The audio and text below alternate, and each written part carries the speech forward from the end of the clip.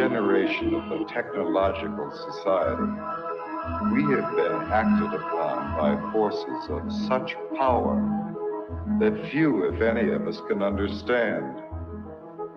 Extensive information gathering on every American, human experiments with drugs and psychosurgery, electronic surveillance, the era of the computer, invasion of privacy, growing government and corporate power over our lives, a people plagued by dehumanization, loneliness, and violence. Dramatic? Perhaps. But we are losing control of our technology and our lives. Not so long ago, people in a similar situation did not awaken to the forces around them. Are we so unwise as to do the same?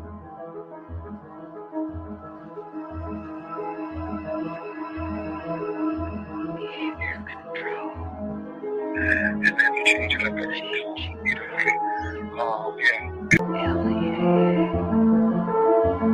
Paranoia. Enemy list. Wiretap. Dead backs. Dossiers. Medical records. Social security number. Credit record. National security. With another agent, Pat Webb. Pat was an explosives agent. So we kind of opened the door just a bit to the cabin. And as we opened the door, we were both pretty much overcome as we looked across the cabin at the shelves that were built on the other side of the door. We could see coffee cans and bottles and jars, and they all had labels on them, and they were very meticulously done. You could see that some were labeled with the name of certain chemicals. One of the things we saw was a hooded sweatshirt, that was hanging up there. And the cabin smelled as if you might start to think, if you really think about this. This is a person who lived in this cabin. They had a cutaway spot on the floor to go to the bathroom in if he needed to. Had built fires in the cabin.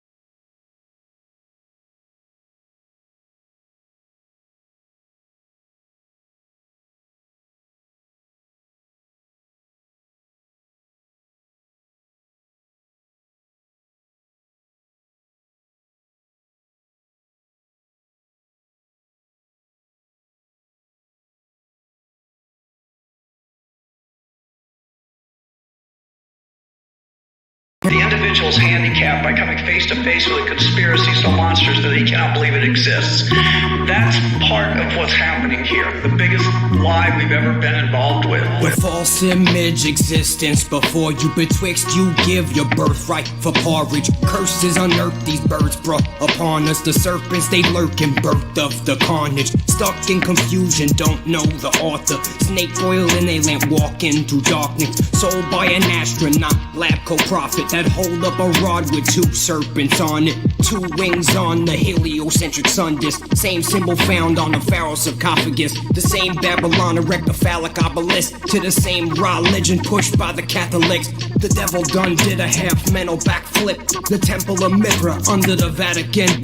The false trinity, you know they on they semi-rammer shit. The horror Babylon, that pussy could pull a battleship. You don't like one vaccine and suddenly you're an anti-vaxxer. There are tinfoil hat if you speak against 5G. We see a pattern here. The answer is not to argue the science. The answer is to demonize the people speaking out. Yo, I'm a tinfoil hat wearing anti-vax parent. You can catch the full 5 fingers cause you mad ignorant. You can never give me the jab. Nigga, you lack clarity. You can't see the signs of the times. Nigga, you lack vision. You can't obtain freedom of mind because you have neither 5G system designed to fry you. Can't smell the smoke, invisible fire. Can't see the weapon you're living inside of. Direct energy DARPA designed it. That VMAT2 gene linked to the father. Religious extremists, they vaccine for it. Making you wonder if marks upon your right hand or forehead. Unplug the matrix into the gauntlet. War is upon us. Prophets spoke of it. Hold on to love quick. End all the suffering. Fuck it, we off this. What we're dealing with is a huge mass mind control propaganda outbreak. We're not really dealing with a viral outbreak. All you know is propaganda, you've been fed since birth. They've been lying on the news, they've been lying in the church. They've been lying to the public about the shape of the earth. Everything you see on the TV set is an act. Holding hands under the table, knife tip at they back. Cause they already sold their soul, ain't no turning back for them. And I can't fuck with them, they suspicious looking mad foreign. The world straight wicked, why did they adore it? While the righteous witness and abhor it. The minds of the wise confounded in Pandora. The boiling point's been reached of the oil. The Gazas erupt right from the soil. Like a torch or walk through the darkness. Fist ain't no match for a long stick. Agent Smith go down from no full clip. Just one touch, assemble into a full chip.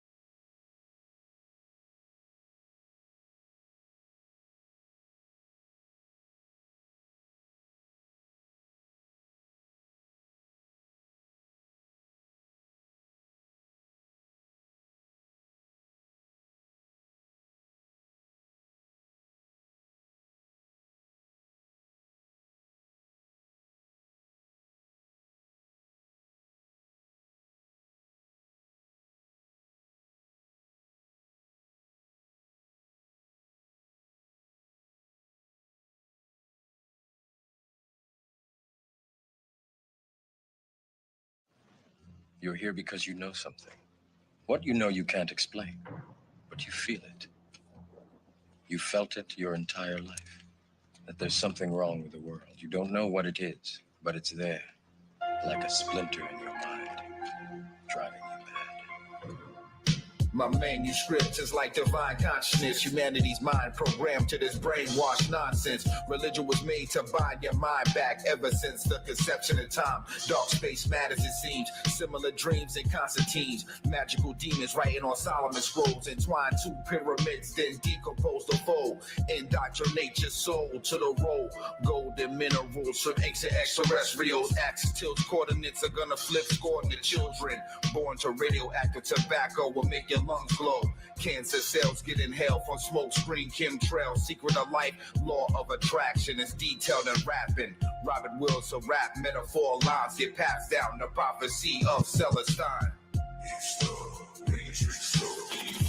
Classified activity, processing the doctrine of fear.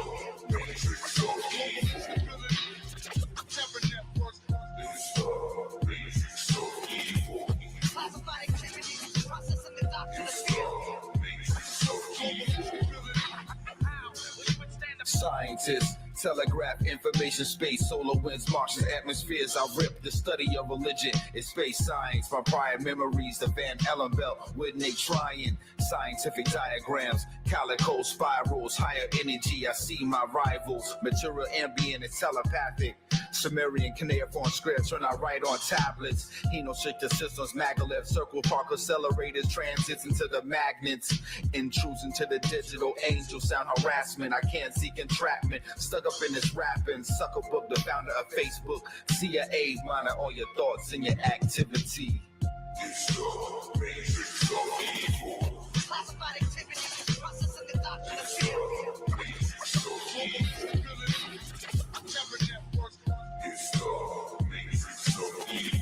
Classified activities, processing the doctrine of fear. The Matrix is everywhere. It is all around us. Even now, in this very room. You can see it when you look out your window or when you turn on your television. You can feel it when you go to work, when you go to church, when you pay your taxes. It is the world that has been pulled over your eyes to blind you from the truth.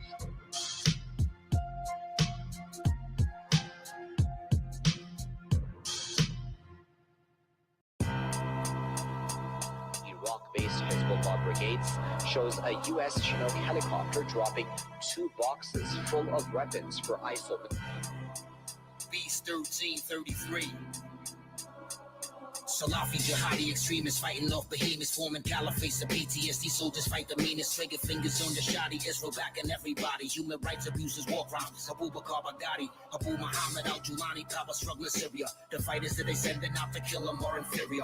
Beheadings of soldiers, civilians, journalists, and workers. Women getting raped and killed for not wearing their burqas is atrocious. Multinational forces ferocious cross the ocean. Smaller Iraqi insurgent groups in motion. United as Department of State to fund terror. Engaging of the enemy. Wait, there's one error, U.S. backing them. Teenage American soldiers backing them. Cut off from Al-Qaeda, the package go wacky backing them. Long distance Islam connection to Malawi. Anbar province of Mosul, Zarqawi. Dousing gas with fire, car bomb attack while flames are melting tires, melting wires. People running frantically for life expires. Armed suppliers cashing in their weapons to insurgencies. Bust the skulls open up the younger ones. Emergencies are happening on every block and dusty street up into Crete. Calluses and open sores on most of fighters 80 feet. There's no defeat, you're killing off 1-3 war pop up. There's violence as they letting off guns, blow raw sop up. The black standard variant of legendary battle flag. A thief of rough successes was a prophecy the Arabs had. Things are getting hella bad. Lining of the curb and guts. Giant gashes, exits, hatching larvae, and the soldiers' cuts. The dogs and mutts ensuring that the human beef won't go to waste. A small chihuahua type is chewing on its owner's face. It's ISIS, nigga. Lower gas and oil dropping prices, nigga. Back by the United States next year, they come in prices bigger. That it wanted by ISIS just escaped with this video he shot on his phone. He believes the man he filmed is Afghan. And he says he was speaking in broken Arabic and clearly wasn't wrong.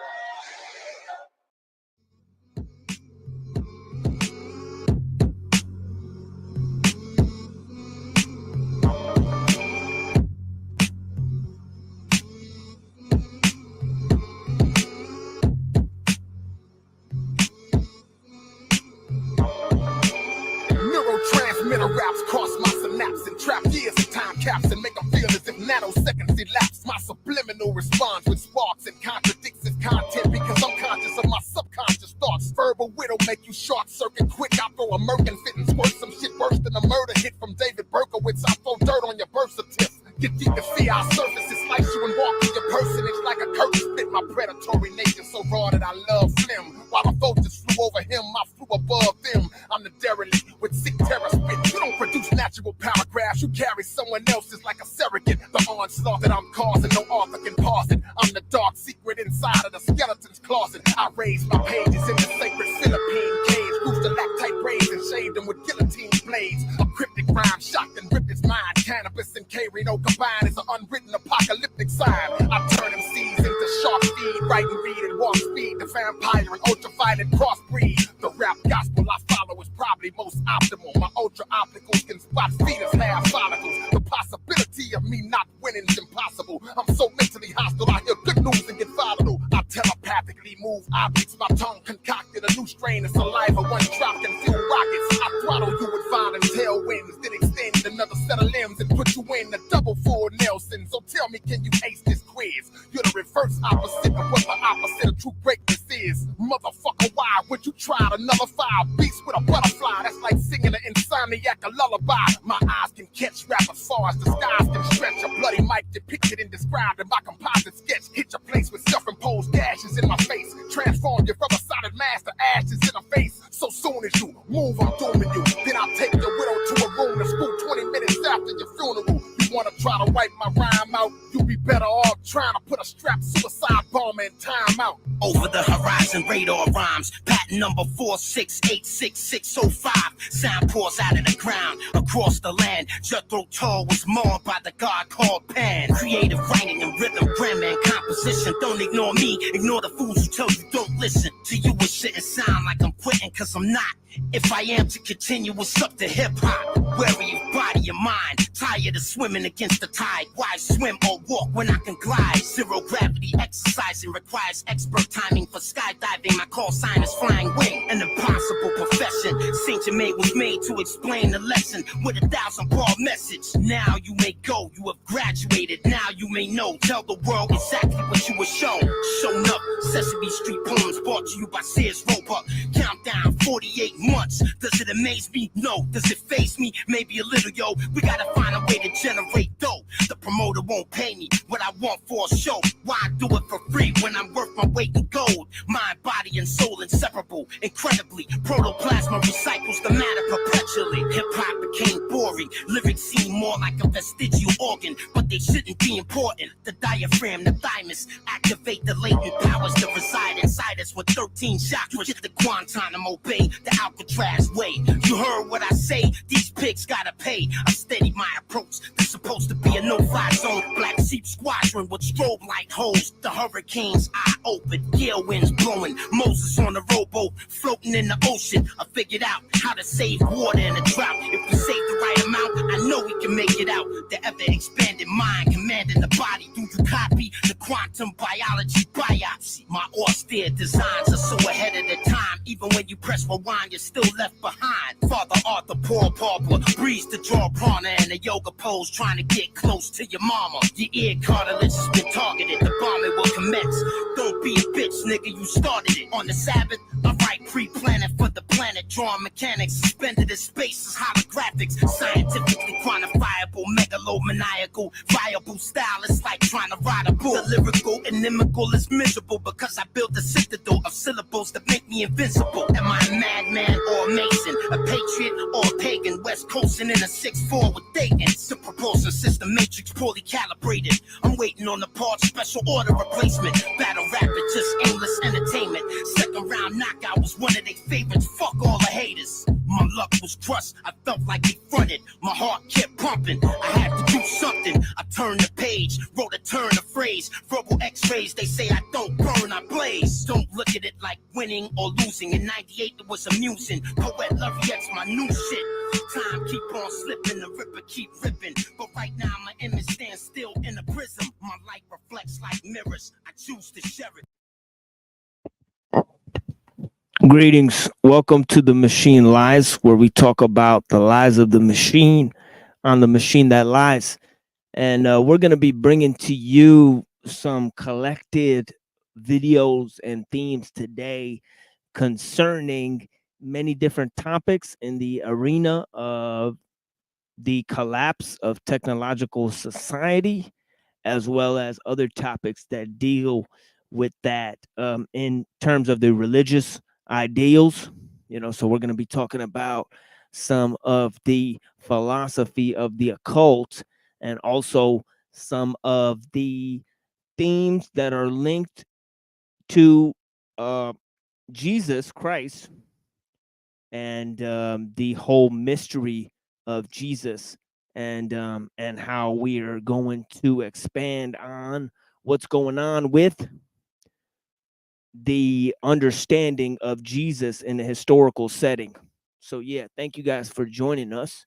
We got tons of little material for you guys, and we don't know if our friends will be joining us today, but if they do, we're very thankful for them being here with us. If you missed some of the previous shows we did a very deep unpacking of some views in NRX philosophy and with our friend Pill Eater, which we're going to continue soon. I still have more material for him lined up, and if I get a hold of him here, we'll definitely get into that. I've invited several people here, but yeah, let's get into some of this um, understanding of the occult influence on technology. Now, what we were talking about quite recently was the birth of a new right. And we talked about the influence of liberalism on the new right, the self styling of these new liberal ideals in terms of accelerationism and the neo reactionary philosophy. Now, we also linked it to the theme of Eurasian themes, right? This whole concept of Eurasian futurism that Pill Eater is developing. Seems like a very prominent theme, the merger between East and West. We had a lot to say about this particular issue, especially in terms of the philosophy of Gurdjieff, who wrote about the fourth way. He was influenced by Helena Blavatsky, and this Eurasian philosophy spread all the way to Nicholas Roerich, who was the mentor of the vice president, Henry A. Wallace. There's also many other affiliations with this concept of Eurasian futurism, starting from Gurdjieff and going all the way even to the breakdown of the Ottoman Empire with Mustafa Ataturk, right? He was influenced by some of these ideas of a Eurasian superstate, right? In Asia Minor and in the area of the between the Black Sea and the Caspian Sea, Georgia and Ukraine.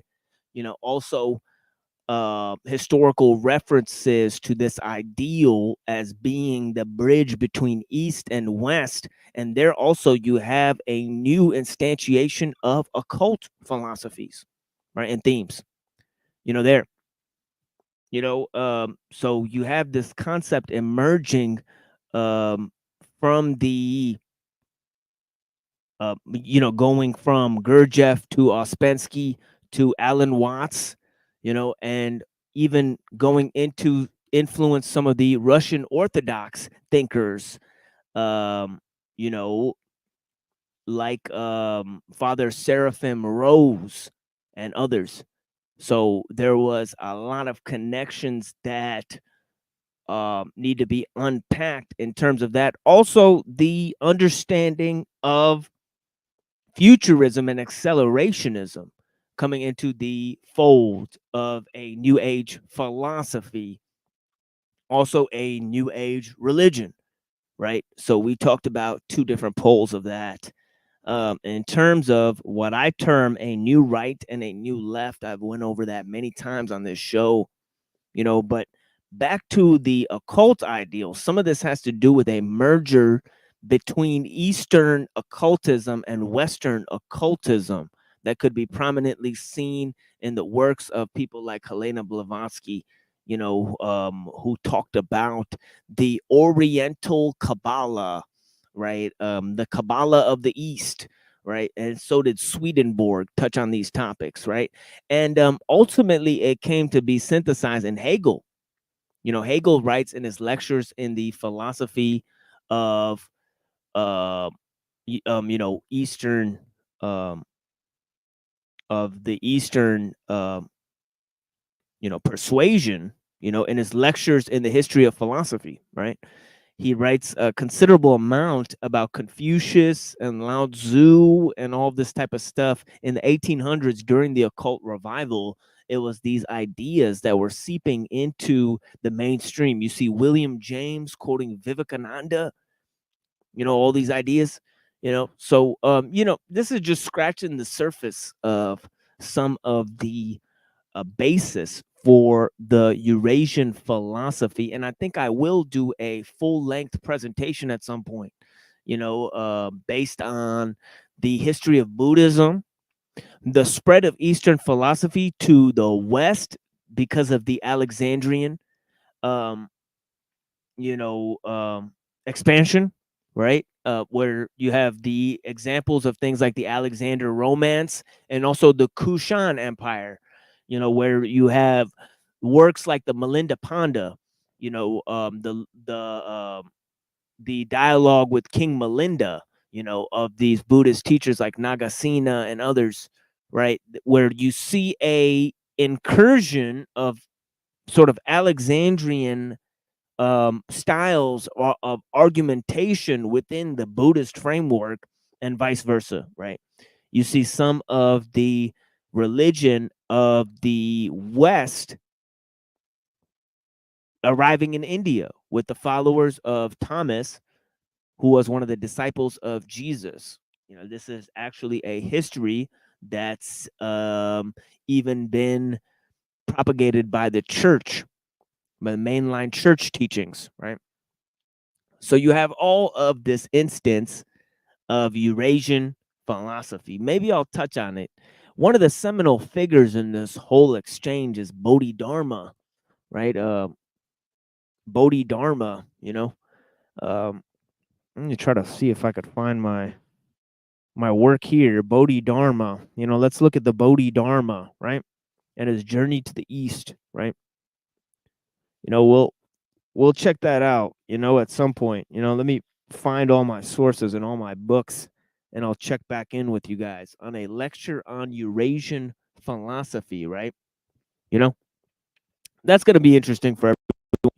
And before that, I might do a lecture on Buddhism, right? The changes in Buddhism, right? If you look at the Buddhist tradition, it had many updates, right? It had a foundation was set by Buddha himself in the 6th century BC, right? Then moving on from that, right, you have an expansion of it into the 1st century with the Abhidharma teachings, right, which develop a style of argumentation, based on the Buddhist philosophy, right, based on this sort of mereological nihilism, or this concept of mereology, parts to whole argumentation, right? And then you have a expansion of that into the Mahayana sort of mystical tradition, which aligns with the Zen tradition, and the proliferation of a Buddhist style of messianism within the Tibetan part of Buddhism, right? Yeah, exactly. Yep, that's right. The Dharma Initiative. What a interesting name, and it's interesting that in the show Lost, the Dharma Initiative was from Ann Arbor, Michigan, where they had a sort of a movement towards techno Gaianism, this sort of instantiation of this, you know, philosophy that human beings were going to come to the aid of nature's destruction from other human beings by expanding their use of technology, right? you know Look at this quote here. I saw a quote recently by Jay Dyer, right? Jay Dyer on his Twitter page, right? Let's take a look at this. Somebody posted this into my Discord, right? Let me read some of this, right? Right. We're going to be touching on this at the end of this show, right? He says 10 necessary ways to oppose this existing system. 1, find a solid church that may do something for you, right? In terms of the spiritual malaise of our time, right? He says 2, stop eating fake corporate foods, seed oils, GMO products, tap water, and avoid alcohol and cigarettes. Avoid all Fortune 500 companies. Leave the big blue mega cities. Move away from fiat for Bitcoin. Avoid corporate media, right? Educate yourself on history and philosophy. Learn self-defense. Minimize interest. See, it's all avoid, avoid, avoid, avoid, avoid. The truth is that there's no sensible way to avoid all these things without the wholesale rejection, of the basis for the present means of civilization. Avoidance is not any sizable opposition. I mean, right? We're not trying to avoid. See, if we're already trying to manage and cope with the effects by developing compensatory mechanisms, right? Then we're trying to supplant a philosophy based on our already existing artificial needs. And so this problem is that, we can, at best, we're admitting that we can only avoid or manage or cope with the stresses of present day society, and that leads to a dark understanding of where we're at. You know what I mean? Let's take a look at this work that came out recently on Skeptical Waves called The End of Industrial Society. I'm going to go ahead and play this for you guys. I mean, this was interesting. It came out just a day ago. Let's take a look at this work. I'm going to play this for you guys.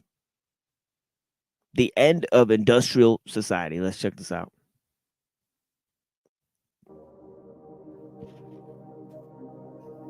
And we're taking a kind of a deep look into the ideas of Jacques Ellul, who wrote The Technological Society, also the work of Dr. Kaczynski, who he influenced, right? And some of their views are extremely radical. Some of Ellul's insights are extremely troubling, and his view of the effect of technology, of how it pervades our life, are very extensive. You know what I mean? And also he expands this in his work on propaganda, right? That such techniques only become apparent or necessary within the mass technological society, right? Okay. So we're going to be going over some of those themes and ideas. Let me put this banner up that I forgot to put up earlier. There we go. All right. Usually I have that banner up, but yeah, let's check this out here. And this is on the channel Skeptical Waves, now 10.8K subscribers. They have very interesting content. They have some of the works of Mencius Moldbug on here, including critiques of leftism and other ideas. They generally tend towards accelerationism and NRX philosophy. I've reviewed some of the work they have on here by Peter Thiel, one of the founders of alt-right, basically probably one of the funders of it, right, who founded Palantir Technologies and also worked for the Department of Defense. Check this out.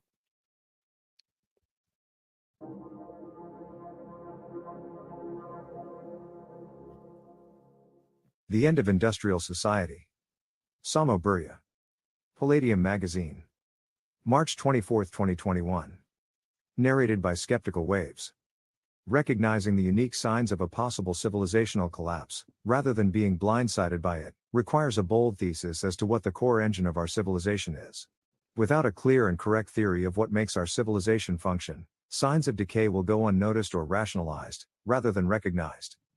Every civilization rests on a core stack of social technology that coordinates and sustains its vital institutions. Social technologies, intentionally designed ways for the people in a society to operate, form the basis of the varied systems of material production and material technology that we... Okay, that is a very key point, right? It says social technology forms the basis for our physical technology, for the basis of all of these secondary mechanisms and processes, right, that we use to organize human beings to produce the technological edifice, right? So social technology, and that's why you see that communication technology has overtaken all other forms of technological innovation, right? Because the most highest form of value, all value is derived from concentrated human attention, right? Right. Somebody said that if you take the hours of a YouTube video and multiply it by the amount of views, right, you might get the potential watch time that somebody has sat there and watched a YouTube video within the span of a single lifetime, right? Those collected hours are, it's like a energy generator, for human attention, right? And human attention forms all other forms of mediated experience and value. It does this through the instantiation of language and symbols. Right now, we already talked about the symbolic ruling over the um, logo graphic, so to speak, in terms of words, right? Words are ruled by meaning, right? But symbols can over contextualize and layer different meanings onto the same symbol, right? So they become a complex of meanings, right? A meme-plex, if you will, right? Right? Now, that is why communication technologies, now I love that he calls it communication technology, right? Because that's what it is. The communication changes the communicator, right? Okay, just as the adage, the observer changes the properties of the observed, right? This is not a scientific adage, it's a magical adage, right? Okay, so it has to do with magic, right? Fundamentally, right? See in every society. These social technology cores, and we'll get back to what technology has to do with magic in a little while, but yeah, let's go on with this. Decay with time as they obsolete their own foundations, and as errors and parasitism build up. This decay can be circumvented, and the decaying core social technologies can be swapped for new ones, but this is a process of immense historical difficulty. What, then, is the core engine of our own civilization, and in what way might it decay? While we lack an incontrovertible answer, the Industrial Revolution appears to be a leading candidate. Such a thesis would have been very current during the 19th century and most of the 20th, but today sounds increasingly antiquated. We often define our 21st century civilization, in opposition to the Industrial Revolution, as post-industrial. When the world's most influential economist borrows the name to argue for a fourth industrial revolution, he does not characterize it by yet more advanced and productive manufacturing. Instead, he distinguishes it by computer networking, artificial intelligence, and other emerging technologies. The seemingly basic association of industry with the mass production of material goods has been severed. Factories are treated as evidence of backwardness rather than progress. Simultaneously, we lament the rising power of China, a power substantially if not totally built on old-fashioned industrial strength. These contradictory attitudes betray the claims about our next stage of societal progress as more wish fulfillment than impartial certainty. Yet at the same time, despite the popularity of apocalyptic visions of the future, we are certainly not regressing to the kind of agricultural or even tribal societies that characterize the pre-industrial era. A truly...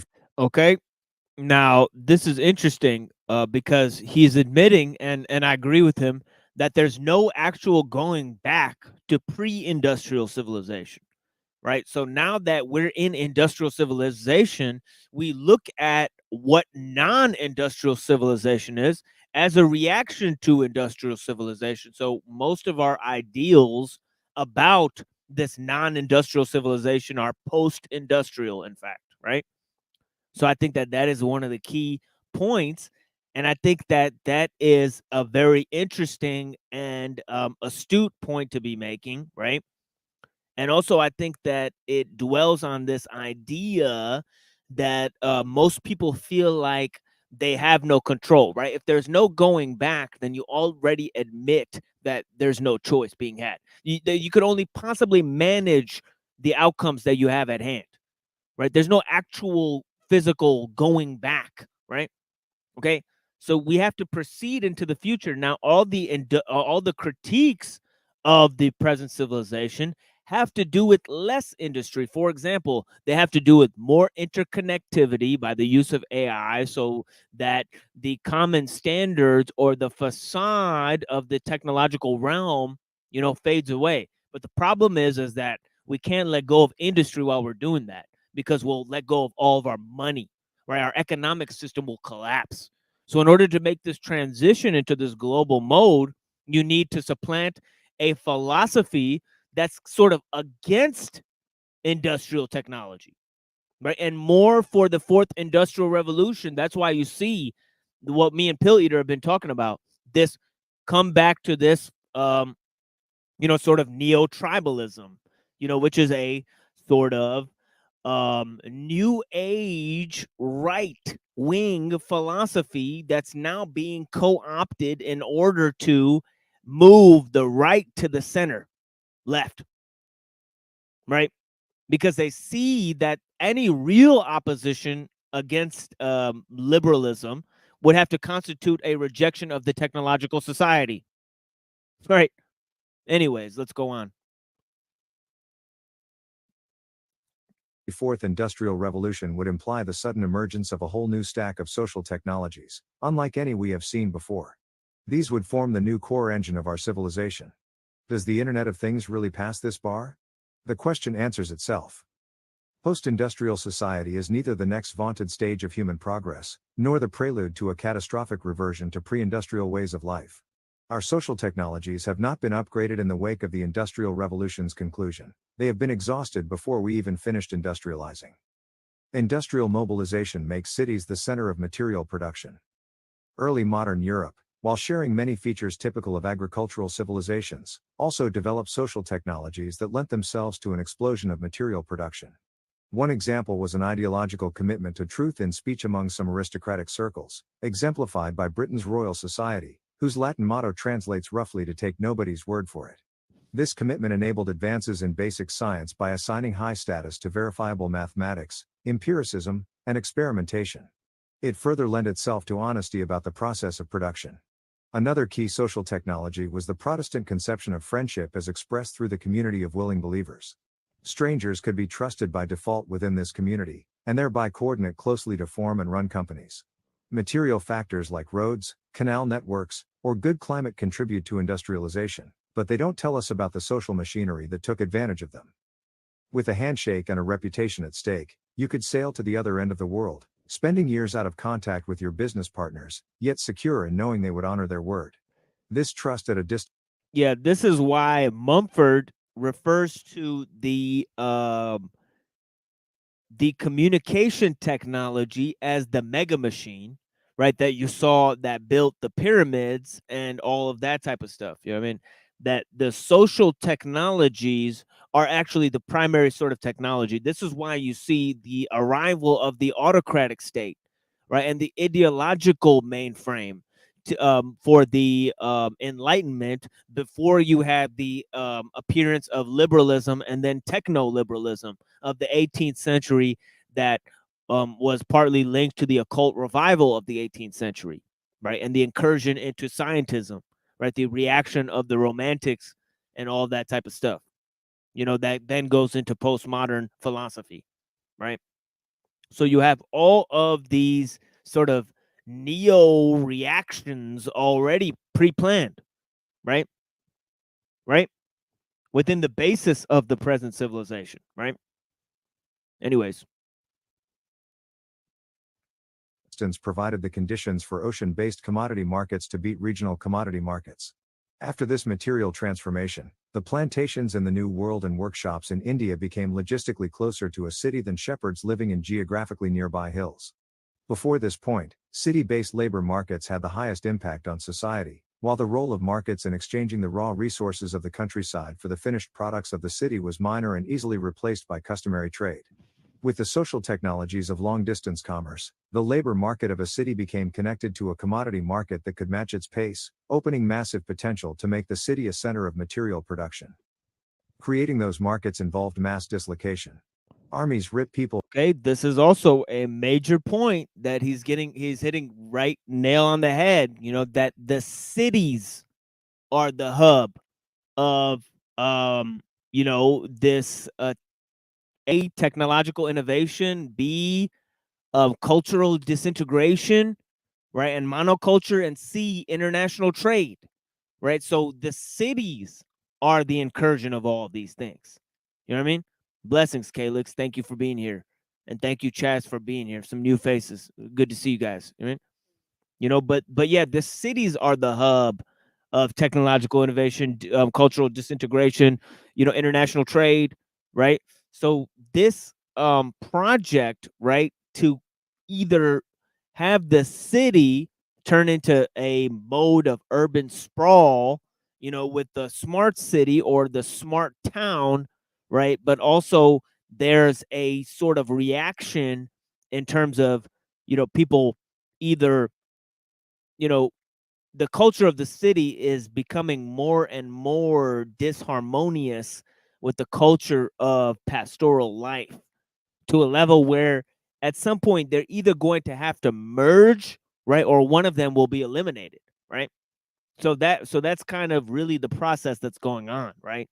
Is that there's two worlds being set to collide, whereas they're trying to seem like they're going to politely merge through this neo-tribalism, based on this fourth industrial revolution, and also a sort of, what do you call it?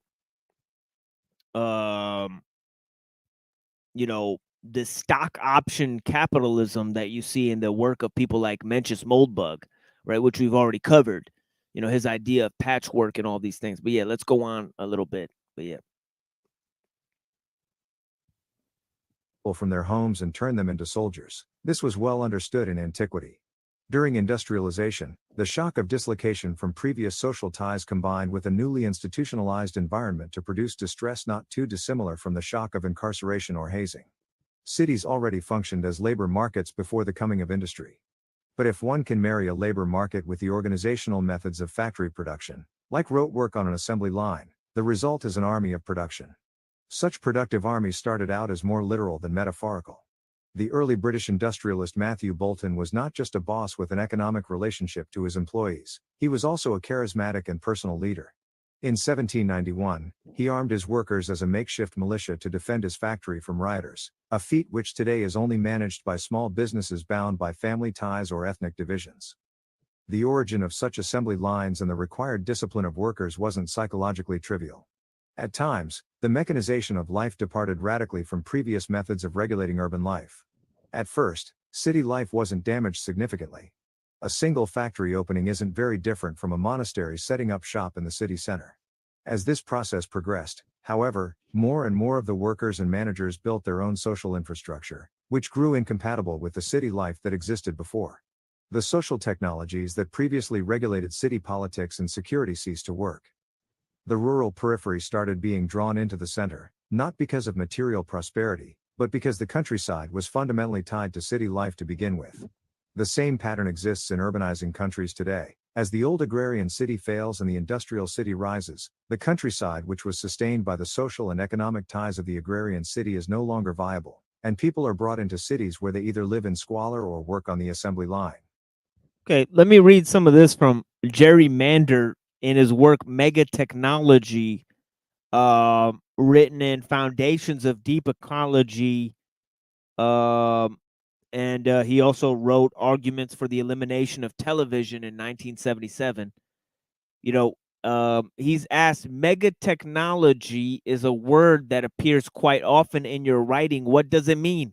Mander says, I use the term mega technology to describe a new reality where many technologies intertwine to create new technologies. For example, we talk about computers as if they were a single technology, but in fact, they are intertwined with many, many other technologies. So it's no longer possible to relate to the computer on a one-on-one basis. We live in a new kind of global environment where everything is mediated by technology. We are interactive with it every minute of the day. We are in a car or in an office with all kinds of machines, or relating to computers, or watching TV, or walking down the street. So we are constantly relating to it. We live in a technology environment, a technosphere, right? We live in the vicinity of technology. We are inundated with technicity, right? Okay, so this creates a media ecology, right?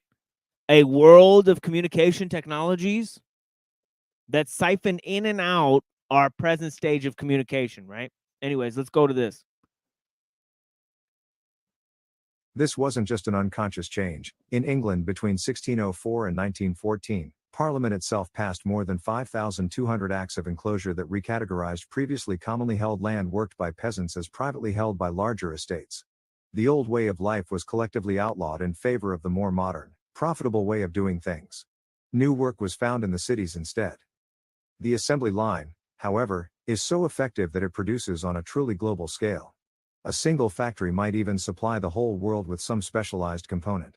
This was illustrated when, in 1993, an explosion at a Sumitomo chemical plant in Japan removed over 90% of the world's supply of a certain epoxy that was used to attach DRAM dies, important memory chips used in computers, to their packages. The result was multi-year worldwide shortages of the component. Distributed production before the Industrial Revolution gave way to ever more centralized production, with agglomeration effects becoming only more important over time. In industrial society, local social life isn't viable, but neither is it needed to produce the tools of daily life. On net, poverty is alleviated. As society writ large was reorganized into industrial society. Okay, let's go back and hear that again. That is such a good point. I mean, he said life constituting of the a order of subsistence that can be carried out by a single person in industrial society is impossible. Okay, so all of the talk of techno-liberalism bringing about this age of individuals, right? I haven't seen many individuals around, okay? The conformity in our age means nothing more than conformity to the technological society, right? That is clear. That's a clear fact. But for some reason, people don't see it as the objective mode of power. It's the number one thing that people take for granted, right? Anyways, why should you take the systems and methods and mediation of your own power, your communicative capacity, right, and your livelihood for granted? Right? Why should you? Right? Shouldn't you be naturally critical of those things, right? Right? But see, this forces you to not pay attention to it, right? The technological scope, the technosphere, as was said earlier, right? Social life isn't viable, but neither is it needed to produce the tools of daily life. On net, poverty is alleviated. As society writ large was reorganized into industrial society, the labor markets of cities facilitated the creation of proceduralized organizations such as firms, unions, political parties, and eventually administrative offices, both state and private.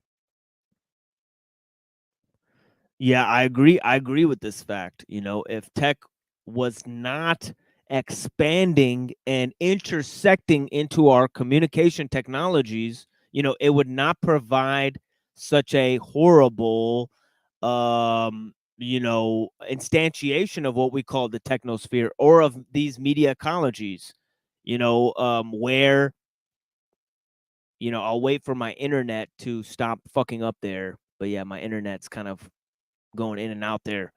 I apologize for that. But yeah, in terms of us developing communication technologies, what I mentioned earlier is that, it's obvious that because communication is the basis for our present mode of civilization, meaning the complex forms of civilization, that happened, in, let's say, Greece or Rome or ancient Persia or ancient Egypt, right? These kind of societies required complex forms of communication technologies to emerge. Now, once technology reaches its most, highest form of development, industrial technologies, then we go back into these communication technologies, right? Then technology begins to reinvade the life of the communication technologies, right? So the thing is that once we develop technology to a good enough capacity, we are then going to no doubt use it for the most important task of our civilization, which is communication. Right? So it's almost inevitable once we develop advanced technology that we'll use it to develop increasing forms of communication technology, and that is where the highest form of advancement has been within technology. It's almost been, look at the tractors and the sound equipment and any of the other forms of technology, right, that exist, wood chippers and industrial manufacturing. It's the same shit that existed 30 years ago. The only thing they've developed is cell phones and digital shit and all of that kind of stuff. So they've had a wide increase in communication technologies. In other words, in social technologies, right? But these social technologies are also now linked to the industrial expansion, as I've previously stated, right? Anyways, Ownership by hands-on entrepreneurs like Matthew Bolton was replaced with ownership by absentee magnates like John D. Rockefeller and Andrew Carnegie. Factory owners were integrated into state systems of violence and control, and no longer needed to organize their own ad hoc forces. Instead, they could rely on local police, hired Pinkerton goons, or even the army to assert control over factories and suppress dissent. The makeshift militia had instead become a tool of organized labor. Strikers got into frequent standoffs and scuffles, and occasional shootouts, with the well-armed defenders of capital.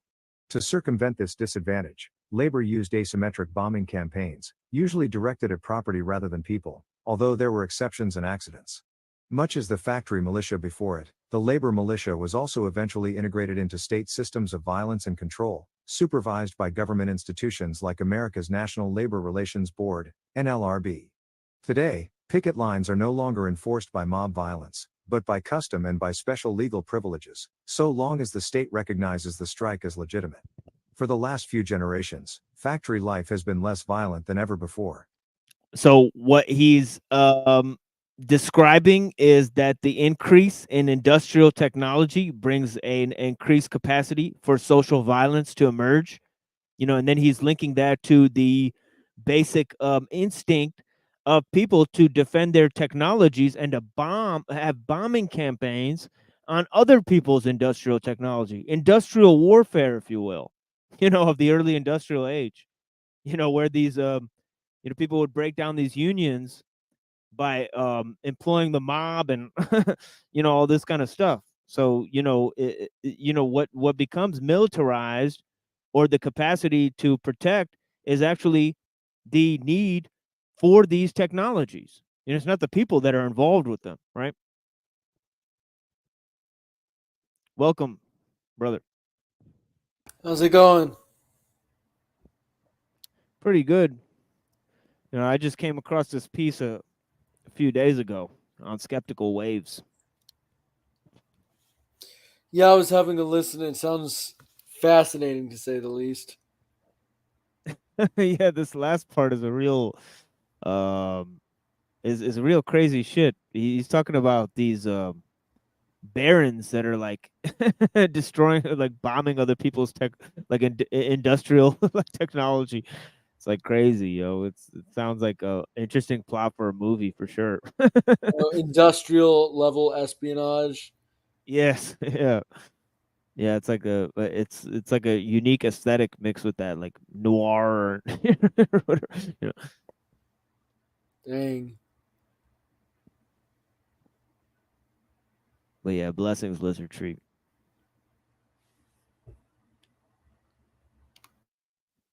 Toledo. Yeah, I'm gonna have to move to bitch ass Ohio as well. It is what it is. But yeah, thanks to this lady. You're moving to Ohio? TML's wife. Yeah. Yeah. Where in Ohio? Well, I actually don't. I haven't picked yet, but it's gonna be somewhere. But yeah. Oh, you should try Holmes County, the Amish capital of the world. Oh, okay. Wow. Holmes County. Interesting. Yeah, that might be the place. Yeah. Certainly, if there's anywhere in the U.S. to escape from the machine, it would be there. Ah, or at least get a few pointers from them. I know, right? Yeah. Yeah. Thanks for the heads up there. Holmes County. I'll have to look into that. That's fascinating.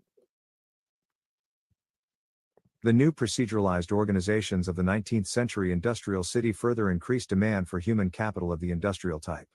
This necessitated mass schooling, which tried to proceduralize some of the same cultural and physiological shock experienced when entering an industrial city. Some of the more intangible networks of civilization before industrialization disappeared and evaporated. The cities late to industrial.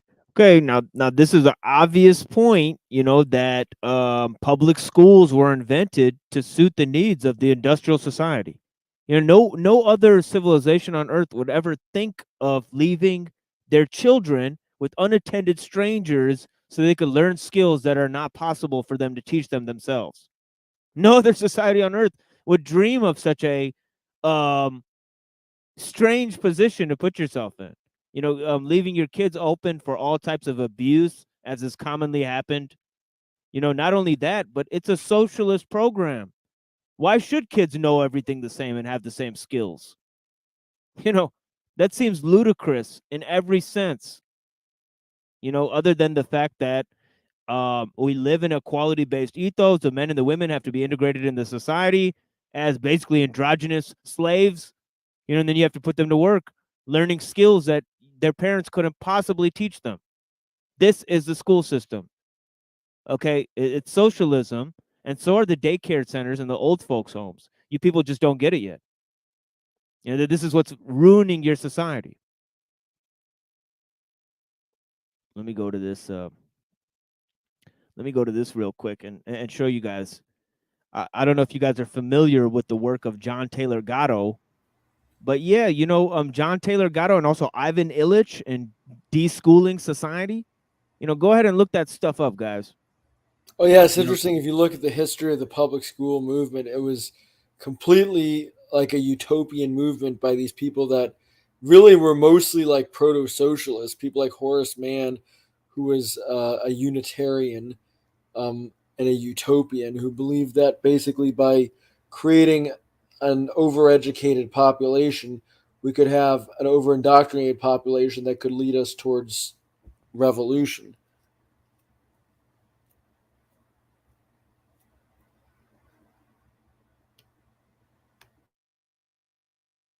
Yeah, that seems like a primary movement here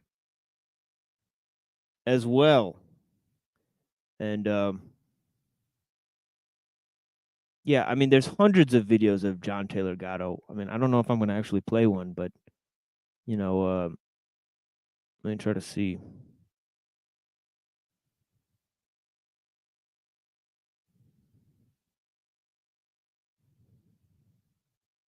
If I could find a good, a short one. Weapons of Mass Instruction. That's a good work that he made. The Paradox of Extended Childhood.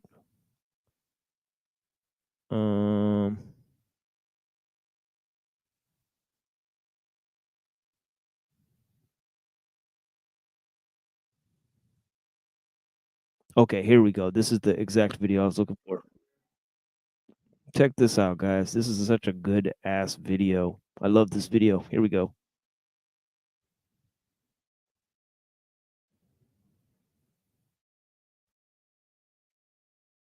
Yeah, and I'm gonna take a little smoke break after this, but enjoy this video, guys. Check this out.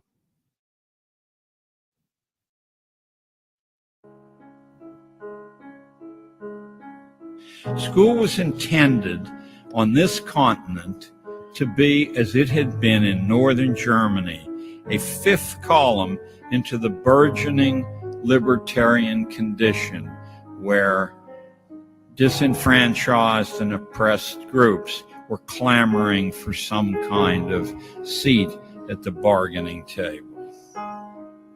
School was to be a surgical incision into which the class-based management theories of England were to be inserted to interdict the liberty traditions.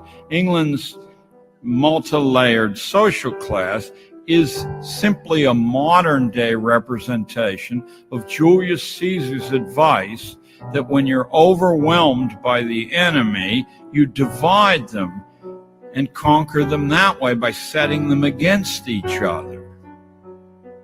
The method was to be by infiltration into the minds of children, out of sight of their parents. The well-read here won't be shocked. Theorists from Plato to Rousseau to Frederick of Prussia knew and taught explicitly that if children could be kept childish beyond its term in nature, if they could be cloistered in a society of children without any real responsibility except obedience, if their inner lives could be attenuated by removing the insights of history, literature, philosophy, economics, religion, if the imminence of death and the certainty of pain and loss can be removed from daily consciousness, if the profound reflections on one's own death could be replaced with the trivializing emotions of greed, envy, jealousy, and fear, young people would grow older, but they would never grow up, and a great enduring problem of supervision would be solved. For who can argue against the truth that childish and childlike people are far easier to manage than critically trained, self-reliant ones? And now you're ready to hear the 6 purposes of modern schooling taken directly from Dr. Inglis's book. The first function of schooling is adjustive. Schools are to establish fixed habits of reaction to authority. That's fixed habits of reaction. Notice that this precludes critical judgment completely. Notice, too, that requiring obedience to stupid orders is a much better test of function 1 than following sensible orders ever could be. You don't know whether people are reflexively obedient unless they'll march right off the cliff. Second is the diagnostic function. School is to determine each student's proper social role, logging the evidence mathematically and anecdotally on cumulative records. You probably thought that the kid or parents or neighbors or the region, circumstances. No, school is to determine your proper social role, and they're to fix you in that role mathematically on their cumulative records. Next comes the sorting function. School sorts children by training individuals only so far as their likely destination in the social machine, not one step beyond. Keep in mind, you're not listening to John Gatto. You're listening to the man for whom the honor lecture in education at Harvard is named. The fourth function is conformity. As much as possible, kids are to be made alike. Whatever the background they come from, they're to be made alike. This is not done from any passion for egalitarian ideals, but so that their future behavior will be mathematically predictable in service to market research and government research. Next comes the hygienic function. This one's my favorite. This has nothing to do with individual health, but it has a lot to do with the health of the race, at least as Inglis or Darwin or his first cousin Galton saw it. Hygiene is a polite way of saying that school is expected to accelerate natural selection by tagging the unfit so clearly. That's what all those little humiliations from first grade on, that's what all the posted list of ranked grades are about. So clearly that the unfit will drop from the reproduction sweepstakes, either in despair or because their likely mates will have accepted the school's judgment of them as terminally inferior. And last comes a fancy Latin word, the propedeutic function. That's a fancy word meaning that a small fraction of lucky kids will quietly be taught how to take over management of this continuing project. Guardians of a population deliberately dumbed down and rendered childlike in order that government and economic life can be managed with a minimum of hassle. It's that low down, nitty gritty, common purpose. Not Marx's grand warfare between classes and greedy captains of industry. It's simply so that management will have a minimum of hassles.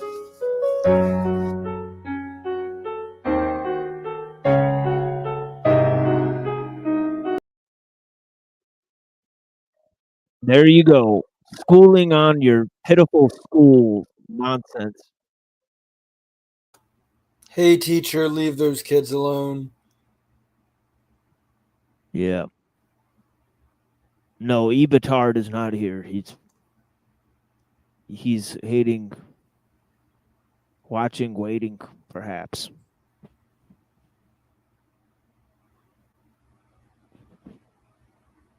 And we don't have time for that until the end of the show, anyways. I'll do a little breakdown of what they've done on their pitiful broadcast. Who's this? This enslaved by Oh God, Tortellini. not him. Yeah. Yeah, and if you're just joining us now, it's an hour and 11 minutes in. This is usually when I take a little smoke break, and I'm also waiting for Calix to hop on the panel. You know, I got a new friend, maybe hopping on. And take your time, brother, and I understand if you can't get your equipment set. It's no worries.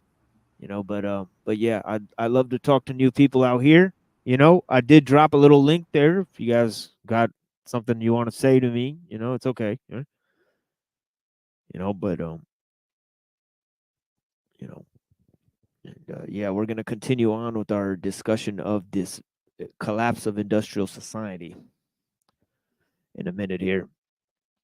But let me see if I could find some a good song for you guys. You know, maybe I'll play some Sign. Sign has a song called Rousseau. Interesting. Maybe we'll listen to that.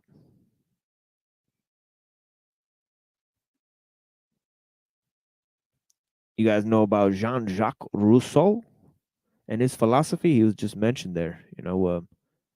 But yeah, one of the early critics of the Enlightenment, Jean-Jacques Rousseau. You know, Very much maligned in the modern age by people who don't understand what he had to say. Oh yeah. He was maligned in his own time as well by Voltaire and Diderot, the prophets of confusion. You know, pretty much totally produced a sacrilege book called the Encyclopedia with fucking Lucifer on the cover. That's true. You know, the original work had Lucifer. You know, so. Well, there's an apocryphal story. I don't know if it's true, but there's a legend that Voltaire's last words were screaming in pain that he was going to hell for eternity.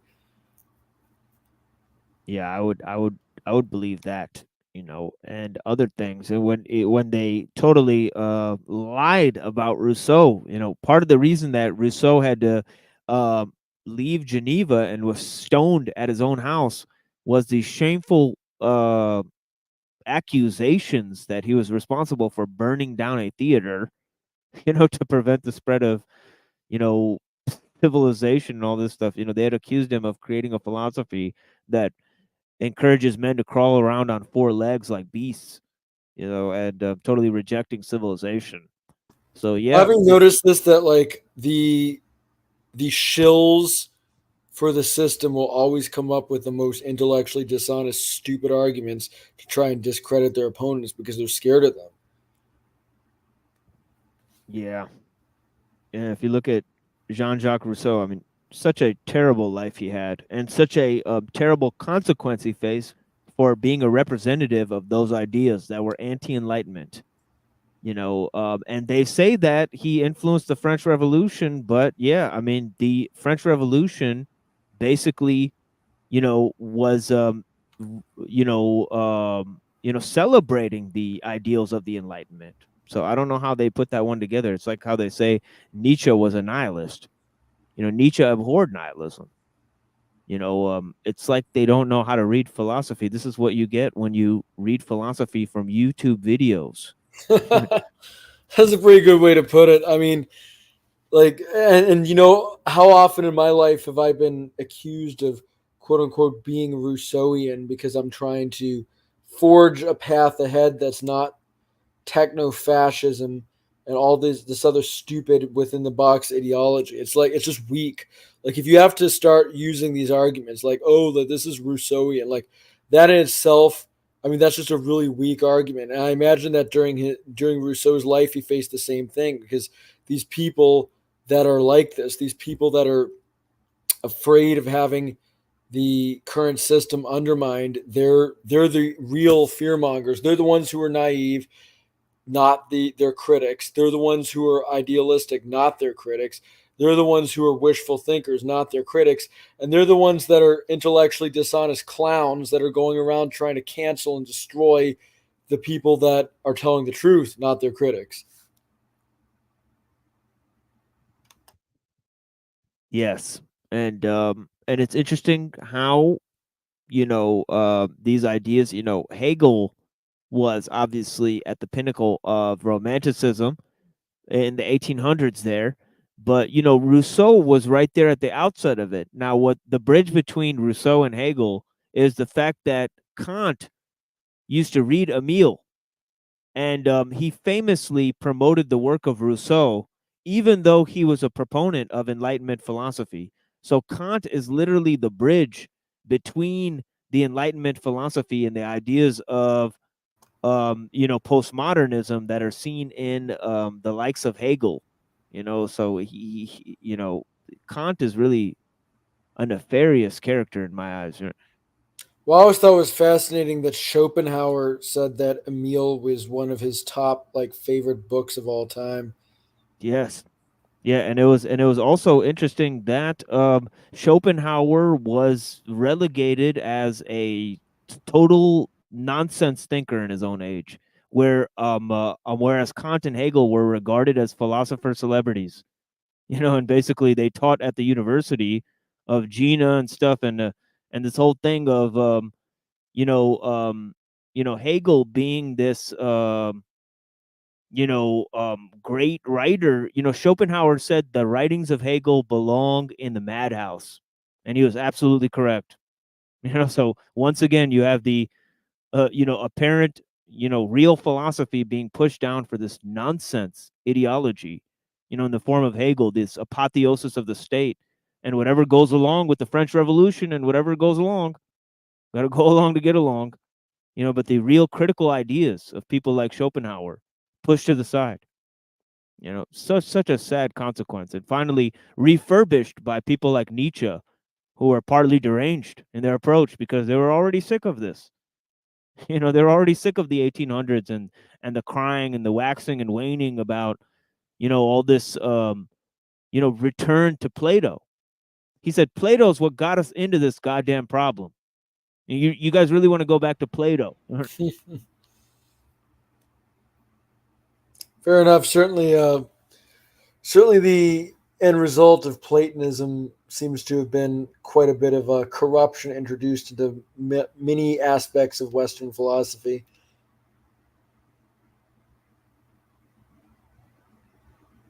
Yes. Thank you so much for joining us, friends. And here we go. We're going to do a little smoke and listen to a song by Sign called Rousseau on on one of my favorite philosophers, Jean-Jacques Rousseau. Not for his political philosophy, not for his ideas on morality, that are seen in not for his ideas on the education of children seen in Emile and other places, but for his ideas in which, in the discourses on inequality, he challenged the views of the Enlightenment. He saw the corrupting nature of the science and the arts on morals and virtue, and he astutely compounded a fucking multi-layered attack against the views of Locke and Hobbes, which was very necessary at the time. And he got fucking hammered for it. But yeah, this is a tribute to our friend Rousseau. Obviously it's gonna come through shitty on the motherfucking StreamYard, but you guys get a taste of this. Check it out.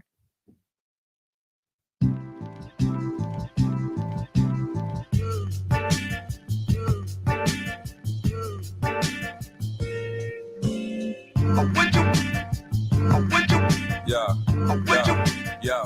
Hey yo, the chip in the jungle, I like to gather wisdom in bundles. My arms swing from the branches of life. I write humble, my notes I crumble, my hopes I fumble. Can't drop it a ghost among you folks that stumble across logic. I'm definite like change. I strain vocal cords while specking. Enoch start banging on boards. Daily routines like fiends that stuck on the crack pipe. I rhyme over feedback. That mic's not the act, right? The MC. And see y'all just tempt me with all your propaganda. Your souls are empty. I was born free, now I stay confined. In this day of time, a slave to the ways of the world. Although I'm not blind, machine gotta hold on your blue jean product. Whether you white or black, rich or poverty's product, it's a known fact. Sorta like 40 acres, they old blacks. I might hitchhike on Hope's Road, but never go back. I was born free, but now I'm like a slave to society. Can't get a license without consent to feel sobriety. If you have a plan, they say life will flow beautifully.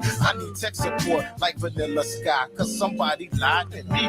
Told me shit was cool, I made good grades, but damn, they got kicked out of school. It doesn't matter, my computer doesn't read the data. Even if you're smart, your life still can get shattered into little pieces. This is my thesis, just cause I race, we be in the belly of the pieces. My people die in vain, the pain is on my brain. And how can I get by when held by this mental strain? I just don't understand. I be's a grown-ass man, but every time I see the cops, they make me lift my hands so they can pat me down. And I just don't see how. I play by their rules, but they still treat me foul. Damn.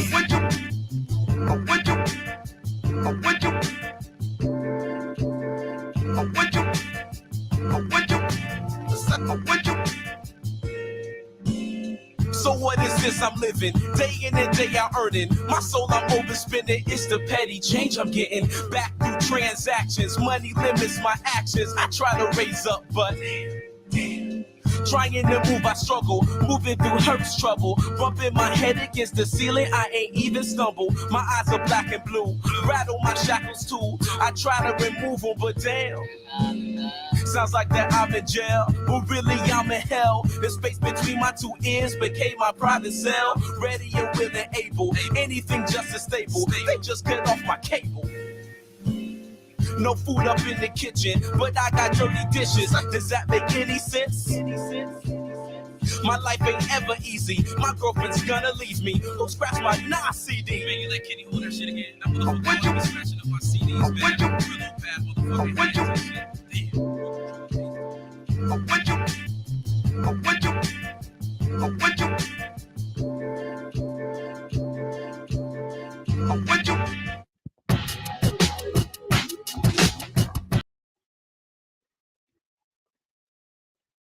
Yeah, man born free, now everywhere in chains. We have our friend here. Blessings, brother. What's going on? Hey, what's up? What's poppin', friend? Nice to meet you, bro. Yeah, nice to meet you too. It didn't let me use OBS, which is understandable. It was like your software cannot operate while doing StreamYards. Yeah, man, I'm here. Just listening. Glad to be here. Thank you, brother. For sure, brother. You got some questions, fire away. You know what I mean? I'm all about the questions. You know what I mean? I love questions. Go ahead. Nice, man. Well, let's just progress on. Let's just whatever we're talking about. Is JR here too? Was he asking questions? Yeah, JR. I was like, yeah, he's been here since the beginning of the show. JR. This is Traditional Culture Preservation Society, as you see in a sub tag there. This is a great friend of the show. Please go and subscribe to his channel, Traditional Culture Preservation Society. Interesting. Yeah, he's been here with us since almost the first Can episode. you drop that? Is there a link possibly for the chat, or do I have to Indeed, type yes. it in? Yes, if the mods don't do it, I'll do it in a second. Yeah, for sure. Okay. But yeah. Yeah, go ahead. Jinx. Yeah, go ahead. Yeah, we're having a good vibe. Yeah, go ahead, Brett. Yeah, man. Dude, that's a nice vape. You got the vape? Or it's like Oh, this the is a water pipe. A or very it's small a water water pipe. Yeah, I've had for a very long time. Yeah, it's pretty simple setup here. It's easy to clean, Right. is what it is. Yeah. Nice, man.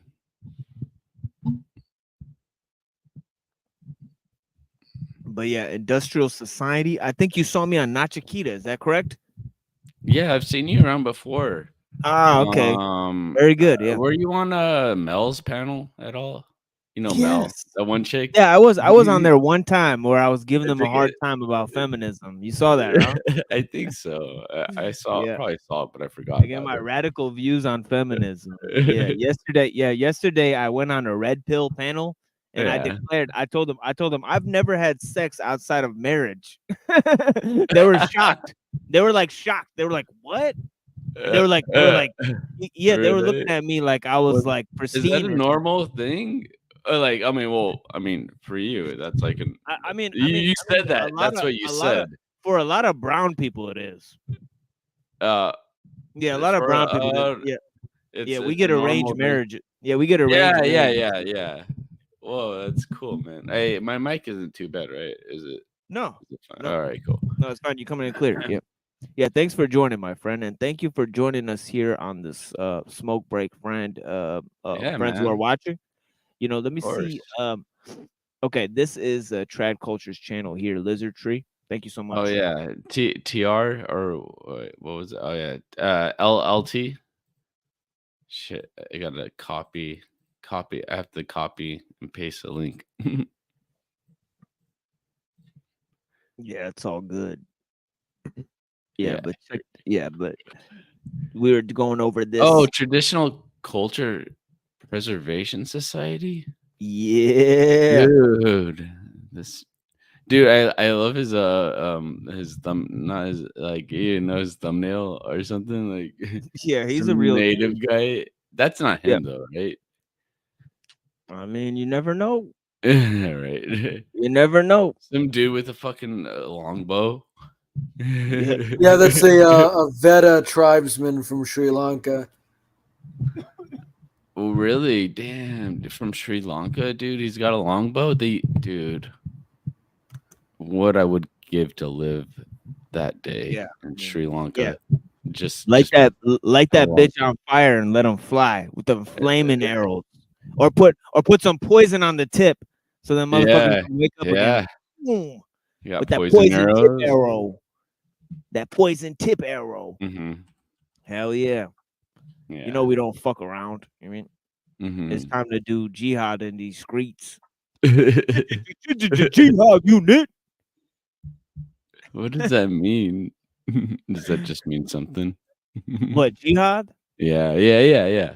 Well, one of the traditions of the prophet, although we can't verify all of the traditions because they came almost 500 years after the prophet had already spoken these traditions, right? But they carried on, and one of the traditions says the greatest jihad or war is to speak truth in the face of an oppressor. Can you dig it? Can you dig it?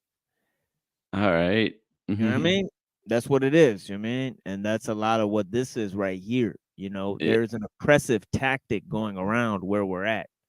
And in that we have to try to oppose this tactic the best way we can, So obviously in our age, the methods of control are basically pervasive. The objective factor of power is technology. Now there's no non-technological means, right, in order to stand up to the edifice of technology, right? So all means have to be employed. Now that's why it's a battle that's no longer happening on a physical space, right? It's happening in a virtual space, right? Right. Yep. So really all the methods and tools that are being used have to be employed in order for there to be a sort of response to the forms of oppression in our age, right? Yeah. So the main So cat. so that's what the term of jihad means. That's the term, Yeah. right? Yeah, like there's different Like rules like, for it it. can't be a good thing or a bad thing, but that's just the term, right? Well, the term is struggle, right? Mhm. Now you could have two types of struggle, right? You could have an internal struggle or external struggle with the enemy, Mhm. right? Right. So it's about you fighting with yourself and fighting others. Fighting yourself to defeat the bad nature that exists within yourself, right? Mhm. Which is basically a shadow boxing, right? Mhm. Like one samurai said, he said, I know not how to defeat my enemy, but I know only what it takes to defeat myself. Mhm. Hence I'm undefeated, right? He says nobody's ever defeated me, right? Because if you know what it takes to beat yourself, you won't be beaten, right? Right. Just as death, you find out how strong you are right before you die, because there Right. you've expanded all of your possible amount of strength that you could have, right? Yeah, You know what I mean? man. Yeah, I like that. yeah, it is what it is, right? It's just facts, I mean, for the people, I mean. But yeah, you know what I mean. I got love for the people. It is what it is. But yeah, That we're was breaking down Mhm. technology, Mhm. the end of industrial society by Yeah, yeah. I was wondering what this picture was. Oh, okay. It's like Yeah. a Yeah, it looks dope. Yeah, it's like a yeah, man. It's yeah, like it's a dope yeah, picture. dude. Yeah, it It's goes with the like theme of this show for sure. I should have used this as a thumbnail, but the thumbnail I have is so much more strange. It's like right. That yeah. caught my attention honestly too. It's like the what is it, like a post world or it's like an apocalypse or something like that. Yeah, yeah, it That's the looks one like that yeah. yeah. Yeah, for sure, dude. Yeah. Thanks for joining, my friend. And let Of me know if course, you want me to man. Thank pause you. the video at any point if you have any Yeah, comments on we the video, and same with you, my thanks. brother, traditional culture. You know what Yeah, we can I mean? Let me continue know. on. Yeah, for Yeah, do sure. you have anything to all right, yeah. Yeah, I'm for just sure. here hanging out. Thank you. Yeah. Yeah, yeah. Thank you for being here. Yeah. Such as 19th century Vienna, were also the cities that hit the highest cultural watermarks, as those educated in the old system were able to deploy their talents in the new. Protestant friendship and aristocratic truth-telling became replaced by their scaled-up facsimiles, modern professionalism and science by committee. The result was instability and revolution, as seen in the old societies of Europe from the 19th to 20th century. A change in cities necessitates a change in government. Okay, now this is a key point. A change in cities necessitates a change in government. Now, before we took our little break, I was trying to emphasize the fact that you see three characteristics of cities. You see that they're a hub of cultural disintegration, of international culture, and of technological innovation through a techno elite sort of that comes up in the city, also educational elite, right, that comes up in the city, right? So you have all sorts of interconnectivity between the cities of the world in a global market, right? Right. So change in the life of the cities. Now, what are the processes in these cities ruled by? Right? They're ruled by rule of experts. Now, the rule of experts creates a ever increasing hierarchical mode, in terms of specialization and means of knowledge, but also what it creates in addition to that, okay, is basically shit, man, a lack of mutual discussion, right, between the modes. Compartmentalization of knowledge, right, is also what it creates, right? So there's these two things that come in with the rule of experts. Now, let me explain this hierarchical mode to you guys. All right. Now, obviously, the electrician, right? You could see how the electrician is basically, eclipsing the mode by the sort of tinkerer, manufacturer, builder of things, right, carpenter, right, sort of person who is just building crafts, right. Now what takes over the electrician is the engineer, right, because the Mhm. engineer is able to put together piece together different electrical systems and make them work together, Right. right? And the epitome of this is robotics, right? And now what eclipses over the engineer is the programmer. Now the programmer rules over the engineer. Once you connect different engineering systems, you know, the digital devices are able to connect them, right? So programming can rule over engineering. Now, this ever eclipsing hierarchical mode explains the first, second, third, fourth industrial revolution now, right? That hasn't been catapulted or ignited or fueled by any significant changes within individual human lifestyles, right? These have been eclipsed, right, by progressive forms of civilization, and this has happened rather quickly. Like the technocrats. Oh yeah, and I would say technocrats and also techno liberals. Mm-hmm. You know, even They think they know what real freedom is. yeah. Oh yeah, yeah. I mean, in the 16th century, right, in a book called The New Atlantis, right, Francis Bacon said that the world, right, would be ruled by philosopher scientists, right, that basically govern the world through America, you know, and on America they're going to set up machines that can go under the water and fly over the air, submarines and airplanes, right? And this is what's happening. It's planes, wires. These are the things that connect the world together. What was it? Planes, trains, and automobiles. Yeah, so yeah, you know that one. yeah, for sure. One society without upheaval seems to have been British society, where the industrial process was perhaps most co-evolved with the previous social technologies. For example, it was often the British aristocrats themselves who were the early industrialists, inventors, and investors. In 19th century Russia, on the other hand, industrialization was led directly by the state or even by foreign investment, working in alliance with rising managerial elites against the aristocracy. Yet even in the case of Britain, the key social technologies failed after the Second World War, as the latitude afforded to aristocratic scientists and industrialists was replaced by a system of bureaucratic processes. At their peak, the United States and the Soviet Union both showed the full strength of industrial civilization. To a very significant degree, they were stabilized by the military and security needs of competition with each other. The USSR's system began to creak first. The overall talent pool of founders was smaller, as was the size of its extended empire. Unlike the United States, it never truly managed to outsource crucial. Yeah. Now, the fact that the parallel development of these systems could arise on two different continents with dispersed cultures, that itself is a sign of its preeminence. Okay. So if you just want to put it that way, you know what I mean? Right.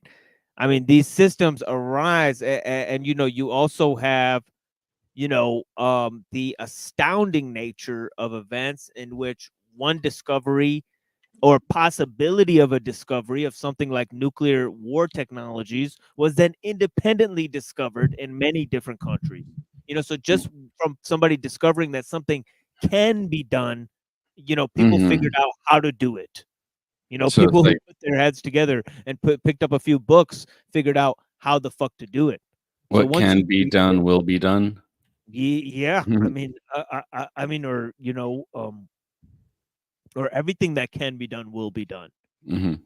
You know, there is a one-to-one relationship between the possible and the actual that we're not readily perceiving on this scale of events. You know, because technology is a thing that merges the mental creative process with the physical processes of nature.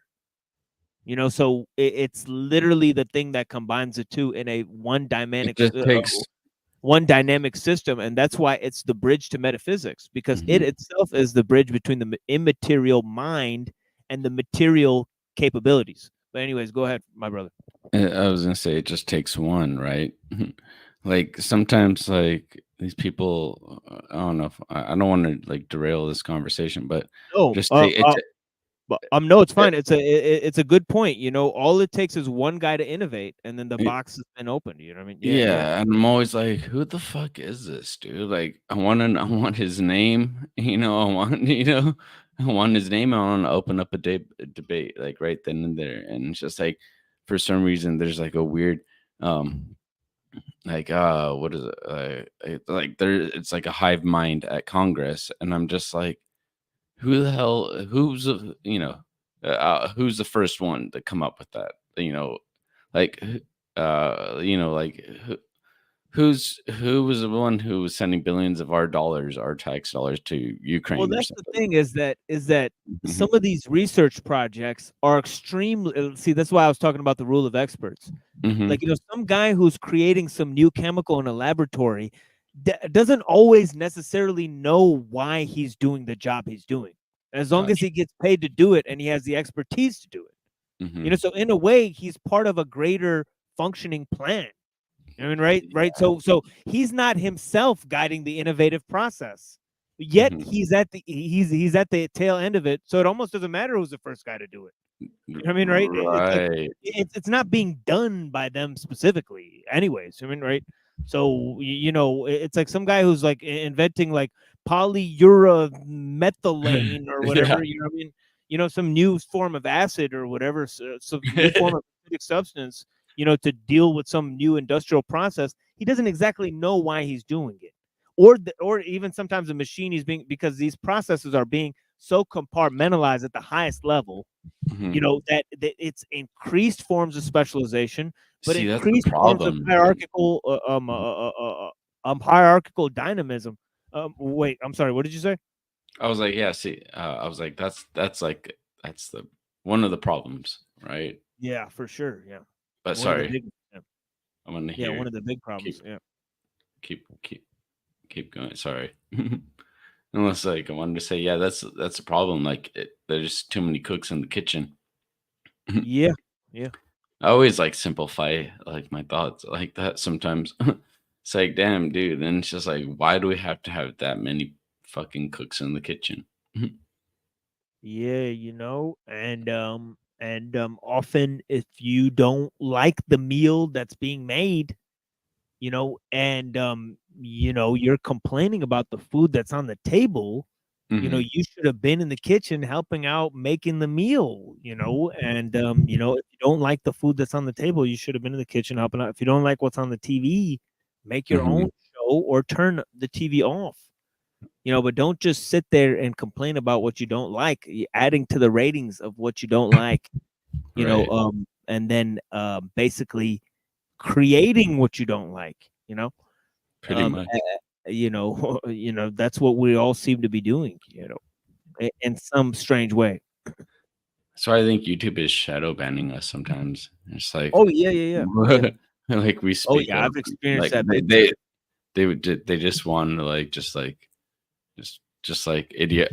I think I heard this earlier. Idiocracy. Like I Yeah. was talking about this earlier. It's just like idiocracy. Just like trash, trash TV or something. Yeah. Yeah, we got this guy too, Pill Eater. What's going on, brother? Good morning or good evening, Pill wherever you Eater. are. That's a cool name. I Thank mean, you. I would love that. But like, Good evening from Philadelphia. I'm not in San Francisco at the moment, so there's a jet lag here. I apologize.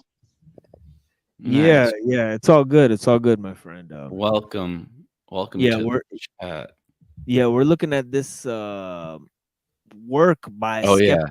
skeptical waves, the end of industrial society, Oh, posted. it's fucking Panda Palladium magazine. That fucking faggot, Joanne Bennett. Yeah. I was hoping you could lay some context on here. So yeah, what do you got on this? I'm sorry for my foul language, but I just got No, it's done on okay. Yeah, no, it's no worries. We've had it on last we've had night that word on almost every episode, so I it's know. just too late.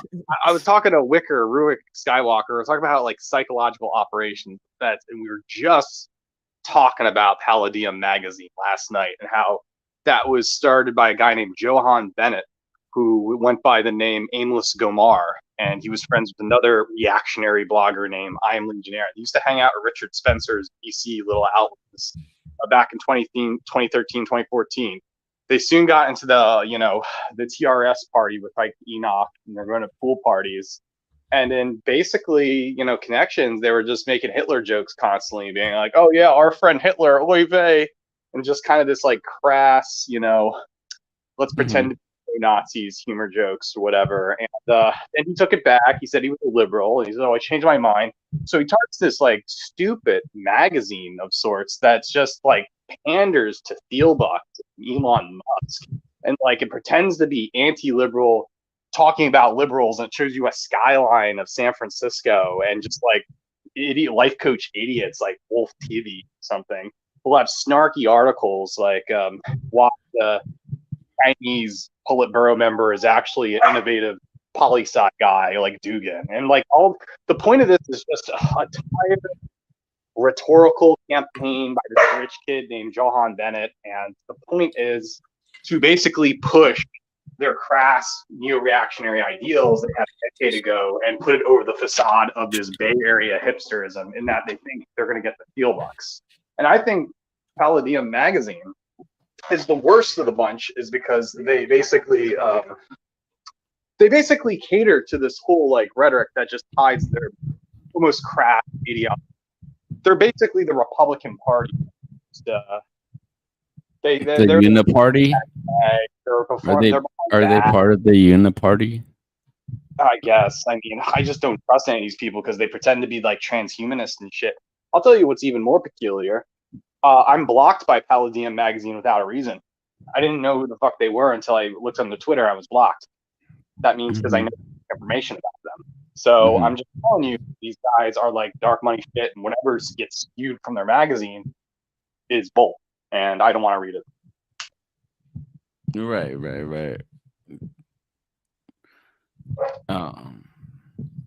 Right. I had a thought. It's CIA shit. It's CIA shit, legit. You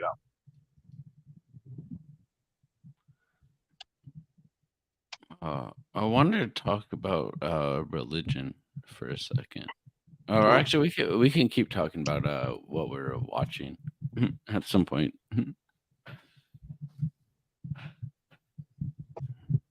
Yeah, I'll just throw my quick 2 cents in.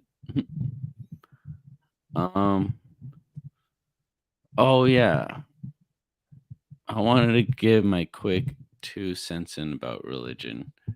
You know, it's really easy to understand, honestly.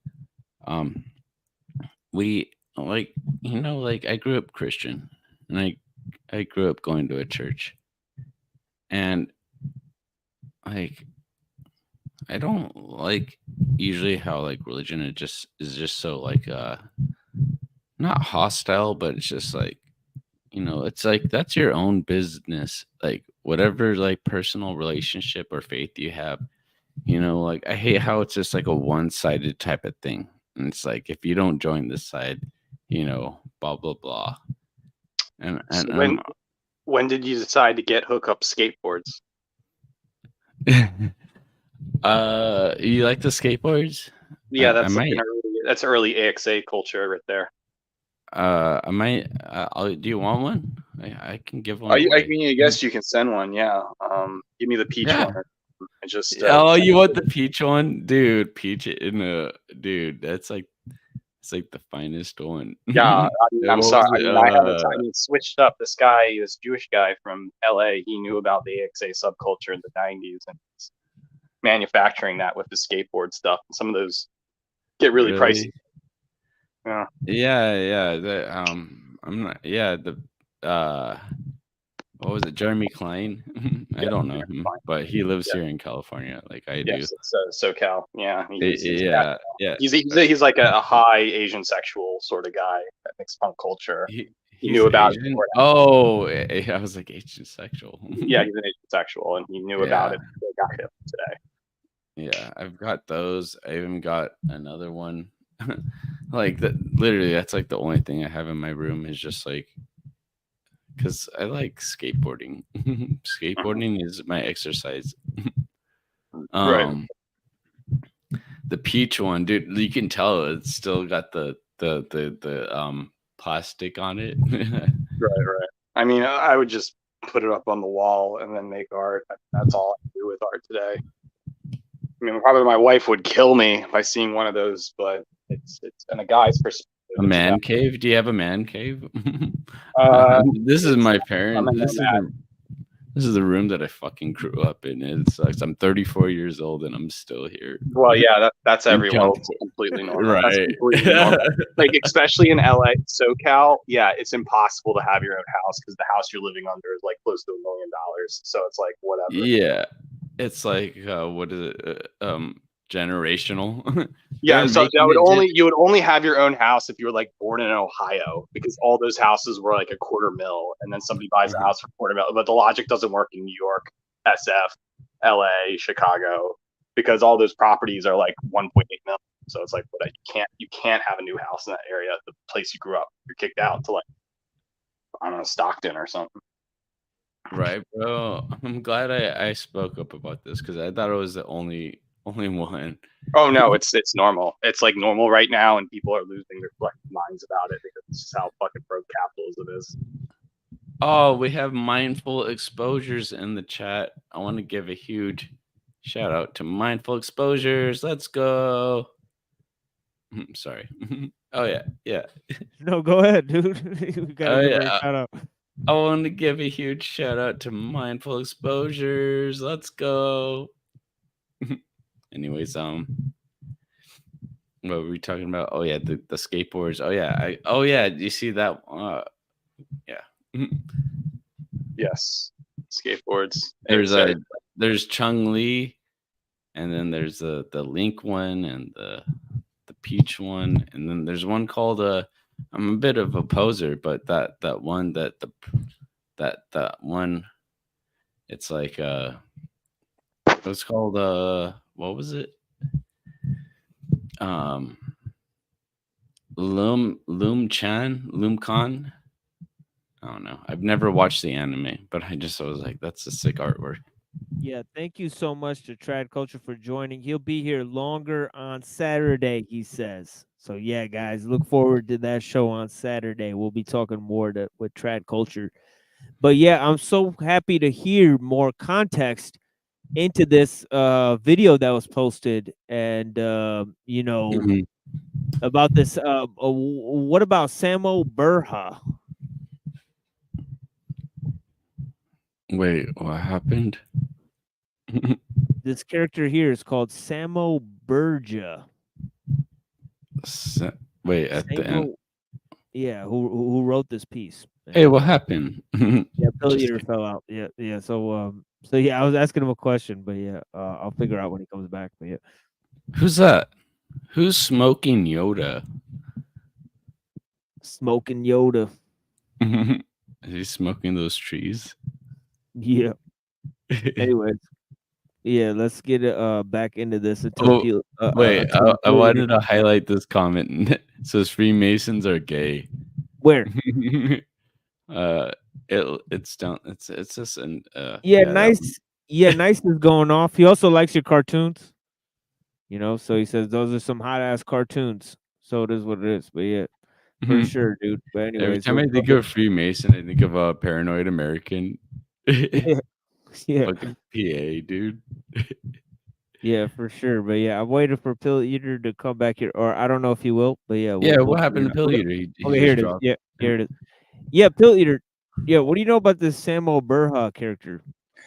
I don't know, but when I see Palladium magazine, I'm like, he probably knows Joan Bennett, and you probably do not know what the fuck you're talking about. You're just regurgitating Trotskyism. You're trying to appeal to liberals by pretending you're an anti-liberal, which you're not. You're basically a whole Peter Thiel, Elon Musk type that just worships to the toad, whatever. And honestly, it's like, I'm tired of these people like Wolf Tivy and these like, I don't know. I think anybody's a fucking joke if you read Palladium magazine. It's like reading Street Carnage in 2007. It's like, Jesus Christ, how old are you? Can I interrupt really quick? Here's this guy here. Palladium magazine? Yeah, give me a second, my friend. Give me a second, my friend. Yeah, it says Burha is a research fellow at the Long Now Foundation. Oh yeah, Long Now. It's in San Francisco. That was by Brian Eno, and it's by Brian Eno and by the guy who did the Whole Earth catalog, and that is a Oh my God, I have his writing. subtle I have his writing. Malthusian magazine. That is a subtle Malthusian institution. The ideal is that instead of improv and TikTok videos, people should decay the creation of art and they should think long about it. But that just means degrowth, depopulation, not John Cage art films. It's Brian Eno shaking hands with the Whole Earth catalog and saying that people should be green Earth. So, of course, this guy is writing for Palladium magazine, which is another dark money. Like, again, you can't be Republican in San Francisco, but you can be registered as a Democrat. So how do you push Republican ideals? Are join you fucking clapping right now, bro, in your house on this stream? Yeah, I am. Are you a woman? No, but I'm being the fucking truth what's going down because I'm so close to these people. Are you a black woman? I need to know. Yeah, I am. Certainly clapping like a black woman. I'm just saying this shit's serious. Like, these motherfuckers are claiming like a woman at this point. It's not claiming like a woman. I'm just telling you, man. Give me a second. Well, what are you trying to say? Okay, first, what are you trying to say? Get the fuck out of this chat. Yoda, smoking Yoda, what are you trying to fucking say? You just fucking hop in here? Yeah, he's just being a little bitch right now. Hold on, guys. Hold on, guys. Well, that's exactly what I did. You don't have any. You're complaining about right now. Hold on a second. Dude. Am I being pointed out by the anime titties fucking guy in the lower? I have my own website. Hey, bitch. I have my own website. I have my own book. Hold on, everybody. I just want to hear about this this Long Now Foundation because it's linked into Stuart Brand, and I'm reading his work. This fucking shit by fucking Stuart Brand, who founded here. Hold on.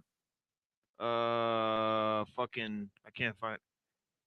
Okay, I can't fucking do that. But yet, Stuart Brand, who wrote this book, Media Lab. Here, hold on. Let me turn off my camera so I can show you guys this book. Give me 1 second, guys. And I'll bring everyone back. Just give me 1 second, guys. I just want to know what's going on with this piece that I'm trying to research. But yeah, okay, none on the camera. Okay, here it is. Okay, so this book right here, Stuart Brand. Okay, the Media Lab. You know, we're studying this book here, so yeah, we'll check that out in a minute. But yeah, we're trying to learn about this Long Now Foundation. So I'm gonna bring my friend Pill Eater back, and he's gonna talk about Long Now Foundation, and then we'll get into some more chat with everyone. Thank you so much, guys. So please, you know, everyone else, just please hold your, you know, Hold your horses. Yeah, go ahead.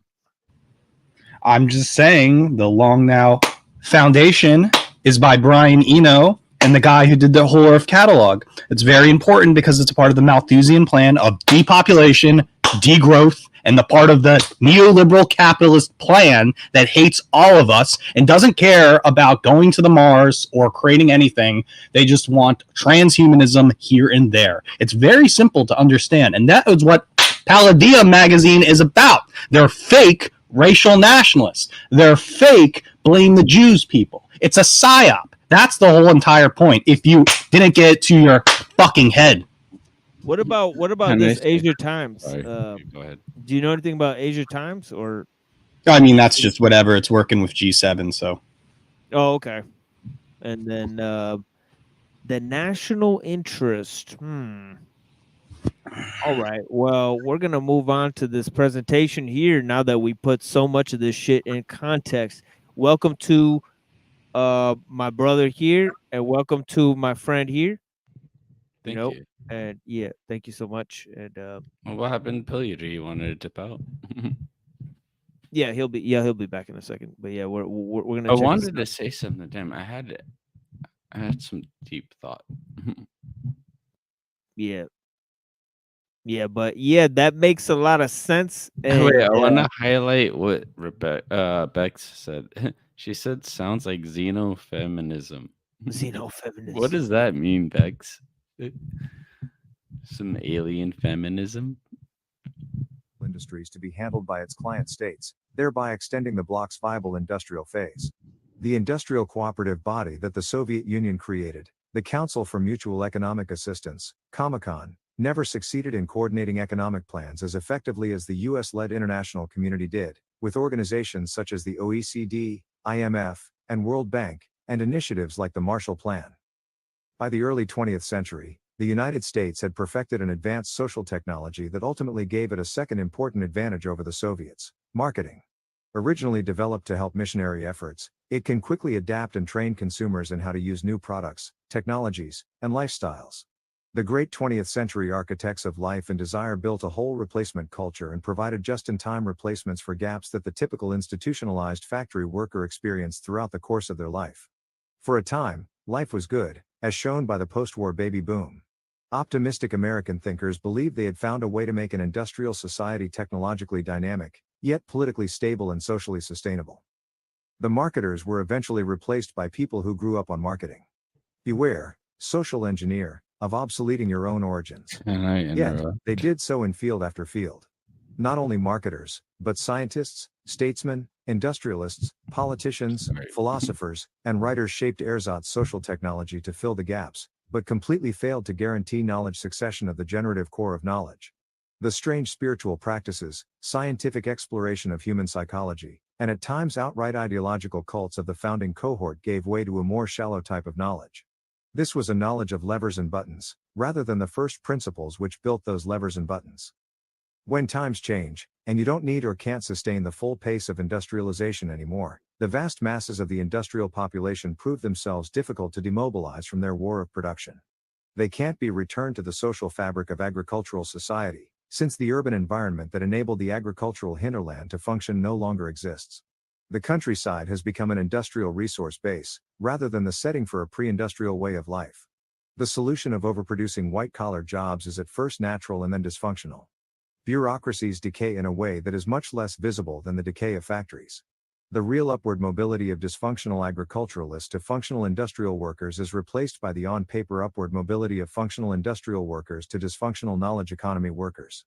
Despite these measures, the real downward mobility is eventually made apparent. Post-industrial exhaustion.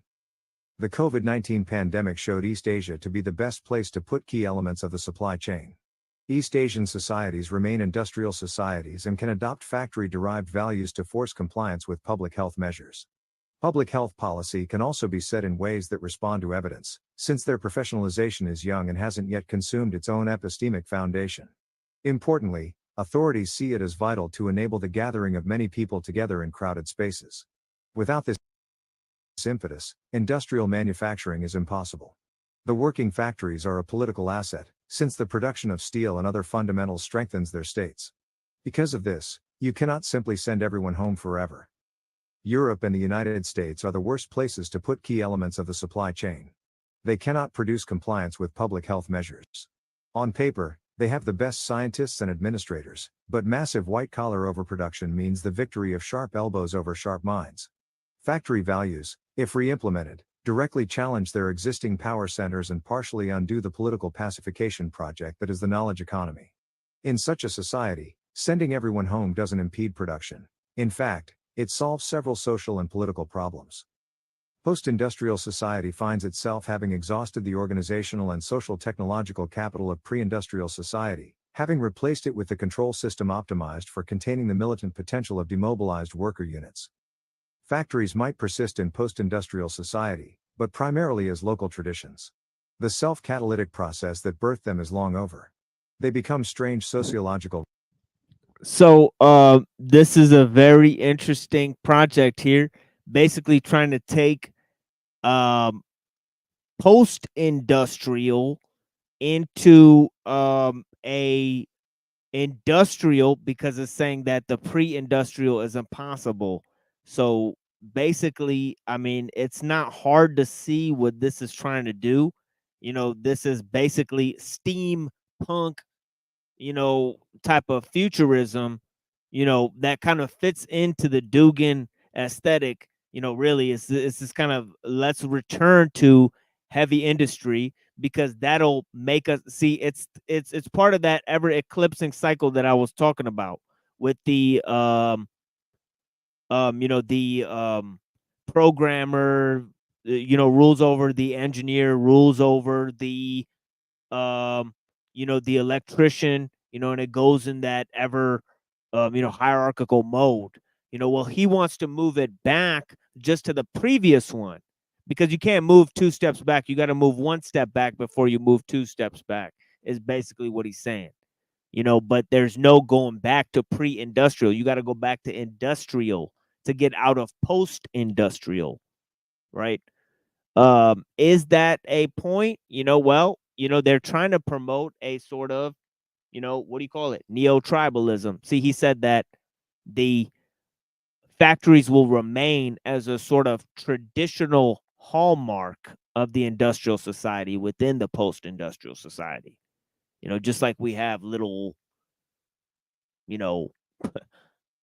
people betting on horse races or whatever the fuck it is, medieval shit that people do for no goddamn reason at all. It is what it is. Good thing I It's was just like muted. game. Oh shit, were you talking? Yeah, it is what it is. I, Yeah. I was like, who's the one doing the mining though? Like it all like comes down on the manual labor of the mining for the resources. Well, that's the thing, is they want to go back to an age of, industrial labor as well. You know what I mean? So It's so yeah, weird. It's such a conundrum because it's like, dude, like, who's doing the mining? And just like, should we just go back to the Iron Age when like we just had like iron plows to plow the fields and just keep it simple? Yeah, but I just think that is such a non-solution now that I've heard, but yeah, you know what I mean? I mean, it's just interesting. Let's hear what else he has to say. Let's check it out. Yeah, I'm down. Remnants, as out of place in 21st century society as monasteries were in 19th century society. Arguably, this industrial traditionalism is the main mode of production in modern Germany and, to a lesser extent, Japan. After the political instability. Well, that really fits into what Pill Eater was saying about the Nazi influence as well, because they wanted to get in. They were very pro-labor and pro-industry against the socialists and the Bolsheviks who wanted international communism to emerge, right? So they wanted a sort of, new design. Their actual goal was for it to function on an international scheme. So he wanted a strong national labor force. And he said land and labor were the, kind of battle against that. So, yeah, it's interesting. It's almost like they're going to economic theories of Hitlerism, right? Which kind of explains what Pill Eater was talking about there, about the magazine and its influences.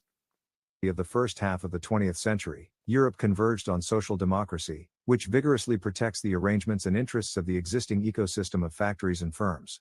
Social democracy further preserves class hierarchies, through taxes on the high-earning nouveau riche coupled with rigorous credentialing and regulation to prevent new power centers from arising. A good demonstration of this is that over half of European billionaires inherited their wealth, while merely a third of those in the US did. Such a political economy, however, makes it very difficult to commercialize new technologies, build new factories, and for new firms to rise. A flash-frozen industrial revolution. If this is correct, then post-industrial society isn't our name for the next stage of civilizational progress. Instead, the term is true in its most literal and pessimistic interpretation, a society after and without industrial civilization. Such a society doesn't even have the social infrastructure of agricultural civilizations. This means it cannot even mint the preliminary social capital needed to reindustrialize.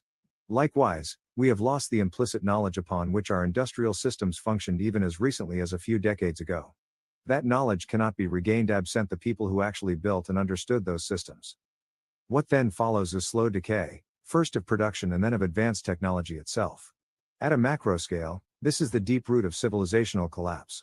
Civilizations first lose subtle social technologies and bases of implicit knowledge at crucial junctures. This process ratchets as elites become less adept at institutional management and design. Systems downstream of and less complex than the civilizational core then begin to collapse. Eventually, the entire civilization is fatally vulnerable to outside shocks, such as war with more dynamic societies or even mere natural disasters such as pandemics. We can imagine a possible scenario of the collapse of our own civilization. Our ability to perceive decline would be compromised early in the process. Every society calls for explanations of its failure that leave the emperor blameless. This means we would find appropriate rationalizations every step of the way. But rationalizations are only needed when an expectation is set and then not delivered.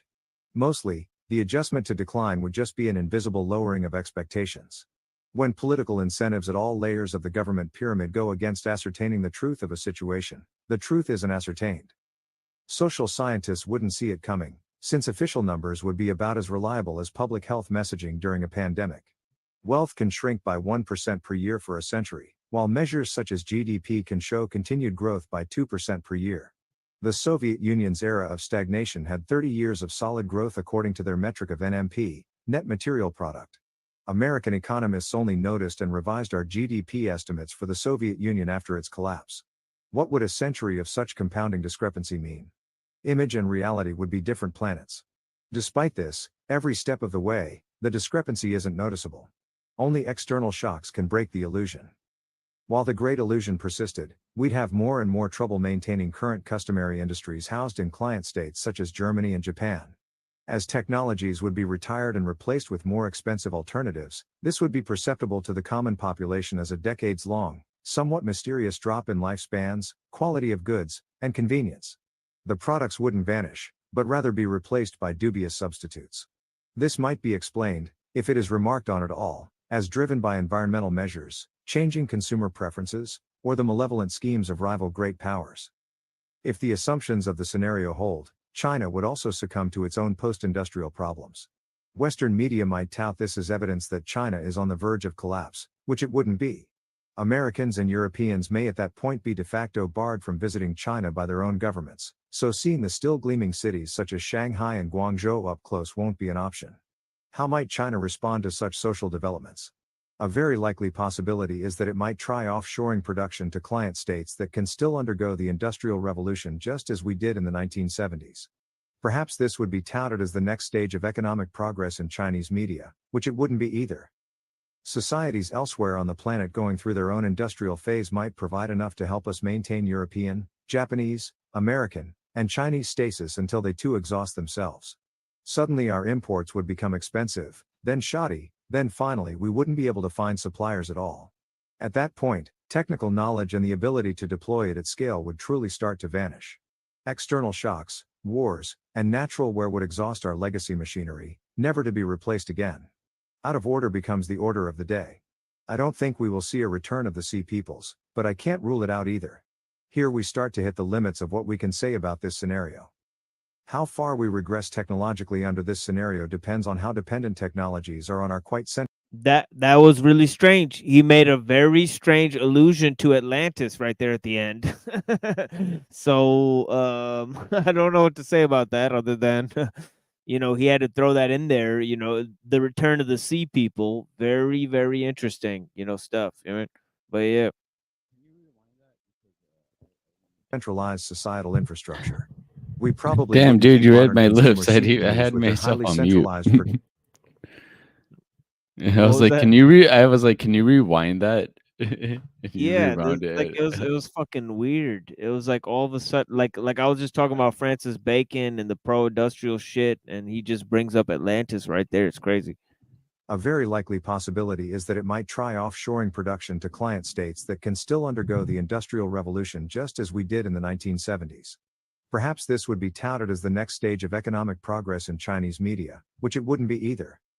Societies elsewhere on the planet going through their own industrial phase might provide enough to help us maintain Europe. So what he's really saying is that the loss in skills is going to cause a collapse in industrial civilization that's going to bring it about basic new age of civilization, like this fourth industrial revolution type of shit, where it's going to be based on AIs and all of that type of stuff. And so in order to maintain our economic security, you need to move back to industrial systems. And he's saying that that's almost impossible to do today with the skills we have on the table. So basically what you need is a reverting back to the stages of pre-industrial society that basically caused industrial society to emerge. And that's so I mean, I find this line of thinking to be extremely troubling, extremely dangerous. Obviously not solving the problem, trying to cope with the present problems and trying to invent new avenues in order to revert back to a life that caused the present issues in the first place. So, Right. once once we resurrect industrial society, which is the basis for the post-industrial society, what's to say that it can't be hijacked and taken over by the very same forces that created it in the first place? It's Anyways, like, when is enough? right. It's like, yeah. I always ask that. It's like, dude, when is enough, and who are these people? I want their names. Right. Yeah. Yeah, let's get them. Yeah. Anyways, Anyways, Japanese, American, and Chinese stasis until they too There's a minute left more of this. Then I'm gonna play a Mhm. song, take a little smoke break, Yeah, and let's see take a what little. happens. But yeah, thank you so much, Pill Eater, for joining. I don't know if he'll be returning. Yeah, I don't know. I can't really. But yeah, anyways, yeah, cool beans. Cool beans.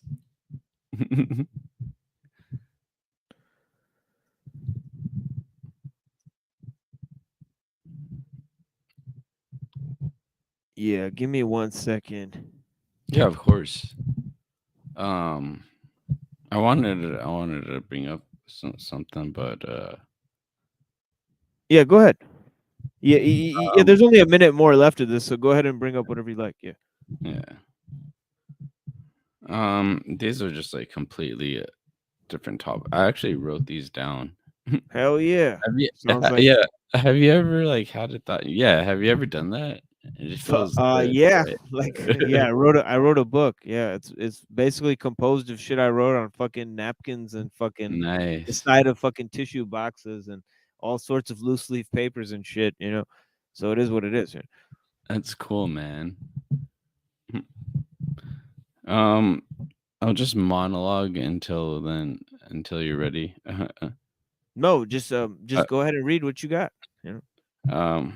Living for yourself. There's a topic. I used to live for myself. And yeah, that's pretty much it. Nice. Yeah, like I just wanted to point that out. Like, that can go in many directions for living for yourself. You know what I mean?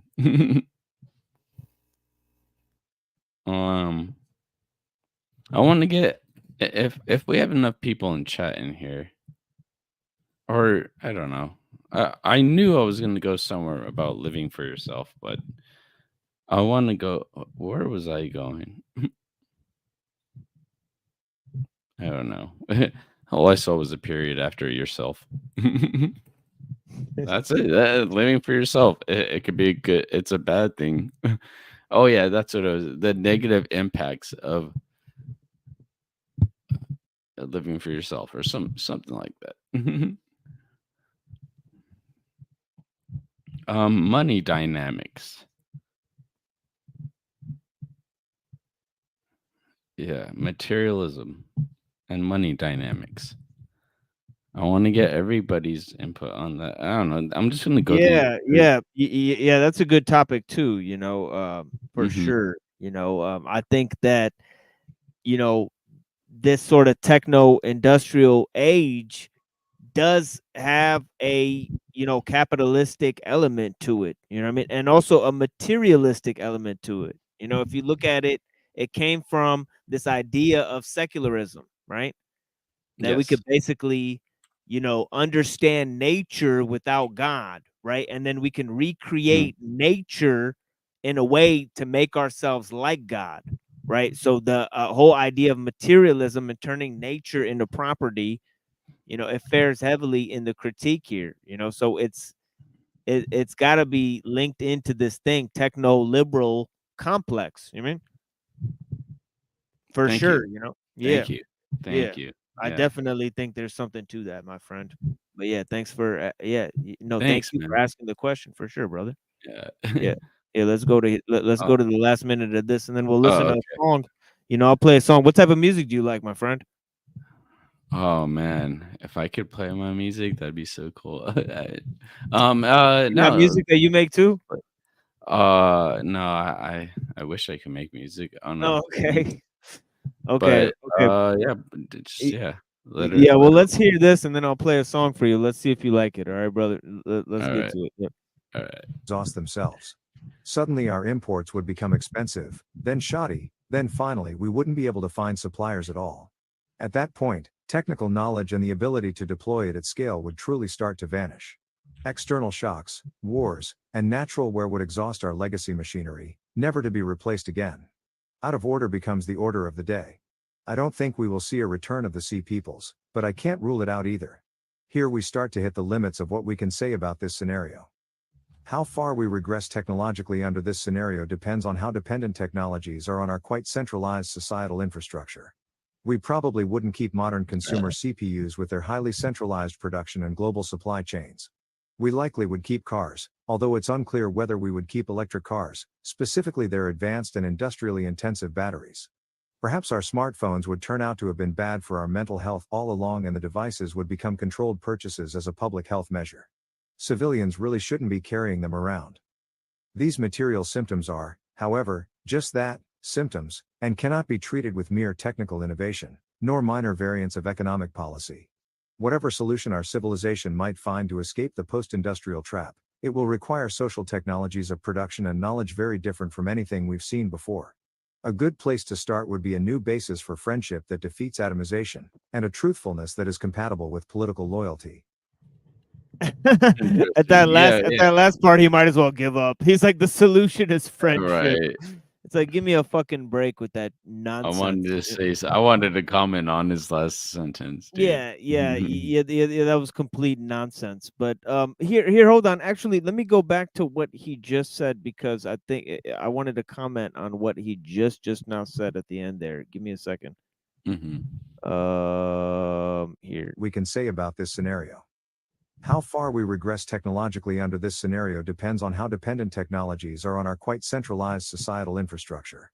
We probably wouldn't keep modern consumer CPUs with their highly centralized production and global supply chains. We likely would keep cars, although it's unclear whether we would keep electric cars, specifically their advanced and industrially intensive batteries. Perhaps our smartphones would turn out to have been bad for our mental health all along, and the devices would become controlled purchases as a public health measure. Civilians really shouldn't be carrying them around. These material symptoms are, however, just that, symptoms, and cannot be treated with mere technical innovation, nor minor variants of economic policy. Whatever solution our civilization might find to escape the post-industrial trap, it will require social technologies of production and knowledge very different from anything we've seen before. A good place to start would be a new basis for friendship that defeats atomization. Friendship. Anyways, what he said at the end, I agree with some of his points on social technology, obviously overruling, you know, the industrial aspect. He didn't really delve very deep into that. He doesn't seem to have a sophistication with that point. You know, then again, he's talking about there's no economic basis for this renewal, which I agree with that one. But then his sort of picking and choosing of this, like, oh yeah, we might keep cars and cell phones, but you know, we'll give this other stuff up. It's like, what do you have, a fucking checklist of options, motherfucker? Like, once this thing collapses, like, what are you talking about? You know what I mean, right? That's not even possible. So this pie in the sky delusion at the end there, and then the solution is friendship. Come on now. You know what I mean, right? So see, we're not seeing sane rhetoric, to actually deal with the issues and the problems of the present society. And you have the intellectual elite kowtowing to these fucking weak stances, and yeah, I mean, the whole thing's a goddamn mess. I've been talking about it for 2 hours. What the fuck's up? Yo, you know what the problem is, bro? Shit.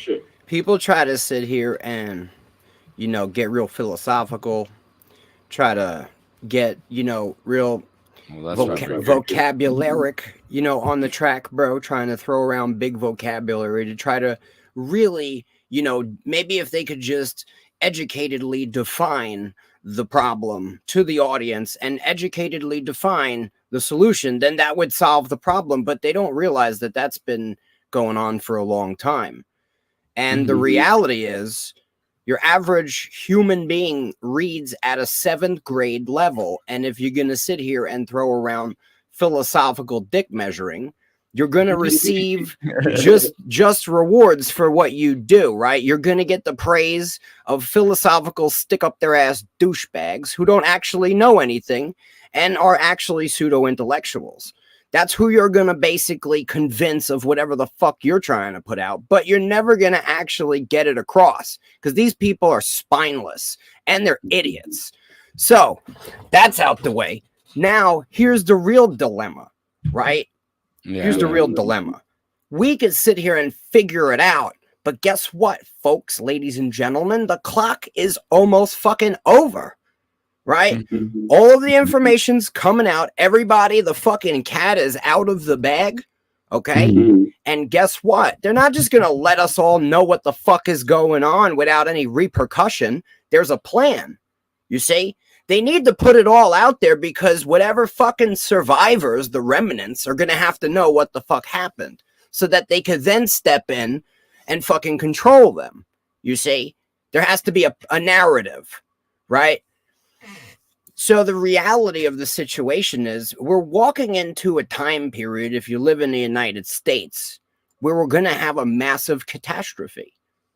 It's going to be a grid down event. It's going to be a fucking net down event so they could switch over to their new systems. You know what I'm saying? So we can sit here and try to figure everything out, but what are we going to do then? That's what you really need to figure out right now. And then after that, maybe we could all figure it out after the world settles and try to sit down and really solve the problem. But until you get enough people together, right, that are going to resist the attempt to retake the fucking control of the world after a massive reset, what are we even talking about? Because that's where we're going. This motherfucker's being reset. Don't you know? Read real history. Real history will tell you that this motherfucker gets reset all the time. Whenever we start to know too much shit. Whenever we got too much technology, they gotta send us fucking back to another Dark Ages. Rewrite history. Make it look fluid. Give them something good enough to educate them, quote unquote. Indoctrinate them in our fucking mystery schools. Give them just enough. Give them our story, his story, right? History is written by the victor. Of what war? Who the fuck are they fighting? Humanity, ladies and gentlemen. This is a war against humanity. Being fought by humanity. Wake up.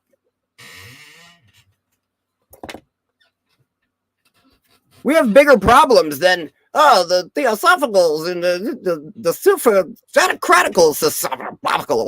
You know what I mean? We can get technical, but this is the real fucking problem. Right? So none of this other shit really matters. You know what I mean?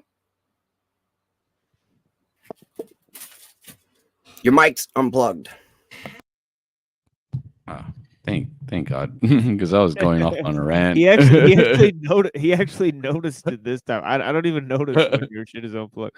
But yeah, go ahead, bro. I'm all talking. No, I wanted to share that video, but what I was agreeing with everything that Smokey Yoda said. Yeah, man, dude, I had a lot to add on to that, but I wanted to look at that link about the quantum computer. Are you fucking high? Kalexi 951. What link are you talking about? I posted it in the chat. Oh, okay. In the private chat? Actually, it was in a regular chat. Yo, Kalexi, what are you high on? Because I gotta post it. Yeah, you gotta post it in the private chat because you can't post stuff in the regular chat unless you're a bot. Yeah. Oh, so yeah, shit. You gotta give him a minute. This man is in the Matrix right now. My best friends are in the Matrix. It's a good song that it just came up with. Yo, what's up with them anime titties though, bro? Do you want one of these skateboards? Fuck no, I don't want one of those skateboards. What do I look like, a fucking idiot? Yes, that's me. You got a bunch of almost 14-year-old fucking anime titties on that wall, bro. What are you doing? Hey, I love women. I'm not gay. I'm definitely not gay. You like women? Hey, I'm definitely not gay. Looks like you like cartoon skateboard bitches. What? You like cartoon skateboard bitches? Dude, there are real women that are that beautiful. I hope I don't get popped for this motherfucking song, but it is what it is, man. I'm What gonna song is upload this. Oh yeah, did you get that link? It's Greyhound by Killer Priest. You know, it is what it is. But yeah. Yeah, we can listen to a song. No. Yeah, I've been fixing to. What are I've you been trying fixing to tell me, Yoda? Yo, You I'm think just it's trying to bad? figure it out, bro. I mean, you got nothing in your room but 4 skateboards with anime bit titties on them. You know what I mean? That's all you got, right? You said that. Yeah, I don't have shit. What's up with that? In my room, it just looks like bear. I don't know. It's kind of weird, bro.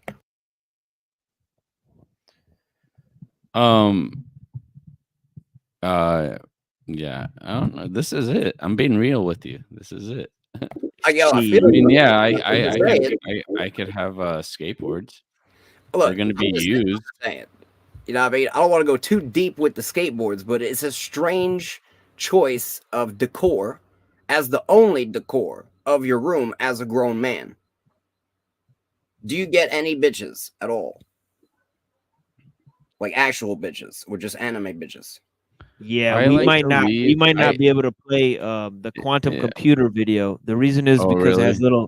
because it has a little check mark on it. So Damn. yeah, fuck Yeah, that that check was a mark good shit. video. Yeah. Yeah, but I Dude. will check it out on my Yeah. own and Yeah. let you know what Dude, I think about it. yeah, Yeah. that was a good. Yeah. Yeah, thank you for showing me that. Anyways, for sure, man, for sure. Any more questions, Mr. Yoda?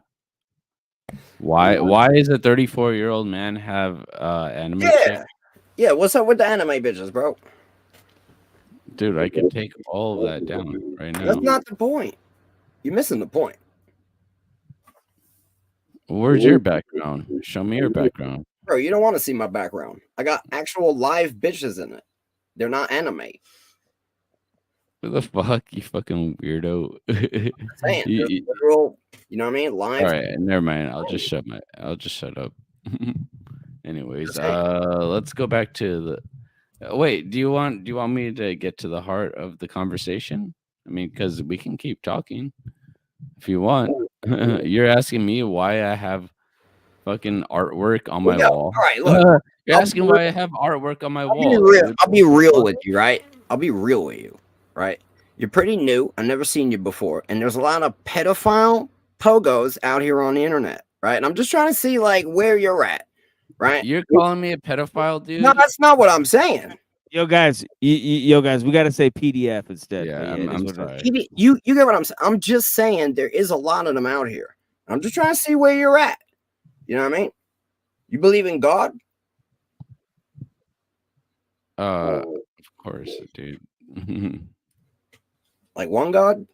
What offended you so much? Why are you getting all offended, dude? Like, I'm not offended. Okay, I understand. Maybe I shouldn't have these on my wall. Yeah, I'm just saying, right? Maybe I shouldn't. You go in a new community, right? A new group of people. You walk up on the street. They're gonna be like, "Yo, who the fuck is you?" Right? So that's all this is. I'm just like, "Yo, who the fuck is you?" With these anime titties. I'm just saying.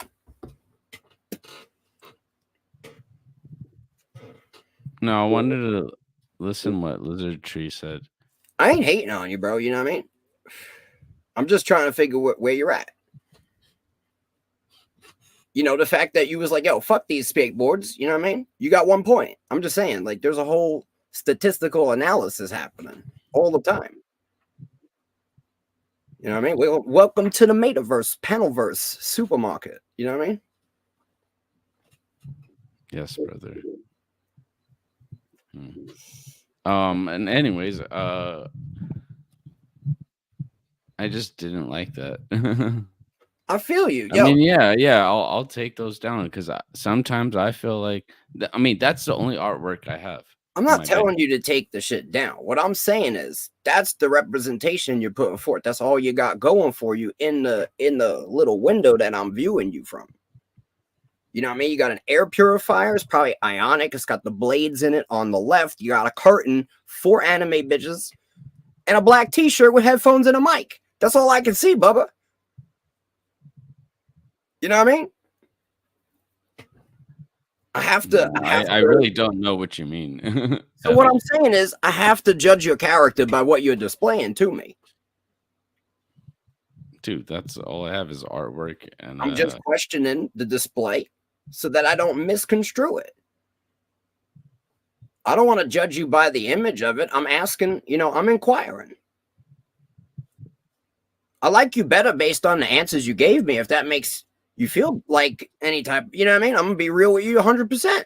This is the most real shit there is. If I didn't ask you, that wouldn't be real. I'm just saying.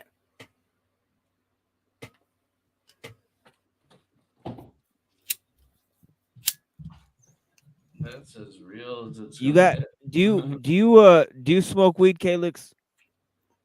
I used to smoke a lot of weed. But you don't do I that love anymore. weed. I love weed. Yeah, me too. Yeah, me too. I love weed. Yeah, thank you, Rock E, for being here. You know what I mean? Yeah, we got an OG, Rock E Shepherd. I like this guy a lot. Yeah. Well, I liked when Rocky. never mind. Yeah. Yo, who did Rocky snap on, bro? Hey, Cole. He snapped on a few people. It was funny as fuck. It was hilarious, bro. Called somebody the most funniest shit ever, bro. Oh, he told Hank some shit like to stop being a homo. Yo, it was the best. Yeah, I think he said letting a dude suck your dick is disgusting. That's what he said. He was like, it's fucking disgusting. That shit was awesome. There you go. That was hilarious. Yeah, I couldn't stop laughing. So, yo, what you doing out there in California, Calexio? Being somewhat homeless. All right. I've been there before. It happens. What's the how's the economics out here? Shitty. Wait, we all know that. Well, yeah, I can tell you straight up, like trying to start your life in California is a bad idea. Like from scratch. You know what I mean? I would love to talk more about that. Wait, you're on the East Coast, aren't you? Well, yeah, I was. You've had generational wealth, haven't you? No, fuck no. I was on the East Coast, right? And after the 2008 housing bubble, my dad had a bunch of businesses that basically collapsed. And he went on basically like a midlife crisis, liquidated his companies, and went to the Dominican Republic and got like villas and shit and started having like, you know what I mean, a Scarface live action role for a few years. You know what I'm saying? And so basically, I was like, at one point, I went to the Dominican Republic a little bit here and there, but I was in the United States by myself. And I had been doing my thing, living in different houses in the hood, fucking selling this, selling that, you know what I mean? Making a little money. But I was trying to figure out a way out of the system because the system is designed to keep you roped into it, like if you work with it. So at one point, I was in a fucking tent, in the city, and I found like the only piece of green I could in Staten Island to pitch this fucking tent. And I was like, you know what? I gotta find somewhere where there's more land, right? And then at some point I became like a banker, started selling business loans because I was gonna just make a chunk of money and buy land. And in the process, I got a woman pregnant. And then I eventually made a deal with a dude to build a campground in exchange for land in the Ozarks. So then I went from New York to Miami, selling business loans. Didn't like what I was doing. I don't want to do fucking business loans, right? So at the end of the day, I got away from that, getting closer to God and started doing like just straight building shit in the woods. And eventually I had land, you know what I mean? I put a house on it. My pops helped me out with a little bit of bread and I put some bread up and I got a house. We had payments and shit, but then it's all paid off.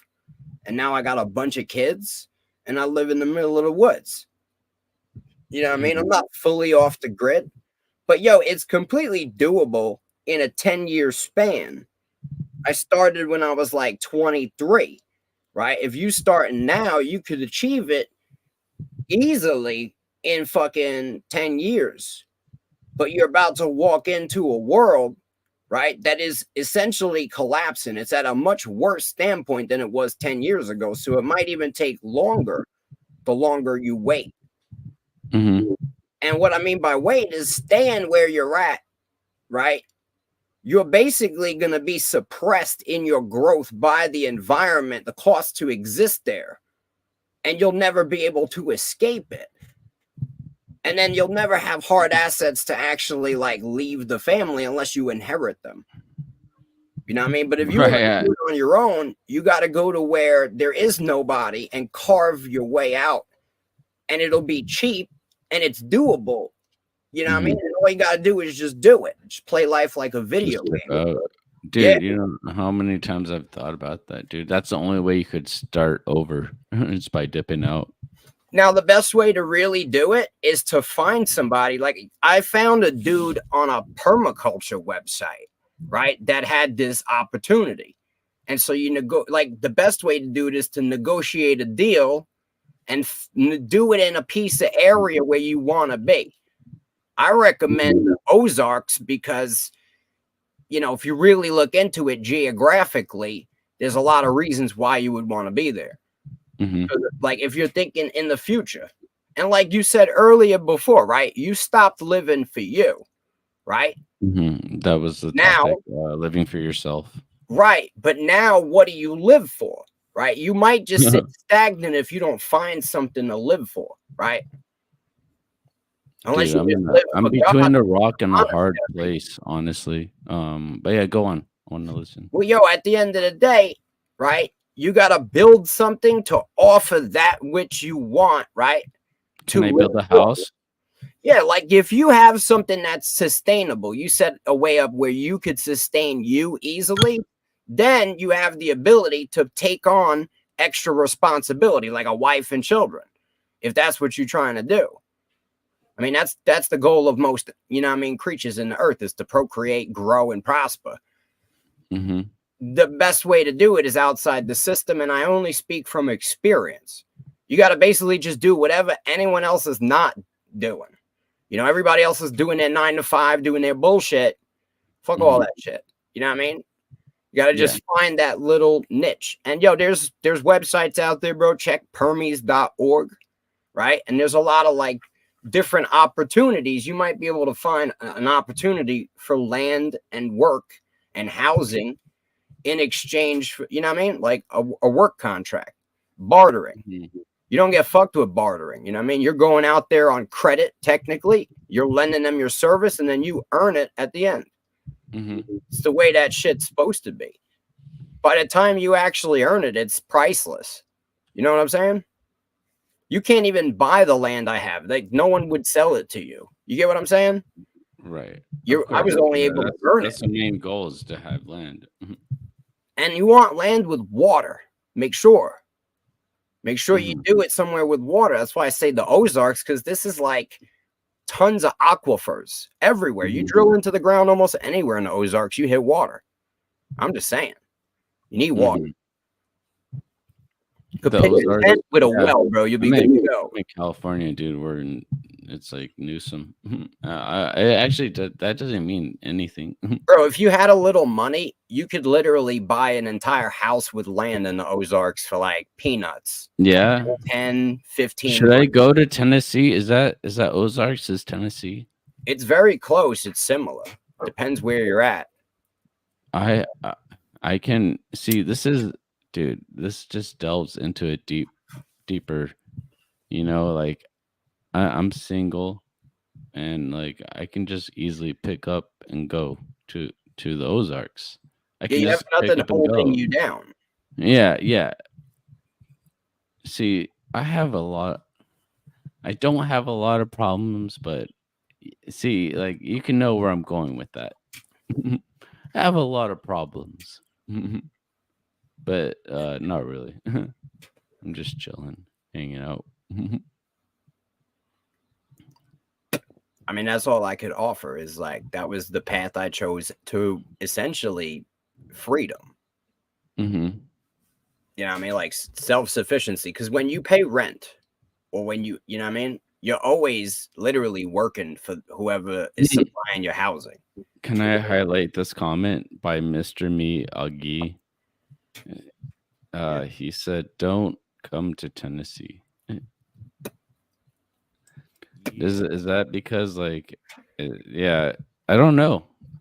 Don't get it twisted. You gotta be hardened, and like the country will harden you because you're gonna have to like live a harder life. But the reward of that is that you're not relying on the system to exist. So when shit breaks down, which it is going to, I can promise you that. Yeah. You're not gonna feel it. Then everyone in the world's life becomes impossible, and yours is manageable. It's almost, you know, not even a fucking speed bump. It's just a little bit of a minor adjustments. Mm-hmm. You know, maybe my pump stops working and I got to start hauling buckets of water out of the spring. Oh, well, you know, I'm listening. I'm just saying, like, when you are broken away from the system, when the system collapses, which it is going to, it's pre-planned. It's happening right now. You don't feel it. But if you're not positioned for that, if your life is reliant on the system, your life becomes impossible. And then panic sets in because everyone around you, usually in that clusterfuck of a city, they all realize that their life's going to be impossible too. And so, you know, within a few hours, all the water is bought up in every store. Human being can only live 3 days without water. If you don't have electricity, municipal pumps don't pump water. I'm just saying, if you don't have internet, I mean, where are you going to get your water from? Where are you going to get your gas from? It ain't pumping. I do have a question about pumps. How is municipal water pumped by electricity if it's just all pressurized? Well, it loses pressure. It needs headspace, and they don't have that much headspace to supply a whole city with all the different little leaks and cracks and different pipes. What do you need municipal water for? Most people rely on it for water. Well, I'm saying though, like if you just there's actual videos online. It's super like not even that hard, dude, and you could just drill your own well for like, like. Yo, most well drilling most well drilling requires water. That's a catch-22. It requires a water table. I know that. It requires knowing your even with thousands of dollars worth of equipment, you still need water to drill a well for the mud pump in order to create the hydraulic pressure to get the mud out of the head. Most cities don't allow you to drill a well. You're not allowed to drill wells in the city. Okay, allowed is a funny word though, isn't it? In a survival situation, you're not drilling a well without electricity and without water in 3 days before you die of dehydration. Just saying. You could drill a well. Well, okay, so here, if anybody here wants, that'll buy you a few hours. I mean, what are you talking here? If anybody here wants to check out their water table, like how far down they would potentially have to drill in their own area or in other areas, check out the United States Geological Survey, and they will show you aquifers, you know, at least what they want to show you. And you can actually click on stations, and by the way, you'll find lots of them are near your nearest golf courses. But you're missing the point. I think you're missing the point. The point is, if you prepare yourself, right, to be fucked, you're gonna be fucked eventually. That's it. Real simple.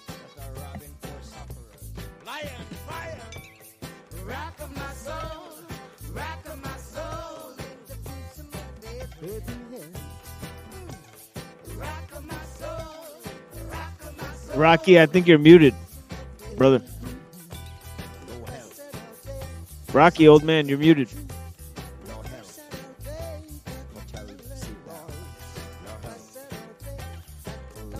I'm sorry, I'm talking to my daughter. She just called me on. Oh, it's okay.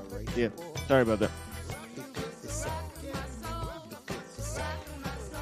Yeah, my bad, dude. I missed that point there, but like my point is still find your water table. At least know where that shit's at in your area. But it's been going on. The show's been going on for a few hours now. Thank you guys for everybody who's being here and participating with good intentions.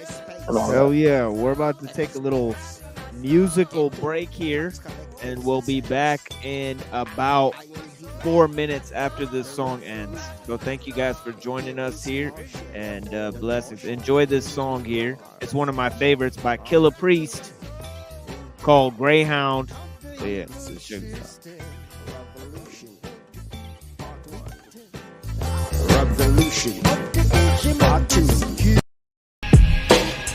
Here we go.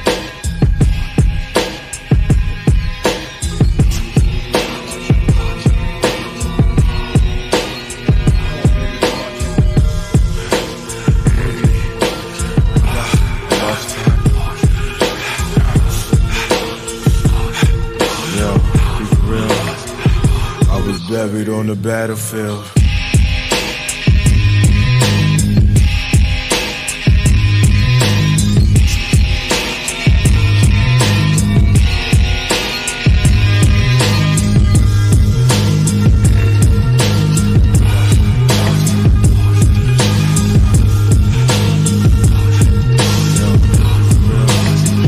I was buried on the battlefield, located near Israel. The rest of my platoon was trapped upon a hill. I heard mega be real. I was buried on the battlefield. I heard mega bombs, firearms, and war alarms, hand grenades, man rage and evil ways. My destination was to seek life. I mean, stars were so low, they appeared as street lights. I was shown the crucifixion by 2 Egyptians with war in heaven. I saw Christ with a Mac 11, so I joined his army.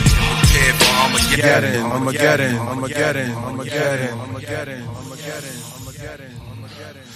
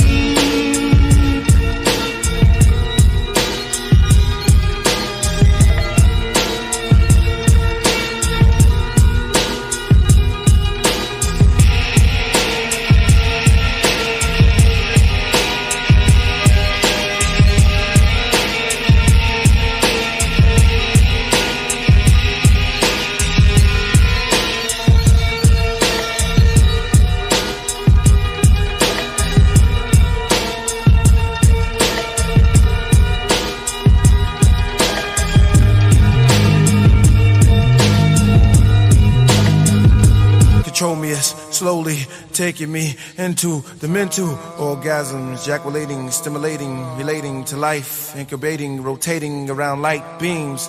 From a light beam, I was formed in a white dream and then redeemed like powder out of my maker into nature. Returned the vapor killer. Priest was born in the pillar of yeast, lost in the miscarriage, the automatic for marriage.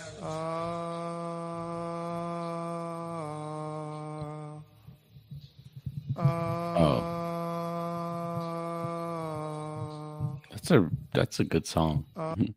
Did you like that song, Machine Lies?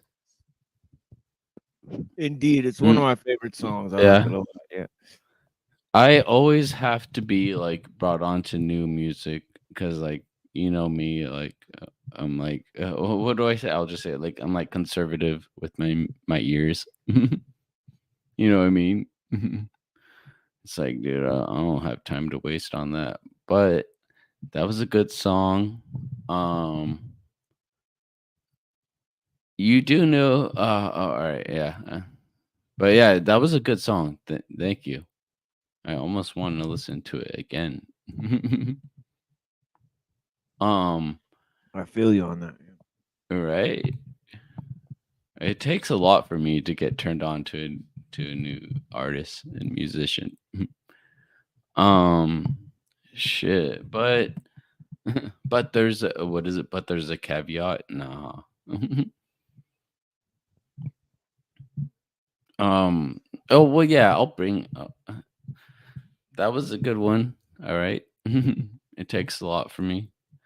You have heard of what's his name? Donut. Yeah. You know Donut, that one guy who does all the Illuminati news. Yeah. Yeah, I know. Yeah. It's like because like was rap created by MK Ultra? I'm glad I didn't get sucked into it, but yeah, no, but that was a good song, bro. I wouldn't say entirely. I mean, I wouldn't say exactly that. No, I mean, in that case, all music is you know, Mm-hmm. come on, yeah, all music. I'm listening to you, Easy. Thank you. Right. I mean, Yeah. yeah, I mean, it's kind of as like a blanket statement. There's actually a lot of because see, a lot of the MK Ultra stuff has to do with, you know, the Macy's conference on cybernetics. You know, so yeah, it's Is there a interesting. video on that? Oh yeah, I've put lots of research. Can you guide us on a video on that? Well, I presented it here on the channel. You know, I so actually know which one it is. It's the 100th. It's the 100th episode or whatever. It's I just know it's the 100th one. That's all I know. Yeah, we got like there's an episode where I cover all of that, the origins of MK Ultra and all that stuff, you know. It was fire. Yeah, if you email me, you know, my email is in the description of my channel. I'll dig it out for you. I'm saying, but Nice, man. I've definitely presented comparable information. Where else can you find information like that? That's a better question. I would say probably look at Century of the Self by Adam Curtis. I think there's also an interesting presentation by Days of Noah called Media and the Generations. Oh, bro, you know Days of Noah? Yeah, he's got a presentation on it. Yeah, bro, I love fucking Days.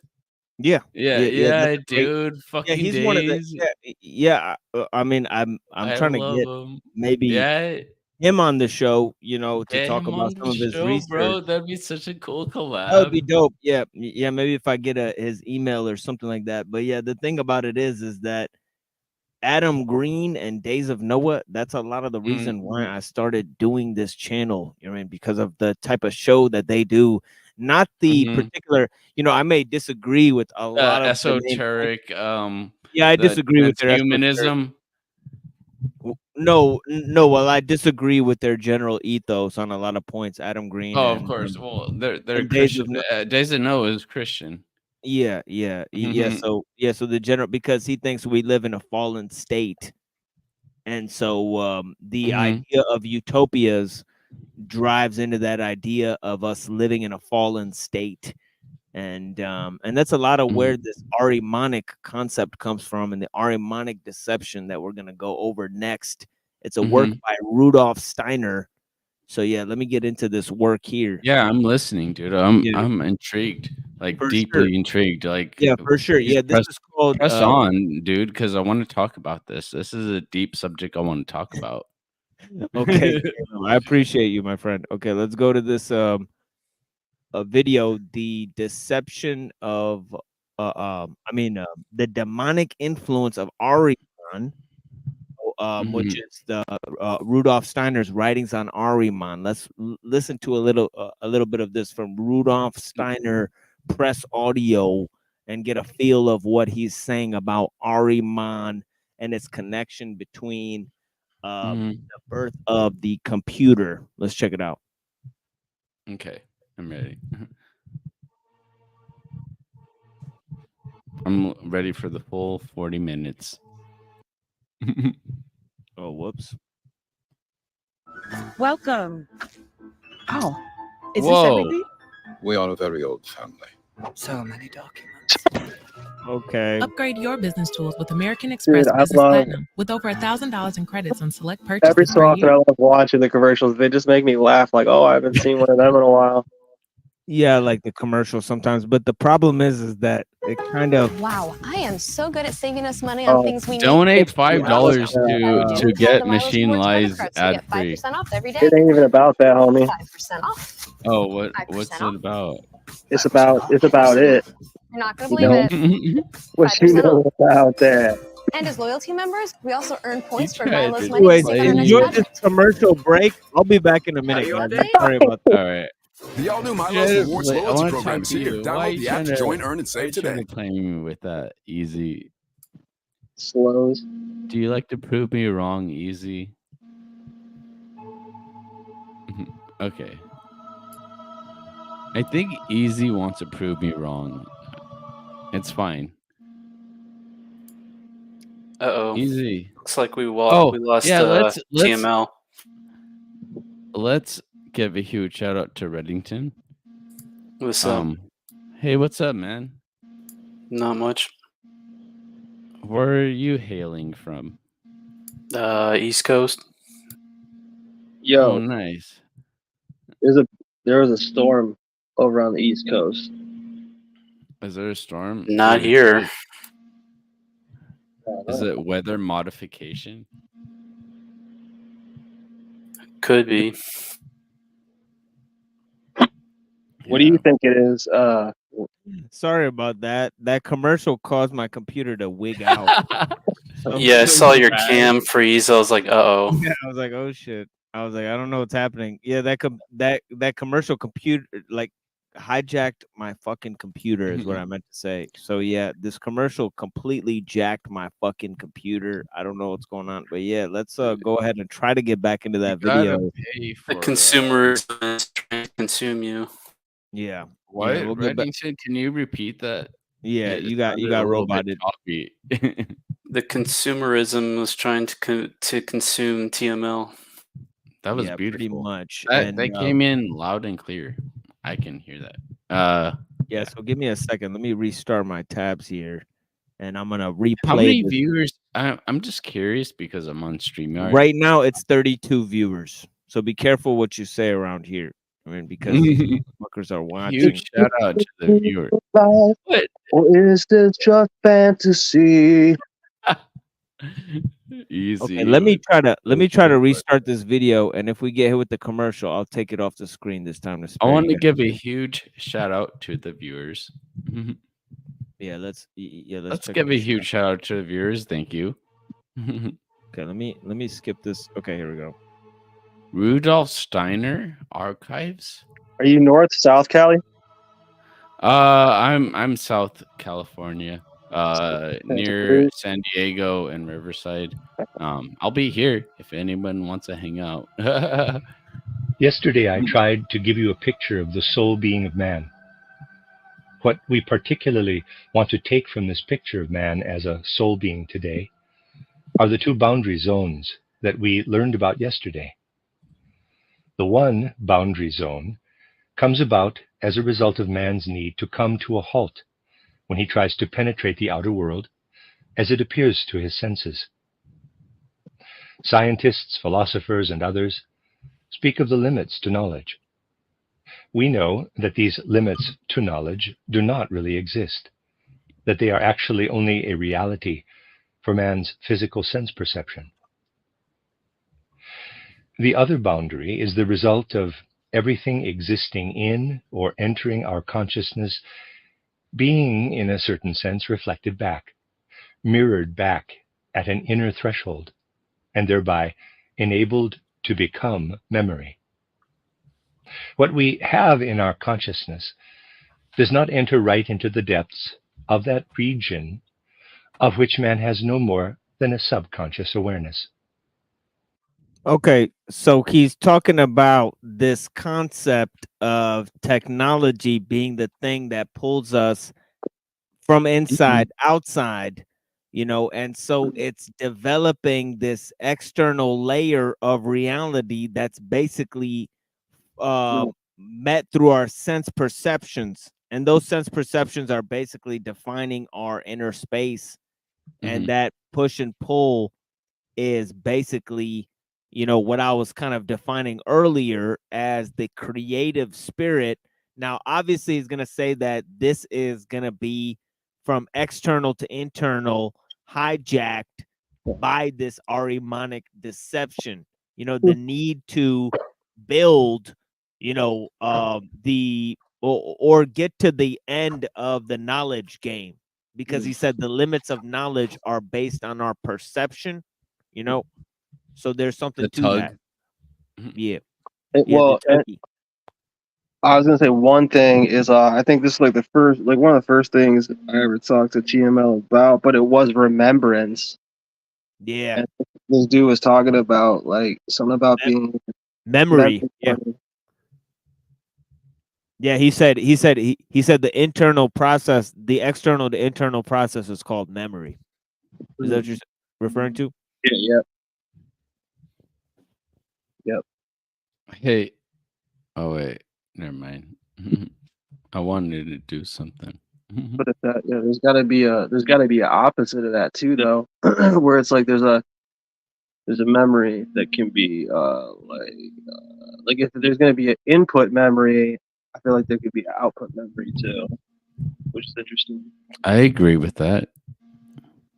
Yeah, and I think that's in those kind of, relics of our past that kind of function as a mediation into like this boredom for what's coming up next. The idea that things are going to progress into something unknown, and that kind of drive is opposed in a sense by our ability to have these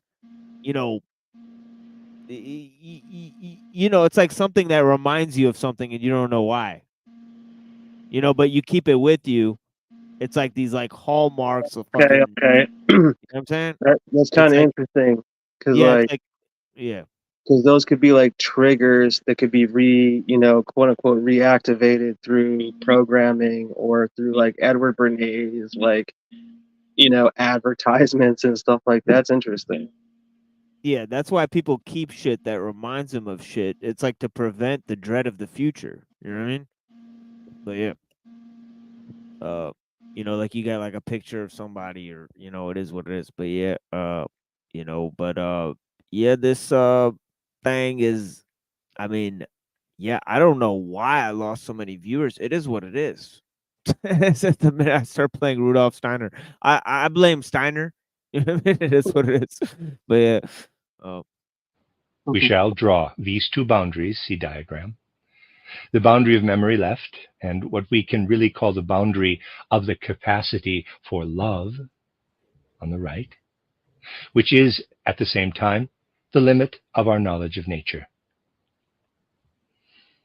We indicated these earlier by here, right, drawing lemnis skates that are open to the outside, and here left drawing lemnis skates of a different kind with an inverted loop. So this one on the right is the outer region, which man can no longer perceive with his ordinary powers of sense perception, and is therefore imperceptible. This one on the left is the inner boundary of conscious life, which man is unable to penetrate with his consciousness. He remains with his consciousness above this boundary. Were he to dive down there with his conscious ideas, he would have no memory. Now, in connection, I guess what he's talking about is the inapproachability of our internal reference frames for sharing that with others. It's basically hard to put into words, and then our experiences themselves are inexplicable as they occur outside of our reference frame, and they occur on the basis of spontaneity. I want to ask a question. Yeah. Or, damn it, who are the Jesuits? I always ask this question because this is a new question. It's a military order of the Vatican. And really, Zerdis introduced me to the Jesuits and Paranoid American. I was like, I like, because growing up Christian, it's just like, dude, this is the thing about religion. Like, like it's not fair, dude. Like, you The can't. Jesuits was founded by this guy, Ignatius Loyola. He was in a secret society called the Alambardos, and it's a military order for the Catholic Church that was formed by him. And basically, it has a lot to do with developing education systems. But anyways, Lanza, were you gonna say something? Dude, the only thing I could think of after you said that was drops. Yeah, because the aims of initiates of the East and of the West and of Jesuitism. Yeah, so that's what this whole thing, the demonic Is that influence. what of we're trying to Aristotle- get down to the bottom of? Well, Is you like, just asked the question. What's the bottom of the what? like the bottom of Bottom of the well? That's where that water be. Yeah. It says the aims of the initiates of the East, of the West, and Jesuitism.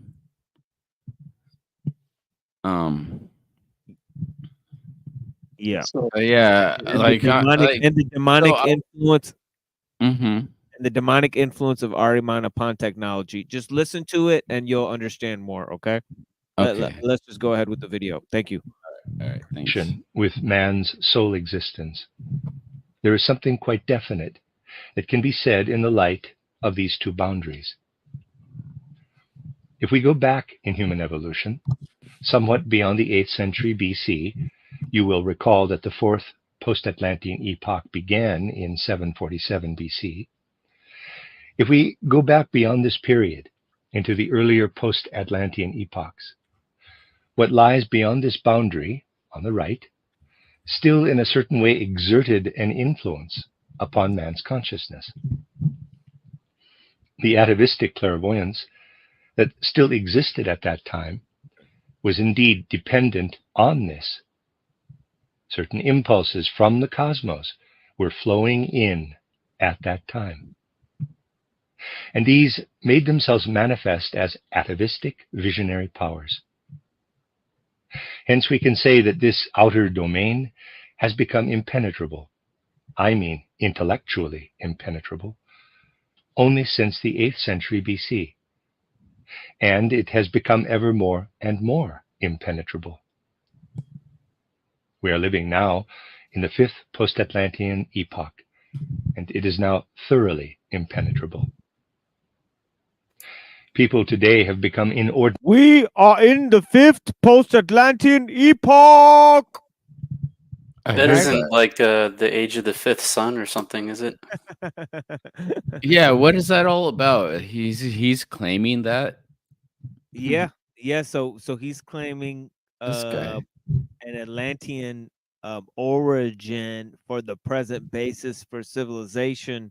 So he's measuring time in terms of the time since the destruction of Atlantis. So that's the second time we've heard that in a video today. Yeah, remember the other guy in the video, he was talking about the sea people, the invasion of the sea people. So this is the second time that Atlantis has been brought up, and also I talked about Francis Bacon's New Atlantis. Anyways, let's move on with the video here. Inordinately insistent about this, constantly maintaining that no one is able to penetrate to that, in quotes, thing in itself, as they call it, that lies beyond this boundary.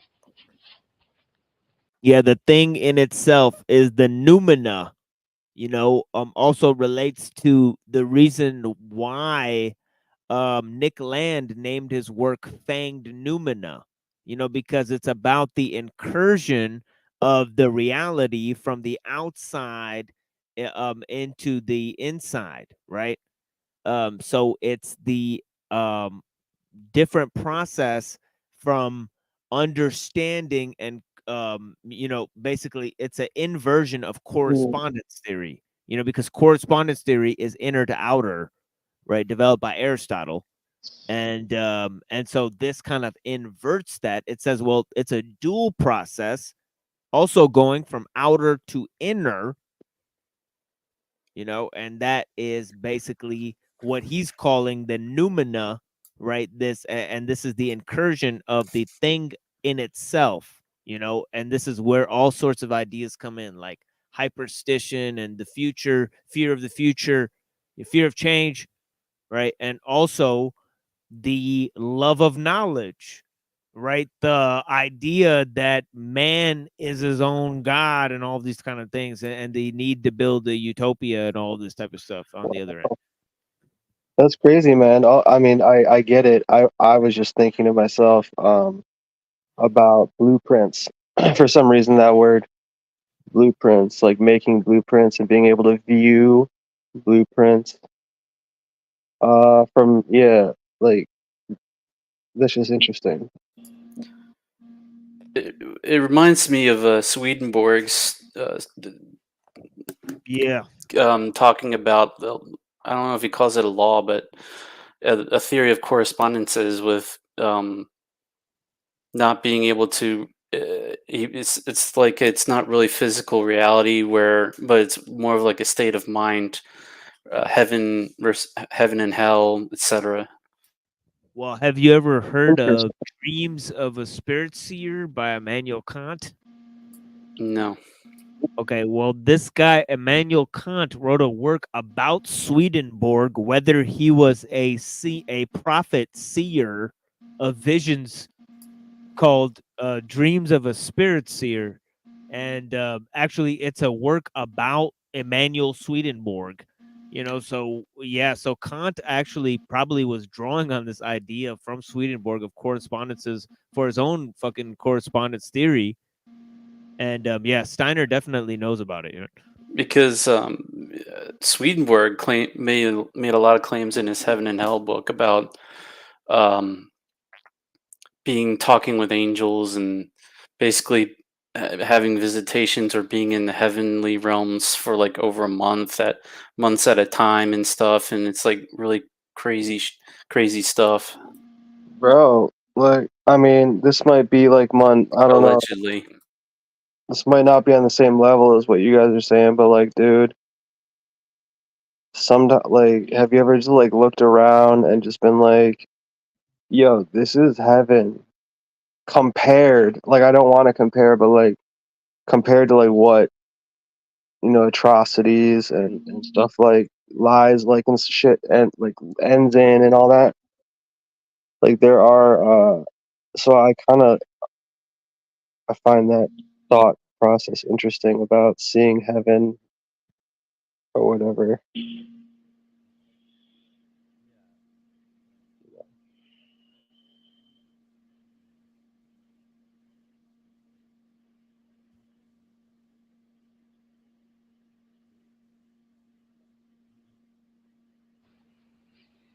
On the other hand, it should be said that another tendency is increasingly making itself felt. And as we approach the sixth post-Atlantean epoch, this will be ever more the case. By the way, this guy, Swedenborg, wrote books describing heaven. No joke. Fucking weird, isn't it, Lanza? But anyway. That's what I was referring to. Yeah, you know what I mean, right? The one book is literally called Heaven and Hell. Yeah, you know what I'm saying, Lanza? He went and saw some stuff that, like, I'm not talking about then. I think it's highly unlikely, but yeah, he definitely wrote some shit down that. Yeah, no, I know people like that, bro. They always got like funny names like R.C. Davis or like something crazy like that. Yeah. Yeah, he's an interesting dude. He was a polymath. Like, he knew like pretty much a lot of the science of his time. So he could do like experiments and shit. And he was also like, he was smart. He like memorized shit. Like he knew the Bible pretty well. He was able to and he's one of the founders of the occult. In the modern age, That sucks. It's like Blavatsky and Swedenborg. I was talking about them at the beginning, but yeah, it's like a combination of those two.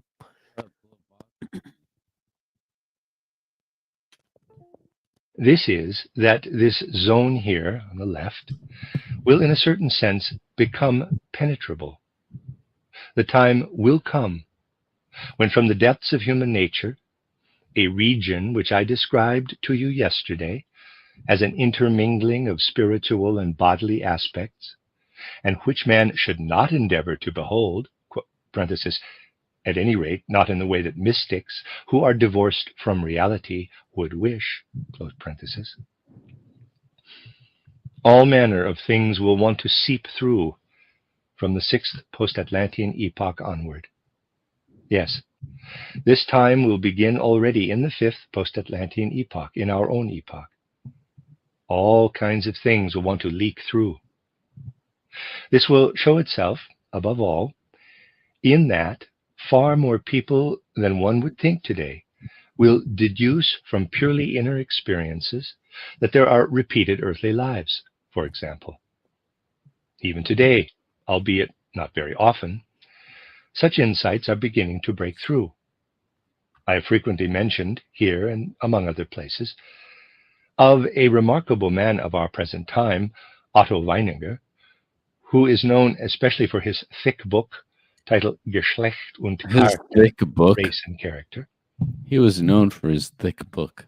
Of even greater interest, however, is that book of...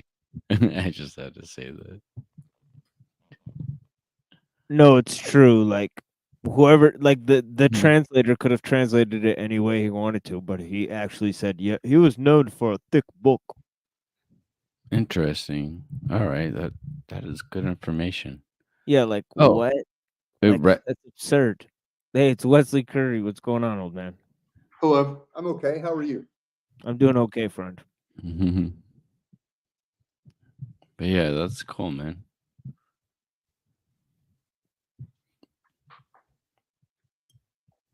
His, which his friend Rappaport published after his death, where there are all sorts of interesting things. It consists, for the most part, of aphorisms. The volume bears the title Über die letzten Dinge, concerning last things. One of these aphorisms says something along these lines. Weininger maintains that the human soul may have developed a certain dread of itself in its life before birth, and because of this has acquired the longing to forget this life and bury itself in forgetfulness. And this is the significance of the process of incarnating. Thus Weininger unreservedly speaks about the life before birth, about the process of incarnating, but he speaks in a gloomy, pessimistic way of how the soul seeks to blot out all memory of its life before birth, and tries to achieve this by incarnating in a physical human body. There are many examples of people today who have such direct impressions of the path of the soul, and they will become increasingly numerous. It is possible to see today in a person such as Weininger how the ego is inwardly taking hold of man in what I might call a more solid and compact way. One clearly sees in Weininger's case how this boundary is becoming more permeable and how all manner of things are rising up from there. It is, for example, interesting to read the notes which he wrote about his own death. When he was still only 23 years old, he committed suicide. He wrote a whole series of notes which are extraordinarily interesting because they are exact portrayals of imagination. Yeah, I want to Yeah, I want to add that this charlatan was on Nietzsche's deathbed, on the side. So that's a very weird, story. But yeah, Rudolf Steiner was one of the last correspondences of the great philosopher Friedrich Nietzsche. But yeah, I agree with your views on his philosophy, for sure. He's So wackadoo. he wrote a lot and then he offed himself. He wrote a lot and then offed himself. No, that's not Nietzsche. That's Oh, yeah. He just died. Yeah, he died of like a disease. But yeah, okay. I'm just trying to understand. yeah, he died of an STD. Yep. Anyways, Oh, imaginations of astral perception. That's This was fine. coupled I don't with a judge certain trait of anybody. character, which led him one day to rent the house where Beethoven had died in Vienna, and then to kill himself there the following morning at the age of 23. And the theme of what he had noted down was that he would have to kill himself, because he would otherwise be in dread of being forced by an undefined urge to become a murderer, to have to murder someone else. One can see how the most terrible things are here wreaking havoc in the soul of an extraordinarily gifted man, which cannot be so easily overcome by what is in his consciousness, because there is so much rising up from his subconscious. You will understand that there is a certain justification in indicating that the ordinary cleverness that man is now able to develop is not sufficient in order to know what is welling up from these unknown depths.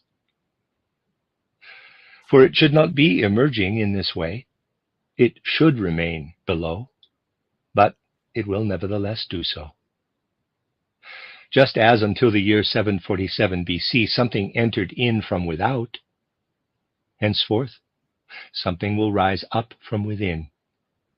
And this cannot by any means whatsoever be mastered by the cleverness that man will normally be able to achieve.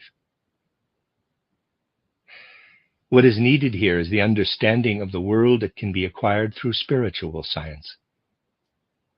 It is possible for harmony, inner steadfastness, and inner solidity to permeate man's life of soul only when people begin to want to bring order and harmony to this inner soul life through what can be acquired from knowledge of the Spirit.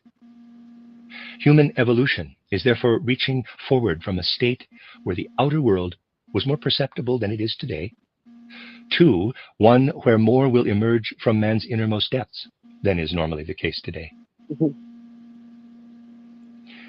The things of which I am now speaking are thoroughly familiar to circles of initiates. The whole of Eastern esoteric life, the whole life of the spirit in Asia, continues even now to reflect that ancient knowledge that was accessible to human beings until the 8th century BC. Can I pause this? Indeed, not only esoteric life, but also the whole of Asiatic culture. This is why it is so difficult. Oh, my bad. Maybe we should just resume it. I wanted to cap on what he said, but yeah.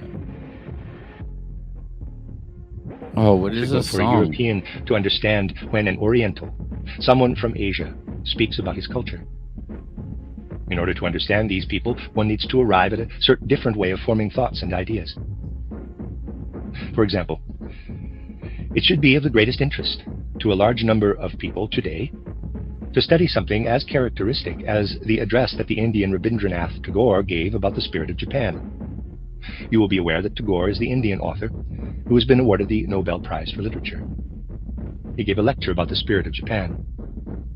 What he said about this theme is of less importance than the spirit out of which he was speaking, namely that of the modern Oriental, which can be understood only if one knows that in the Oriental something still remains of that in-streaming, dawning light of the outer world, which is no longer perceptible today. For most Europeans, what Orientals say when they are speaking in a way that is in tune with their culture is virtually unintelligible. Generally speaking, it is impossible to understand what they are talking about. And then there is this other phenomenon, that what should really only be appearing in the future is being anticipated. I might compare this with children who, as children, already have the characteristics of old age. They take on these qualities when they are still only children. And irregularity enters into evolution when something that ought to come later is thrust forward into an earlier time. Okay. What he's talking about is the incursion of Eastern philosophy into the Western mold. And basically what he's alleging is that this Eastern mode of thinking, okay, of outer to inner, cognition of memory and inner space is going to be made into kind of a virtual space, right? When it merges with the Western mode of thinking, right? So this is a yeah. So and he's possibly alleging that this is going to be hijacked by the dark elements within man. Is it the dark ones? The dark ones. Yeah. Yeah. Whereas in Oriental thinking, in the Oriental way of looking at the world, there is especially in the most outstanding spirits something that is left over from an ancient past in the manner that I have indicated, in individuals who think so completely in accordance with Americanism, something is introduced or thrust forward which belongs to a later time. If one is able to enter into such things, one will clearly see that such individual spirits have within them much of what seeps through here from the left. Readers aside, the left in that drawing, any readers aside. You get an idea of what is thus seeping through. If, for example, you read the essay that Woodrow Wilson has written about the development of the American people, and in particular the North American people. One cannot imagine anything that more hits the nail on the head and is more apt than this essay that Woodrow Wilson has written about the development of the American people. Every word of it gives one the feeling that the whole matter is characterized and dealt with in the shrewdest possible way. And this is particularly striking, because in this case, Wilson very sharply emphasizes that a large number of people, even in America, hold a view that is justified only if one considers the American people as still representing a dependency of the English people, a view that Woodrow Wilson, contests. Woodrow Wilson is, in the fullest sense of the word, opposed to those people who still today look upon Americans as if they were descendants or a particular category of English people originating in Europe. And he considers that they understand nothing of the actual development of the American people in the 19th century. For, and here Wilson is speaking out of a quintessentially American spirit with great precision and aptness, Americans only begin inwardly to be Americans at the moment when they cease to be connected in their souls with what came from England. When they start blazing their trail from east to west, from the east coast of America to the west coast. In this trekking through the primeval forests, in the work with shotgun and spade, with horse and plow, in this overcoming of those obstacles in the course of forging the way from east to west, they developed what he calls the man of the West, the, in quotes, Western man. In a manner that makes a direct and highly convincing impression, he describes this way of conquering the ground as the real pulse of American development.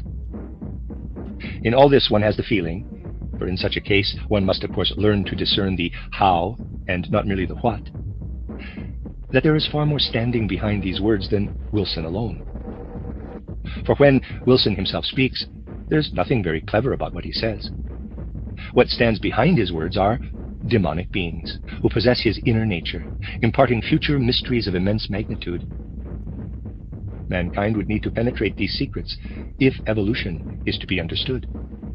It is necessary to make a distinction between the purely scientific and journalistic understanding of the world, one that requires no particular effort and is all too popular, and a true understanding of the world. This true understanding of the world must be able to recognize such contrasting things as I've been discussing here. On the one hand, the capacity of Oriental people to be receptive to something coming from without, see diagram on the right, and on the other, the emergence in Americans of something that lies within on the left. Yeah, it's funny that he should mention a pre-industrial ideal along with the sort of cowboys, you know, the spread from east to west of the Americas. And he's talking about basically California as a rise of this Western man, you know. So, you know, this is when ideas like this began to become popular, you know, as you see in that fucking, you know, movie, like with the fucking cowboys and they got robots and shit. It's like steampunk. Is it Rise Against the Machines? don't know, but there's that concept in a lot of movies where they're like in a desert. There's like advanced technology. It's like fucking Burning Man or whatever, Mad Max or whatever. Anyway, what emerges in them is not necessarily to be dismissed out of hand. In a certain sense, it can be construed as a majestic Ahrimanic revelation. For these excellent remarks by Woodrow Wilson about the development of the American people essentially represent an Ahrimanic revelation. The initiates of the East and the initiates of the American people know what it is necessary to make of these things. There is an impulse on the part of each to guide the evolution of mankind into certain channels. The Oriental peoples, or rather their initiates, have quite particular intentions for the future evolution of mankind. These people see what the right path of evolution is and try to influence it to the extent that they are able. They try to give it a certain direction, a certain impulse. And the impulse that the Oriental initiates want to give to evolution is essentially that one should no longer reckon on there being any human generation after approximately the first half of the 6th post-Atlantean epoch. One would give up on the idea of the earthly human race after this time. Human evolution would be brought to the point where human beings do not really any longer have physical descendants, and where souls... Okay, so he's relating this to the idea of human evolution and the idea that the immaterial, basically the idea of the human will merge into the idea of the material, you know, and the 6th post-Atlantean epoch, meaning that in the future, the next stage of evolution is that we're gonna merge with matter. Okay, because like metaphorically, I'm just thinking like if like math's gonna bring it forth, then the image is important in some regard.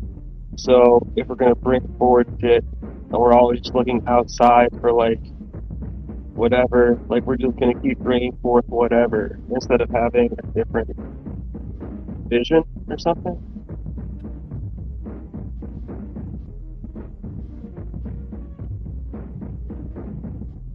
Yeah, that's the thing. Yeah, go ahead. Oh. Go ahead. Sorry. Yeah, that's the thing. It's like, yeah, he's kind of saying that because of certain historical factors that have already been put in place, and then certain astro-theological factors, such as the 6th post-Atlantean epoch, which is possibly using like star maps and shit to decipher what the fuck is coming up next, you know, because he's basically an alchemist, right? So, yeah, he's predicting this based off of visions that he's had, and also the movement of the stars and all this kind of stuff, you know. But anyways, the idea that he's putting down in the 18th century about man merging with technology in the next stage of evolution, I think is very interesting in terms of how it's basically the basis for transhumanism today, right? But yeah. He's talking about this in the 18th century. 15 years later, he says, right. Yeah, good take. I like this song in the background. Yeah, it's kind of weird. Yeah. No, I actually like it though, right? It reminds me of like Age of Empires / like I don't know, you can hear that somewhere else too. You ever play Age of Empires? Let's play some Age of Empires. I'm just kidding. Are spiritualized, Maybe I should. so that they cease to descend to Earth in bodily incarnations. From the middle of the 6th post-Atlantean epoch, the intention would be to establish for humanity the kingdom of the spirit. This would only be possible if one were to reject certain elements of culture. It is not only the initiates of the East who have a distinctly negative attitude toward certain European characteristics, but every cultured Oriental actually shares this aversion instinctively. And they reject precisely those characteristics of which Europeans are particularly proud. Thus, they have no use for everything that has resulted from the purely technical, material culture in Europe and in its American offshoot. Anyone who studies human evolution, particularly in the 19th century and on into the 20th century, will find that there is justification in saying that technology has made very considerable progress in depriving man of his capacity to work. When it is said that the Earth has so many 100 million inhabitants, this is not really quite correct, because one can also reckon how many inhabitants the Earth has according to how much work is done. However, it would be perfectly justifiable to say that since the last third of the 18th century, human labor has been carried out by the machines that have gradually been produced. One can gauge, and fairly precisely, how many millions of additional people the Earth would have to have if all the work that is undertaken by machines were to be carried out by human beings. The Earth would need to have 500 million extra people. It can indeed be said that there are on the Earth not only those people who have 2 legs and a head and who can be statistically counted, but 500 million more people, if measured according to work capacity. But the labor is being performed by machines. However, there is nothing material that does not have a spiritual dimension in the background. These 500 million human forces represent an opportunity for the equivalent number of Ahrimanic demons to take up their abode in human culture. These Ahrimanic demons are indeed present, and Oriental people strongly repudiate these Ahrimanic demons out of a certain instinct. They don't like them at all. You see, this in every case of a highly cultured Oriental. He rejects this Ahrimanic demonology. For this Ahrimanic demonology gives people a certain heaviness, which rules out the possibility of any fulfillment of the aim of Oriental initiation, namely, that by the middle of the 6th post-Atlantean epoch, the human race will physically cease to exist on the Earth. Human beings will be held back by what is being developed in this demonically Ahrimanic way. The initiates of Americanism have a different aim in view. Indeed, their goal is a completely opposite one. Their endeavor is to form a more intimate bond than is normally the case in human evolution between human souls and that bodily nature that will be found on Earth, the dense, coarse physicality that will come to exist on Earth from the 6th post-Atlantean epoch onward. The soul culture will be greatly intensified, but the bodily aspect will be coarse. In the American West, the aim will be to cultivate a closer connection with this coarse physicality than is normally the case, a deeper penetration into one's bodily nature. There will be a reaching toward what is seeping through, see diagram left, brought about by a deeper immersion in the body. Whereas Orientals want to establish a culture where human bodies have no place in the future evolution of the Earth, the aim of the American culture of the West is to chain human souls to this subsequent earthly evolution. To the extent that this can be achieved, bodies will be formed in such a way that once souls have passed through death, they will be able to descend once more, as quickly as possible, into a body and spend the minimum amount of time in the spiritual world. Okay, so this is why he started out talking about the incarnation of the soul. He's talking about now the incursion of the Eastern mold, which is basically lacking the ideal of the body and the ideal of evolution from the West, that's basically trying to merge man into nature. So he's saying that we're being pulled in two sides, and both of them are anti-human, and that's basically the Ahrimanic deception, is that we're taking the two bad parts of each culture and applying them. You know, that's why technology is deforming both Eastern and Western cultures. We also got my friend here, Cecil. What's going on? Yo, peace to you, friend. Earth to Cecil.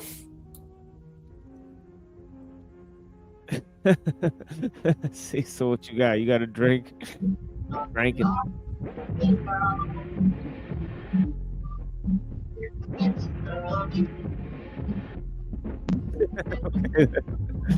What's up?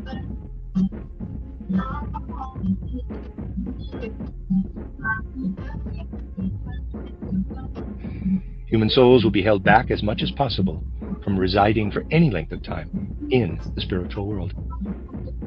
The aim is that they return to the earth as rapidly as they can, that they are intimately connected with earthly life.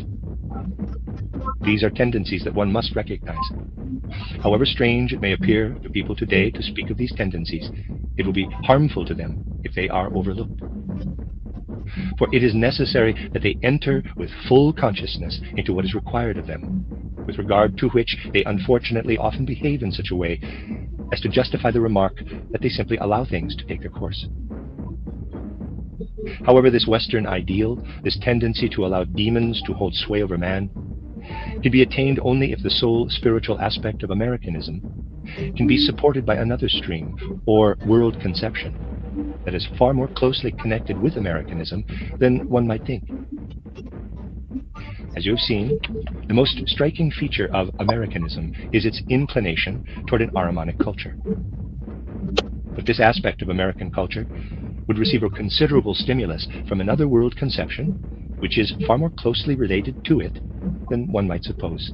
This is Jesuitism. Jesuitism and Americanism are two phenomena which have much to do with one another.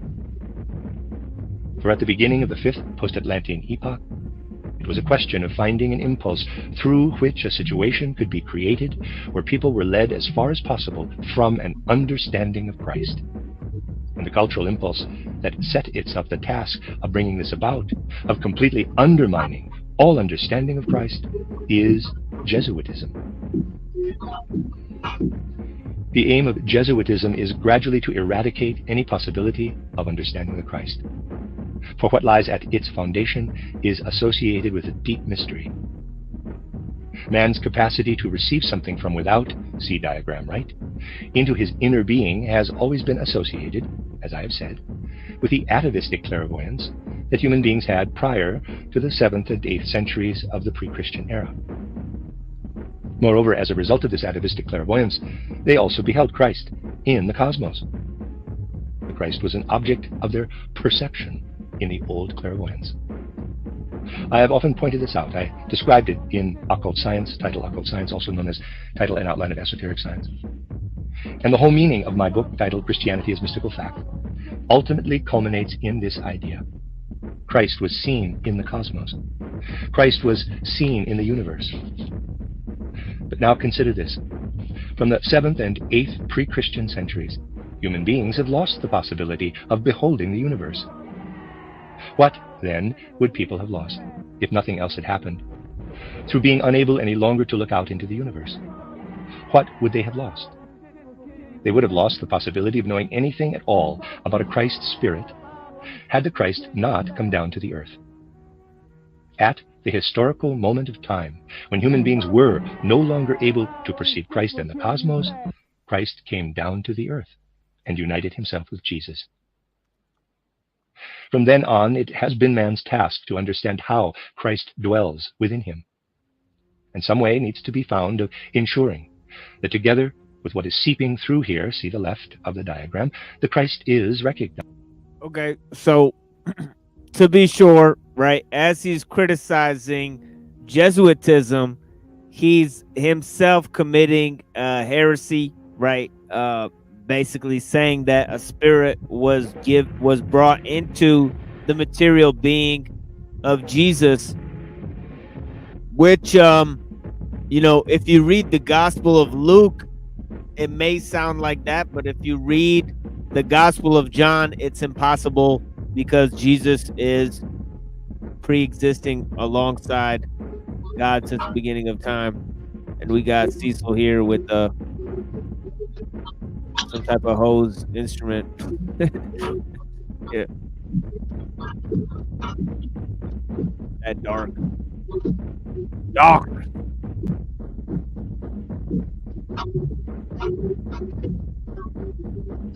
Close your head.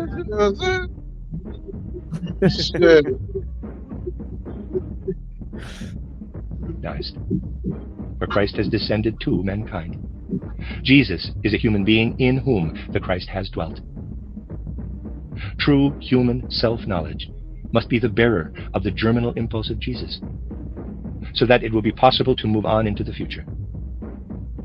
It is deeply significant that we speak of a Christ Jesus, for Christ corresponds to the cosmic aspect, but this cosmic element has come down to the earth and has taken up his abode in Jesus. And Jesus corresponds to the earthly realm, together with the entire future of the earth. If there is an endeavor to sever man's connection with the spiritual world, he will also lose his connection with Christ. The possibility then arises to make use of Jesus in such a way that the earth continues to exist only in its earthly aspect. You will therefore find in Jesuitism a continual battle against Christology, and indeed a strong emphasis on there being an army for Jesus. It is not surprising that spiritual science should be a means for making these things known, for causing the scales to fall from people's eyes.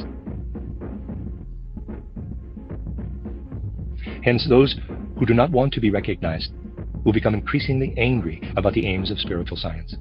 And the fury grows. The July issue of the Jesuit journal titled Stimmen der Zeit, Voices of the Time, formerly titled Stimmen aus Marialach, contains not only one but two articles against me. And anyone who can link this with new Jesuit aspirations that are developing elsewhere in the world will be able to see something deeper in all this. Unfortunately, however, one speaks of these things mostly to people who are asleep. People love to sleep through the most important things and to fail to listen to what is actually determining the future. As I said the day before yesterday, everything will come upon people as a surprise. They even want to be surprised. If one speaks at the earliest possible moment about things that are of crucial relevance to the time, people regard this as upsetting. For as worthy members of the bourgeoisie, they would rather sit comfortably in their armchairs for as long as possible, even if they hold responsible leading positions in society. But those who are interested in spiritual science should have it engraved in their souls that everything will be done to make spiritual science ineffective. Above all, it is not exactly a good thing when even we in our circles are only too inclined to sleep where what is going on in the world is concerned. Sometimes it is hard to see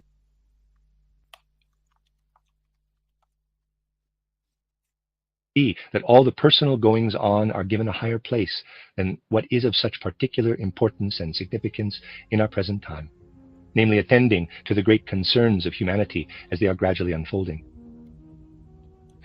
The attacks, which have to do with powerful will impulses, come from a great variety of sources of opposition, which need to be taken seriously.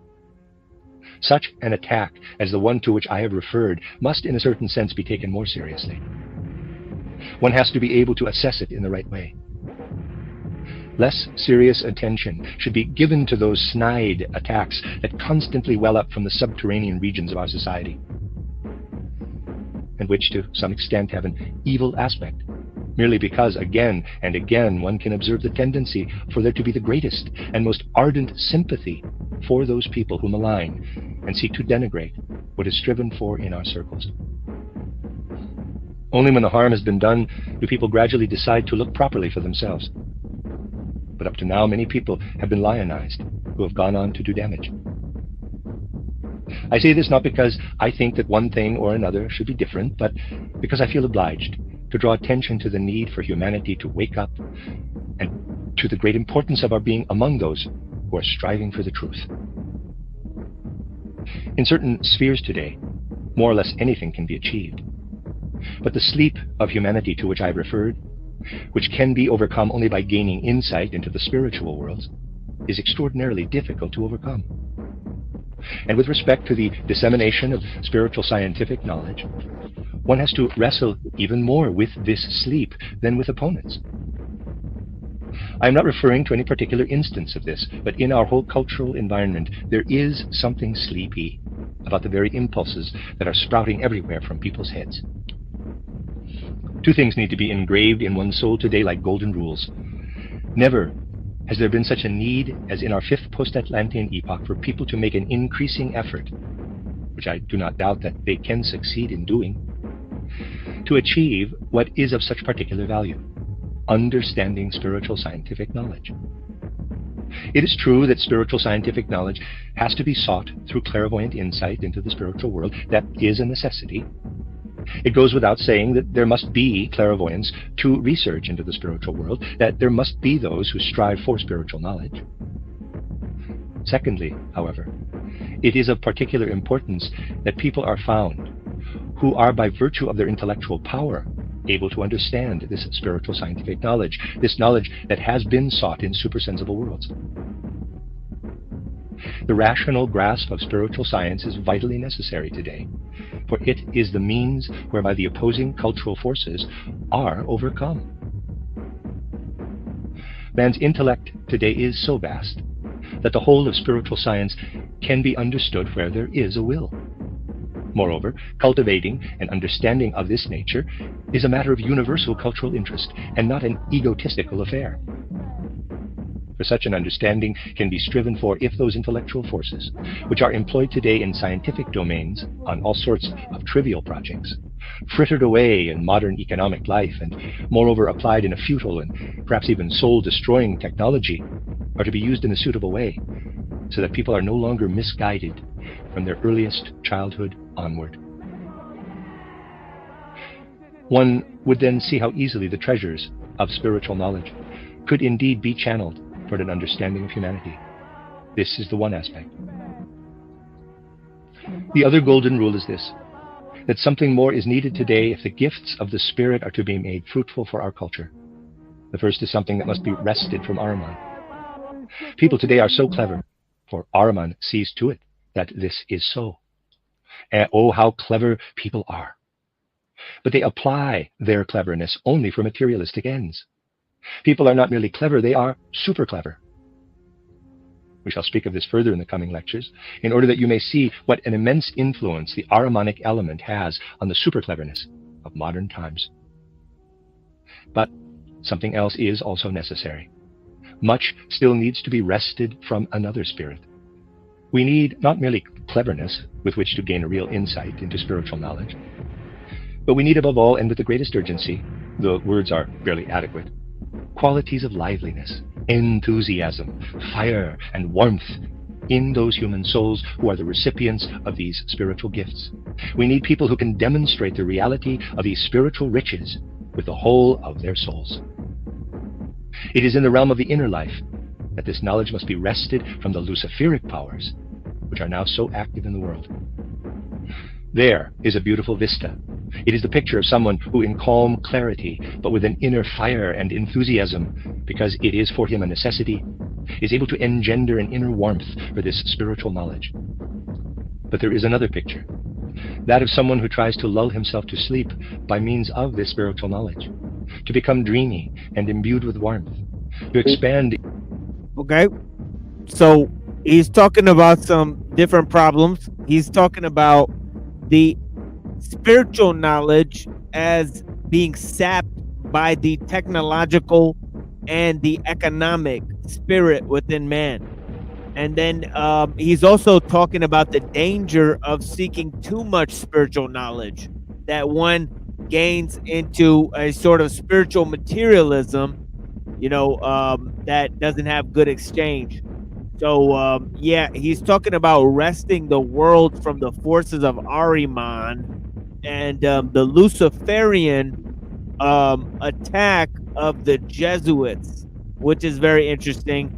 So basically what this is it's an 18th century look, hallmark of the occult revival, the battle between spiritualism and scientism. And in that, it's making a very interesting statement about the influence of technology on mankind and how it's linked to the notion of evolution. Okay. But ultimately, it's a hallmark also of the 18th century battle within the occult, between Freemasonry and Theosophy, right? That then led to the forces of World War II and all that type of stuff. But yeah.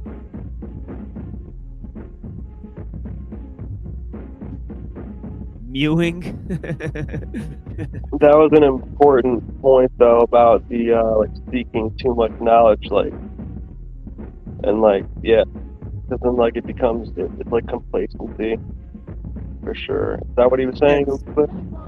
Yeah, it's definitely a weird work. I think he's more talking about like that people get into an inflation of the ego where they think that there's like the chasing enlightenment is all they're after. So it's just like becomes a selfish project, you know? Yeah, So he's yeah. kind of more, yeah. But we're you know, like, I just want to say that, like with everyone here being different, that statement being true could mean slightly different things for each one of us. You know what I'm saying? Yeah, yeah, it really could, you know? And I think that's how he meant it too. You know, it's kind of like this looking glass. He's having like this sort of prophetic vision. It's like, you know, through a scanner darkly, like you kind of see what you want in it, you know, sort of thing. He's up for that, really. You know, the way these guys write, you know, that they really want to take it there, you know? There's also the problem of seeing things that spiritual entities will want to deceive you with. Exactly. Right. And that's ultimately why this work is ironic, because one could equally say that he's being deceived by some counter entities, you know, and then if you look at what's happening, seems like what's happening. He's getting a counter vision by entities that are doing battle against other entities. You know? And he's all like, you know, excited about it, thinking he's gonna save humanity, but it's just another group of demons trying to deceive people. Oh my god. Isn't that true? I mean, no? I think that's true. Yeah, I mean, I think the way he's explaining the problem says a lot about how he seeks to resolve it, even though some of his solutions seem on point. You could see how certain elements of it were tied into basically the foundations for esoteric Hitlerism and a lot of other elements, you know, the anti, you know, kind of Jesuit element that then got brought up, and his connection with the Jesuits in America, you know, that was very interesting, right? He just kind of dropped that one in there. So, you know, he apparently thinks that the rise of Ahriman has a lot to do with the rise of America. And that's interesting because Francis Bacon and the New Atlantis, that's precisely what he says too. So he's kind of talking about this new mode in which America is like the demonic force in the world. And also, I'm not really too sure about what he's saying happened in the 7th century that was so significant. You know, there's some notable developments in the 7th century, and in the 8th century, he's mentioned that a couple times. So I don't know what he's really referring to there. I'd have to do more research into this piece, but yeah. Good stuff, man. Good stuff. Into the forces of the universe and unite his soul with the divine all. These are contrasts that can easily be observed at the present time, contrasts which it is necessary to observe. For it will not be easy to incorporate what we receive from the spirit into human culture. And yet this must be done. Human culture needs it. People will not only have to learn to think very differently, they will also have to feel and experience things in a different way. Well, I could say a lot more about what I've just said, but I would prefer to stop now, so that you have the opportunity to think about it. Well, I know exactly. There is much food for thought in what has been aroused by deceitfulness of various kinds, which I have deliberately included in the substance of what I have presented. We shall continue to speak of these things when next we meet. Spooky! Oh, yeah, he is a little bit, yeah. That shit is spooky as fuck. How is that spooky, though? It just sounded like a guy talking about, like, shit he thought. Jesus Christ.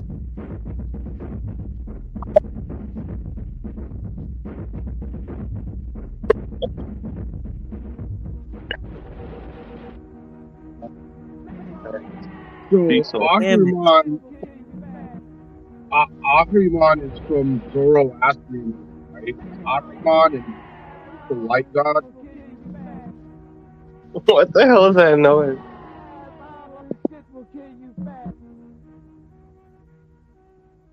Hello?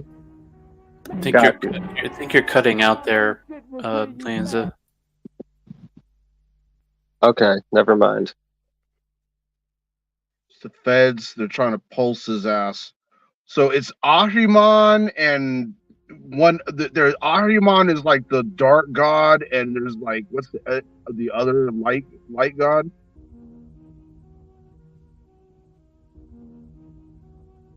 You guys know what I'm talking about?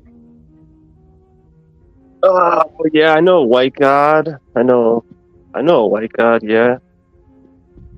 Well, I know plenty of white gods. I'm trying to say, in Zoroastrianism, I think Ahriman is like the dark, like black energy god. Is it? And the light god is represented. And what the cool thing about that is that one god is represented by a circle, and the other god is represented by a rod or a one. Really? Yeah. That's pretty interesting. Like it, and if you look at it, it looks kind of like a lizard eye a little bit if you place them together. Or like the root for binary code. Oh yeah, or something like that. I think it's Ahriman and Ahiman or something like that. There's two names. Is it Atman? Like Atman? Atman? Their names are like super close to each other.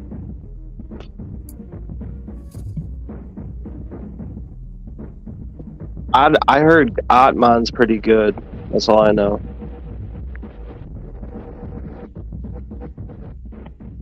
Zoroastrianism. Yo, hey, I'm gonna be the first one to say this, but like, Ahura Mazda and Ahriman are the two deities in Zoroaster. Mithra is one of them. Ahura Mazda.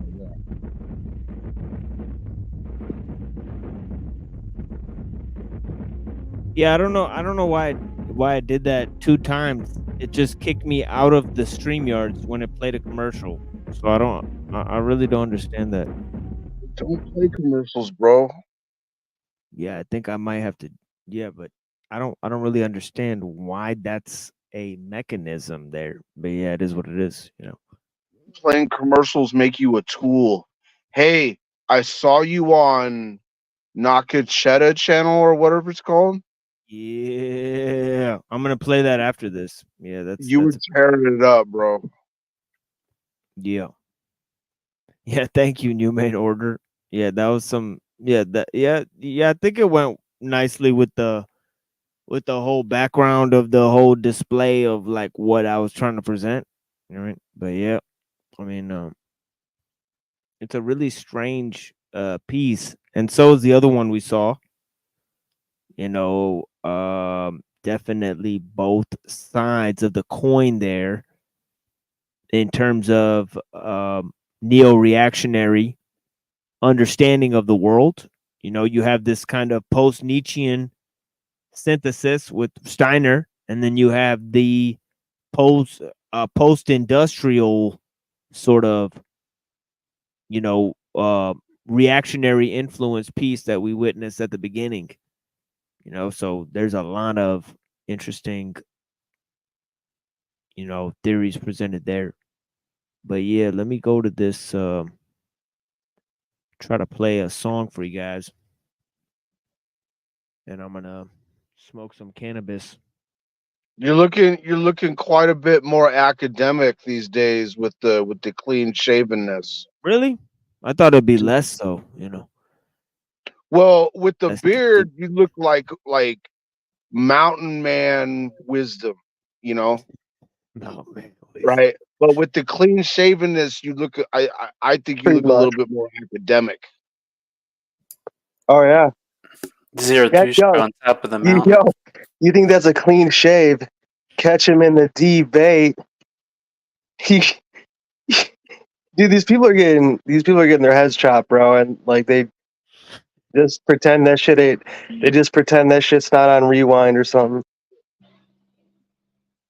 I just got me a new shaver today, man. I don't think I've ever had the bro. I just got a new shaver myself. Go technology. Czechoslovakia. We all living in Czechoslovakia. The technosphere. Where's it at, dude? Where's my new It is what shaver? it is. Tekken, exactly. Oh, yo, I always used to fuck it over that Yoshimitsu or whatever his name was. Yoshimitsu. Dude, he was the man. I mastered that like triple thing, and no one could do nothing. It was Yeah. To the teleport. Teleport, and then but you're getting hit somehow while I'm teleporting, and I'm sweating. Like, dude, I used to leave what do you call it? Like dead skin cells all over the all over the controller and shit. Like, okay, I used to get calluses. No, I'm just okay. Oh fuck yeah! That went far left from academic, though. I will say. Oh fuck yeah!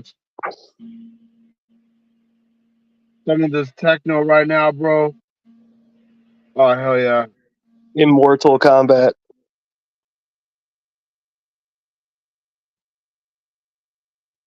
Yeah, I made this video a minute ago for my channel.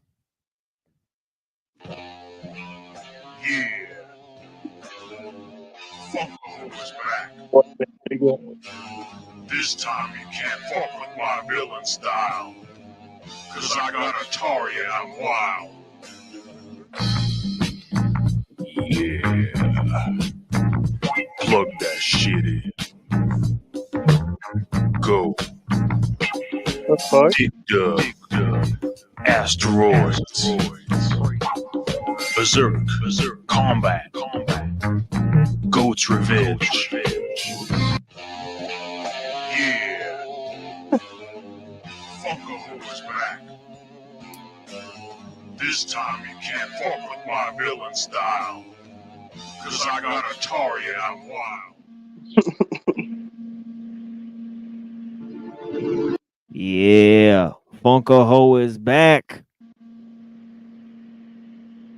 Dude, that was hilarious. You said, "Oh, I just made that a minute ago." I believed you. But there's no way. No. Yeah. It was a while ago. I made it a while ago. I said for my channel. Oh, I thought you said what? I thought you go. Oh, I just made this video 1 minute ago. I thought it was based off. No. No, that would be funny though if I just made it while you were talking about it. You know, hey, what's going on?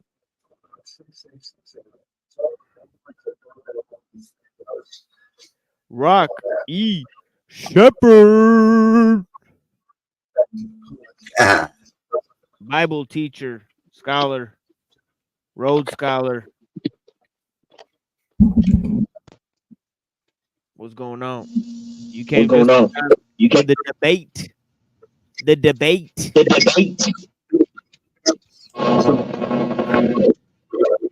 Echo.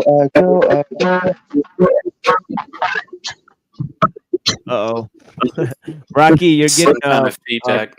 Some kind of feedback loop there. Truth. Yeah, Rocky, you got some type of feedback. Truth. Yeah, it's all good. Anyways, we're gonna smoke here and we're gonna listen to some music. Any suggestions? Grave diggers. Grave diggers. Let's go. Let's do this. Fuck that. Play some Slayer or some shit, man. You want some metal? You want some metal then? Okay, let's go to some metal. How about that? If you're okay with that, Lanza. Dude, I'm more than all right. Okay, play some Mars.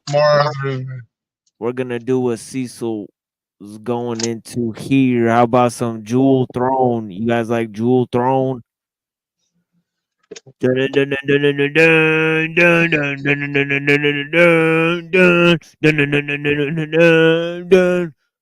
True throw. Hey, I'm here. I'm just trying to compose myself.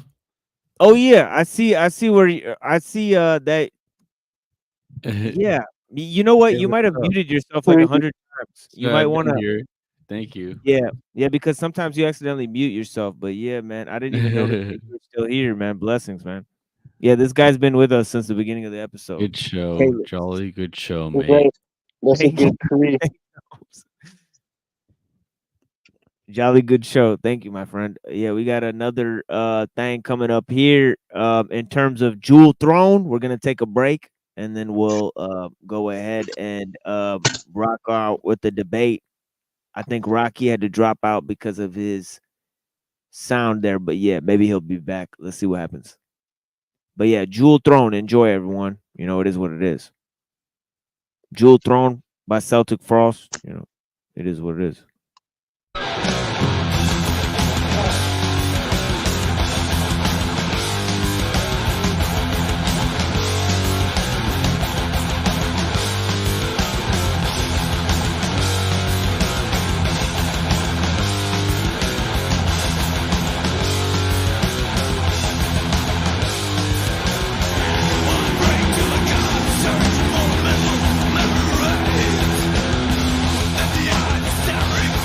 Never be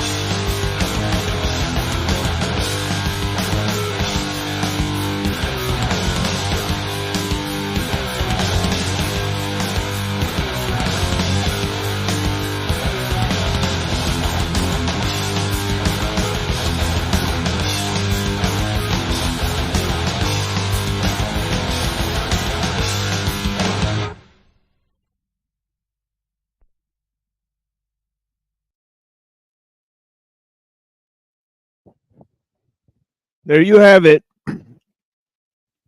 Now, a fundamental influence on Rudolf Steiner was the ideas of Friedrich Nietzsche, and also a huge influence on the neo-reactionary sect. You know, he whined about the communism and the Platonism of our age, right? So he is basically one of the forefronts of this movement against Christianity. Let's go to this guy here. Well, hold on. Where the fuck am I? Yeah, let's talk about it. Let's talk about it, dude.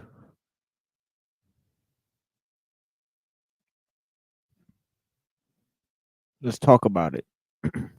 Yeah. You know, this is a continuation of the debate we were watching last time.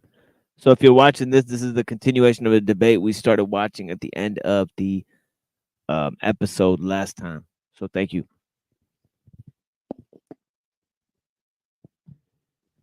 I want to take a bong rip.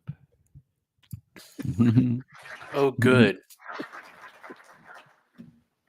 All right, so we're going to move on to our second question, which is, what are the implications if the New Testament account of Jesus is fictional or historical? And so we're going to have both of the doctors speak about their answer to that question. And again, we're going to start over here this time. So we're going to do 15 minutes, a rebuttal for 5 minutes, rebuttal for 5 minutes. And after that, we'll have questions. So Dr. Williamson, what are the implications? Wait, let me show my face really quick. Yes, I'm intrigued. I am deeply intrigued by this subject. If Jesus is historical, what are the implications?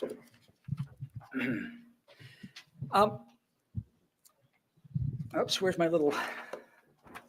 You know what I mean? You know what I mean, bro? There's a distinction between the Gospels as history and the Gospels as faith. I think, and what I'd like to invite you all to do as historians, whatever your doctrinal and faith perspective is, and I include Professor Scorbina in this, I think that just plain historically speaking, that story is pretty well attested by the normal standards of historical knowledge about Jesus's life. I think that what's recounted in the Gospels is well attested. Even the miracles. A person might have different interpretations of that evidence. Is Jesus the Son of God? Are these miracles real? Those are questions that people could disagree about. But I think from a historical point of view, there are hardly any historians that hold the view that Professor Scorbina is raising. It's not a common view. So many questions. Anyway, people find it difficult to be objective about Jesus. And I think that's because if you take this story seriously, Jesus was somebody really, really important. And what he says has implications for our lives. And I think that there's something that's very threatening about accepting these stories, and that's a factor that enters in here. I have a lot of questions. Well, I think I'll just keep moving here. I've got so much to say. So, all right, there's a lot of... Yes. Yeah, shoot off any questions you might have right now, Calix. Yes. Okay. Well, we'll just let it play at that. Next question arises. I'll pop up. For sure. Cool. Thank you. Yep. of interpretations that get given to the facts of the Gospels, the story about Jesus. But I'm going to pass on to you the one that was that of Jesus's closest associates, his 12 apostles, and that became the perspective of Jesus on the church. And while I have been up to here talking as a historian, I'm going to take off my historian hat, and I'm going to put on my theologian hat, and I'm going to speak as a Christian, basically trying to make you more aware of and understanding of what the Christian interpretation is of the stories that are recounted in the Gospels about Jesus. Propaganda. Jesus, according to the Gospel, says this to the apostles: all power in heaven and on earth has been given to me. Go therefore and make disciples like yourselves of all nations, baptizing them in the name of the Father and of the Son and of the Holy Spirit, teaching them to observe all that I have commanded you. So according to the Gospels, Jesus gave a very direct push saying, go tell it. And so what I'm going to tell is what Christians say to you, what Christians believe to be a message from the risen Jesus to every person. It's a summary of what Christians believe in 5 points. Okay, first, God created the world and humanity because of love. His intention was to have a family relationship with the human race, beings very, very different. The reason why I thought this guy was interesting is because his approach is basically a little bit preachy, which is basically gets to the point of why they think their view is so important or special as opposed to all the other viewpoints. So I like that aspect of his approach, but also like I don't think he's dealing with the historical implications adequately. Like for example, because he has to make a dichotomy. Yeah, and yeah, go ahead. Between the historical and theological, so that historical is what we can know about the source material, but then the interpretation becomes the propaganda of the theological.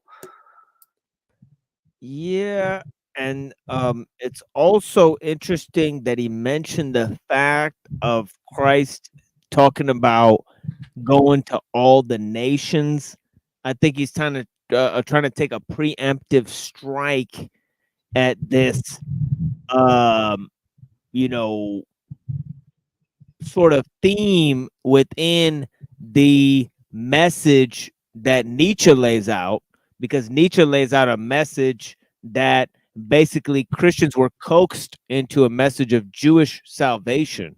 He even says that a Christian is 3 times a Jew, because he basically worships within his house of worship you find pictures of 3 Jews.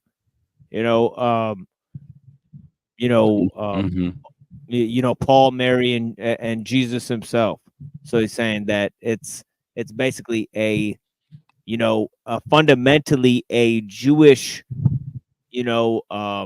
type of message that deals with a special type of salvation for a special type of people, right? So it's at the exclusion of everyone else, right? So this kind of notion that he's bringing, that actually no, it's a universal message, and this is what the Catholics teach, and this is why they're more prone to allowing all sorts of foreign views into their religion, is because they have a view that Catholicism should be a universal faith. Catholicism. Wait, what'd you say? I was saying the Catholicism. Yeah. Okay. Yeah. Sorry. Okay. No, it's all good. Okay, let's go. Different from God. To make human beings his adopted sons and daughters, so that we could live with him forever. God loves us. And that's why he made the world, and that's why he made us. I'm not saying he made it in 6 days. I'm not getting into that. I'm saying, however he did it, he made it. He made human beings, and he made us out of love for the sake of relationship. Wait, what was that about the different sections? Why do we have so many sectors of religion? Yeah. Yeah, that's interesting. That's an interesting history. It's because of a lot of different reasons that may or may not be able to be gotten into right now. But yeah, a lot of the churches developed as, in regards to, as you can imagine, parallel to stately institutions, because a lot of the churches are in a sense function as a order that's supposed to exist until the coming of the new age, but also it's parallel to the state. So in a sense, the king and the pope always kind of function together, so much so that in the time of the Protestant Reformation, you know, a lot of the Protestants were against the Pope, you know, because Yeah. Martin Luther had declared the Pope the Antichrist, so they went with the king, you know, and there was a faction between the Pope and the king because there was a time when there was 3 different popes, you know, every pope would choose their own king, and every king would choose their own damn pope, and it was all like fucking mixed up and shit, you know. So this is at least, you know, during the 11th to 15th century, you know, and then beyond, you know, is when you have the Protestants, you know. Anyways, That was great insight. Thank you. yeah, no worries. Yeah, It's also it stems from the what I call the problem of communication, where God doesn't really effectively communicate with people. So middlemen religion come up with ways of excusing of what's going on.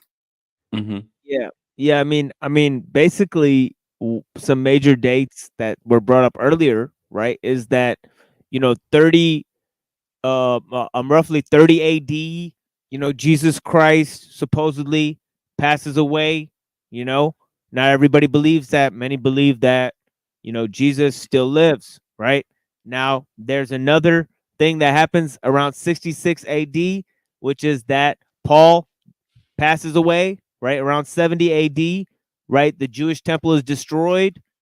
Okay, past the hundreds, you have the appearance of the Gospels. Past the 2nd century, you have the appearance of the Gnostic Gospels. You know, then in the 300s, you know, roughly 325 AD, you have the formulation of the Catholic Church, right? Then in the 1100s, the Catholic and the Eastern Church split apart, right? So now there's 2 different churches, okay, and those split into different churches too, right? And then in the 15th century, the Protestants formed their own church, and then a little bit later, the Anglicans break off from the Protestants. So there's all these different factions, you know, right? Yeah. Within the Protestantism and within the Catholicism and within the Orthodox shit. Wait, what did you say? He said breaking off from the story of Jesus. Yeah, basically, yeah. You know, they all got different laws concerning how they perform their insight. Very interesting. Yeah, they all have different liturgies. They all have different liturgical services that they perform for prayers for Jesus and stuff like that. So yeah. Thank you. Yeah, for sure. Well, the problem is that sin alienates human beings from God and from one another. Sin is wrongdoing against God or against others or against ourselves, and we all do it. Evil has entered into the human race. It has entered into us, into our deepest selves. Even when we strongly desire to do good, our motives Gaslight. and actions are often deeply flawed. I think we all know this. I don't think it has to be proved. Because of the evil in us, we are not able to do what we were made to do, to live with a perfect and holy God. In other words, God's perfectness, holiness, goodness cannot abide, you know, us in the evil that's in us. And so there needs to be something to be done about that situation. This is the bad news, you know, about the human condition is evil. And look, we can not only look inside ourselves, but we look in the world we live in, and it's not a hard sell that there's a lot of things that are deeply, deeply, deeply wrong and sad about the human condition, which the Bible tells us arise from sin. Also, it must be said, from the power of Satan, from an evil power that exists in the world. Okay, well, that brings us to the third point, which is because God is all merciful, he's provided a solution. God is all merciful. And you know, the solution is the one that you see on those signs they hold up at the Super Bowl, right? Most famous verse from the Bible. For God so loved the John world 3:16. that he gave his only son, so that everyone who The believes homeless in people him out the might freeway. not perish, but have eternal life. It's saying that we human beings are on the path to perishing, to dying, to losing it. But God gave his only son so that we could live. This Kind of like is an what you echo, just by said. the way, of Can we someone else pause? who Never offered mind. his only son. Who was that? Kind of like that though. You know what I mean? Ibrahim was. Yeah, go ahead. Yeah, I was gonna say, kind of liked what he just said. I mean, I'm not sure whether to like it or not. He was saying, something about perishing. Like we're on our way to perishing. It was just, yeah, you know me. Yeah. Okay. It's like, so yeah, wait. You don't have to rewind it, but yeah, it was a cool thing. Yeah, Yeah, that's but yeah, I mean, it's interesting. I mean, what he Mhm. says about the condition of ourselves. I agree that there's no man that's perfect. Obviously, you know that it's an obvious fact that there has to be some malevolent influence in the world to factor in all the evil that's going on. You know, or else it wouldn't be possible.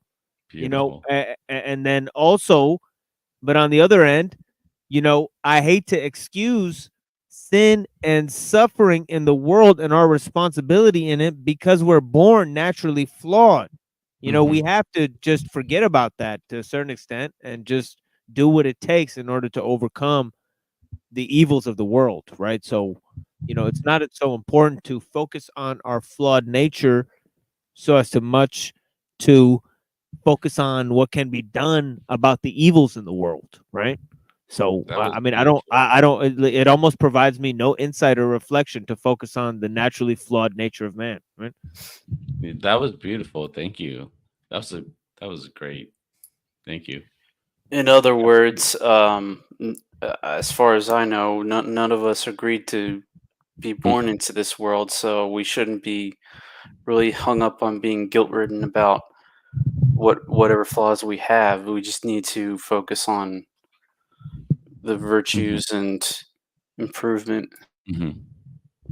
Yeah, Thank you. That was good. That's a good contribution. for Thank you, sure. Reddington. Blessings. Was asked by God to offer his son, his beloved son. And that phrase, only son, occurs in the Hebrew Bible when it recounts that story. And Abraham offers him out of his devotion and obedience to God. Well, what happens in history, according to the Christian understanding, is that God turns it around. What God asked Abraham to be willing to do, but then didn't ask him to do, to offer his son, God him out of devotion and love, God himself does out of devotion and love for the human race, sending his son to die for us. And then there's another quote In other from words, prophet Isaiah. condoning sin. He was pierced for our offenses, crushed for our sins. Upon him was the punishment that makes us whole. By his stripes we were healed. We had all gone astray like sheep, each following his own way, but the Lord laid upon him the guilt of us all, written hundreds of years before Christ.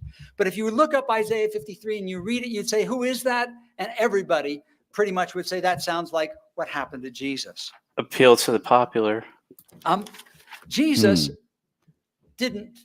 was not an involuntary victim of his father killing his son, but rather was one who willingly accepted the death that he knew human beings were going to bring to him.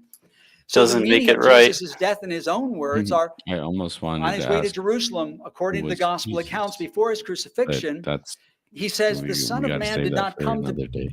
What'd you say? I wanted to ask, well, who was Jesus then? But we all know. We all want to strive to be like Jesus. Anyways, sorry. Let's just keep listening to this. be served but to serve and to give his life as a ransom for many. What's a ransom? A ransom is a price that's paid for a kidnap victim or for a slave so that they can be freed. Jesus is realizing that his life, he came to give his life as a ransom for the rest of the human race.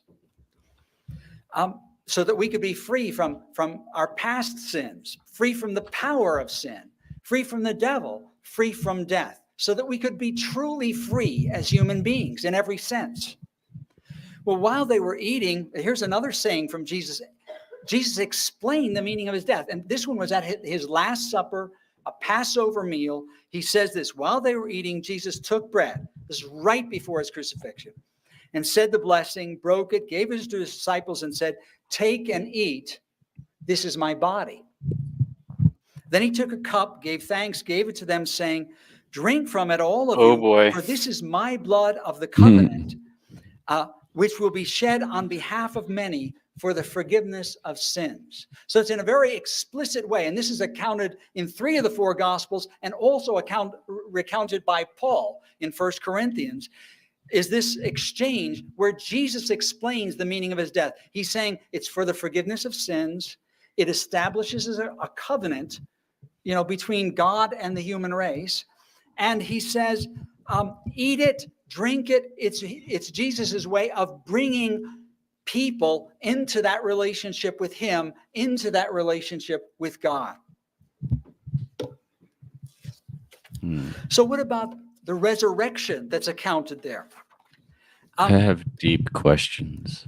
The resurrection is the vindication of Jesus' teaching and claims. It shows he said he is who he said he is.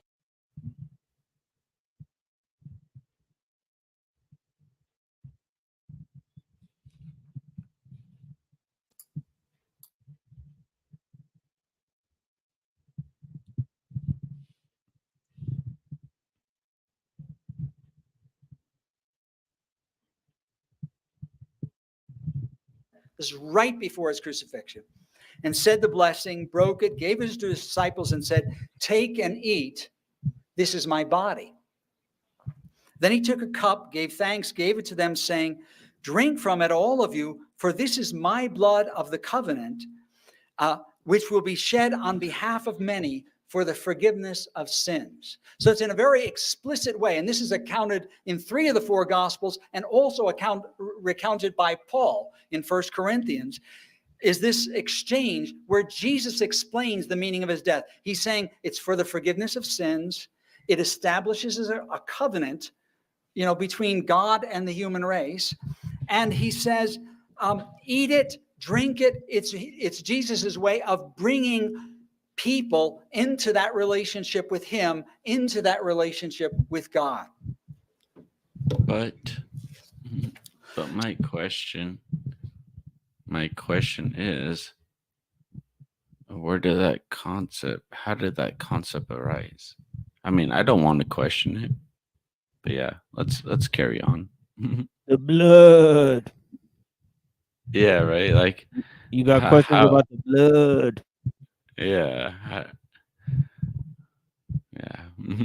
How did that concept arise? The blood and the bread, and just like who even thought of that? Who even thought of that? But yeah, it's definitely interesting. I know Lanza wanted to hear Gravediggers. Here's a Gravediggers song called 2 Cups of Blood. You guys know this one? For this. Not particularly. You got something for them to drink?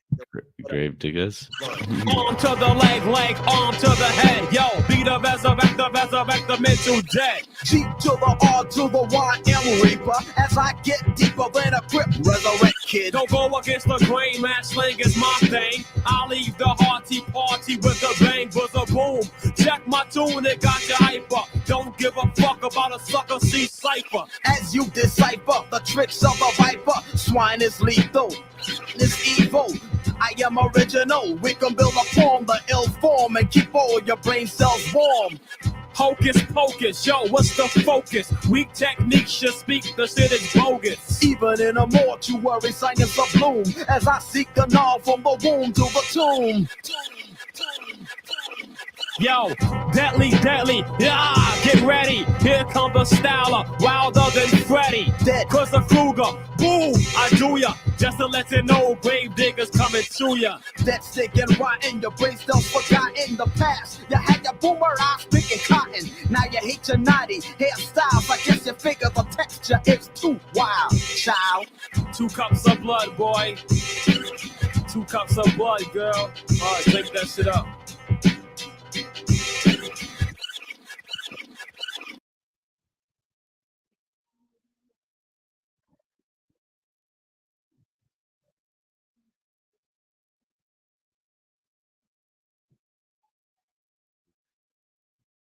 Yo, Calix, are you talking? I can't hear you. Oh, nice. We can keep playing this. I was gonna say, have you heard of Cuckoo by wait, what's that band called? Hold on. Oh, hold on. All right. It's okay. Yeah, let me know when you remember. So what about the resurrection that's accounted there?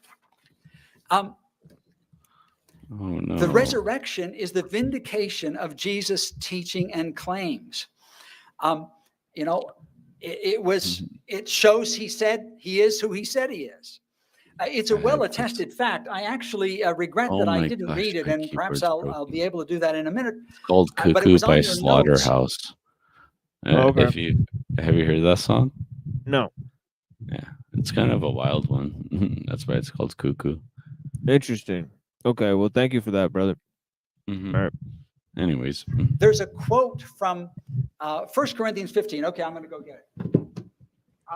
1 Corinthians chapter 15, Paul's writing about the subject of the resurrection. And he says this, starting with verse 3. For I handed on to you of first importance what I also received. Paul was a recipient of tradition, that Christ died for our sins in accordance with the scriptures. I've already mentioned that. That he was buried, that he was raised on the third day. That's what all the Gospels say. In accordance with the scriptures. That he appeared to Cephas first, that's Peter, then to the 12. After that, he appeared to more than 500 brothers at once, most of whom are still living, though some have fallen asleep, some have died. He said there's 500 people. Paul is writing in 54 to 57 AD. He's saying there are 500 people, plus the other people whom he names, who saw the risen Jesus after his resurrection. So the idea is, you can go check it out. You can go ask him if you want. This is an event, a historical event that's well attested and well experienced. After that, he appeared to James, then to all the apostles. So he gives a list of the witnesses to Jesus. So that's the facts of the event. I think are rather well established for something that's so extraordinary. About it. But then, what's its meaning? Well, I think he's saying that Paul accounts for 500 witnesses. Wow, that's a lot. Dude. I don't know if that's because Paul himself is a secondary source, but yeah, he's not really like because Paul can't really be referenced to. Paul didn't eyewitness Jesus. Okay, right? Okay. Yeah, so if that's what you're asking, nope. All right. Thanks. The meaning is also not only that Christ comes back from death, but that he's the model for us. He's the firstborn from the dead. Just as all die in Adam, so will all be made alive in Christ, each in his own order. Christ the first fruits, then at his coming, those who belong to Christ. The fourth point is that we must accept God's gift. Our part is to believe the good news, to turn to God, to turn away from wrongdoing, to be baptized. His part is to forgive us, make us his sons and daughters, fill us with his Holy Spirit. The Spirit of God changes a person from the inside out. We become a new person. Paul says, it's no longer I who live, but Christ who lives in me. And the life I now live in my body, I live by faith in the Son of God who loved me and gave himself for me. Jesus' death was not for humanity. It was for every single person individually. So this has implications for how we live. We're called to love like God. We're called to be like God. And then I'm going to skip the point about our ultimate future, and I'm going to go right to the personal perspective. A long time ago, I was a freshman at the University of Michigan, and I had been raised in a Christian background, but I was best friends with people who were quite secular. They were both Jewish. And sad trombone. I'll be right back. My keyboard is messing up. Yeah. No worries. All right. Yeah. And yeah, I can't believe I can't believe can't believe he said that. But anyways, this is cringe-tastic. It is what it is. Let's just go on. And when we had a kind of underground newspaper in high school, we were radicals. We were wanting to change the world. We had, an organization. We were doing something. We got to the university. They went to the residential college of the University of Michigan, and they just went way further. They started doing drugs. They started they became Marxist revolutionaries. They became sexually active, and they sort of just went where you'd expect them to go in the late 1960s. And that's what I was powerfully drawn to. But the thing that held me back was that I had been raised with this Christian background, and it was kind of like, it left me tremendously divided, even depressed to some way. And I reached a point where I said, God, I can't just hang on to this religion. I have to know if it's true. It's not enough for me to just believe in it because my parents told me or they say it in church. I have to know by personal experience. I have to know you. Womp womp. And so I made this prayer. And then things happened. I began to have all these little signs, where I was kind of like God was talking to me about knowing him. I went to This is exactly what we were talking about earlier. I saw a group of people who were experiencing So I God. mentioned. And I asked them at the end of this experience if they would pray with me that I could come to know God. I at first thought that I would never be able to do it. So I actually went several times and said, there are different kind of personalities. I could never do that. But in the end, I had them pray for me. And I invited the Holy Spirit into my life, and things really began to change for me. And that event occurred 45 years ago tonight. Oh, wow. I have to say that since then, I experienced changes in me. I experienced a capacity to love people that I didn't know, that just like bubbled up in me. I was changed. I wanted to give money to people. I could look on women not just as sexual objects, but I could look on them as friends. I changed. I began to experience guidance in my life from God. Now we see where that Freudian slip came from. Remarkable things. Yeah, I'm not trusting you around women, you creepy weirdo. Like, just because you had a change and like just because you had a transformation. What, are you kidding me? Oh my God. I mean, it's like I don't know him, but yeah, It's like, well, was he trying to is he trying to say that it's true because he was now gained experiences from supposed said entity? I mean, like, come on. This is exactly what we were talking about earlier about how you can open yourself up to spiritual entities that deceive you. So how is Jesus any different?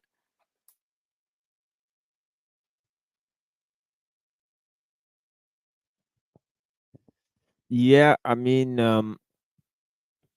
I've definitely know that, in my life, certain things have happened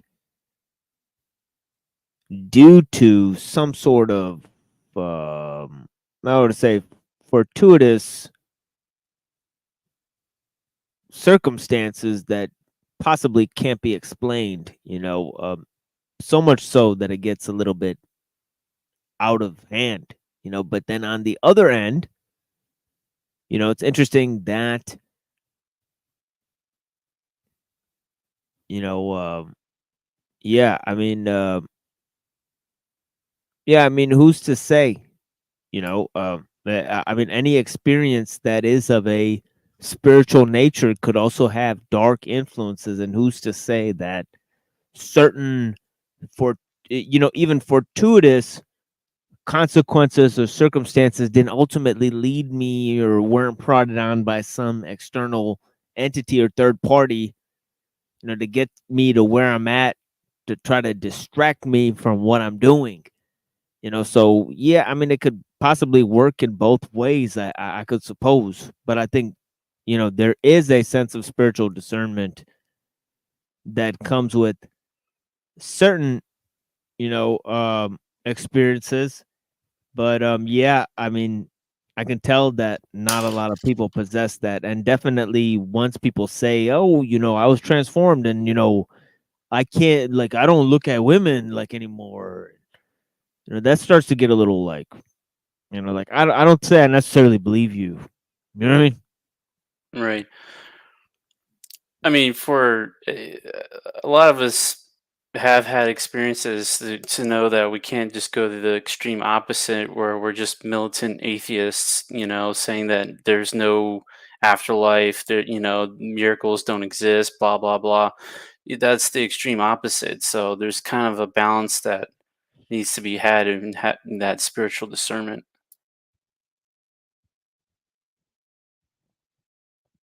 Yeah, or maybe just don't announce that in a debate.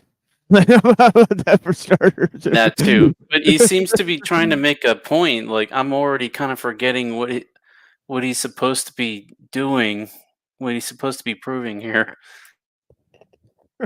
Keeps going on about the cookie cutter Christian propaganda message, aka Yeah, the gospel. yeah, it's interesting with the Jewish friends that turn into Marxist revolutionaries. What a weird. Yeah, that's almost like Whoa. can be construed as like anti-Semitic kind of. It's like, oh, Propaganda, yeah. they became sexualized Marxists, and look at me, I'm transformed. I are a good one.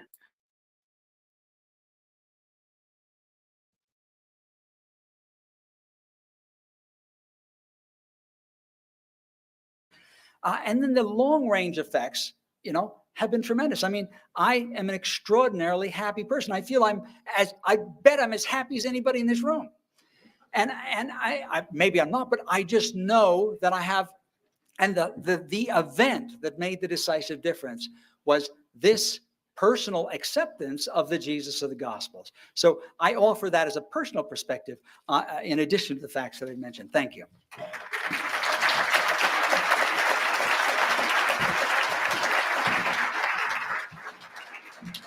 Thank you, Dr. Williamson. Next, we're going to have Dr. Skrbina come up, and he's going to bring up his PowerPoint first. But just to renew all of your memory, he's going to be discussing the same question. What are the implications if the New Testament account of Jesus is fictional or historical? All right, Dr. Skrbina. Oh, yes, sorry. Okay, thanks. Well, that was a good presentation of the standard view. And I think we're all more or less familiar with the standard view. I want to give a different view based on some of the questions and the lack of evidence that we've had and we've talked about earlier on here. So let me go on with the implications here, because I think there are some other important implications that we need to at least consider, which, again, it's a question of probability and likelihood. Let's look at this. So just to recap, from my perspective, the Jesus story is a fiction. Therefore, I would claim that, first of all, some other account must be true. And secondly, Christians are devoted to a fable. Basically, they're living a lie. So let's recall the main question that we talked about earlier on. Given the evidence that we have, what is a reasonable account of Jesus' life? So one possible account comes from Nietzsche. So here's our man, Friedrich Nietzsche, a famous German philosopher, lived in the late 1800s, one of the most brilliant thinkers in Western civilization, a notable social critic and notable critic of Christianity as well. So his view It's entirely plausible. Christianity was a reaction to the Roman invasion of Palestine. That was the dominant historical event at the time, to the point where we can say this: if there was no Rome, there would have been no Jesus. No Roman Empire, never would have been a Jesus. Okay? So, I'll go back. So from this context, I think from this perspective, that it's dependent on the Roman takeover, we can see that many puzzling things that didn't make sense before will now make sense. Furthermore, Nietzsche fixes blame on the Christians as a kind of root cause for a long decline in Western society. So here's one quote, just to give you an idea what we'll be looking at here. I call Christianity the one great curse, the one great innermost corruption, the one great instinct of revenge for which no means is too poisonous, too stealthy, too subterranean, too petty. I call it the one immortal blot on mankind. So, sounds quite harsh, but let's look at the facts. So we know that prior to the Roman invasion, the Jewish tribes had ruled in Palestine. They were in charge for at least 100 years prior to the Roman invasion. The Romans move in 63. The Jewish tribes are thrown out of power. They are naturally enraged. They're angry. They seek revenge to get back at the Romans. They actually began fighting against the Romans. We know beginning in the year 6 AD, the Zealot Rebellion began. So there was actual fighting against the Romans as early as 6 AD. I see. So along comes Paul, and he devises a plan. He hits on the plan in the year 33. This was his vision at Damascus. So realize what's going on. The Jews were already opposed to the Romans, but they needed the non-Jewish masses to also oppose the Romans. So what Paul does is he creates a new religious I have a view, deep one that would question entice about the this, superstitious masses onto his side. but This would draw them away I'll from save Roman that for influence later. and undermine the empire. So the plan that he concocted was ultimately both anti-Roman and pro-Jewish. It had 7 key elements. 1, a Jewish God, monotheism. This was a radically new idea. All the Romans, the Greeks, and of course the pagans were not monotheists. This was a uniquely Jewish idea. So this was part of Paul's plan. Secondly, a Jewish Savior, Jesus. Third, this concept of evil in the world. Rome is the devil. There is a devil, and it's Rome. This is who we're fighting against. The believers, the people who believe my plan, says Paul, you are saved. Yes, you're saved from the Romans. If you don't believe me, you're going to hell. Hell was a construction. It did not exist in Jewish tradition prior to the time of Paul. It was basically a construction. This concept of hell did not exist in Judaism. 6th element of the plan, there's an apocalypse coming. It's not the end of the world, it's the end of Roman rule. That's what they were looking forward to. And most importantly, the 7th point was to develop an anti-Roman, pro-Jewish moral code. So this is Nietzsche's famous distinction between the master morality and the slave morality. The master morality was the original Greek-Roman moral code. It had certain key values like strength, excellence, nobility, and life affirmation. The constructed slave morality, the Judeo-Christian slave morality, opposed this morality. It emphasized things like meekness, humility, pity, and life denial. What did Jesus say about the meek? Blessed are the meek. They'll inherit the earth. Yeah, meekness. Life denial. What does he mean, life denial? Where's the value of human life? It's not in this world. It's in the next world. It's in the afterlife after you die. That's what he means by life denial. This world is a place of suffering and sin. It's the next life that you have value. That brings a whole other, so many questions. Yeah, I guess we can summarize it basically here. We have this nice little picture. Jesus is my shepherd. I am his sheep, not a recipe for success, according to Nietzsche. So he describes Paul's plan as, in very blunt terms, as stemming from a hatred of the Romans. This is very natural within the Jewish community, a deep, abiding hatred of the Romans who had invaded and thrown them out of power. So here I'm going to quote Nietzsche. In Paul was embodied the genius in hatred, in the vision of hatred, in the inexorable logic of hatred. The life of Jesus, the example, the doctrine, the death, nothing remained once this hate-inspired counterfeiter realized what alone he could use. Not the reality, not the historical truth. He invented his own history of earliest Christianity. The Savior type, the doctrine, the practice, the death, the meaning of death, even what came after death, nothing remained untouched. Nothing remained even similar to the reality. Paul simply transposed the center of gravity of the whole existence after this existence in the lie of the resurrected Jesus. At bottom, he had no use at all for the life of the Savior. He needed the death on the cross and a little more. Paul wanted the end. Consequently, he also wanted the means. What he himself did not believe, the fools among whom he threw his doctrine believed. His need was for power. In Paul, the priest wanted power once again. But he could only use concepts, doctrines, and symbols with which one tyrannizes masses and forms herds. So Paul had a very specific plan, very specific. Paul, Mark, and Luke would work to convince the Gentile masses. Peter would work to convince his fellow Jews that this Jesus character could also be their Savior too. Savior, of course, from the Romans. How do we know this? Well, Paul tells us himself. We can quote Paul. Now I am speaking to you Gentiles, inasmuch as I am an apostle to the Gentiles, I magnify my ministry. Peter had been entrusted with the gospel to the circumcised, to the Jews. For he who worked through Peter for the mission to the circumcised worked through me also for the Gentiles. The plan got off to a slow start. For 40 years, all we have is a handful of letters from Paul. Then he dies in the year 67. That was the time that the Romans destroyed the temple and defeated the Jewish rebellion. Someone, as I said at that time, decided to write the story of Jesus' life. That's why we get the four Gospels. We get the Gospel of Mark in the year 70, Matthew and Luke in 85, and the Gospel of John in 95. There's a strong case to be made that the Gospels and Paul's letters were, in fact, ultimately anti-Roman and pro-Jewish. That was their purpose. Look at the facts. The Jews we know were openly rebellious. In fact, at least 3 times. There was the initial major rebellion in 66 to 70, which they were defeated. There was another rebellion in 115, and there was a third rebellion in 132. They were actively fighting against the Romans.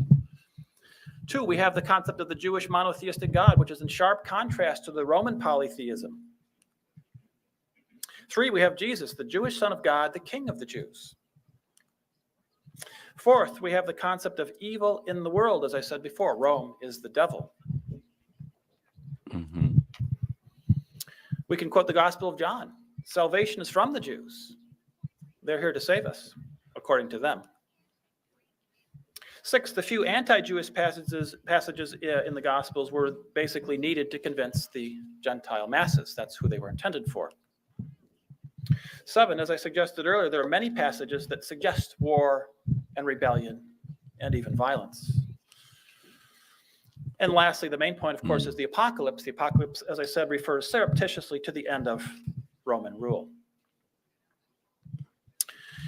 As we know, even though the movement started out slow, it grew over time, eventually spreading throughout the Roman Empire. In the year 312, the emperor himself, Emperor Constantine at that time, converts to Christianity. In the year 380, the Emperor Theodosius declares it to be a Christian empire. And 15 years later, the empire disintegrates and the plan is accomplished. The empire was strong. It was a very strong empire, but it was not strong enough to withstand the Christian slave morality, which opposed the Roman morality at every point.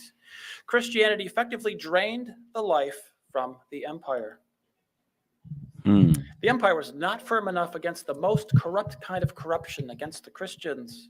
The Christian and the anarchist, both decadents, both incapable of having any effect other than disintegrating, poisoning, withering, blood-sucking, both the instinct of moral hatred against everything that stands in greatness, that has duration, that promises life a future. Christianity was the vampire of the Imperium Romanum.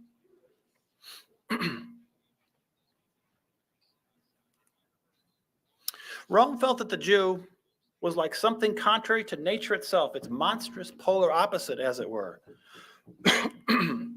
In Rome, the Jew was considered guilty of hatred against the entire human race, to quote Tacitus. And that view was correct, says Nietzsche, to the extent that we are right to link the health and the future of the human race to the unconditional rule of aristocratic values, the Roman values, the original values. Which of them has proved victorious for the time being, Rome or Judea? Surely there's not the slightest doubt. Just think of who it is that people bow down to today in Rome itself as the personification of all the highest values.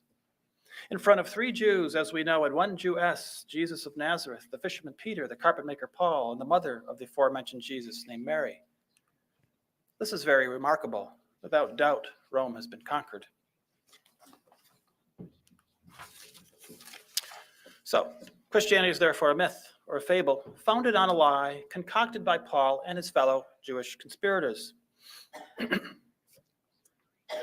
In Christianity, all of Judaism, a several century-old Jewish preparatory training and technique of the most serious kind, attains its ultimate mastery as the art of lying in a holy manner. The Christian, the ultima ratio of the lie, is the Jew once more, even 3 times the Jew. Paul and his fellow conspirators perpetuated the Christian myth in order to undermine Roman rule. But this also had the effect of dragging society down, and society devoted to a falsehood cannot be truly healthy and strong. Christianity, therefore, had the consequence of making people sick. Christianity needs sickness just as Greek culture needs a superabundance of health. To make sick is the true secret purpose of the whole system of redemptive procedures constructed by the church. Christianity stands opposed to every spirit that has turned out well. It can use only sick reason as Christian reason. It sides with everything idiotic. It utters a curse against the spirit, against the superbia of the healthy spirit. Sickness is of the essence of Christianity.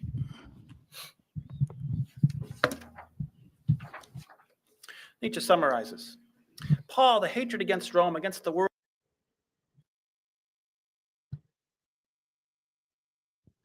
Yeah, peace to Richard Madsen. Let me see some of the questions here. Yeah, my keyboard is broken. I can't type for some reason. We also got my friend here. How you doing, brother? Doing okay. What are we talking about now? This is Nietzsche's view on the origins of Christianity. And yeah, he's quoting from some of the text that Nietzsche wrote. So let me see. Rome reaped what it had sown. At the end of the yeah. Sorry. At the end of the day, I just wish my soul is saved. Yeah. At the end of the day. For sure, yeah. Shit, man. Yeah, for sure. I hope so too, my brother. What kind of rabbit hole are they taking us down?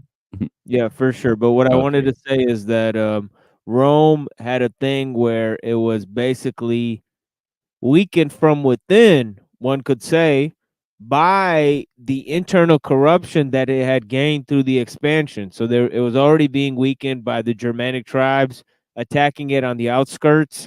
This was a battle being fought on all sides, and even fought by Titus Flavius himself. So at the he had gone to Gaul to fight, and then came back in order to fight the Jewish war, the Roman Jewish war, in which they destroyed the temple. So I mean, it's interesting, and many people complain that Rome was weakened from within, like Cicero and others had complained that, that Rome was under the influence of foreign actors, let's just say. But yeah. It's crazy to think that there would be people like that to just it's fucking crazy, bro. Why choose Rome as equivalent to Satan when biblically Pharaoh often represents Satan? I guess it's just saying that this was, at the time, the Jews were facing a mortal threat, at the time when Christianity was conceived, and that mortal threat was the Roman Empire. So that's part and parcel of the theory to start off. So he just says that in the beginning to delineate why they're talking about Rome specifically. I think the point was made in the beginning that Christianity couldn't have happened without Rome, meaning that Christianity itself is reference to the destruction of the Jewish temple.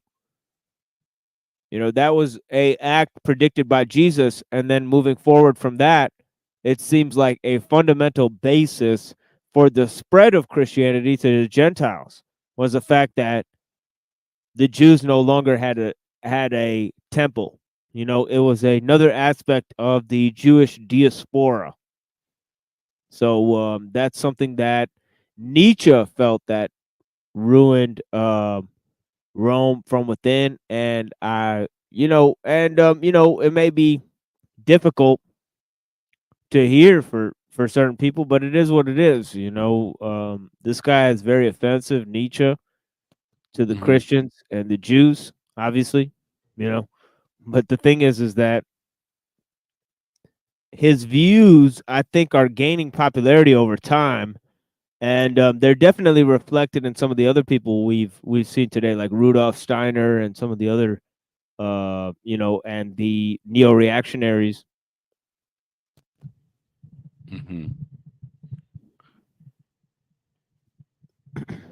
Yeah. But yeah, let's go on with Nietzsche here. Yeah, let's go on, and then I'll ask my questions after.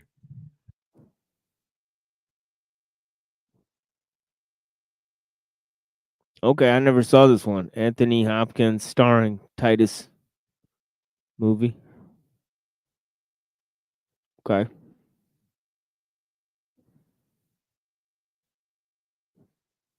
Okay.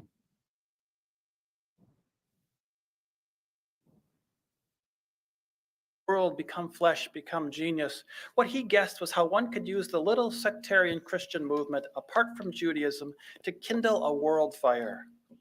How with the symbol of God on the cross, one could unite all who lay at the bottom, all who were secretly rebellious, the whole inheritance of anarchistic agitation in the empire into a tremendous power. Salvation is from the Jews. Christianity is a formula with which to outbid the subterranean cults of all kinds and to unite them. In this lies the genius of Paul. His instinct was so sure that he took the ideas with which these religions fascinated, and with a ruthless violence, he put them into the mouth of the Savior whom he had invented. This was his moment at Damascus. He comprehended that he needed the belief in immortality to deprive the world of value, that the concept of hell would become master even over Rome, that with the beyond, one kills life. So the greatness of Rome and Greece was ruined by the Christian mythology. The whole labor of the ancient world in vain, ruined by cunning, stealthy, invisible, anemic vampires. Not vanquished, merely drained. Hidden vengefulness, petty envy become master. Everything miserable that suffers from itself, that is afflicted with bad feelings. The whole ghetto world of the soul on top, all at once. His closing. It's almost like a very interesting debate, because it's almost like pound for his preaching, he's using Nietzsche for almost like anti-preaching, which is very interesting. I think it's rather amusing. Yes, it is.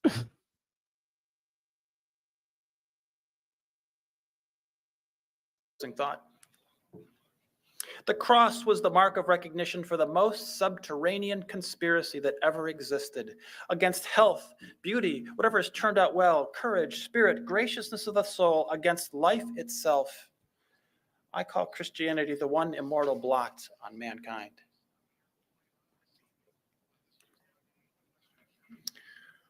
One metaphysical truth. It's a very harsh critique of the Christian story, but that's not to say there's no wisdom in the New Testament. I think there's one important metaphysical truth. I'll just wrap this up. It's in Matthew 5:14. Here it is in the original Greek. Humeis esti tophos to cosmo. Maybe you know this piece. You are the light of the world. This is part of Jesus' Sermon on the Mount. Light is energy. Energy can be neither created nor destroyed. Light is immortal. I think this is the true meaning of the eternal life. Thank you. Just-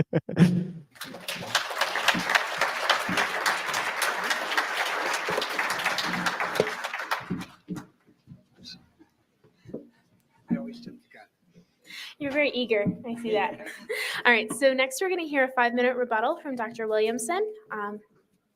Ready? Yeah. Okay, Dr. Williamson. No, I don't. Well, just a few points here. Nietzsche's interpretation of Christianity is just completely mad.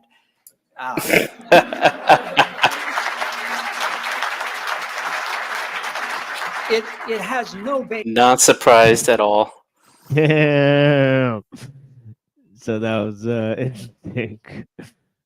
Yeah. So Everybody laughs. yeah, there was actually a at this school there's a sizable Christian audience. So yeah, it was interesting to go to the school. You know what I mean? Because there's a lot of Arab kids and a lot of Christian kids. And most of the Christians are of the kind of evangelical stripe. So yeah, it's fascinating stuff. I think he's mad and he's right.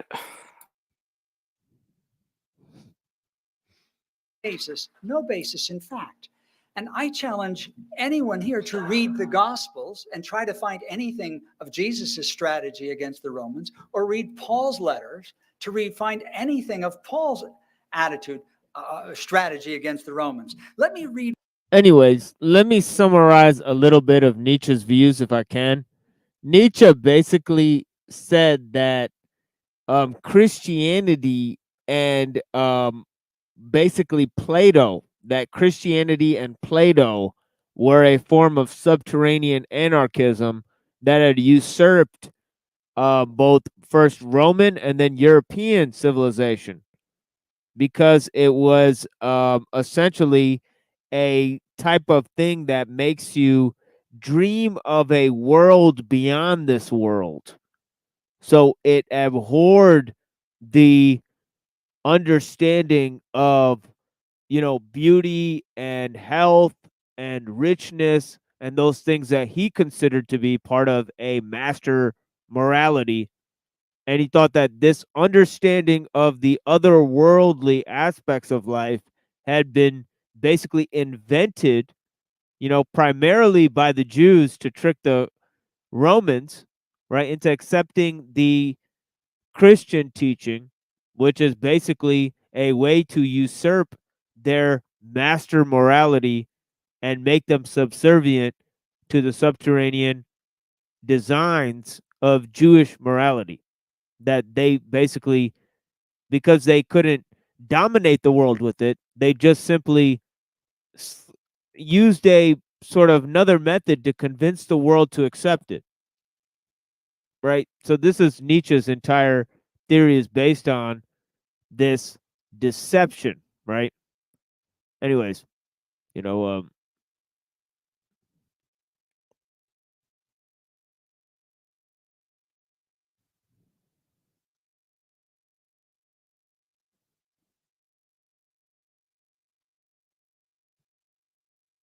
of course the fundamental first thing that, I guess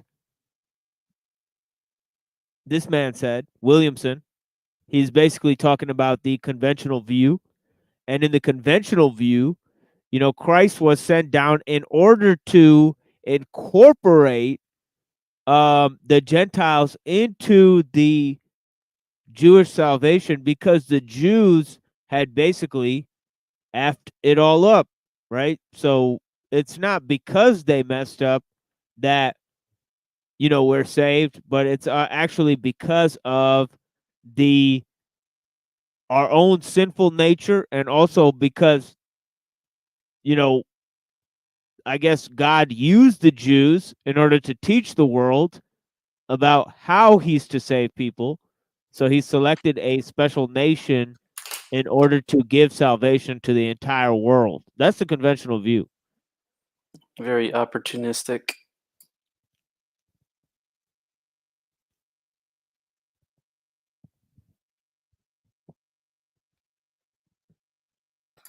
But then again, if not them, then some other tribe or group or ethnicity. Yeah, maybe it could be argued that maybe it would be we'd all be, instead of we was Jews, we was Romans, or we was Vikings, We I don't know. was Phoenicians. Yeah. We could be could be all over the map. Depending on, as our friend Intelligent Imbecile, aka Recreational Argument Network Television said, it's his story. The people who win write the history. So yeah, that is one way of looking at it. The history itself is the conspiracy, it's contrived, and obviously it is. I mean, just look at the records. They keep changing it. One part of Paul, but what Jesus said about the Romans was, render unto Caesar what is Caesar's, meaning the taxes that you owe him. Render unto God the things that are God's, meaning yourselves, which belong to God, which are in his image and likeness, just as Caesar's image and likeness is on the coin you're supposed to give to Caesar. So render yourselves, you who are in the image and likeness of God, render yourselves to God.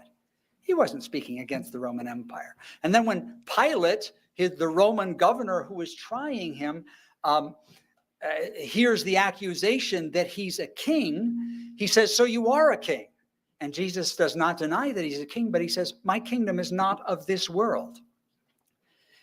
When they came to arrest him, he said, if my kingdom was of this world, my servants would have defended me. They would have fought for me. But he didn't want them to do that because Jesus's kingdom was not of this world. It wasn't in competition with Rome. And then when we get to Paul, like I said, there's nothing in Paul that faintly resembles anti-Roman perspective. In Acts, in fact, he leans on Roman power and authority to protect him from his Jewish opponents. But in Romans 13, he that says doesn't really mean anything.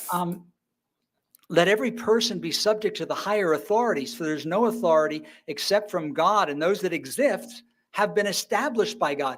Paul is, if you will, too pro-Roman. Therefore, whoever resists authority opposes what God has appointed. Those who oppose it will bring judgment on themselves. Therefore, it is necessary to be subject not only because of the wrath of God, but also because of their wrath, but because of conscience. This is why you are to pay taxes, for the authorities are ministers of God, devoting themselves to this very thing.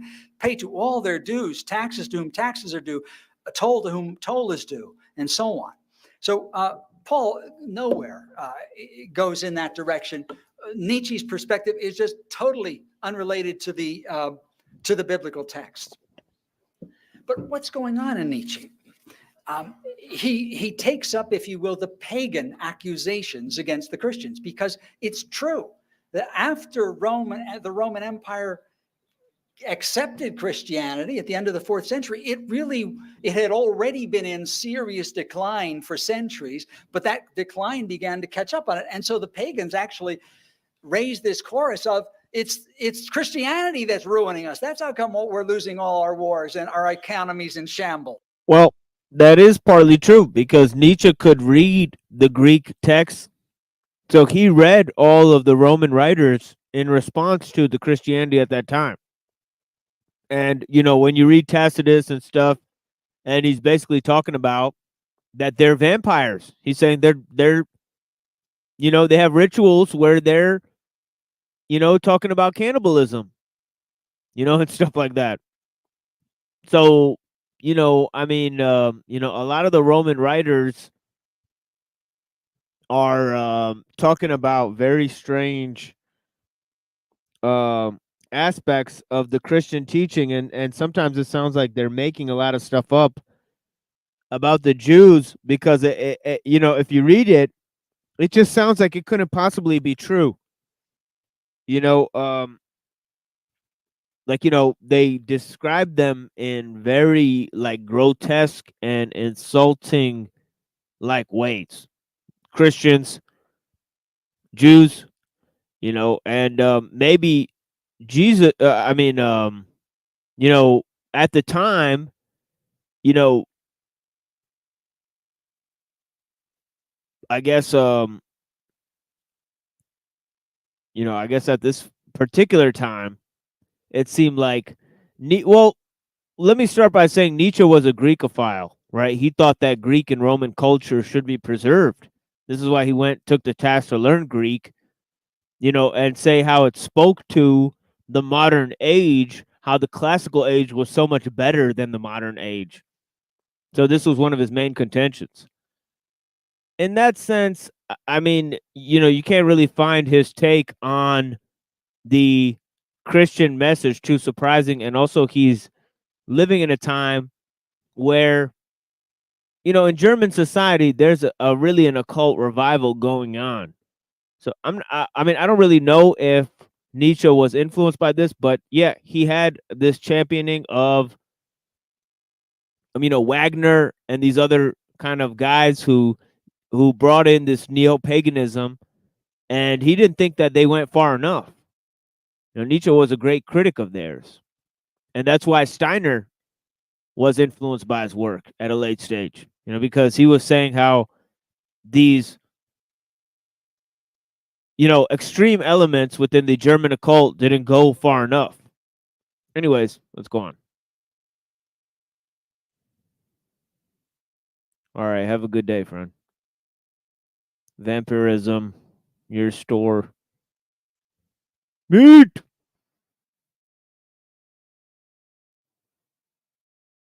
Who else was here just now?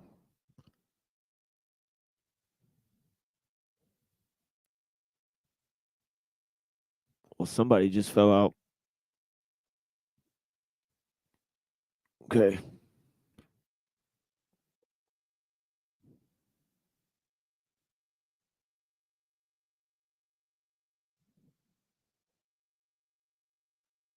Vampirism. Well, it's more of the idea of them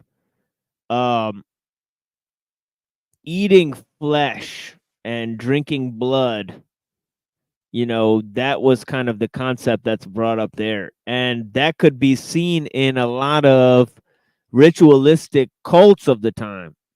You know, so there's a lot of weird cults on the fringes of Roman society where if they could construe Christianity as one of these new cults, they might, you know, mix in some of the practices of these other cults. If they hear, well, oh yeah, these guys have a practice about eating flesh and drinking blood, well, they might just lump them in with other groups. It's not out of the range of possibility. You know, these are ancient historians, you know.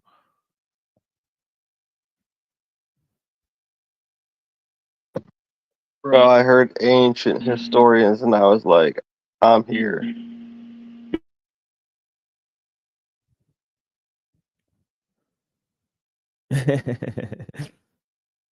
Welcome. It's the Christians. And this is what St. Augustine writes his book, The City of God, about, or he devotes significant parts of that book to answer that criticism. And he basically says, listen, Christians, like Jesus, this world is not our kingdom. And our particular government, our particular country isn't what it's about. There's a bigger thing. There's the city of God that we're a part of. That's what we're working on. So, but if we think about Nietzsche, I think the premise is wrong. It's a mistaken view that Christianity has been discredited on historical grounds and his view of Christianity.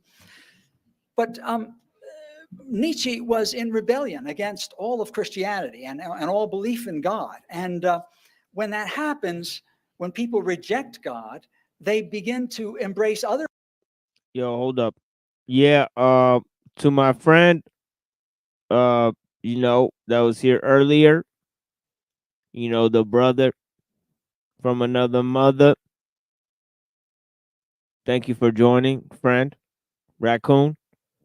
And also, to my friend Calix, thank you so much for joining, my friend, rocking out with us for a while here.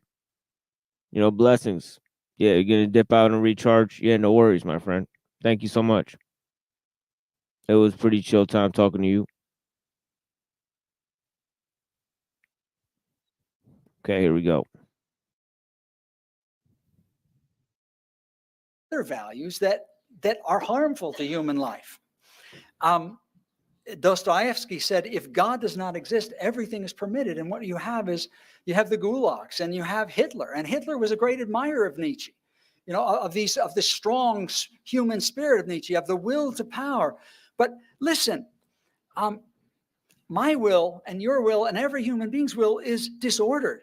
The solution is not for our will to be carried out. It's not my will be done. It's his will be done. If we do our will, it doesn't work out. Listen, what kind of person do you want to be? What kind of person do you want to marry? What kind of person do you want as your boss? Do you want as your friend? Do you want somebody who hates compassion, who hates kindness, who hates meekness, who hates gentleness, who hates love, and considers these things reprehensible and weakening of human life? Or do you want a person who has strength in fulfilling these virtues that arise truly from Christianity? Thank you. I can see them arising from other places, but okay. Thank you, Dr. Williamson. Next, we have our last rebuttal by Dr. Skrbina.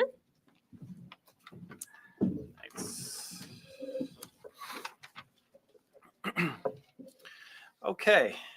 So, well, we're getting to the main points, obviously. It's self-evident, right? So Nietzsche is putting emphasis on the great accomplishments of Greece and Rome. Anybody who studied anything about history, philosophical history, knows the tremendous accomplishments of a handful of men in ancient Athens, what they were able to accomplish, what the Roman Empire was able to accomplish, and how it survived for 400 or 500 years. So there's an intrinsic greatness in those civilizations. This is what Nietzsche was trying to capture. What are the virtues that allowed the Athenians and the Romans to have such great successes? And he captured that in those basic master values, that master morality. And he says, look, those are opposed at every point by the Judeo-Christian morality. So it's not surprising that we see a sharp contrast between the Judeo-Christian view, which is in a sense a dragging down of humanity, and the Greco-Roman view, which has self-evident successes in terms of what it's done for its culture and civilization at that time.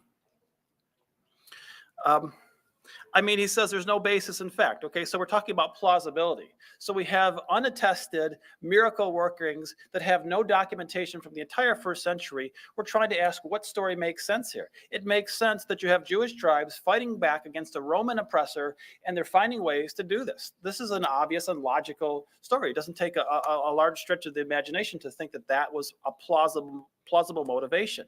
Of course, when you're fighting back against an oppressor, you can't say, get out there and start slitting the Roman throats. That won't work because it won't get anywhere. It'll get you killed immediately. So you have to be very subtle about it. You have to say, our world is not this world. Our kingdom is not the Roman kingdom. It's the next kingdom, the return of the Jewish kingdom. That's what they were talking about. That's what Jesus meant when he said, my kingdom is not of this world. It's the one after. It's not the Roman world. It's the one after this. The one passage about rendering unto Caesar, that's basically the only passage in the entire New Testament that's actually supportive of the Roman Empire, even in some vague sort of sense. There are many that are opposing it. As I said, I have some 24 citations in Paul's letters. I have another 24 citations in the Gospels where we're talking about fighting back against the ruling power, against defeating the evil in the world, about saving all the nations and so forth. The end will come. We're going to strike a fire. I bring peace, not peace, but division. Those are many citations where they're getting these subtle hints about opposing and confronting this Roman power. That's really was the driving force. Dr. Williamson talked about his signs that he got from believing in God. And I guess it's a nice personal story, but again, we're talking about what is the evidence for believing this? It's a strange thing to say, well, I get little hints and little clues from God who's all powerful and who loves me and is worried about me. And the best he can do for me is give me subtle little hints. So I have to sort of tease out the meaning of, and this is my mode of communication with God. I like to tell my students every time we talk about this, I say, well, who's on a first name basis with God? Who's actually communicating with God? And if you are, sometimes I get people do, and I say, well, I have a few questions for you. I'd like to ask some insolvable mathematical questions of God. I'd like to ask some unsolvable philosophical questions. I'd like you to take those back to God, and when you talk to him, and come back to me and let me know. And then I will really believe that you are on sort of a communication basis with God. But subtle little hints Oh, suddenly snap. go right, and I feel a little I better, like and life that. is going okay, and I feel happy. This is no basis for a communication with God. I mean, this is no really basis for anything other than it's a story that makes me feel good. It's a kind of a feel-good story, and I understand that, and I think this is why it's attractive to people, but that's not a reason to believe in it. He talked about, how God loves us, how there's evil in us, the role of Satan. These bring up tremendous problems in themselves. I mean, this is basically the problem of evil. I talk about this in all my classes without going into details, but just the existence of Satan is terribly problematic. Where did Satan come from? Did God create him? Can God stop him? Why can't he stop him? Why can't he obliterate Satan? Well, is he not all powerful? Is Satan equally as powerful as God? Tremendous problems there. Why are human beings flawed? God created us as we are. If we are flawed, whose fault is that? It's not our fault. It's God's fault because he made us. So Hitler was a Christian, for crying out loud. I don't think you want to bring Hitler in for this. That doesn't get you anywhere. Sad trombone. Bro, come on. Okay. He's So again, quoting Augustine. right? So of evidence making sense, a common sense story of what we know and what we can believe. I think Nietzsche, even though he puts it very brutally and very bluntly, he's basing it on a common sense story about fighting back against the Roman oppressor that everyone can relate to. If you were invaded and your territory was usurped by a foreign invader, you would certainly be angry. You would certainly want to fight back. That has to be a prime motive behind the Jewish tribes who. Yeah, it's interesting. With Dr. Scribina, I've argued with him about that. So yeah, I mean it's fascinating. Isn't he kind of quoting Augustine to say, well, it's all on God? I mean, he's kind of, you know what I mean? He's like saying everything we do is God's fault. It's kind of like that was more. He was alluding to Williamson's point, which is basically drawn from the normative position of the Catholic Church, which is basically right from Augustine. So yeah, it would be like the whole thing would be just basically evil is a privation of the good, so that's relating to the Augustinian view. Yeah, I mean, and again, like just trying to, I'm coming to understand some of these things too, and it's just kind of interesting to see. Like, it's really subtle, but I'm kind of curious about your opinion, really quick, about what he said earlier about how, everything, all the good morals of the Greeks and whoever else he said that led them to have these giant, and the Romans to have these, beautiful empires or whatever. He said that it's Nietzsche was lamenting that we don't have that anymore, but he said Christianity totally opposes those values. Do you think that that's true? Well, I mean, in my 7th episode there, I kind of talked about the views and the views of, I guess Kaczynski on Nietzsche, the views of Nietzsche, according to Skolmowski's resynthesizing of some of these views, and also different views by Rousseau that kind of oppose Nietzsche's view, in the view of him talking about the need for like this moral compass based on basically the Christian ethic of having pity for the weaker ones.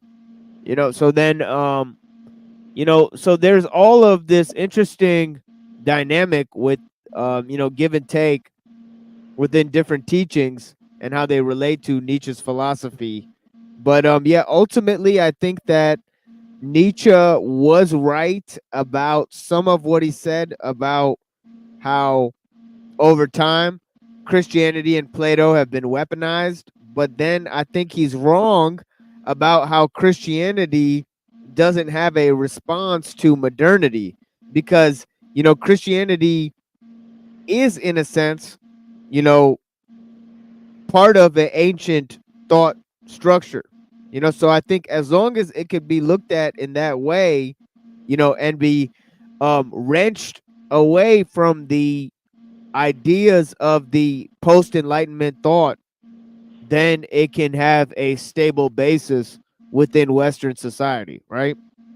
Because it does oppose modern values, because modern values have become way more deformed than I Yeah. think that Nietzsche anticipated, you know.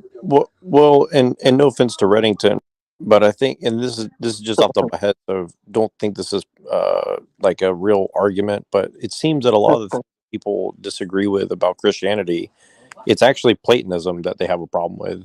Is that? I mean, that's just kind of like something I'm kind of working on as an argument, but. Okay, let me help you work on this argument. Because since I'm not Reddington and it's not about him.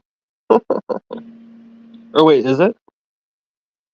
Well, I'm just using him as an example because he thinks that, you know, God is. Using Reddington as an example for who? For me? No, for people who don't like Christianity, essentially. Who doesn't like Christianity? Reddington, he thinks that it's kind of Oh, like. really? And I'm not blaming him. I'm not like calling him out or anything. Like, I understand where he's coming from. I'm just saying, as an example, people who think that Christianity is like slave morality or something. Like, I understand why they think that. I just think. I can understand why you might think that too. Yeah, what I'm trying to get Because at. it is. I'm just trying to get out. What I'm trying to get at is that I think that a lot of the criticisms of Christianity are typically more of like a Neoplatonic thing, like what Christianity, I mean, at least in my opinion, what Christianity is versus what, you know, most people think it is probably different. And really, Christianity is probably like not a good term for it, but that's just the easiest, like, you know, way to explain it. So you're saying people who don't like Christianity or against Christianity or more against Platonism or Neoplatonism? Yeah, I'm overgeneralizing, and again, like I haven't really fully worked out the argument, but like for example, like when you say that like essentially God made us a slave or something, like it Christians, like if you really understood like Catholic belief system, that's not exactly true. I mean, I can from a certain perspective you could try to argue that, but I think that that's not like how Christians view it, even like Catholics or whatever. And I was going back to the Augustinian thing, like when I was hearing Scarbina talk about, you know, free will. I mean, basically, his free will is what he's talking about. And I think, you know, I was listening to something today about it, and it kind of reminded me about. It's like you have some free will, but it's really only because God allows you to exercise it that it's valid, essentially. So, meaning essentially, some people are like NPCs and some people aren't, essentially.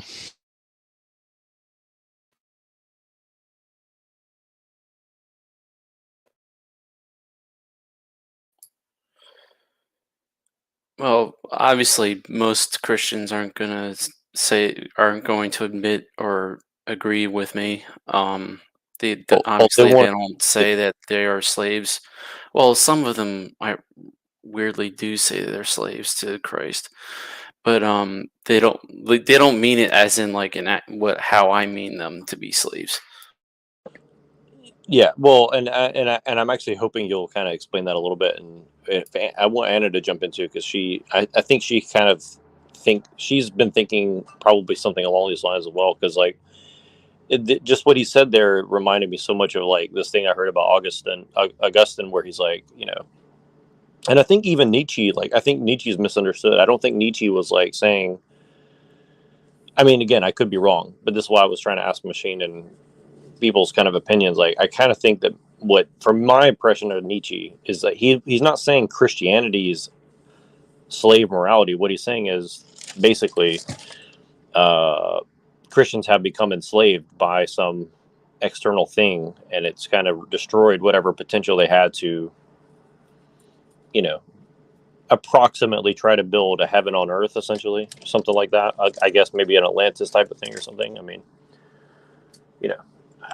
I'm being a little bit over the top, but hopefully that makes a little bit of sense what I'm trying to get at.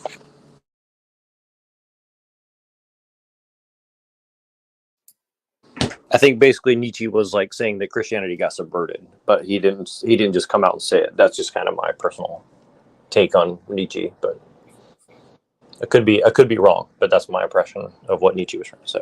Well, a lot of things get subverted these days.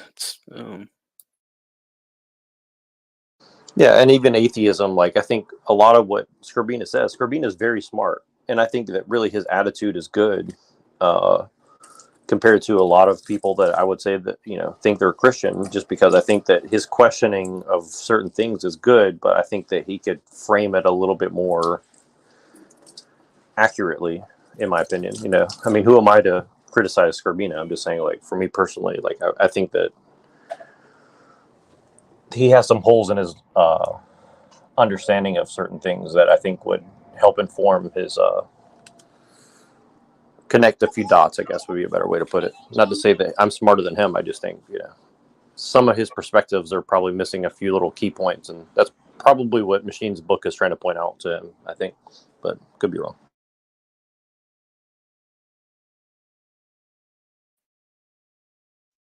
Hey, can you guys hear me? Yep. Yeah. I was gonna say that Scribina, I expected him to give at least like the passages that he was quoting, but he didn't. And what did he say? He said Jesus said I've not come to unify but to bring division or something like that. And that's actually I mean, I don't know, for what it's worth, it's not from the official canon. It's from the Nag Hammadi scrolls. So it's like a Gnostic teaching. And he didn't say division. He said, I have not come to pacify the world, but to set the world on fire. And, he misquoted that to suit his argument. And then he didn't give the passage number or the book name. So, from which he was quoting. And do you guys familiar with the Gnostic teachings and the demiurge and stuff like that? A little bit. I have a basic understanding of it, but I think it is important. I think I'm not going to say that I endorse their beliefs, but I think that the Bible is referring to some of the things that they're referring to. That's my personal opinion. It doesn't mean that I agree with the Gnostics. What I'm saying is what the Gnostics are talking about is something that the Bible acknowledges, in my opinion. Yeah. Yeah. It looks like TMO is back though. But I was just going to say that the Gnostic teachings would agree a lot more with what Reddington. Did you say that humanity is a slave to God? Yes and no. Okay. Okay. Well, what's the no part? Yes, only in the sense being deceived into being a slave, and no, because they can be free of it. So that aligns with the Gnostic teachings actually, almost 100%, because the God of the Old Testament for the Gnostics is the demiurge. So it's not God, but actually an imposter pretending to be God. Like the whole thing of like taking out a rib from one man and then creating, like if you could create a man, then why don't you just create a woman? Like why do you have to take the rib cage or whatever, the rib out? Just because I'm not sure, I just want to ask this to TML and to anybody who knows Anna, if you know, do you think that Gnosticism in that respect, which you're referring to, which sounds like Valentinian Gnosticism, essentially, do you think that there's overlap between those beliefs and Neoplatonism? See, there could be, because of the circles like that Gnostics run in. Like Gnostics run in like Masonic circles often. So like that's what makes me doubt the whole ordeal. But I do see truth in the Nag Hammadi, like what they have, the scrolls.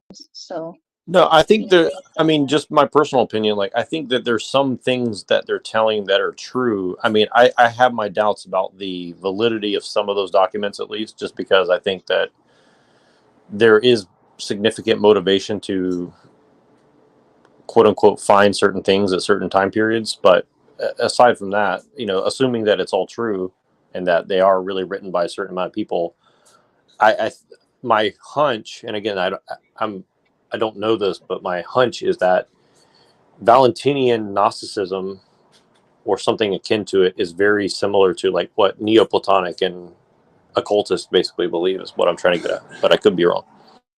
I think you're right, Neuro. I think you're on the right track. But I just want to finish with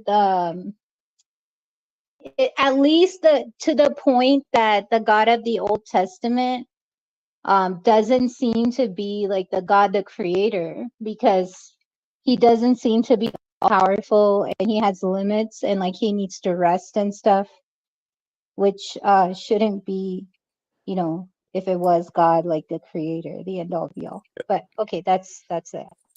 Well, and so this is Matthew 10:34.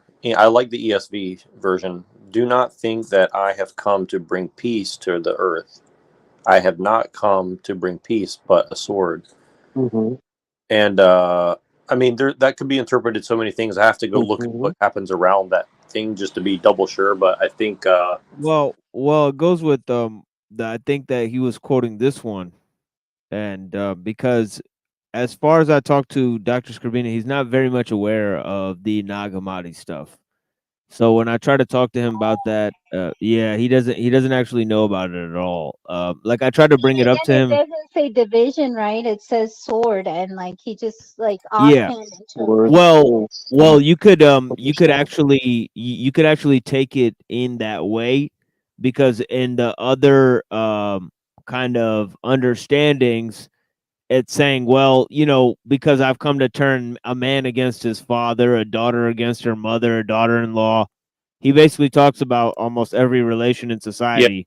exactly. So he's talking about like, well, at the fundamental nature of society, like, I'm going to divide people, Right. and yeah, so You can take so it that way because well, there's also a parallel passage in Luke 12, verse 51, where it does say division. yeah, and this one is heavily, and actually there's a lot of if I grab Dr. Scribina's book, he has a very long list of passages like this. So he's got tons of passages where it's Yeah, I was actually looking talked for that about. actually. Yeah, you know what I'm talking about then. Yeah, he's got actually a whole list of passages that are talking about kind of going to war. And so yeah, I mean, if you really read it, it's not all peace and love. And actually, recently, when I've debated with the Orthodox Christians, they'll be some of the first to point this out. They'll be like, you think it's about peace and love. It's not. Jesus is talking about all this war stuff.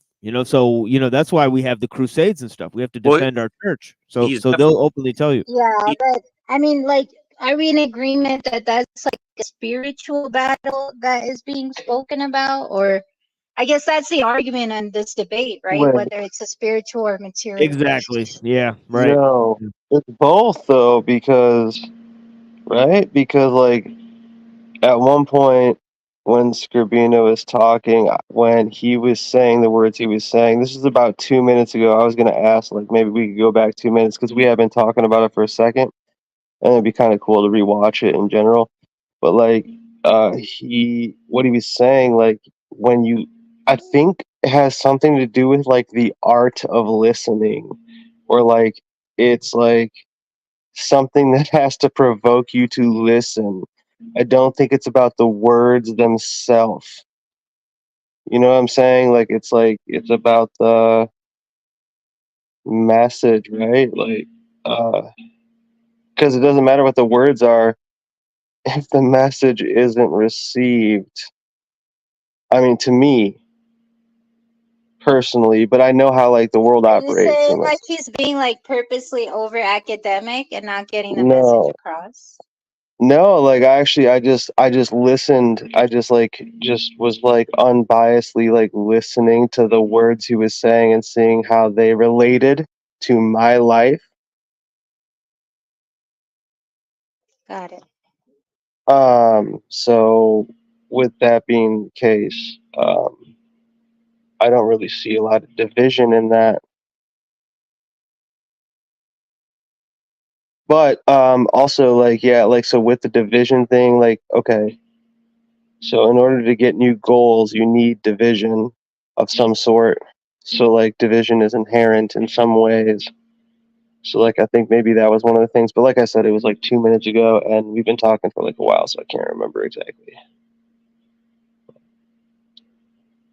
Like, I didn't think it was like a contentious, like, the difference. There was a difference we were talking about, but right? Or, I don't know.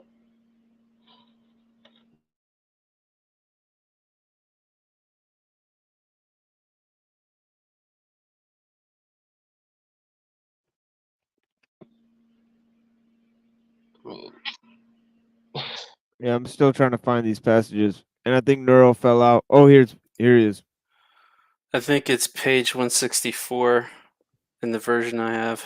Well, before we move on, I just want to ask Machine, do you think that there is overlap of Neoplatonism and like Valentinian Gnosticism, or am I way off base on that? Oh yeah, and I could show you where in my book I talk about it. I'll give you the references for sure. Cool. No, I just yeah. wanted to see if I was way off base or not, because Oh no. What would that mean? No, yeah, What would definitely. that, like, Neuro, for like the layman? What would that mean? Well, I've never heard it wouldn't Valentinian. be well, it wouldn't be Neoplatonism, but it would be a sort of Middle Platonism that's developed by Ammonius Saccas, who was the teacher of Origen and Plotinus, right? Yeah, and Origen was the last editor of the Bible, so people say not significant, but it is pretty fucking significant in my opinion. Okay, I believe you're serious. Well, what it means is that you might have had a Gnostic who edited the Bible, essentially. So Yeah, I think I know. I get it. so. When people are calling other people Gnostics, it's kind of like a No, it's not that. See, okay, like, this is where you split the atom into the atom. I feel like I do it too. That's why I'm calling it out. Me too. I'm liable for it. I split the atom into an atom sometimes.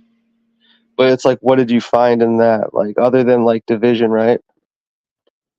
well with the division. I mean, I think the division quote is one of the best quotes in the Bible. But I think people do kind of like overemphasize the wrong part of it because I think that when he's saying he's there to divide brother against sister and all this, I think what he's saying is like essentially, the truth is not going to be something that's going to be accepted easily, right?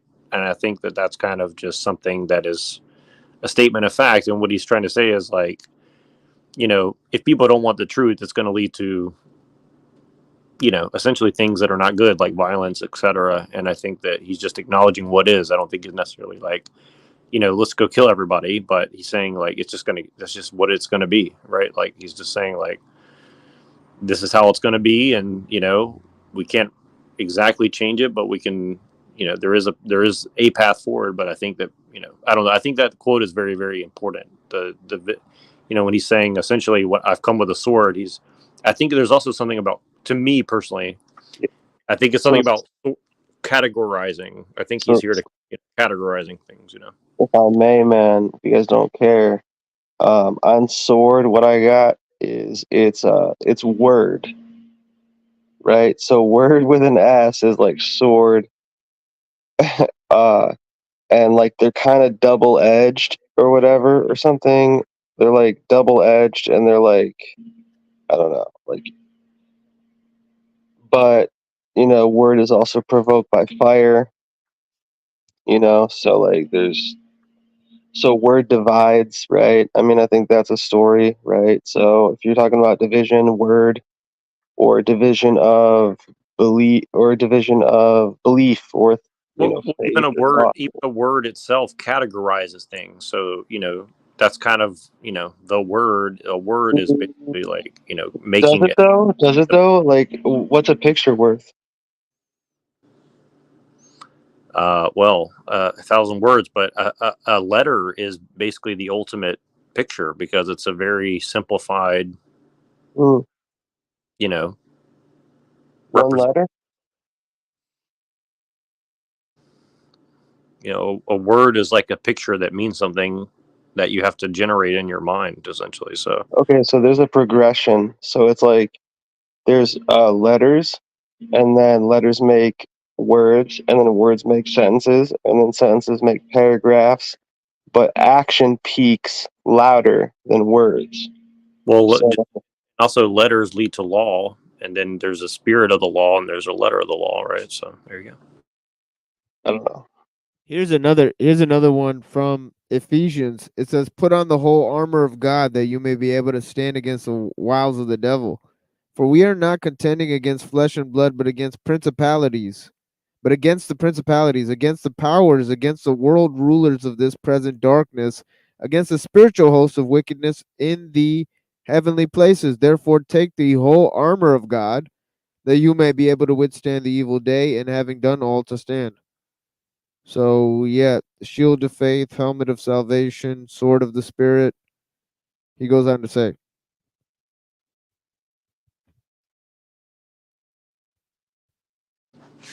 Yeah. What do you do? They have an equivalent of that in the Quran or in Hinduism or any other belief system?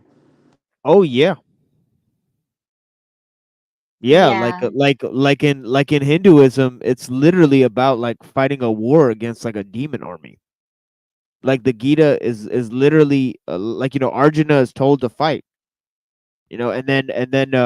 I guess and then his own yeah, cousins. It's his own yeah, family. yeah, yeah. He's told to kill his own family. Yeah, and then and he even like tells the god like he's not gonna do it, and he like goes away to the forest, and then Krishna literally transforms into the destroyer and shows himself like literally devouring the entire battlefield. So he's like, "What you're talking about is nonsense. Like they're already dead." Yeah, which they hijacked for that Oppenheimer, right? He hijacked that quote, but it wasn't to show like man's destructive power or anything. It was to show how the destructive nature of the divine, and to push like Arjuna to not be a chicken basically and go do his duty. Yeah, it's like don't like it's like you already did like you already said like that you're gonna fight evil in this world. Now, what does it matter if it's the people that you know that are committing the evil? He's saying, do you fight evil because it's for the people you know, or do you fight evil because it's evil and it should be smited out? In other words, he's just telling them like, what are you doing this for, anyways? And then yeah, so and then in the Quran, yeah, it literally says like, yeah, when you're making war against the non-believers, like just abuse them with the verses of the Quran so that they know like you don't fuck around like at all. You know, and like there's like basically it says like, yeah, if people like basically if nobody attacks you, like don't fight against them, but if people attack the mosque, like go ahead and kill them. So yeah, I mean, it's not making any bones about like what has to be done. And I don't think it is either in Christianity. I think everybody who read those verses understood like, all right, this verse means if somebody fucks with us, like we're gonna kill them. So I don't think it was a problem for anyone to like read it that way, back then. And yeah, if you read Saint Augustine, City of God, I mean, you read about how he's talking about Rome. I mean, he thinks Rome is literally the fucking cesspool of all evil. He thinks it's literally the source of evil in the world.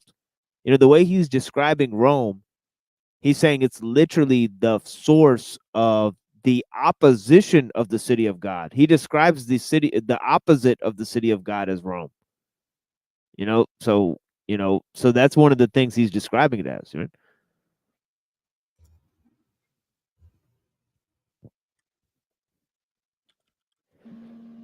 You know what? Like the original, like the people who were stoning people in the Bible, like I feel like they were the original stoners. And right now, I'm trying to get stoned like a canyon. I'm trying to get stoned like a fossil. You're funny. gosh, Browns, for your humor. I want to add That's a what I said. caveat though to what you were saying. The machine lies with the Gita, right? Killing a demon army, even if they're in the same family. So that there's a nuance with that with the ages. So the Gita, the Bhagavad Gita, takes place during the Bronze Age, and for each age, there's like an aphorism. So in the Golden Age, just like the people that are purist are on top materially, Yeah. good and evil, they exist in the same universe. So that's their proximity. They're in the same universe. In the Silver Age, they can be within the same world, the same race, the same world. In the Bronze Age, it's within the same family, good and evil. And then in the Iron Age, the proximity of good and evil is so high, it's within the same individual. So for us, the way we need to take that and run, since we're in the Iron Age, is to slay the demons within, essentially. Thank you. And Anna just reminded me actually of one other thing. The way that Scribina was describing something, like how I said like how you just like listen and you just like it's something about like it has something to do with like making you listen more. That's all I can tell you right now. But with all when he was describing the changes, like these vast changes and the sweepings and like the burning and like I just felt like in some way that a cycle was being described. So like I don't have the info on how I could describe that right now. I have some ideas, but like it just with the esoteric stuff, it seems to deal with cycles a lot. And so I don't know if that's what he was saying, but I know Neuro was talking about like kind of like what's the difference or something, and I would just say think of esoteric as like more like cycles, I guess. Well, I think that's kind of what I mean. To me personally, I think when you read the Bible, you're not only reading it literally, and Oh I think yeah, the yeah. big mistake people make is like people That are too. That's a cycle too. Yeah. yeah, people are looking for like a literal linear way of reading the Bible, and I just don't think that it's written that way. It has no intention to be read that way, and I think that that's where people get confused. They think that it's like, oh, I'm just going to read it word for word, letter for letter, and it's just going to be exactly in plain English. It's like, no, it's trying to give you like I love my Jehovah's Witness, bro. I love them. Yeah, and again, I would love to be proven wrong, but I think that, I mean, there's just no way that it works that way. Like you have to look at it at multiple levels of comprehension. Like I mean, Jesus literally says something to the effect of like, some of you, or maybe this is Paul, I guess, but some of you are going to get the milk and some of you are going to get the meat, I guess, right? So he's telling you like, this is not going to be for everybody to comprehend, essentially. So You come to what? Well, whatever he was talking about, which I would have to assume is like different layers of truths, I guess. Okay, I'm lost on who we're talking about, Paul or. Well, I know Paul says something like that. I think Jesus says something similar, but I could be mistaken. Hey, I want to So show based on some Ernest pattern, samosas I just made. May I do that, TML? Check it out. It's my first time not frying them and baking them. What is it? Samosas? Yeah, Nice. It looks so good. they're gluten free too, so I try to do. Anyway, there. I don't think I made nearly enough. I think you're right. So based on Ernest pattern, the age after the Iron Age, there either be good and evil be molecular together, or there'll be no distinction between good and evil. One of the two. I don't know. I'm with Hank. I don't know. Well, I think we'll find the answers in the Resident Evil series of video games and movies. Yep. Actually, maybe, yeah. I don't see anywhere in the scriptures that the apostles or anybody were told to fight against Rome. There was nowhere. Well, other people found it, so I don't know. Rome And destroyed I mean, if you itself. ask Rand, he would say that it is in there. Hey, Rock E, isn't it like, I may be wrong, but isn't it that even the apostles are kind of pushing Jesus to topple Rome, and he's explaining to them that that's not what he's here for? Yeah, he came here as a lamb, the spotless lamb, as a sacrifice for the whole world. That was his first job. He's coming back as a conquering king, and he's going to destroy all the wickedness. I don't know. Maybe he already did. I don't know. I don't think he's done that yet. But well, I think when I was when I went to when I was in when one verses I remember I memorized was that verse. The word of God is alive and powerful, sharper than any two-edged sword, piercing even to the dividing of the sunder, dividing of the there's division, dividing of the sunder and the joints and the marrow, and is a critic of the thoughts and intents of the heart. All scripture is God breathed, is profitable for reproof, for correction, for instruction in righteousness, that the man of God might be mature, fully furnished unto all good works. That's what the Bible teaches you. It's not pick up your sword and go. Rome fell, and maybe Christianity might have had something to do with it, because a lot of the Romans were becoming Christians, and that's what a lot of the Romans soldiers were becoming Christian. Rome fell because here's my of their debauchery. I'll give my opinion. I think Rome fell because if they really, let's assume that the Catholic Church way back then was on the right path of Christianity. If that's true, I think that Rome fell because they had to look at themselves in the mirror and realize that what they were doing, they didn't deserve to be that empire anymore, and so they let it go. I think that's what happened. Okay, well, let's assume it's been co-opted from the Rome beginning. spread Christianity. Rome. See, the reason I think that Christ came during the Roman Empire was because SPQR, the people, Senate people, and the Republic. It protected people. It protected. You could have any god. You could worship any god, and not. You shouldn't be. Back then, they had laws against. You can't go.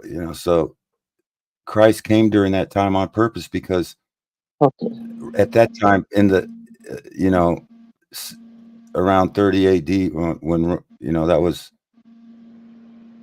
until about 180 AD, Rome was pretty good, but then then do you know the foundation myth of Rome, the city? I don't know the foundation myth of Rome, the city. Oh man, Rocky, do you know? I don't know the foundation myth. You guys got to hear it, Hank. I know you know it. Okay, I'd like to. If you just want to say it, that'd be cool. Whoever knows the story better than me, you tell it. If not, I know Machine knows for sure. But if anybody else wants to tell it, I'll let you guys tell it. I kind of want to hear you tell it now. Are you talking about how Rome was founded? Yes. So Rome was founded by two brothers, Roman and Remus, and so they were like wild feral children. They got raised by wolves, and and then they came to find 7 hills, and on these 7 hills they founded Rome, or something to that effect. But it's very similar to the Jacob and Esau story. You are the funniest person I've ever heard in my life, dude. Rome started as an agrarian agrarian culture. They were farmers. They were So tough. tell me about these wolves that raised these feral children again once more. Yeah, that's really true. Well, I mean, is it really true literally, or is there a figurative Well, I mean, or this mixing of heritage based on we don't know why they would have misconstrued the information, but maybe they took on information that was already there and mixed their thing in there with it. We don't know. perhaps, but this, there was like this group of people called the Sabines or some shit. This is like their story of how Rome came to be, and Rome. I guess some of the versions of the story is Roman killed his brother Remus because he wanted to, you know, be in control of Rome as well, and he said no, and so it's named Rome because he was a believer. And my point of that is it's very similar to like the Jacob and Esau story, where one is overcoming his brother, and I mean, it's a pretty deep story if you look more into it, but I think that it is important to kind of know that, like, I think this is. So it was formed over jealousy. I don't know if jealousy, but there's something. That's what I think. Something like that, but I think that it does matter to the Bible as well. I mean, I think that you have to kind of understand how the Romans saw themselves as well. You know what I I mean? don't know how the Romans. I don't know it. I don't know it like you guys. I just know what the characteristics are. Well, my point is, if the Romans are Do you know coming what out of that, you know what SPQR stands for? Do you know what SPQR stands for? Do The I Senate, know it? Senate, people, and the Republic. Senate, the people, and the SPQR. And so it's a pretty good type of government. You have the Senate, which represent the people. You have the people, and then you have the Republic, which is law. And sounds that's like a form of government that is sanctioned by the scriptures.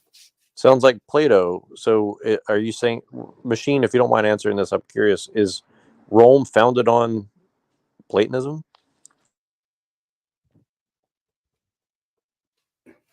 You know, Rome, No. the original people from Rome, I think they were Greek people that were on the move for some reason, and they settled down in one spot because their women said, "I'm sick and tired of traveling around. Let's settle down." And Well, I'm not the hating thing on your is story. I that just thought that was funny the way you said that. well, the thing is that the type of understanding that came in terms of Plato and all of that stuff came with Cicero, and he was kind of later. And Cicero is the guy who called the Plato's Republic the Plato's Republic. The original name of Plato's Republic was the regime. It was a complete totalitarian platform Yep. that taught you how to control society from the top down. And yeah.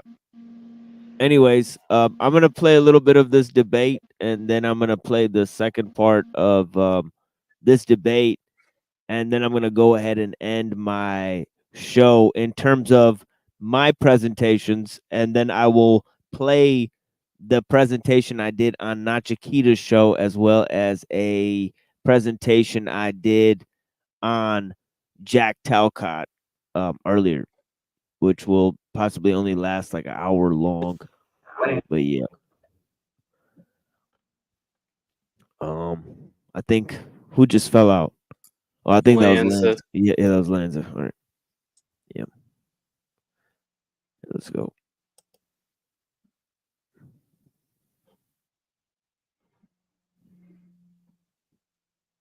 Who constructed the story opposing the Roman rule. And they obviously couldn't do it alone. They had to get help. They had to convince the Gentile masses, everybody else, to join on their side. That was the only plausible solution. Okay. I did.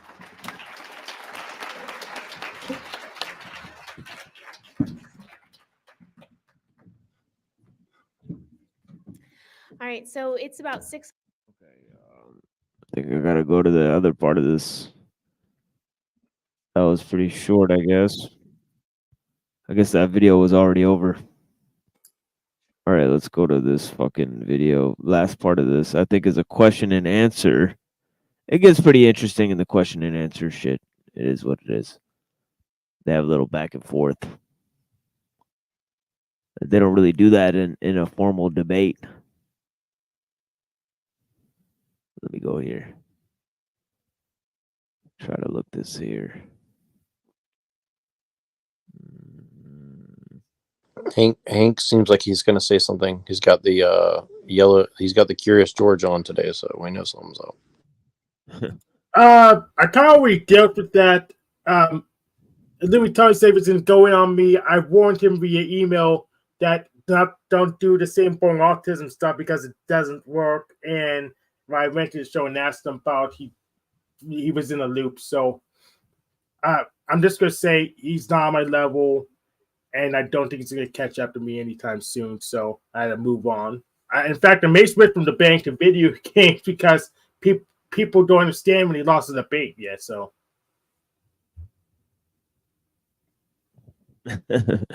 Yeah, Lumitami didn't hop up here today. This is one of the weird days where Lumitami does not show up. Which is interesting. I think he wants to. I think he wanted to. He's a little. He's on a warpath, I think, right now. So. Yeah, he must be doing his own stream. He is doing his own stream. I was over there. I scrolled back during the time I see if he brought me up yet because he said he was going to go on me. I could tell by the thumbnails, the videos he didn't.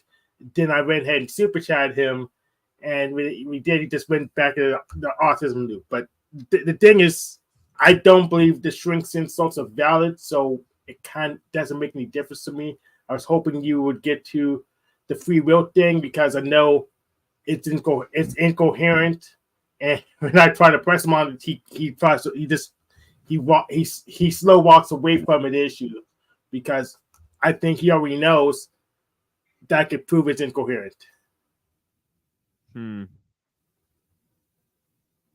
What do you think about the book of Daniel? Do you think that was truly written at the time they say it was? And then you have the statue that has the golden head, which is Nebuchadnezzar. Then the Phoenician. Oh no, not the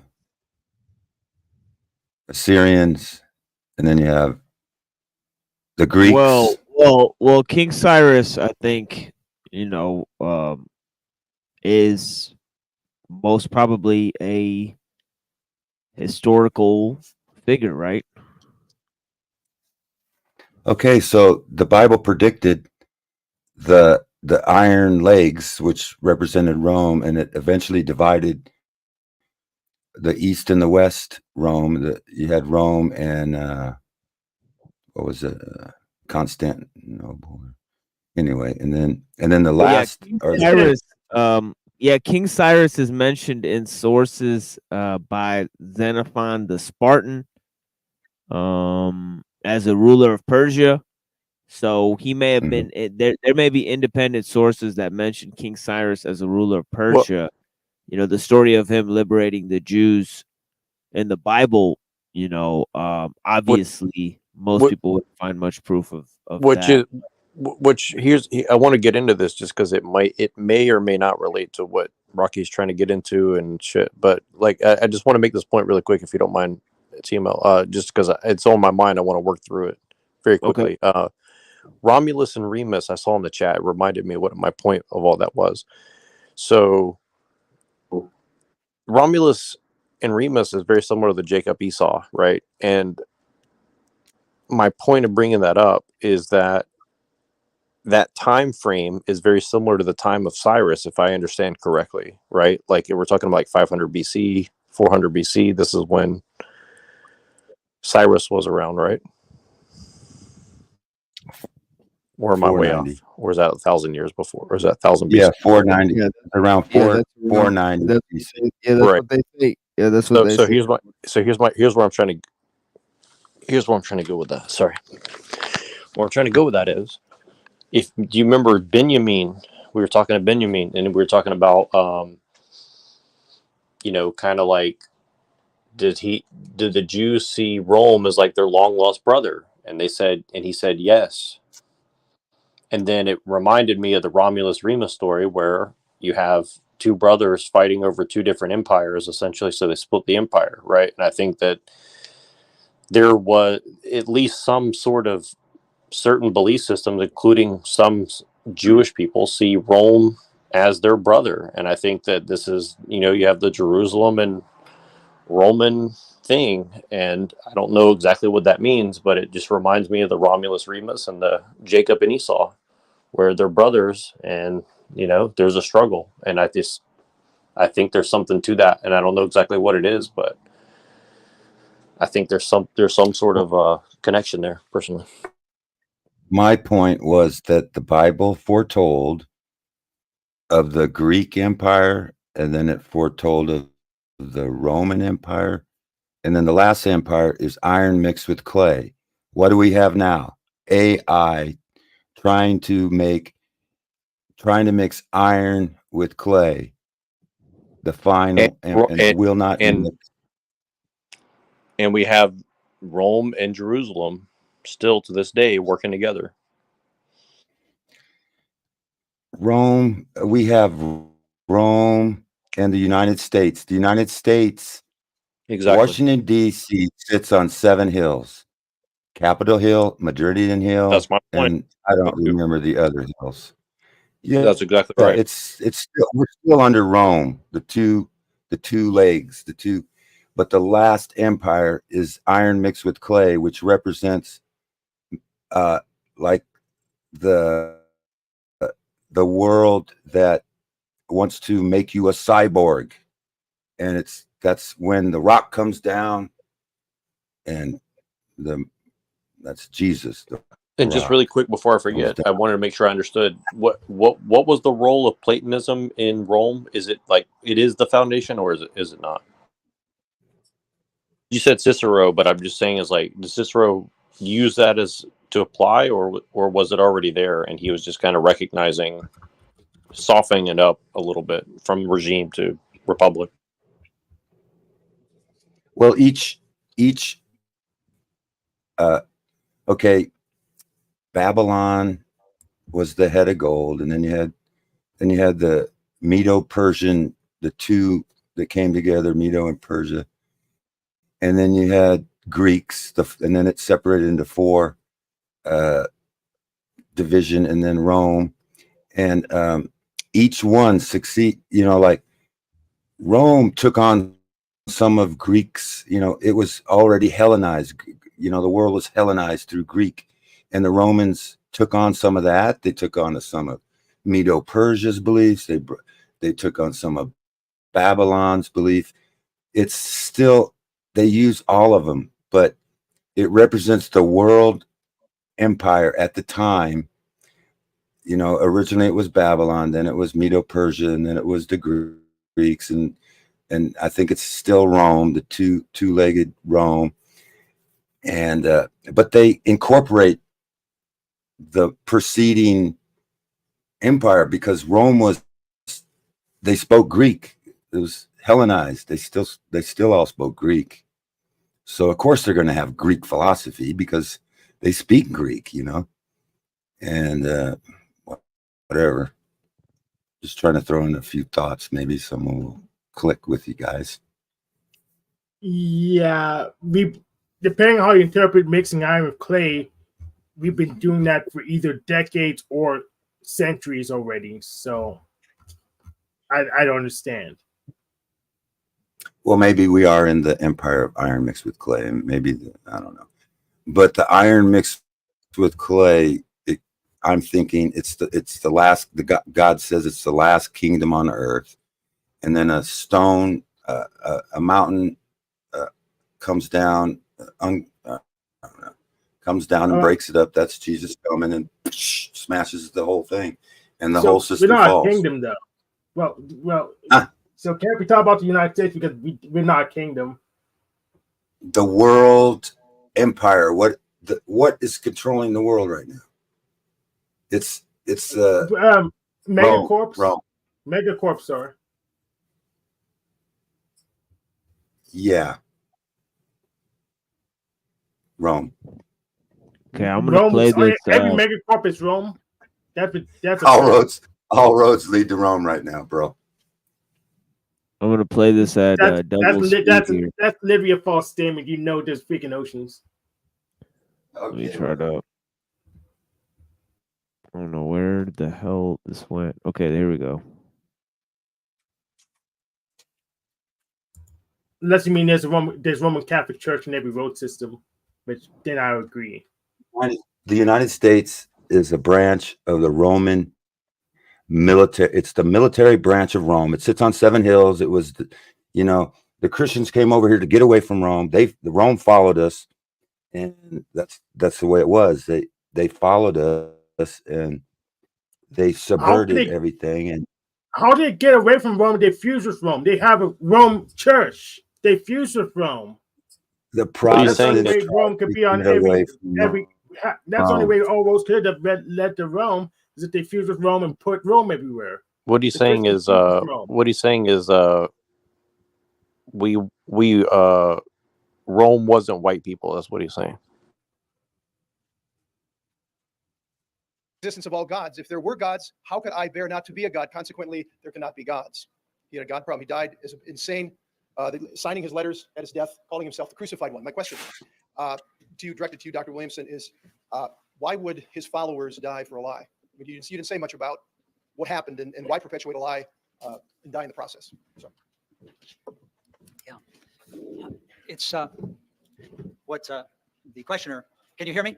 What the questioner was referring to. First of all, I thank you for the quote from Nietzsche, and he was a brilliant man, and I knew that Professor Scribino was going to talk about him, so I just did a little refreshment of my memory of Nietzsche, and what a sad and miserable life, and I just don't feel like he's a very good guide or help. Nobody would really want to have their life turned ad hominem attacks the whole time. It's true that the early Christians died for their belief in Christ and died rather than sacrifice to the Roman gods, which was a part of your duties as a citizen to do. And the reports from the 1st and 2nd centuries of the early Christian martyrs show tremendous heroism and courage.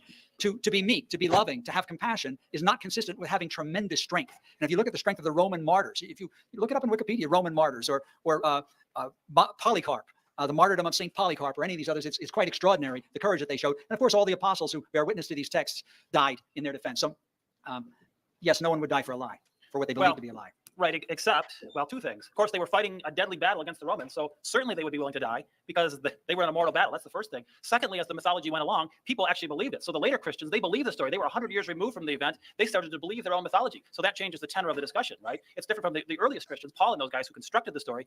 Of course, they had a different attitude. As Nietzsche said, they're throwing this doctrine among people. They didn't even believe it themselves. But of course, they were willing to die because they were fighting against the hated Romans. But the people who believed it, the later ones in the 2nd century, that's a different, then they're willing to sacrifice for Jesus and other stories like this. So the story changes as it becomes written originally as a construction to gradually being believed as truth. There's a marked difference there. Next question. Hi, I was actually thinking about this passage, Romans 13, right before Dr. Williamson talked about it. And this is directed to Dr. Scribina regarding Paul's master plot. It says right here, let every soul be subject to the governing authorities for God, for there's no authority except from God, and the authorities that exist are appointed by God. Therefore, whoever resists the authority resists the ordinance of God, and those who resist will bring judgment on themselves. For rulers are not a terror to do good works, are not a terror to good works, but to evil. And it goes on for another 4 verses. When this was being written historically, was the reign of Emperor Nero, who was burning Christians as lights for his. I want to point out that in that verse in Romans 13, even though it's saying to obey the authorities, it still is distinguishing the society of Christians from those powers and authorities. So it's not counting Christians within the normative sense of the laws. It's saying obey the rulers so that they won't disturb you from practicing your faith. So it's still making a distinction between the rulers and the Christian followers, which is interesting. Yeah, it's basically like. Sorry to interrupt. I just want to say he's basically like he's saying, "Don't be a dumbass and get caught up." Right. That's what it seemed like No, he's saying. He's saying don't get caught up. no, I think it's saying that as long as the laws do not go against God's law, that you're supposed to follow the laws of the land. Right. Because Yep, we're right. not outlaws. Yeah. We're not Yeah, supposed to be outlaws. Yeah. It's saying obey the laws, basically, so much so that they don't really fuck with you. But it would be interesting in a sense where it might say, hey, look, like maybe you know, what happens if they fuck with your ability to practice your faith? Then will you then have to amend the laws or the scope of the laws, you know, or something to that Well, effect? Well, it's just saying that if you break the law, if you break a law, like say you're having a Bible study, well, you can sneak around and have Bible studies if you don't get caught. That's fine. But if you like if you break the law, if they tell you to like deny Christ, and that's what they were the Romans were trying to get you to deny Christ, and that's where the martyrs came from, that they would not deny Christ, and so they broke that law. Yeah. Well, But if you notice, the last 4 years they've had this event going on worldwide, and I saw in real time when the Christian communities tried to make it like, oh, see, they're interfering with your ability to practice, but really, it was a test. It wasn't a real incursion on your faith. It's just that you had to make certain decisions, and you know. yeah, some of the churches closed down because of the scamdemic voluntarily. They weren't told to, they just did it, and that doesn't show very much faith to me. I wouldn't have closed down if I had a church going. I would tell them to fuck off.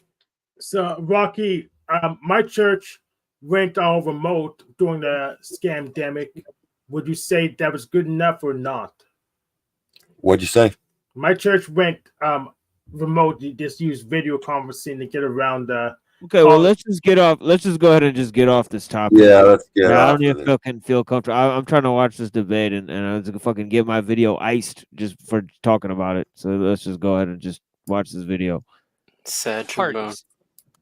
And so to say that that Paul had some master plot to go against Rome, to me just sounds ridiculous. Can you ask a question? You're over time, please. And I'm wondering how you reconcile this passage written by the Apostle Paul with your statement.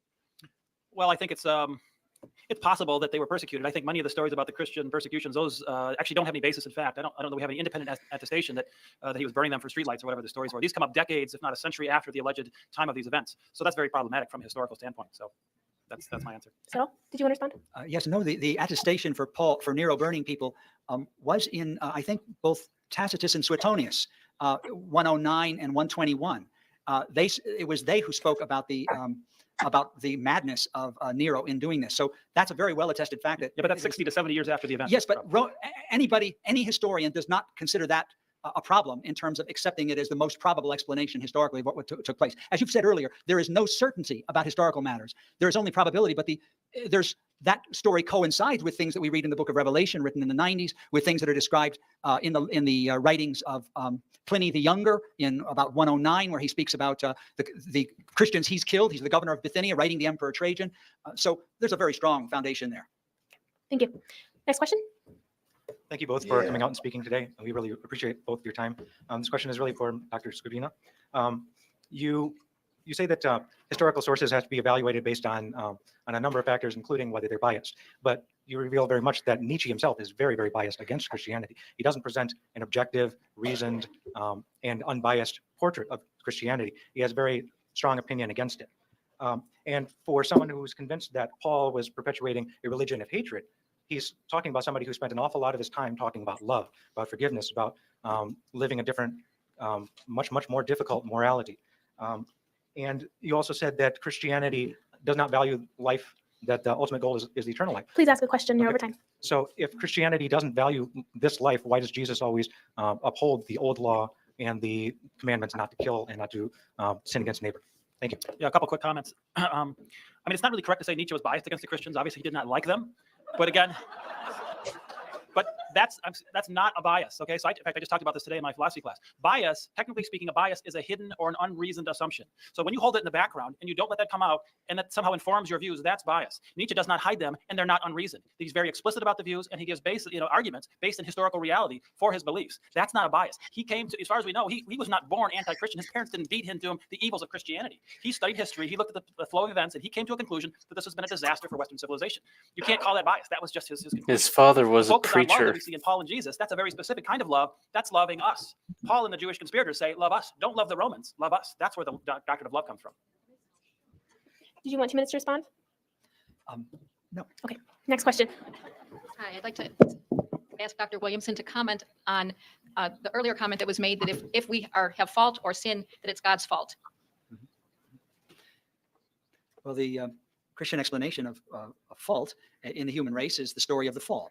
And while that story, I don't think is a sort of literal description of what happened, it tells us in a sort of symbolic historical way that it was choices of human beings that introduced evil. This is or that are responsible for the power of evil over human beings.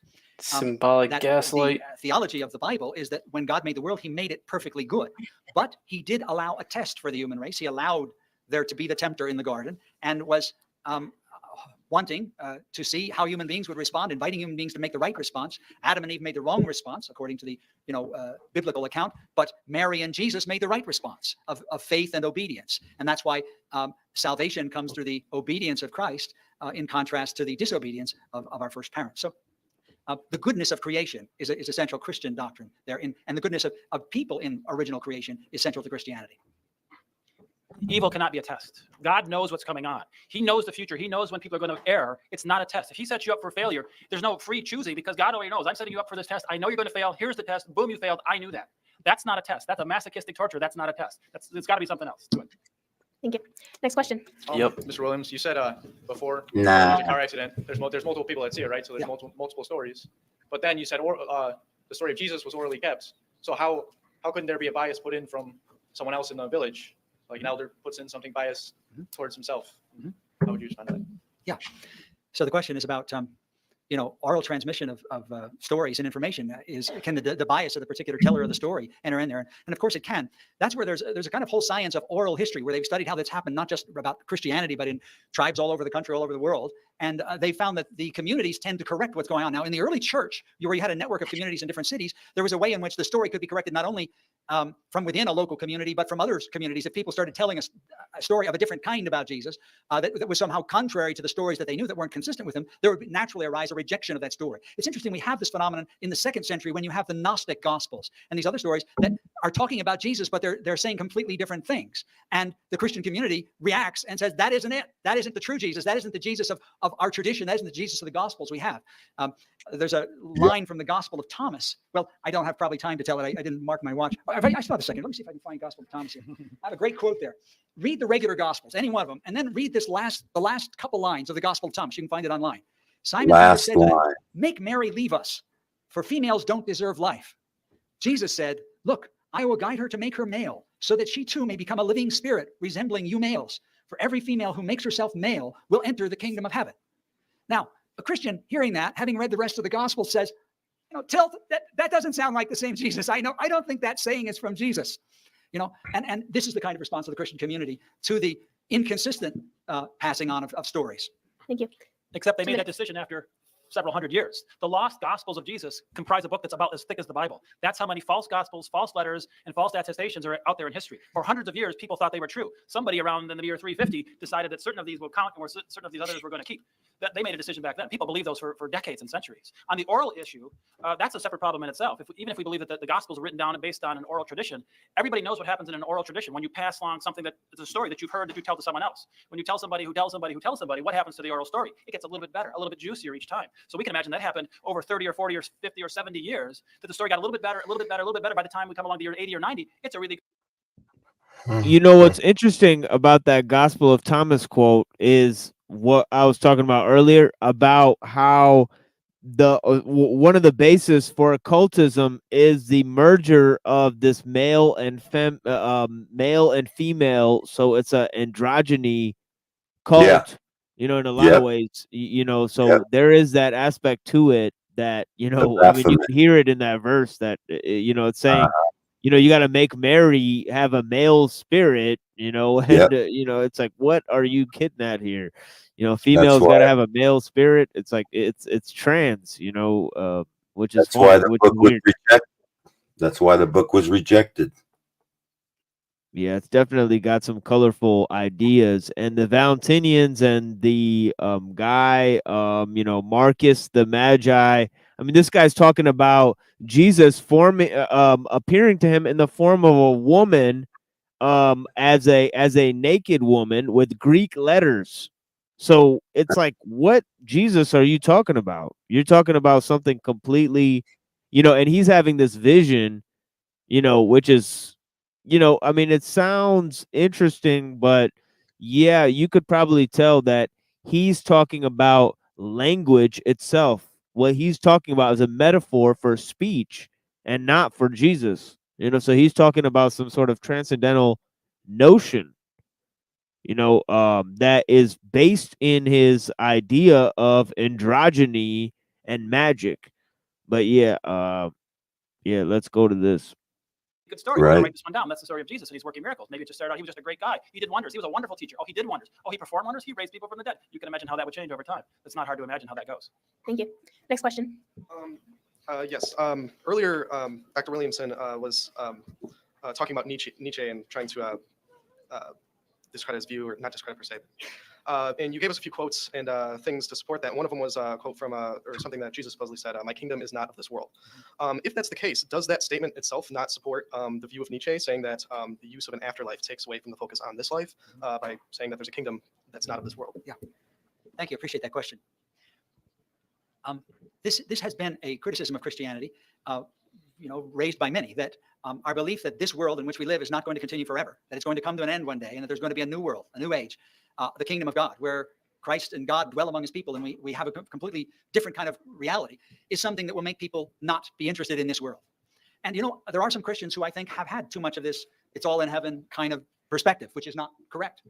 But the teaching of Jesus and the teaching of Paul and the teaching of the whole of the New Testament is very much oriented to life in this world. In fact, whenever the New Testament speaks about the basis of judgment, how will we be judged as to whether we get to live in that world with God, it has to do with our conduct in the here and now. So, in fact, what we're supposed to do is to try to make this world be as much like the kingdom of God as we can. We're supposed to, we know that it won't be the kingdom of God, but we know that it's our goal to live the life of the kingdom now. We're to live the life of heaven in this world by treating others with charity, by giving ourselves generously, by dying for our faith, by dying for our nation, by being heroic, by being strong, but being loving and being good, and serving and meeting the needs of the poor and so on. So it's not like just an introspective thinking about some kind of heavenly future in another world. With the 25 seconds I have left, I just want to say, on the issue of oral tradition and oral history, it's not like the so-called telephone game where one person tells something, another person tells something, and the story changes. Check out the book. It's on my suggested resources on the handout, The Jesus Legend. It lists, it's a terrific book on this whole idea There of he the mythical goes Jesus. again. And it's the best sort of summary of recent biblical studies on various aspects of things that have been raised here. Also, on the subject of the Gnostic Bookseller. Gospels, see the book in there titled The Missing Gospels, which examines those documents. Dr. Scrubina, 2 minutes. Yeah, just a quick comment. I mean, Yeah, you know, writing what books is worldview has evil. done for society in general. I mean, we see a tremendous legacy of damage and destruction, right? Unthinking, irrational beliefs. We see, you know, the Crusades. We see burning people alive. The in the Middle Ages in Europe, the Europeans, they burned something like 500,000 women as witches, burned them alive. This was Christians who did this to women. Okay, you had the Crusades, you had the Inquisition. These are the results of a Christian mythology. When you believe a mythology and you accept it as true, you do those kind of things. You burn people alive for being witches. That's not a good thing. Where's the benefit that comes from this great worldview? See- I don't see it. You look at history, you don't see it. I just want to say one thing really quick, if I could, really quick on that point. Dr. Really quick. So my thing on that is like both of them have good points, but they're obviously both missing the thing. It's like, you know, the dude who's a Christian, everything he said is true, but then he has like no caveat to say like, well, but a lot of times we get shit wrong. And then Scrubina, for his part, he's like, well, you burn witches alive, but you know, anybody should want to burn witches, you know, if they're real, you know. And so the thing is, he just assumes, well, Christianity is not real, and also black magic's not real. It's like, well, you know, you're throwing everything out just because one thing you don't understand doesn't mean that the other thing doesn't exist either. You see what I mean? It's like, it's just kind of interesting that they both Well, kind of totally missed the the point. whole witch burning thing in itself is so convoluted, Neurojack, because if you look at it, the pastor that was that started the hysteria about it, he belonged to the Royal Society, and the Royal Society of London also did the they were also for the advancement of science. So back in the witch burnings of Salem in the 1500s, before the witch burnings, they started to introduce this concept of inoculation through the Royal Society, which is basically taking a piece of a diseased organism and putting it inside of a healthy organism so as to repel disease, quote unquote.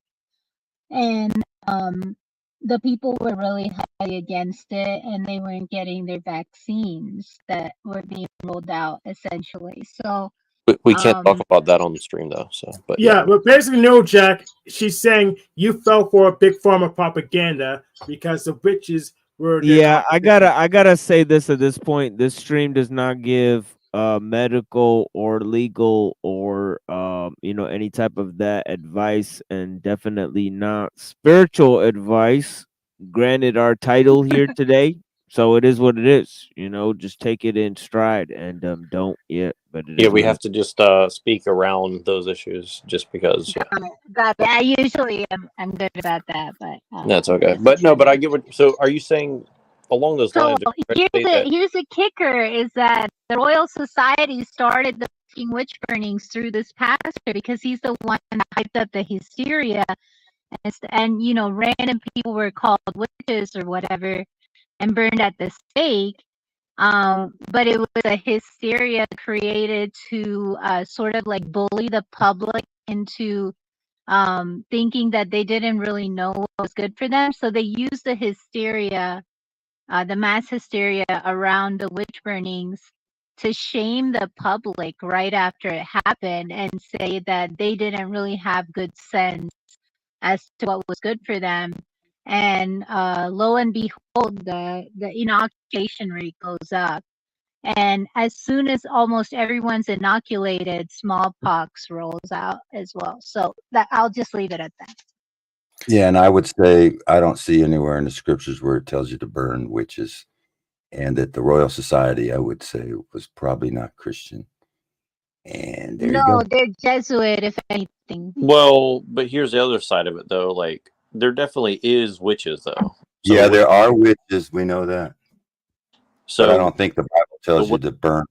So what should we do with that? I mean, we can't really get into it, but I'm just saying, or should we just let it go unchecked? Well, I think that the whole witch burning was to kind of put the how do I say, like deflect off of true witchcraft, which is pharmakia, right? That's the Greek translation. That's the Greek witchcraft word in the Bible. That's what's used. Well, here's what kind of sticks out to me, though. Weren't the people who did that allegedly Calvinist, or were they just Roman Catholics? Because my understanding is No, they were not Catholic. They were more aligned with Calvinism. You're right. Because again, like we're talking about the 1500s, right? And the Calvinists, almost all of the settlers were aligned with Calvinism, at least on the east. in the Northeast for sure. Yeah. I don't know about the South, but in the Northeast for sure, 100%. Yeah, well, then that's where Massachusetts is, right? Yeah, I think the Bible says to expose the enemy, not to. Are you? What do you think of Calvinism, Rocky? And no, sorry to interrupt, but we can go back to the debate. I just want to know what Calvinist are. I don't believe in Calvinism. I'm not a Calvinist.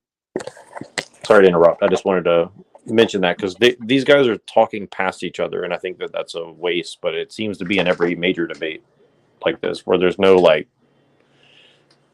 point Like, of. you don't get to be profound at all, right? Like the witch burnings is just a talking point. Like there's no nuance. You can't dive into it, and you can't talk about how it could have been a psyop or any of that. So Yeah, we weren't there. We don't know what really happened. Mhm. No, Jack. I understand your criticism, but have you done any debate yourself? Say what now? Sorry. Have you ever done any like formal style debate The yourself? answer is no, Hank. But anyways, Okay. Nobody doesn't get it. Okay. Well, I would do a debate, but go ahead. yeah.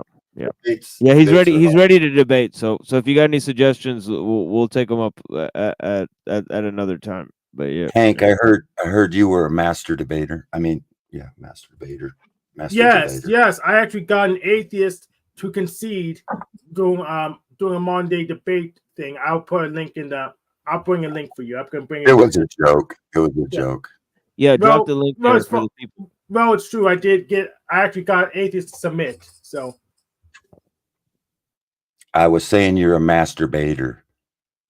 Yeah, we get it, Rocky. Thank you. Okay. You mentioned that Paul created Christianity as a fable. Is that what you said? Yes, right. And your evidence was that the fact that Judeo-Christian morality was against Roman morality.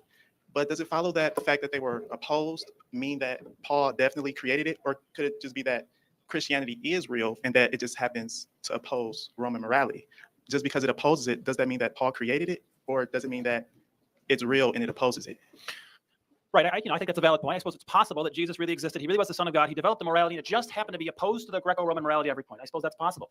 But again, we're talking about questions of plausibility. Is it likely that a proven, established source of greatness, which was true at that time, at the time of that time in history, the Greek and the Roman societies were the greatest civilizations in history? What sense would it be that suddenly Jesus comes down from heaven and he has a completely opposing moral view, and he's recommending this opposing moral view as the key to salvation? What are the odds of that? Well, I don't know. I think it's probably almost zero, personally. Did you want 2 minutes? Sure. Okay. I just would again say that I think there's no So historical who is basis saying for that thinking that Greek and Roman Paul was society into an anti-Roman are thing. the If you peak of read Paul's civilization travel here? Is companion that was Luke, Servino? who wrote the Gospel of Luke and the Acts of the Apostles. Read the Who said what? Is it Scorbina that's asserting that Greek and Roman society were the peak of civilization when Jesus came in? I think he's saying that was Nietzsche's main point, right? But at I at that stage, I mean, with the power of Rome, at that stage, I guess in terms of just power and the type of land they had, one could argue that Rome had basically the most power at that time in terms of world politics, right? So one could possibly assert that, if they knew enough about world history at the time. But of course, a large portion of the world was not discovered. I mean, who's to say? But yeah, and then we only have a slight view of history as we've suggested earlier. But yeah, I mean, Right, but that's just that's a big assumption there. yeah, And I yeah, just don't does even know like yeah, I why. mean, do I think that Dr. Scorbina thinks that? I think it's possible because Dr. Scorbina really puts a lot of faith into philosophy. And of philosophy, he really finds Greek and Roman philosophy. Like he thinks like basically religion, like looking for God in religion is like looking for a dreidel in a box of fruity pebbles. I mean, like it's like no, you're not like it's like what's the point? I mean, like what are we looking for here? Lols. Yeah, but yeah, really the thing about it is he really thinks that the God of the philosophers is much more reasonable, and he thinks that a God with limited capacities and one that are limited to what we observe. A, through our human reason, and B, through nature. That's basically, gotta be something that have to do with God. So, in other words, he's basically a deist, as he mentioned in the beginning. He kind of follows Spinoza's version, of philosophy, and also through that, he kind of takes a extreme approach within that frame of reference. So, his views are extremely exotic, even in terms of philosophy alone, I would probably possibly say. Granted his views on panpsychism and other things. So yeah, he's an extremely eccentric thinker, in terms of his views. And Yeah, you know, I, yeah. From what I know about Scapina, he's not that exotic. You just make him an idealist. So a deist Well, idealist. I could read some of what he says about the Greeks and the Romans, and I'll let you come to your own conclusion. Mhm. Here is some of it here in his book Panpsychism and the West. Let me go ahead and read some of this because yeah, I think his views that the Greeks, you know, Plato, including the Upanishad writings, and you know, he gives examples from the Upanishads. He gives examples from Zen poetry, Dogen, you know, and then he moves on to Plato and Aristotle.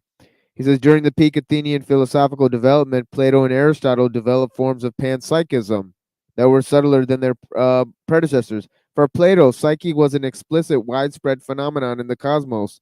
In addition to humans and other animals, he attributes to the earth, Timaeus 40c, the sun, Laws 890 AD, the stars, Timaeus 41e, plants, Timaeus 77b, the form of being, Sophus 249a, and the cosmos as a whole, Philebus 30a. In his last work, Laws, Plato makes a final declaration on the matter. Now consider all the stars, the moon, and the years, and the months, and all the seasons. The soul or souls have been shown to be the cause of all these phenomenon, whether it is by the living presence in matter or by some other means. We shall insist that these souls are gods. Can anybody admit all this and still put up with people who deny that, quote unquote, everything is full of gods? These are Plato's words, right? So, yeah, I mean, yeah. So Plato's views were very exotic, and you know, you cross-reference that with Scravina. I mean, you know, you know what I'm saying? That's exotic for the West, but this is normal for Eastern Well, cultures. it's exotic for the West, but it's the basis for Western philosophy, right? I'm sorry, Annapurna, you got broken up there. What did you say? Sorry, I think it's my phone getting hot. I'm just gonna join in from my computer and have better Okay. quality audio. Okay. Yeah. Yeah. No worries. Well, Western philosophy is a mismatch between that and Abrahamic religion stuff. So it's a mismatch. So some parts got in, some parts didn't get in.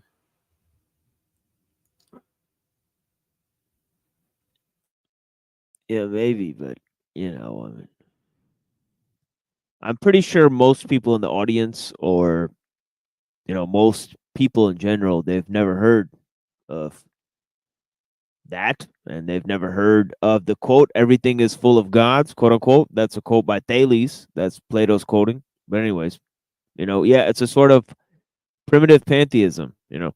But anyways, let's go to this. Acts of the Apostles. It's a terrific book, but tremendously exciting about the early growth of Christianity and what the church is. But you'll find no trace of anti-Roman attitudes there. If anything, scholars evaluate Acts as being pro-Rome and as a kind of apologia about Christianity's compatibility with Rome. So this is just a crazy idea of Nietzsche's, really, and that has no historical basis. That I don't think there's any historian of the Roman period or of early Christianity today who would seriously maintain Nietzsche's point of view on Paul's anti-Roman moves. Did you have more? No, that's good. Okay, thank you. Next question. So I was asked to ask a question on behalf of one of the young ladies that was here. Ashley Carroll wants to know, how does Jesus' death play a role in overthrowing Rome? Wouldn't it be necessary to keep the revolt leaders alive? If it were fiction, if the meaning of this story was to create an uprising against Rome, Jesus' death would be unnecessary. Can you respond? And then you too. Yeah, I would add to that, because you're really making a point, that how would Jesus' death serve the cause of bringing down Rome?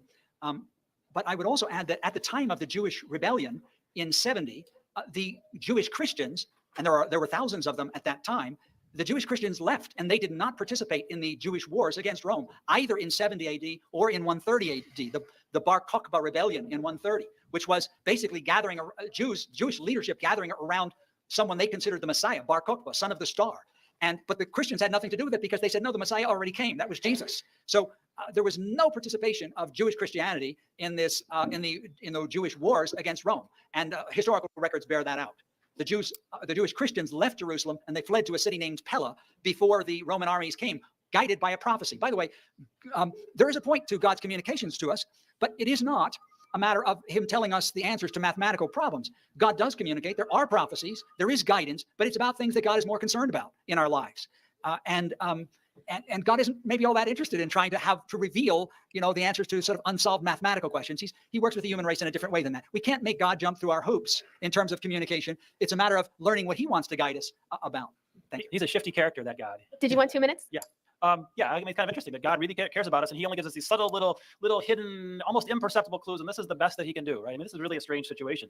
I mean, for everybody, it's not like just for you or just for some of us. It's for everybody in all of history for at least 2,000 years. All God can give us is these subtle little clues that, yes, he's somehow hovering in the background, and he's really concerned about this. That doesn't really make any sense. But the point about Jesus' death, it was absolutely central to Paul's plan. He had to have Jesus die. He had to have a story about the afterlife, because that's how he was going to convince the superstitious masses to come over to his side. In fact, as I describe it in class, it's basically a carrot and stick approach. He had to have the carrot of eternal life and the stick of hell to convince people that their story was the right story. So the Jesus death was absolutely essential to the plan. How else are you going to convince people? You can't just say, hey, masses, come over to our side. You have to say, no, if you don't come over to our side, you're going to hell. And if you do come over to our side, God will love you and he'll take you to heaven. That was the essential part of the story. That's the answer to that question.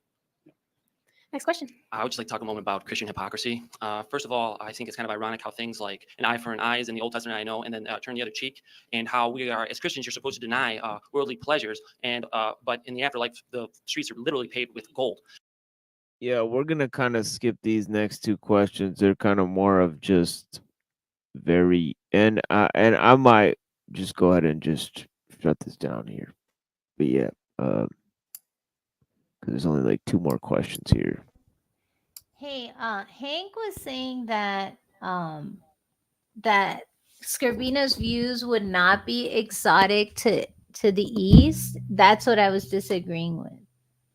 That I think that they would be exotic as in other or foreign. But Yeah, I mean, agree with me. yeah, I mean, it's interesting. I mean, Plato believed in reincarnation.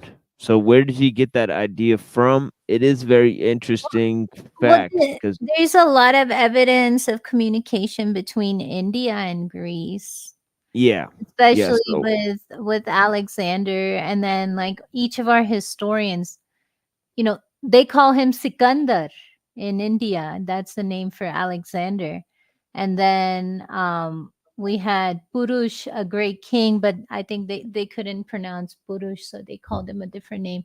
But there was a large scale communication going on, and I'm 99% sure that texts were translated, and commentaries were even made by Greek philosophers of the time on Indian texts or Indian state of affairs. And in the south of India at that time, there was a king that sent envoys, not just to Europe, but all over the world, and, made sure that we had like cultural exchange and language exchange. So my point is that it wouldn't surprise me if they had gotten in touch with those ideas over there.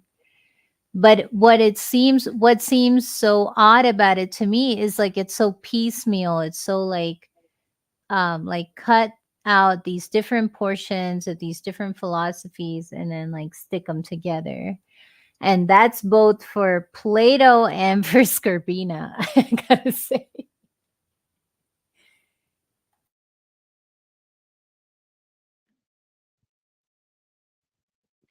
yeah, I mean, in terms of his idea, I mean, he doesn't really.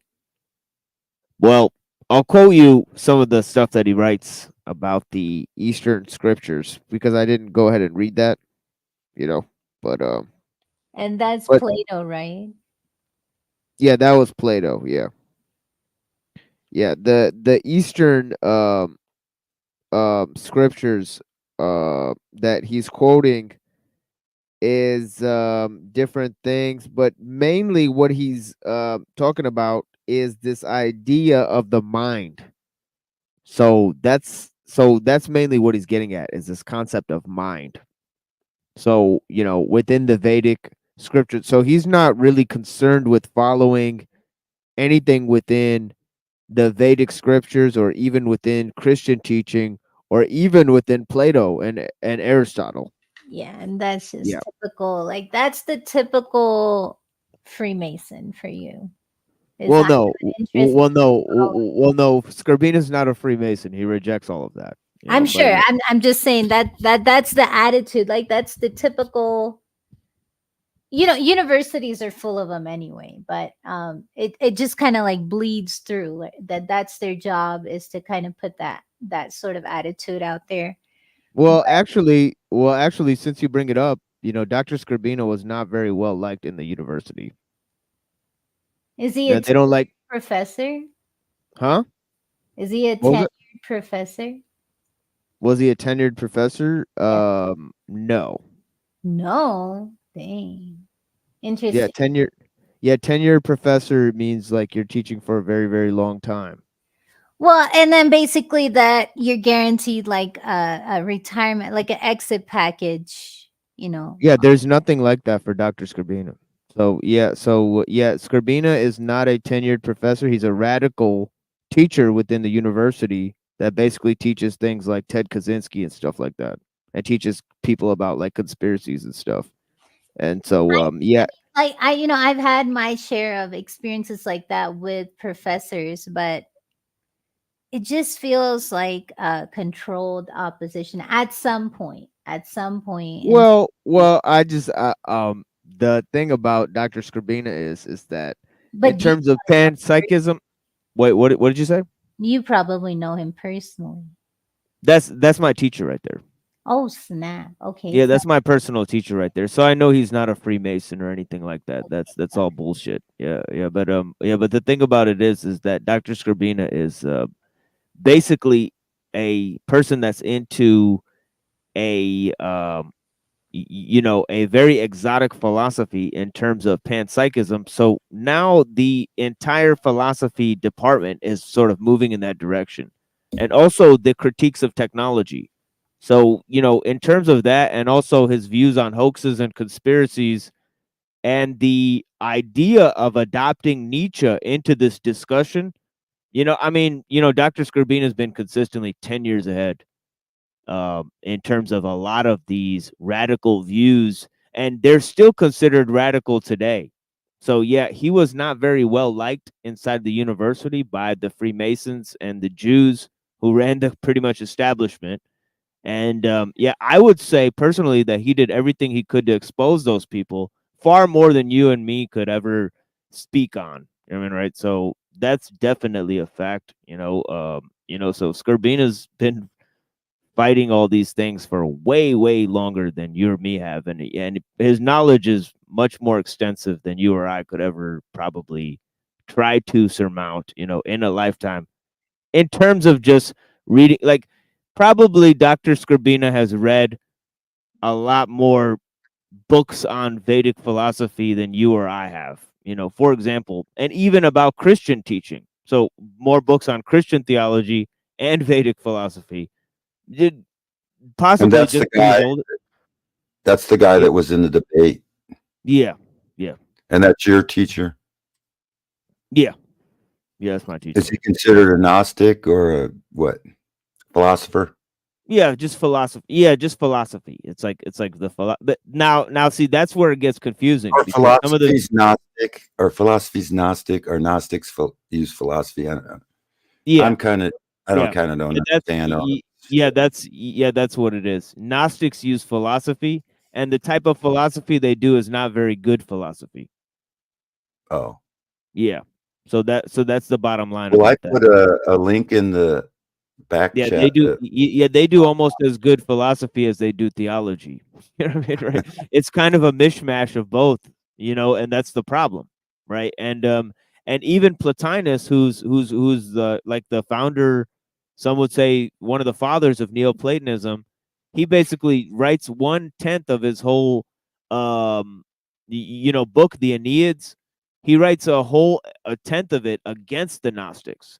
So Gnosticism is denied within Platonism, but the Gnostics hijack Plato and use him for their teachings, in so far as they totally invert the idea of the demiurge. So they take the idea, and this is something that came up in our discussions earlier. The Gnostics took the idea of the demiurge from Plato, but then they reversed it and made the demiurge a bad guy. Oh yeah. Yeah. They're doing a lot of that now. Yeah. Yeah. And So I didn't mean to disrespect your teacher. no, I've had lots of disagreements with him, but I'm just pointing out that But reading books on Vedic philosophy, like first off, those were translated by gosh, what is his name? They were translated by these German people, right? And well, the first attempts failed. There was a group of missionaries that tried again from Britain. I'm just saying the things that he's restricted by is like I guess like his own upbringing and environment and like bookish knowledge. Well, I would say probably not, because I don't really meet that many college In professors that terms of promote. Vedic, I'm talking about just in terms of like Vedic, like I don't know. Yeah, but see, that's the thing, is like he knows about Vedic philosophy, but do you know about Plato? Maybe I can match his understanding of the Vedas. I don't think that maybe you could match his understanding of the Vedas, but I think you may not be able to match his understanding of Plato. See, he's putting them No. I together. meant like I can go as far, because that's foreign to me. Yeah, but see, that's exactly but see, that's exactly what I'm saying. He looked at things that are foreign to him, but you didn't, right? No, I did. I mean, I That's literally. what I'm doing. So you know about Plato then. Yeah, I'm saying I can match the level that he can probably match at Sanskrit or the Vedas or something like that. About Plato? Yeah. I don't think so, Annapurna, with all due respect. I have is I'm not gonna sit here and quiz you on Plato, but it's pretty hard to wrap your mind around some of it. Like for example, like what do you think? I'm not saying I understand. And I'm not Yeah, even giving him credit to understand the Vedas. I'm just saying I probably can match if he's talking about treatises on the Upanishads, then that's like a peripheral understanding of the Vedas, in my opinion. So if that What year was Plato living? we're talking about No, I'm asking Machine Lies what years did Plato? I mean, was he like 300 BC or 200 BC? I don't know. Well, I'm just curious. Well, I'm tempted to ask Annapurna at this point, just to mess with her.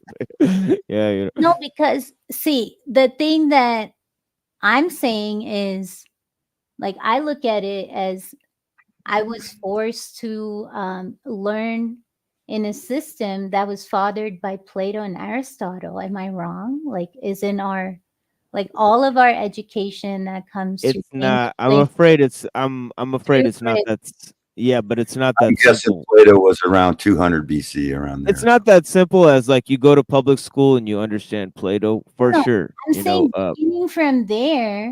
beginning from there, going into philosophy in college, like this is stuff we're expected to know to pass class, right? Like you have to.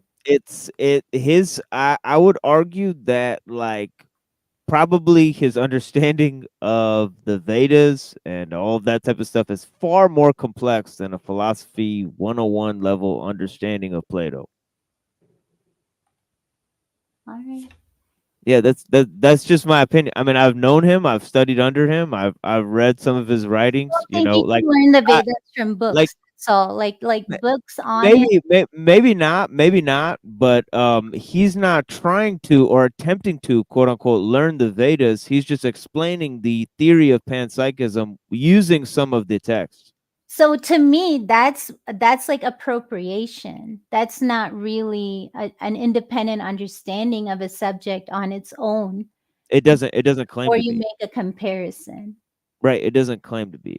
Right. It's just in terms of I'm calling it like, that's not deep enough for me, I guess. That's what I was calling it. right. And you can't really study everything, but the claim that you then made, right, is that you understand Plato a lot, right? At the level that he has quoted and read and wrote about the Vedic scriptures, right? Which is Yeah, but he's only quite a reading bit, right? a copy, right? He's only reading a copy and he's quoting a copy. So yeah, that's why I align myself. Right, but Yeah, his goal is not to understand the system on its own terms. right. Right. Which You know, mine is whenever I engage with the subject. Who has originals of anything? So Plato was pre-Alexander the Great guy. well, I mean, And maybe Alexander got some of his info from Plato. well, it's Ready? hard. Well, it would be hard pressed to understand how somebody could take a completely objective view of a subject. You know, but that's for another thing. I think most people look at things through their own eyes and understanding, and definitely Dr. Skrbina looks at things through the guise of Western philosophy, which is his That's own capacity. all I So want to say. yeah. Just as you look at things through the Vedic philosophy, and you don't understand Plato to that capacity. So if he's writing a book, Panpsychism in the West, and I've only quoted the Plato lines, right? You then don't know what he knows about Vedic philosophy because I didn't quote that part, right? And then I'm not sure that you have a sophistication with Plato in order to see that, okay, well, you have Plato and Not at the anywhere Hindus in near his comparison, and you're level. able to compare both of them the way he has, you know. I'm not anywhere near his level. I'm just, I Well, guess I don't know. I don't know we if you are. disagree You on very well could the be. You could level be far that more advanced. you You think know, you he could could be. be proficient in the Vedic. And Oh and yeah, to, yeah. to I answer mean, Reddington, he asked like who has the originals. It's just like this isn't something I'm cosplaying, you know? Like I just it's like it's not something I'm using to justify a point. And like I get to read it in the original language. I don't have to sit and read a commentary on a translation that was done for a certain purpose. So like, you know, which came with along with colonization. So that's what I meant is that I'm getting the original, whereas he's reading a copy or a commentary on a copy, most likely. So I was referring to original manuscripts, not the language. Is Plato hard to understand? Is that what you're saying? well, I think what I read to most people would be pretty difficult to understand. You know, I mean, you know, Yeah. you know, I think most people aren't prepared for that type of understanding. If I had to sit here and explain Plato as I did maybe, you know, dozens of times on this show, you know, it's taken people for a loop. And I've often compared his system to Aristotle's system. And, you know, I could probably do so very simply by explaining their view of God and their view of the mind. Now, the way I learned that is because Dr. Skrbina used this understanding of the mind in order to explain the concept of creativity within Plato and Aristotle so as to make it very simple to understand, you know. And so that's the thing is that, you know, only by learning from somebody who's very, very, and I know you have this experience too with the Bible, Rocky, because you had a teacher that you were very proud of, you know, who knew a bit about different languages and applying those to the Bible. So, you know, and obviously Nietzsche, when he studied the Bible, he read it in the original Greek. So, you know, we can question everybody's understanding, but do we have a knowledge or ability or capacity to do so with our own level of knowledge and understanding, right? I'm interested in that for sure. Definitely, you know, in terms of Yeah. The original Greek is a military. Koine Greek was a military language, was hard to misinterpret. And so that's that's one of the reasons I think Christ came during that time, because everybody was speaking Koine Greek. And it's very hard to misinterpret Koine Greek if you know if you know Koine Greek, I guess. And yeah, and I could send you some of what he wrote on Annapurna, and then we can talk about it soon. But yeah, we can get into it, but yeah. Yeah. Yeah, And it's in and I also had but philosophy is a little different than theology. I have to warn you. It's not the same task there, but yeah. yeah, and I always found it very dense, me myself, but is philosophy trying to lead you to God for anything? Are they trying I argue that philosophy is a 100% total package attempt to lead people away from God. That's my opinion, but you know what I mean? Like, I could be wrong about that, but that's my hunch. Yeah, that's my hunch, and I've always been upfront with that with Dr. Scribina. I've always thought, because I've always complained to him and said, look, it's the religions, it's a religious understanding that have seen Earth as a great place that we need to be shepherds and stewards, and we need to take care of this great gift of the earth, and it's this secular mind and the mind that came from Plato and Aristotle that led us to this technological world. So I've always which is why the Masons pay homage to him, but it's not just the Mason, it's like all of these well, it's a little different because the thing about it is and that philosophy pay homage to Plato as well. well, One see, thing- see, this is the thing is that I wrote I would say no. I wrote like 100 pages about this in the book that I wrote, because people get so confused about this. They get confused about the difference between Freemasonry and the Kabbalah, between Gnosticism and Platonism, between Platonism and the mystery religions. So I wrote an entire explanation of this. All of these things are in actuality very different things. Gnosticism is not Plato. Plato is not the Kabbalah. Without basis, because what I've observed, and I've had contact with Freemasons, so whatever I'm saying is from experience, is they conflate everything, and what they do is as they rise in their degrees, they start to, for lack of a better word, like cosplay as every one of those things that you listed out, including a Kabbalistic juice. Yeah.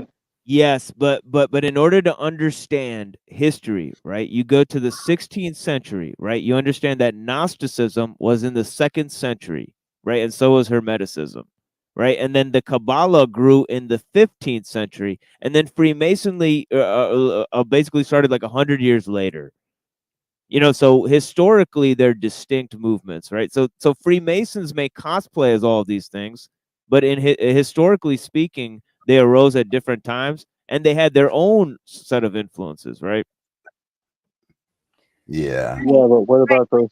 But they all pay homage to Solomon. According to them, like they themselves have risen under these different names. Well, no. Plato couldn't have paid homage to Solomon, right? I'm talking about the Freemasons. They pay right. But see, there's a confusion right there. And then they claim, like, I'm not saying this is true, but then after paying homage, That's when Solomon was following that Solomon followed witchcraft at the time. But, yes. So, yeah, but okay, so Solomon, and then what's you would say? I like the scriptures because it's simple. Anyone can read it. You can be a 5-year-old and understand it mostly. You don't have to be a philosopher or none of that crap. What was the thing about Solomon, Mason, and then she was like, yeah, but no, but then they also self-insert in every other what did you say arose first? Hermeticism. So then they claim that they claim that is their ancestry. Yes, this actual tendency comes from the mystery cults, starting from Plato, and then it goes into, because see, Gnosticism combined Zoroastrian traditions, Hellenistic philosophy, combined different aspects of Jewish mysticism as well. And then you know, it basically was a form of syncretism. So the first mystery cults were themselves a form of syncretism. Now, you may ask, a syncretism of what? Right now, that seems to go deeper into the That's different true. mystery cults that were available at the time. Wait, what did you say, Lanza? That's true because, and then again, every other group would have a little different form of it, maybe even. Exactly, exactly. So yeah, all occultism is a form of syncretism at its very outset, but that doesn't go a Right. syncretism between what?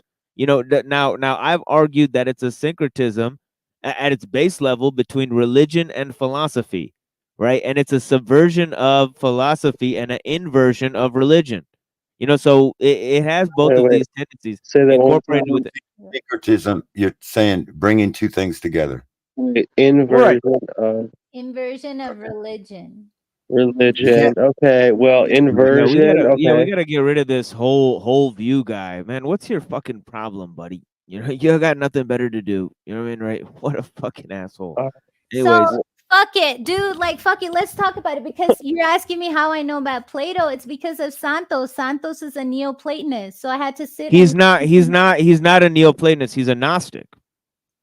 But he claims to be a Neoplatonist. Yes, they all claim to be Neoplatonists. All Gnostics claim to be Neoplatonists. This is what I've been trying to say. But if you read the works of the Neoplatonists, Yeah. they write extensively against Gnosticism. We'll get into it. And You know, Santos's whole thing was called syncretism.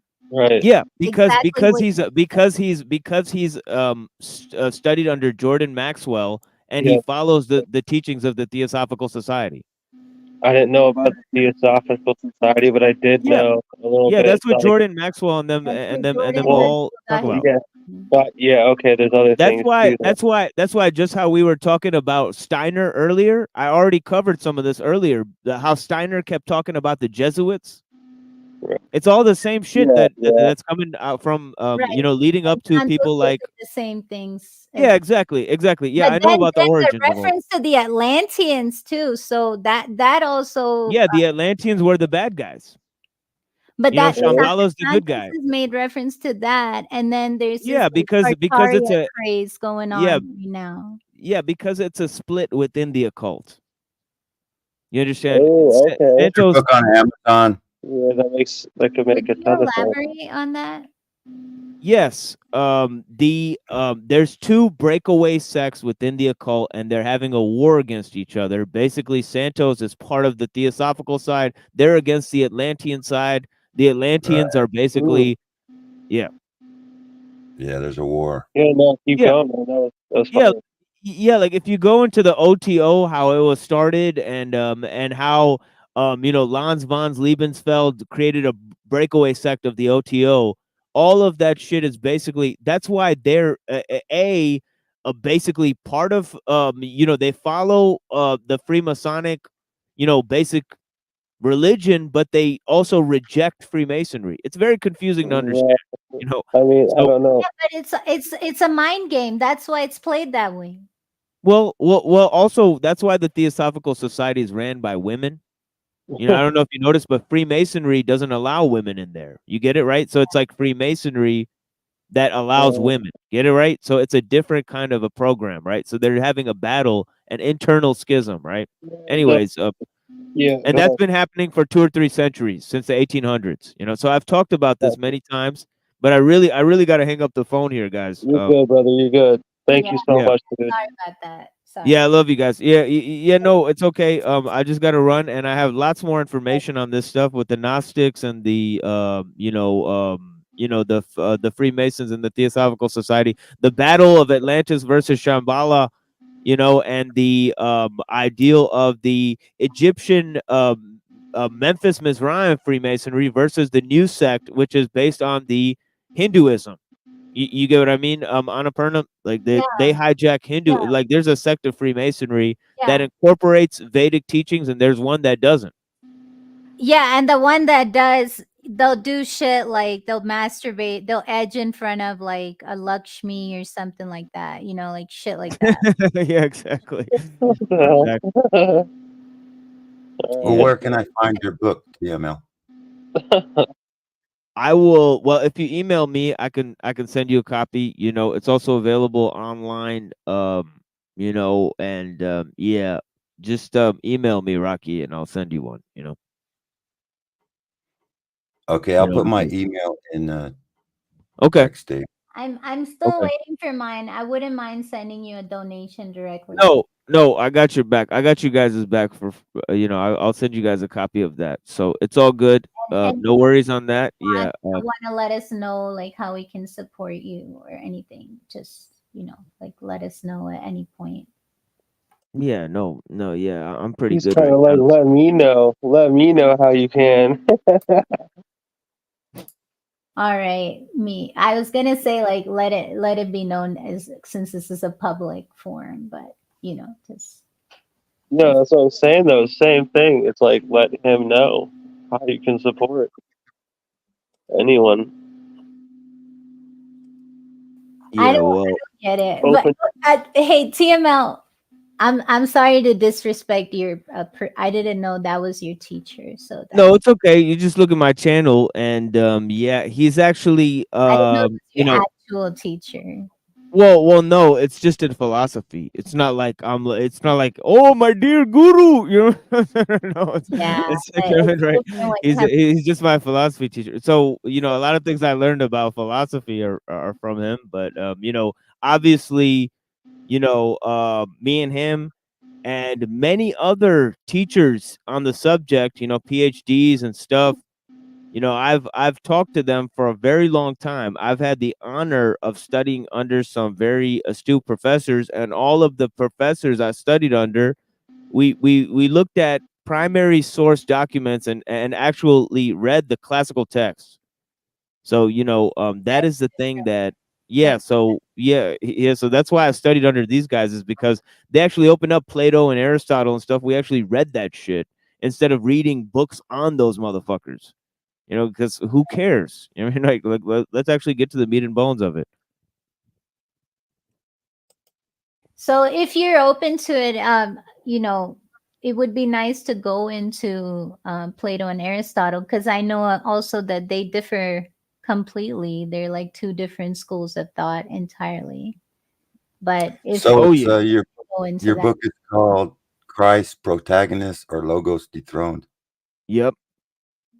And Okay, it's yeah, and it's both for and against Christianity. It just depends what time you're looking at. You know what I mean? I just ordered it, so don't worry about it. Bless you, Rocky, man. You know, I appreciate you. Yeah, but yeah, it talks a lot about the origins of Gnosticism and stuff, and all of that type of stuff too. So What kind yeah, of what is Amazon? How much do they take from your they take a lot. fuck Amazon? Like I think, what did you say? You get $4 a book or something like that? yeah, okay, yeah. That's why I'm just like, I'll send people a copy for free. Whoa, Because shit! I should have just sent you $20. Fuck them. Yeah, Yeah, it that's is what why it is. I asked, like, if there's a way we could just send him the money for the copy he's sending. Hold on, you got you're not monetized. You can't get money on the YouTube. Yeah, don't worry. Don't worry about it, Rocky. Yeah, you know, don't worry about it. Yeah, but yeah, thank you guys for spending this day with me, and yeah, Blessings. yeah, I'm gonna go around the panel here. You know, anybody got any last words here? Oh, last words. I hate last words. Peace. I'm out. Blessings, Rocky. Thank you, old man. And let's see who else we got here. You know, Annapurna, what you got for us, my sister? Thank you. Thanks for giving me room to express. Of course. Yeah, I always appreciate your opinions, and you know, definitely you're very educated, and yeah. The thing is that we do need to learn more about the Vedic systems. So I'm very happy that you're joining us right now.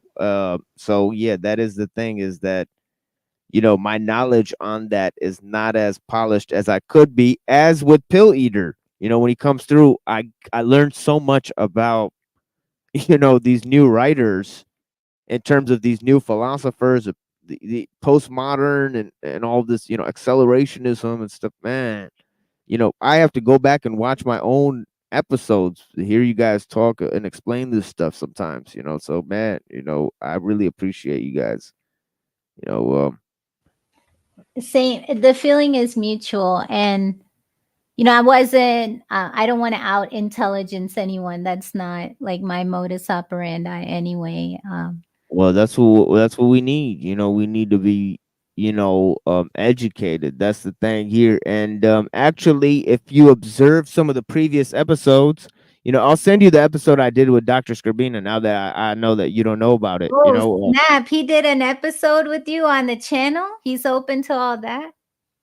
Yeah, Dr. Skrbina comes over and eats lunch with me all the time. I mean, we live close to each other, so yeah, I mean, yeah, Dr. Skrbina has engaged me for many, many hours, more than any other person, in terms of philosophy. He's the one who actually encouraged me to publish my book, and he's the one who published it, by the way. So yeah, honestly, Dr. Oh, Skrbina is a he real helped you do that. yeah, he's a real homie. Yeah, he's a real homie. Definitely a person who has a TV with the antennas on it. Doesn't own a cell phone. Doesn't have a car. He spends most of his time in nature. He's a very interesting character. If you get to meet him, he definitely thinks of low tech life and all that type of stuff, incorporates those ideas into the way he lives. And yeah, he's also into Stoic philosophy. And yeah, if you said most of the things you said to his face, he probably wouldn't get offended. He's really that kind of guy. That he's actually a person who doesn't actually take offense to many things, as I've seen. He actually said that to me one day, and I really appreciate it. He said, Probably you know because what? he can elaborate. Like, it's like he's probably questioned himself more times than you could question him. And that's probably why he doesn't get offended. Yeah, and or at least just what I've seen. I've seen him, be, opposed by many, many people, in terms of I walked around the university and I would be talking about the things I learned from him, and the other professors and stuff would be very ambivalent to his views. I'm talking about like the faculty, the staff. Right. He was kind of seen as a dark character at the University of Michigan, and I always respected him for that because he didn't. Oh, so he's at a big college too. Dang. Yeah, and he didn't give a fuck. That's one of the I things I really wonder respect. how he's not, the only thing that makes me suspicious is like, how is he not unseated off of his, like, I don't know. I guess some people are built for academia. They can rough it out. I just couldn't. That was my life path. That was going to be my life path. That's going to be a college professor. But that I didn't. That's not for me. But I guess some people are built for it and others aren't. But I probably would have gone insane. Well, before Dr. Skrbina was a philosophy professor, he taught calculus for like 20 years. So he actually had a degree in mathematics. Yeah, so he's also a PhD in math as well. So he studied math, became a PhD in math, and then stopped all that, and then started learning philosophy. So I mean, he's an extremely knowledgeable. He's like one of those people that like doesn't stop learning shit or mastering shit. He's like one of those fucking weird people. So yeah. That's actually human nature. That's how we're supposed to be. Well, I don't. Yeah, I mean, supposed to be for sure, but yeah, there's so many lazy fucks out there, and then you just see Dr. Skrbina, and you're like, holy shit, this guy's written like 8 books, and they're very nuanced in their approach, like meaning that there's no other books that actually talk about the type of subjects that he presents. He's written 2 anthologies on synthesizing works that are critical of technology that I'm very, very thankful for. He's collected the writings That's of what his books are about. yeah, he's collected the writings of Dr. Kaczynski and published them. So he was responsible for publishing the works of Ted Kaczynski. You know, That's what they were using against him, right? In that oh, previous. no doubt, no doubt. Yeah, no doubt they were using that against him Yep. as well as many other things. You know, and also his support for the Palestinian movement on campus. You know, that got him a lot of pushback because the people who ran the Uh-oh. campus were basically Jewish, you know, and they did not like the criticism of Israel that was coming from him. And he was very, very big proponent against Israel. Let's just put it that way. You know, This is Dr. Skrbina. before it was cool. I'm talking about way before it was cool. Like Okay. I'm talking about way before it was even um you know, I mean I'm saying like this is a OG dude who really knows about almost every conspiracy theory. As a college professor, that's quite rare, and he knows a conventional view of history, and he knows a lot about these very strange issues within philosophy and within the problem of technology. So that's one of the things is that he was able to synthesize something that matters a lot to philosophy of technology, which is the philosophy of mind, and then explain that within a work which is very, very fucking important to me called The Metaphysics of Technology. Fucking crazy book. Wild ideas in that book. You know, that's really where the rubber meets the road is like, let's just go like it's literally like philosophy like fucking just you know ate itself. You know, it's literally that destructive of a text. You know, if you could perceive of just something that that I talked about in the beginning of this show, that technology itself is something that mediates the material and the immaterial, and that goes back to the understanding of Plato and Aristotle and all those things, and the basis for our present society, that these things are really based on the externalization of the processes that they I called think mind. before I am. Oh yeah, that is 100% a separation between yourself and nature. You know, it's like it's exactly a way of having nature be something external to yourself, having separation be something that is not um just illusion, but total 100% fact. So it's a 100% reversal of Parmenides, that thinking and being are the same. He's saying, well, no, it's I think, therefore I am. So he's saying that Vedas thinking. will say the exact opposite. I am, therefore I think. Yeah. Therefore You I know. can't think. Or I Yeah. appear to think. But anyway, that's a huge digression. But this is a subject we should talk on. Actually, we should do a comparison if you're open to it at some point. I know you have a lot of material. Well, I'll tell you what I'll do is, because I've already done that, I will go ahead and send it to you. Right on. Yeah, so I've already done that Like on this you show did a many times. Vedic and a Platonic comparison. No, but I That's did what a I'm I suggesting. no, I thought you meant one between Plato and Aristotle. I'll send you that one. Well, I watch that, gladly watch that, and see how much I don't know already. I'm telling you right now, Annapurna, you may laugh, but that laugh is totally like the thing is that you don't know a lot about it. I'm telling you right now, it's No, extensive. I'm saying I'm ready to be humbled by it. That's what I'm telling you, you're about to be humbled, like straight up. Like it's some crazy shit. Like trust me, like it's fucking weird. Like and like and people it who goes beyond the general, like what we know, right? did you watch the last part of this show last time with the London McLovin when I was breaking down the analogy of the cave? Yeah, I watched it.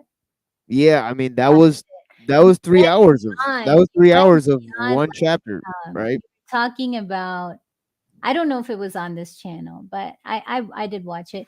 You were talking about like, because our understanding of the allegory of the cave, it ends like when the person exits the cave. But then you were talking about like once they had exited the cave, like they still had like the, for lack of a better word, the shadows of their past following them and clouding their vision or impairing how they were perceiving the world. I may be completely wrong, but that's what I got Oh, from there's what you were saying. so much stuff that happens after you leave the cave.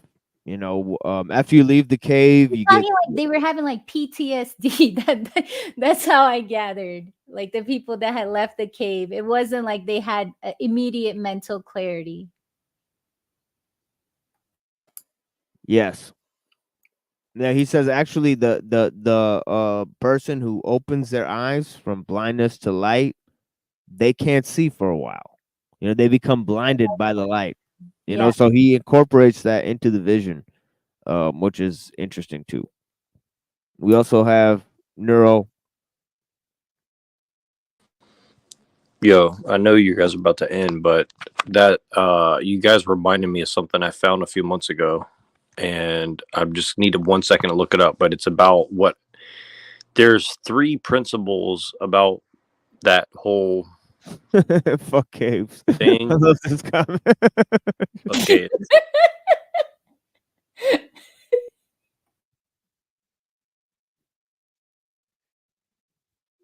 Yeah, go ahead, Neuro. Oh shit, I think he got No, cut I'm off. here. I'm just trying to look Oh, it yeah. up. I don't think you Okay. can hear me when I get out of the screen. Hold on 1 second.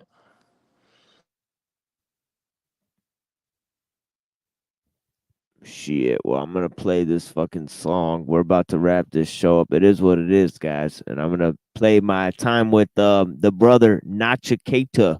I did a very interesting interview. A lot of the stuff I talked about in Nachiketa's interview, especially about the need for a revolution against the technological system, that came right from Dr. Scribina. You know what? Like I have to say something. I have to say I so. wouldn't be talking that if it wasn't for him. You know about the 10 incarnations inside of Hinduism of Krishna is one of the 10. He's 8. No, he's 7. 7 or 8. 8. But are you familiar with that? No. Oh, snap. So the Buddha is supposed to be the one after Krishna. So Yeah, there's see like it's stuff like that it will really change my entire view on a lot of things but because like just yeah. I'm cutting to the chase. So there's 10 incarnations. The 10th is right now in our time in the Iron Age. And it's supposed to be the way my grandfather explained to me. He said when I was growing up, he said it was a way to combat AI. Like it was a way against technology. And the understanding is that every time an incarnation surges, it's because there is an imbalance of good and evil. There's excessive evil in the world, and that's why the whole thing has to happen. Why there has to be an incarnation. And he never said to me it would be just one person. Look at that, Ganesha. That's when a Skywalker appears. Well, I don't know, but he said it would be a collect. He never indicated it would be one chosen person coming to, save everybody.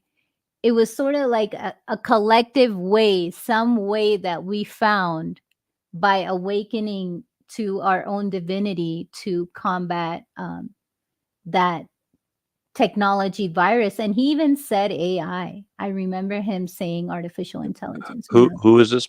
Who is this? My grandpa, when he was Oh. telling me about the 10 incarnations, because the 9 have already come, and Buddha is the 9th, and then the 10th is to come in our age, and that's how it's Jesus. explained.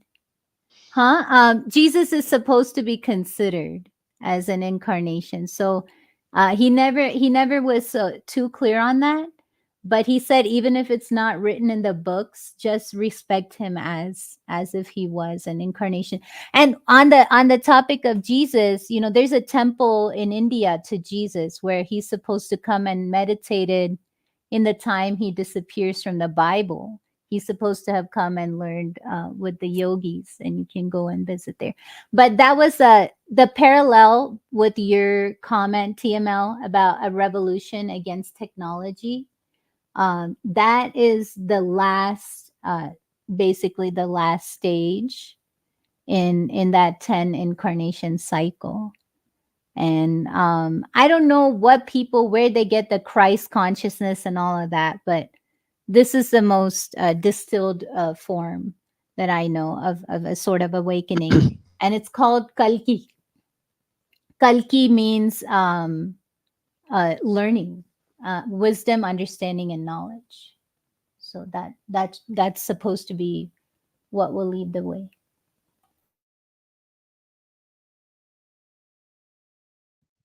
Yeah, there's a rapper that calls themselves that now, Kulki. It's interesting, but yeah, he's got a lot of Well, I just wanted to mention what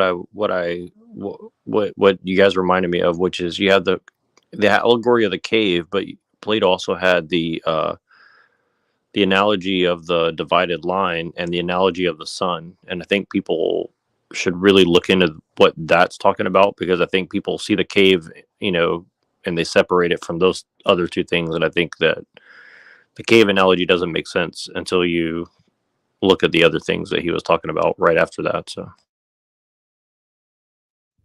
yeah, or what I really broke down was those 2 passages that I read on the London stream about the imagination and how the light is hitting the person, and the perception and the imagination and the thoughts. So the light corresponds to those different levels of the, you know, soul, I guess. So it's interesting that in that very analogy, this is kind of what me and London were talking about, is that it's actually talking about the anatomy of the soul. You know, so that is the hidden message within Plato's cave. And it gets pretty deep, and the Timaeus is basically unreadable. There's lots of aspects of Plato's writing that have pseudo-pitagraphical works that nobody even knows if Plato wrote them or not. You know, then there's all of these legends within his works appearing in fragments, like the Critias, you know, Critias, basically talks about the legend of Atlantis and things like that. So, you know, which goes deeply into all of the occult references that were made today. You know, so a lot of the ideas stem from that in terms of Atlantis and Shambhala and this conflict within the occult that I was referring to earlier. But yeah, well, yeah, and I'll jump off based on that, but because that's kind of where all my research kind of leads back into that kind of weird shit that I haven't read anywhere near what you have, but like it's very weird because I think that's what, like, I don't know how you guys feel about like the Rosetta Stone and like, do we really know what the Egyptians were talking about? But it seems that there's this kind of like connection between what Plato was doing and probably Hinduism, Buddhism, and shamanic stuff over in the East, and then whatever the Egyptians were up to and shit like that. So I don't know. It just, to me, it seems like there's this kind of, that's what Plato was kind of I mean, at least that's what the occult is trying to say. They're trying to say that, well, you know, we know what the pharaohs was doing and shit, but really that's the thing is like, do we really trust that they know how to interpret all that shit? And I am very skeptical of like what they're trying to tell us, that like at least what they tell us, I have my doubts, because Egyptian religion is very difficult to understand from what I've seen. Like, it's not something that, even if you believe everything they're saying is true. I don't know. That's what I don't know, because you're getting into the soul and stuff, like the ka. I think they call it like the ka and stuff like that. Like, if you try to The understand, ka is not the soul. The ka is the astral body. okay, So yeah, like the translations can be off too, because the ka is supposed to be like your psychic double in the astral realm. So it's essentially like your charged up energy body where your chakras are. And it's I think the cut is the soul. But then even that, like Nero, I'm with you on that. Like, how are we getting the translation? You know, I read that in a book written by somebody whose name was like Anglo-Saxon, you know. So I don't know. Like, no Egyptian came and told me that. well, see, here's the thing though. Like, I mean, some people seem to say that, you know, the pharaohs was redhead people and shit like that. So I don't know if that's true, But but then they say that they're like black people as well. yeah, and I don't trust the genetic stuff either. But I'm just saying, like, it's very difficult to. I mean, I could tell you one thing: the Ptolemaics definitely were running shit back in the biblical time. So, I mean, allegedly at least. So, you know, you kind of have to sit there and think, like, what were they writing on those walls after, you know, the fact, right? Because you don't really have much verification of anything from the Greeks until like 400 BC ish, which is about the time of Plato. So I guess, you know, it's kind of strange that we don't really know exactly. Like, there seems to be like a lot of cross referencing and assumptions from what I've seen. But again, like, that's the thing is like the Rosetta Stone itself seems to be, I don't know.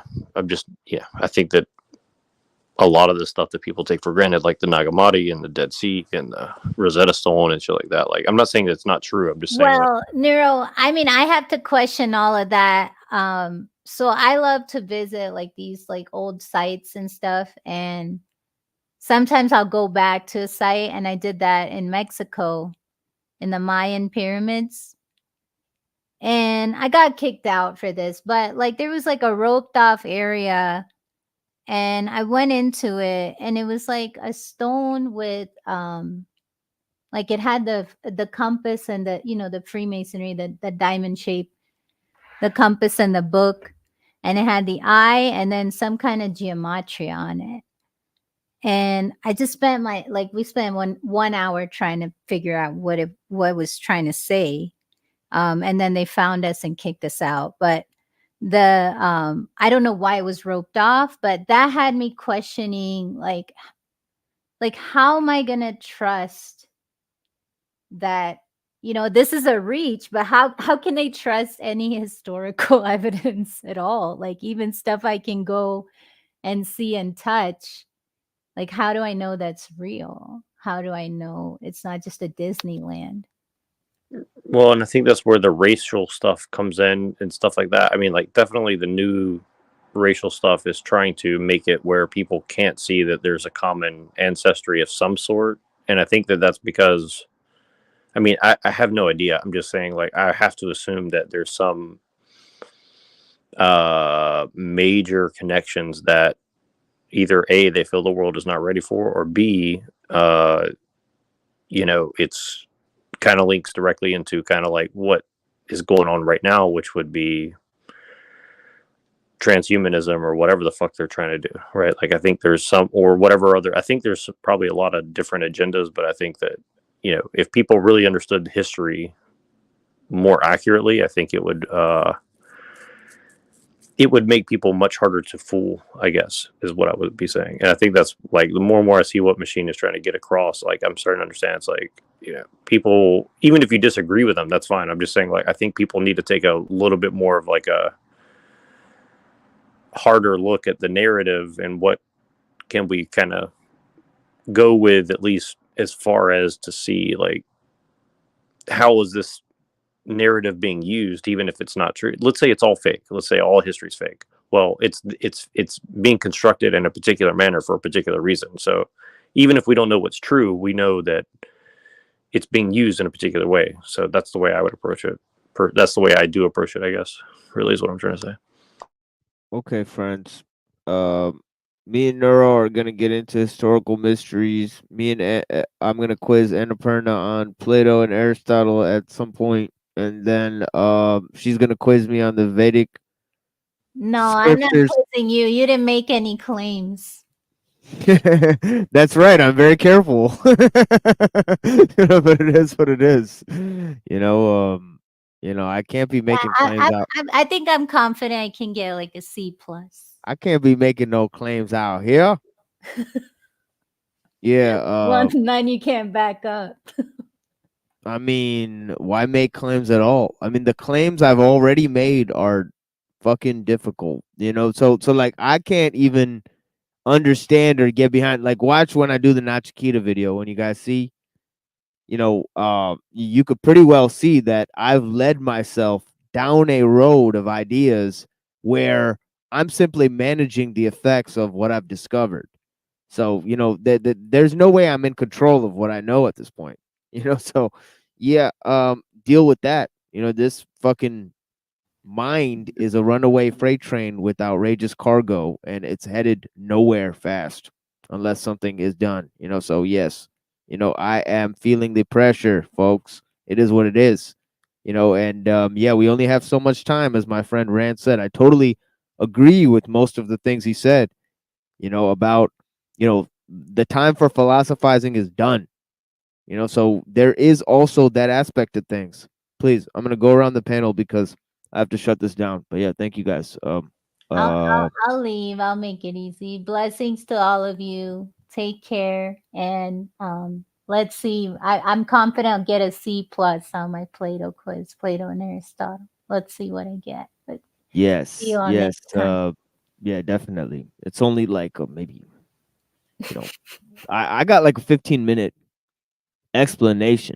Then I think you will basically understand what I'm talking about. But yeah, we'll see what happens. But yeah, blessings to Annapurna. Thank you so much, my sister. And definitely I gotta know more about this ninth incarnation, 8 incarnations. You know what I mean? Definitely business. 10. See what I mean? So yeah, That blessings. sounds to like you. very Gnostic. Oh, it's interesting, related to AI. Even according to her grandfather's explanations of it. So it's very interesting, and I think it ties into what this man was saying earlier about the incarnation of Ahriman. It's interesting that not only was Buddha related to the Vedic system, but also Zoroaster was seen as a Vedic priest. Yes. So it's like correct. both of them were like stemming from. No, Yeah, so that's it's what, and very, that's what I was trying to get at with Plato too, because that's kind of what Giorgiani seems to be like, is really underlying everything he's saying, and he's trying to make some sort of weird like syncretic connection, and that's what he's trying to say is something about like making him the most satanic writer ever or something. Like, I think there's something with that he's trying to like. yeah. Now that we didn't watch it today, I think we'll watch. We may do a watch party for that on Friday. It depends on how things go, or I might come back on Saturday and do that with Giorgiani and a few other ideas there, and maybe I'll get back into Elul and read some of the mega technology, the works on mega technology and those other things. I'm definitely thinking about doing a presentation on Eastern philosophy soon. Not Eastern theology, Eastern philosophy. There's quite a different array of topics dealing with Hindu, Mahayana, Zen, different things, and the historical kind of, different explorations of those things, and then how they made their incursion into the Western occult. Very fascinating subject, having to do with people like Vivekananda and Ramakrishna and these types of people. Very interesting figures as well. But yeah, we're gonna get into a lot of different ideas and themes in terms of all of that. How about Reddington? What you got for us, my brother? Oh, the views and opinions expressed on the panel are those of the panelists and do not necessarily reflect the views or positions of the machine lies. Pretty much. Yeah, and also we're gonna be coming back with some more of the debates of Dr. Scorbino, and I'm sure Brother Reddington will be here. We'll be talking about more of that stuff. So thank you guys for being out here with us. Blessings. Peace. Peace, Red. And yeah, for all you guys here, thank you for being here with me. Let me find where my glasses are real quick, and I'll say bye to all you beautiful people. You know, yeah, thank you for joining me here on the Machine Lies. It's been a very eventful time. Thank you for that video, Rocky. You know, I'll definitely figure out. I do not have time to play that right now, as I only have the rest of the time to play this Nachikita video. That's why I was trying to kick everybody off in time so I could have enough time to fit all of the footage into this one episode. Because I do think it is a very important tape. I would like to have it on file, whether it's on his channel or not. You never know about these things, right? But yeah, this interview compiles a lot of my present research and themes that I've been covering. So hopefully you guys will, be getting into this. If you haven't heard it, it was a excellent interview in terms of, covering large aspects of the, my start into learning these things. You get to see some of my life story. I'm not really, too keen on, whatever that is. I'm not really, I don't like to dwell on my own personal affairs, my own personal travails. They're of no, big, you know, relevance to my eternal quest, which is to be a friend and a bondsman for all of you, and to spread my love and understanding to all who are here. And thank you for joining us here on the Machine Lies, where we talk about the lies of the machine on the machine that lies. And I hope you have clarity to see through the lies, my friends. And definitely we'll be talking about technological collapse, some of the basis, ideological and political and technological based present society, and the need for a complete change. Thank you guys for joining me here. And the first step to blinding somebody is getting them to open their eyes. The first step to getting beyond the programming is to realize that you've been programmed, right? Freedom is dynamic, not a static prize. It is a prize to be continually won, right? So we need to focus on the needs of our present struggle and engage with, and interface with our true nature. How much technology is necessary to live a good life? This is a question that Dr. Scorbina posed in one of his debates, and it inspired me to warn people about the problem. Here I am with Nachikita. Have a blessed night, everyone, and thank you for joining me. We'll be back on Saturday. Blessings. Hey, greetings, everyone. How you guys doing today? Joining Nachikita here to talk about some, Eurasianism. You know what I mean? The merger of East and West. So, I know that's a topic that you go over on your show a lot. So I wanted to get into that with you. You know what I mean? Sounds good, the machine lights. So what we're gonna do is we're gonna start by asking you some questions about your life first, and then we'll probably get to that topic eventually.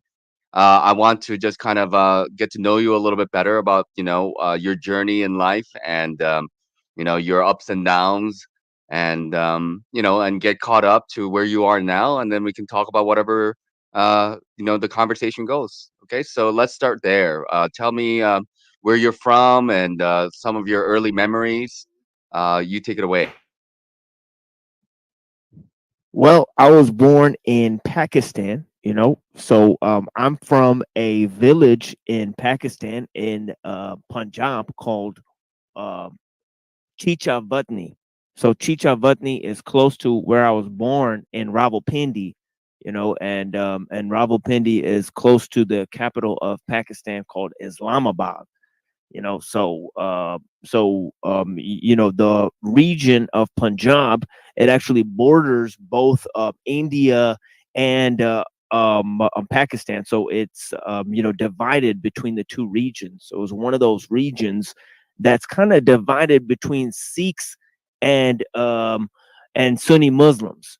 So there's some of the Punjabi people, they're Muslims. My ancestors were Sikh, and the Sikh religion itself is a sort of a merger between a Hindu, kind of religious base and also a Muslim base. The founder of the Sikh religion, he studied in Afghanistan over there with the Sufis. So this is one of the well-known tales about Guru Nanak that he studied with the Naqshbandis. There's a rich history. There's over 36 ethnic divisions within India and Pakistan.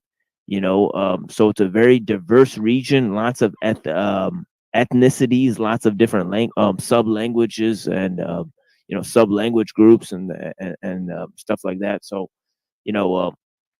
but yeah, northern Pakistan, there's a very diverse population. I was born in northern Pakistan, and yeah, that is to Punjabi parents.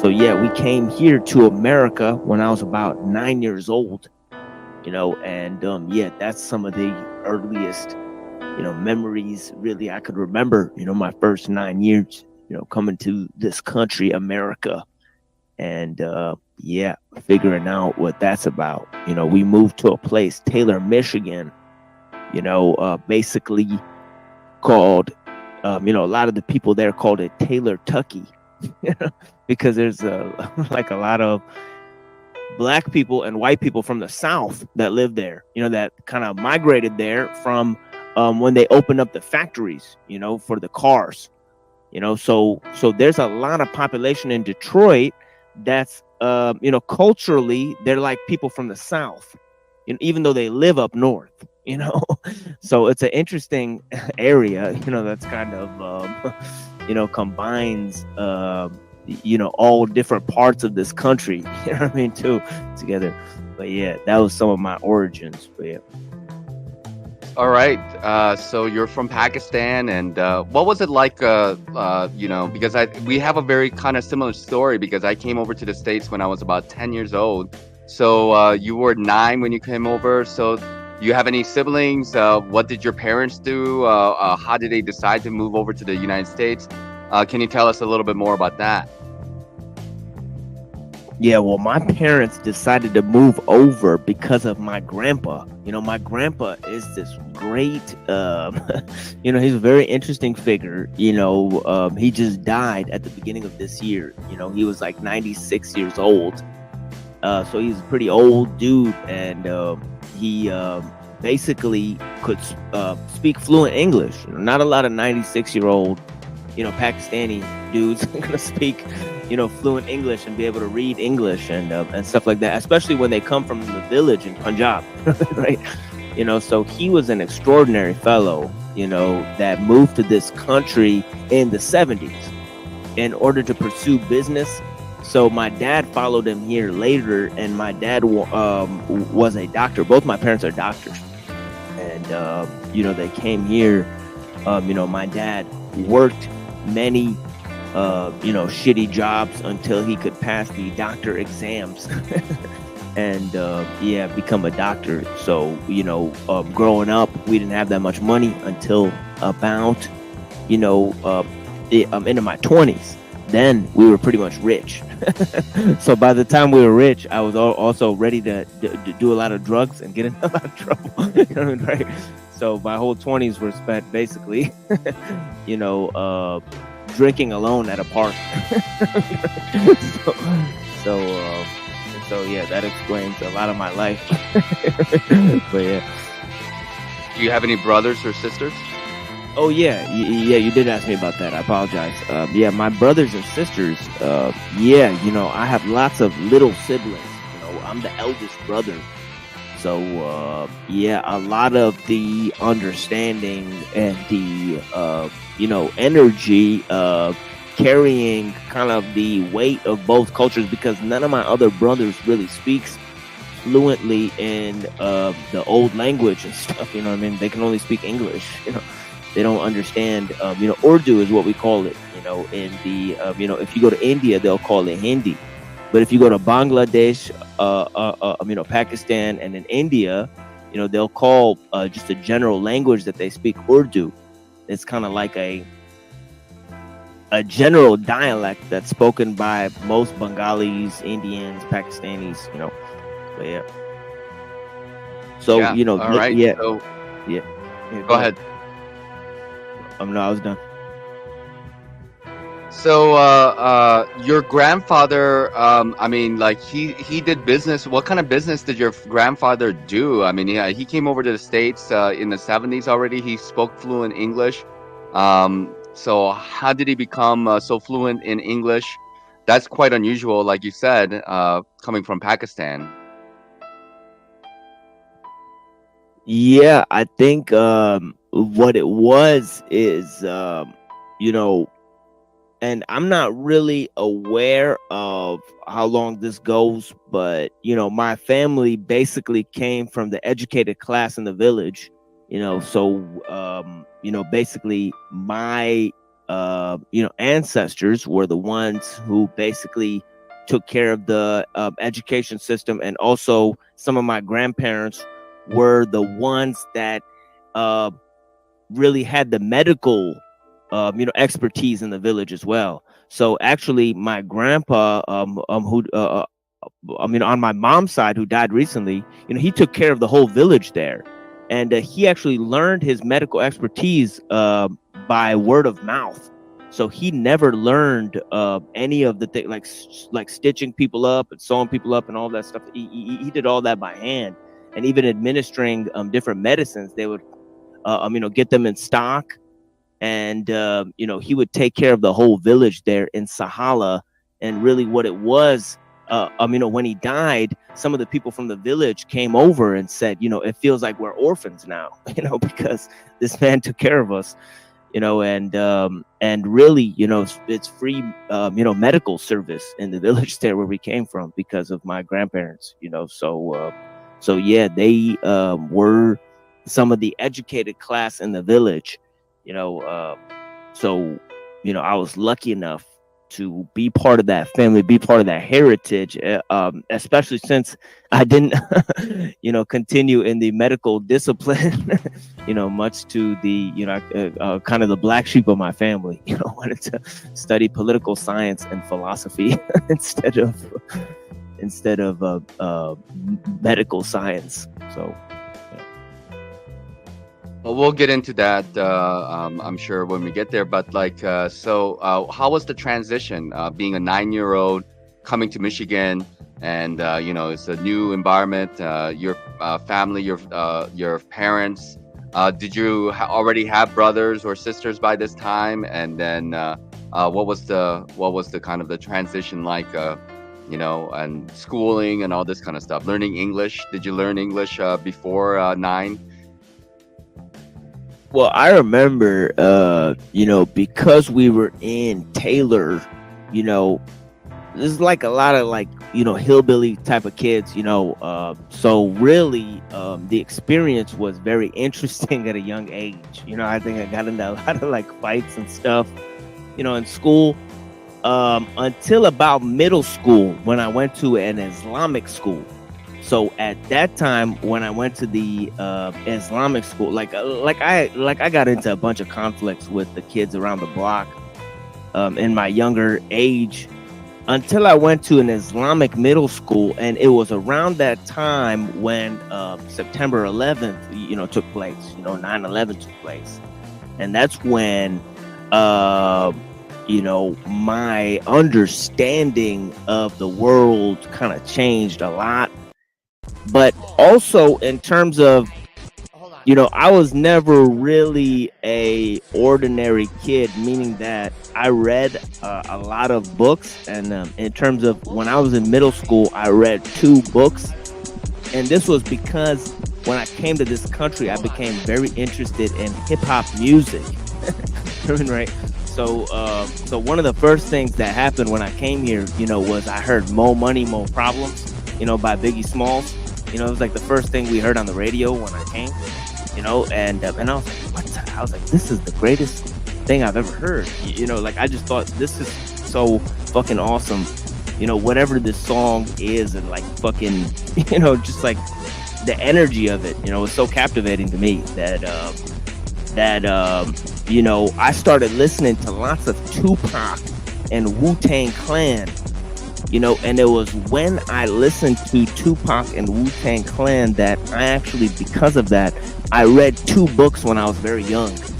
You know, and that was Machiavelli's Prince because of Tupac. And then I had listened to an interview in middle school of the RZA, and he was talking about how he was influenced by Lao Tzu's Tao Te Ching. So I read Tao Te Ching, you know, and those 2 books really set me off on a whole nother path. This was when I was in middle school, you know, so right when I was in middle school, I got my, you know, it was really because I listened to interviews of Tupac and the RZA from the Wu-Tang Clan that I like picked up these 2 books, and I was like, you know, I want to know what these books are about. And you know, that whole spirit of what it was. And really, to me, they were the same book. You know, to me, like when Machiavelli was talking about fortune and virtue, it was the same as when Lao Tzu was talking about yin and yang. You know, so I was like, in a lot of ways, these are really the same book. You know what I mean? Right? You know, so that was really a lot of my origins had to do with, you know, seeing, you know, the whole September, you know, 9/11 thing, and then, you know, right that day, our mosque got a bomb threat. I remember, you know, they called a bomb threat into our mosque. You know what I mean? And I was in a Islamic school, so our school was attached to the mosque. You know, and everybody in the school was saying that Israel did it. Right? So I was like, this is so weird. Like how do these people automatically presume? Like, first of all, why does America think that Muslims are responsible for this? And then why do Muslims think Israel's responsible? So all of a sudden I like put 2 and 2 together. You know what I mean? Right? So I was like, you know, so that really brought me to my origin point, where I was like, you know, I was a happy American kid. Basically, you know, I wanted to be like, you know, a hip hop star until that happened. Until I was like, wait a minute, you know, rappers are reading Lao Tzu. You know, Israel caused 9/11. I was like, what's that? Right, and that's when, like, you know, things really went off, you know, for me. You know, I started exploring a lot of new things. So, you know, Islamic schools, I don't think are so common, especially in the Midwest. At least not from where I'm from. So, like, can you tell us a little bit more about your education there? So you went to regular elementary school for some time, and so I guess when you were like 12, 13 years old, you entered the Islamic school. So Did they teach you the Quran? Did they teach you Arabic? What kind of things? What's Yeah, different about the Arabic school or the Islamic school? It's very different because our Islamic school was actually ran by a Jewish convert named Dr. David Tawhidi. And this guy, Tawhidi, he invented this program called the Tarbiyah program. It was a specific program combining both Western studies and Islamic studies into like school curriculum.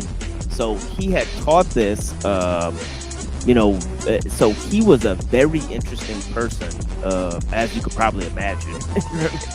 But yeah, a lot of the people who ran the school and the community, we had another lady named Sister Somaya, who was also Jewish, who became the principal of the school.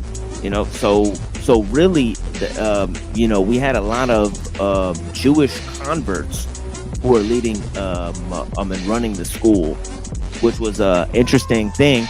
And we had a sheikh from Ghana, Africa.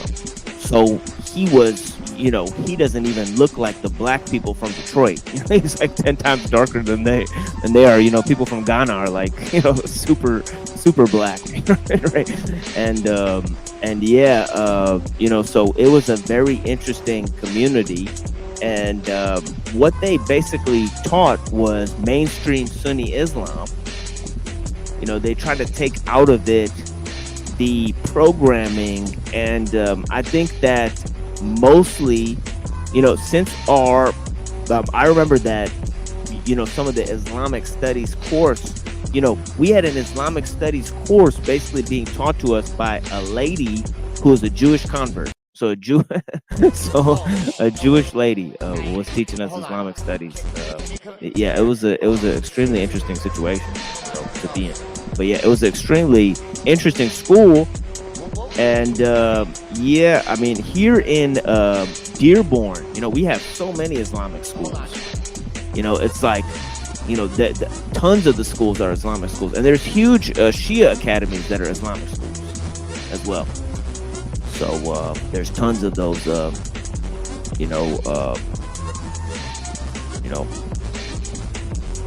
think there might be, just like within, a 20-mile radius, there may be 15 of them. So that's extremely many. Yeah. So I imagined you learned the Quran and Arabic, classic Arabic during your education. Well, it's extremely rare for Muslims to know classical Arabic, but most of them can read Arabic. Most Muslims are taught to read and recite the Quran, so that they can take on the task of trying to memorize the Quran, because committing the Quran to memory is one of the most important tasks as a Muslim. And because so many people committed the Quran to memory from the time of its inception, it's been able to preserve the document in many respects. In terms of the words, not the meaning of the words. For that, you would have to study classical Arabic, and that's something that not too many Muslims have possession of. Only scholars of classical Arabic, and that would be only the sheikhs who have studied classical Arabic. It's similar situation to the Bible. The original text of the Bible. It's like only few scholars are able to read and comprehend those words, and then compare across translations and actually get to the meat of what it's trying to say. But it's an extremely dangerous task to just ruminate on translations and try to figure out what these texts say. But yeah, I mean, almost all Pakistanis are taught to read Arabic, right? And the language, Urdu, in terms of in Pakistan, it's written with Arabic letters and not in the Hindi letters, in the Sanskrit type of letters. You know what I mean, right? So it's not written in that type of script either. It's written in the Arabic. Yeah. It's the same phonetic language, but as far as like the written form, they call it the Devanagari, is the script. But yeah, so did you play any sports? Did you get involved in band or math club or anything like that? Growing up, is there an Islamic high school that you went, or did you go to a regular high school? Yeah, I went to a regular high school, in which I, basically spent time by myself for 4 years. That's basically what it was. I had one radical sort of, Islamist girlfriend, in junior year that like wore hijab and she wanted to join Al Qaeda. She was like a Marxist revolutionary, and she was a radical. She read like Che Guevara and stuff, right? And she had the book by Henry Ford on the Jews, how they control the banking system. She had that book, Sounds pretty hardcore, but that's pretty interesting. But not many Muslims in high school, I imagine. So you didn't play any sports or get involved in clubs or anything. You just kind of kept to yourself. No. You played video games. Oh yeah. I played a lot of video games, and the only really video games I played when I was a kid was really Ocarina of Time and Majora's Mask, which I still think that they're some of the greatest games I've ever played. Even though I haven't played that many video games, I do consider those games to be epics, just in terms of the puzzles and the story. But yeah, I haven't really played that many video games. I'm more of just a book type of person. Books and music is really my thing. Ever since I was a kid, I've collected lots of music and lots of books. In terms of movies and video games, very, very, very light on those. My experience on those. They're kind of too fast for the mind and too engaging. I think the video game, it causes you to occupy too much of your time and energy and your mind space, and then a movie, it's like too less. It's like no engagement. It's just you're just sitting there just spoon feeding yourself this, right? And so between too much engagement and too little engagement, I like to just have something like music can be playing, or you could be reading. There can be other stuff going on, so I like that. Yeah. How old are you right now? So I want to know. Did you grow up in the 90s or early 2000s? I'm 30. When did you graduate from high school? I'm 33. So I was in middle school when 9/11 happened. So you're 12 years younger than me. All right. Yeah. So you so this is like 2000s basically. So basically you came over to America when you were probably what, like when it was like 2000, 2001, around there? No, it was like 96. 96 you came over, okay. Or 99 or something like that. But yeah, I remember it was like yeah. It must have been like late 90s when you came over. So high school was rather uneventful for you, and then did you go to college, university? You were saying that you studied what? Yeah, when I went to university, that's when I started to study political science, and then a little while later I switched to philosophy, and that was really what brought me to here when I just kind of dropped out of the university, which had a lot to do with Dr. Skrbina, because Dr. Skrbina was involved at the university, and I thought that his views weren't getting that much credence inside the university, right? So then I just decided to become an independent author, and stuff like that, or maybe just think of a different way, maybe start a business or something like that, instead of becoming a philosophy professor, because yeah. So why did you change from political science to philosophy?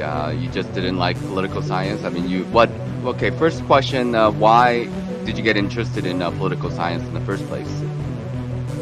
Yeah, I think that had a lot to do with the question about what brought me to America. You know, what was the whole situation in America, American political theory, the way the American system works. You know, learning about that, and also learning. I really wanted to learn revolutionary ideology. You know, at an early age. You know, and trying to figure out either how a political system works or why people go to war, or you know, that was one of the things that really interested me when I was young. Why political systems break down, you know, that was one of my main interests. And I could conceive of that because I saw that a lot of, you know, obviously coming from Pakistan, there's a lot of innovation in terms of science and you know, research and stuff. You know, there's tons of stuff coming out. I think even they had part in creating the nuclear bomb because of Dr. Abdul Salam discovering the electroweak unification. You know, and then publishing that. You know, they had you know, and he got a Nobel Prize for that. So they exercised a key influence on, you know, scientific research. So I thought, you know, it's weird how the West is, you know, so far in scientific research, but so backwards in terms of traditions, you know, morality, you know, and culture. You know, I thought they really don't have a culture or a society that's able to sustain themselves. They don't have families that are able to sustain themselves, right? But really, what they do have is they have a, you know, a civilization, you know, that is where the individuals in that civilization are basically interchangeable. You know, they're like cogs in the machine, but then, you know, they all think of themselves as individuals. Whoop-de-doo. You know, so I thought, wow, this is a really amazing thing that they have going here. You know, and the only way they could have created this is through political ideology, right? So I went to go study political science, and when I noticed that actually all of this political science, if you study statistics, you can study geopolitics, you could study power struggles, you could study political history, all of it's useless because it's all based on political theories and ideologies, right? Right, and why people were motivated to commit those acts, or or those things. So when I started to read, and this really came from me already having read Lao Tzu and Machiavelli, which was like, you know, before I even started to do philosophy or political science, I'd already read that stuff, you know, and that was one of the main reasons why I wanted to study, you know, politics. You know, was because I thought that Lao Tzu was correct about the small state and about the technological society. You know, I thought, yeah, you have to limit the size of the government and you have to limit the use of technology. You know, so I was with him on that. You know, but then when I understood the political structures from, you know, Machiavelli, I wanted to understand, you know, the mechanics of political power, right? So then I started to study political theory, and that's what led me to philosophy. That was the bridge. You know, when I looked at geopolitics, you know, statistics, history, I didn't find what I was looking for.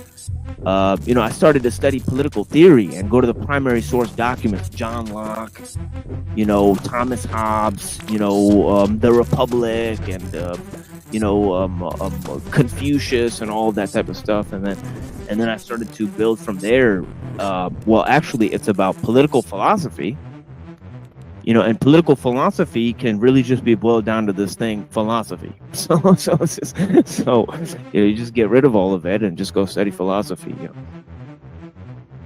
Okay, so so you switched major to philosophy, and you got a degree in philosophy, and Anything else about the university, or where'd you go? University of Michigan.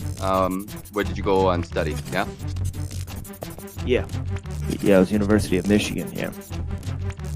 And besides studying, did you get involved with anything? I mean, I don't know, like anything else that you want to share about that experience in college? Not really.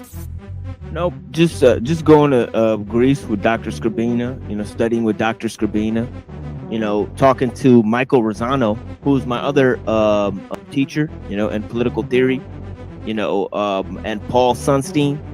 Basically they studied under Thomas Pangel, who studied under Leo Strauss. So they were Straussians, and this is part of the reason why they took a particular interest in promoting political theory.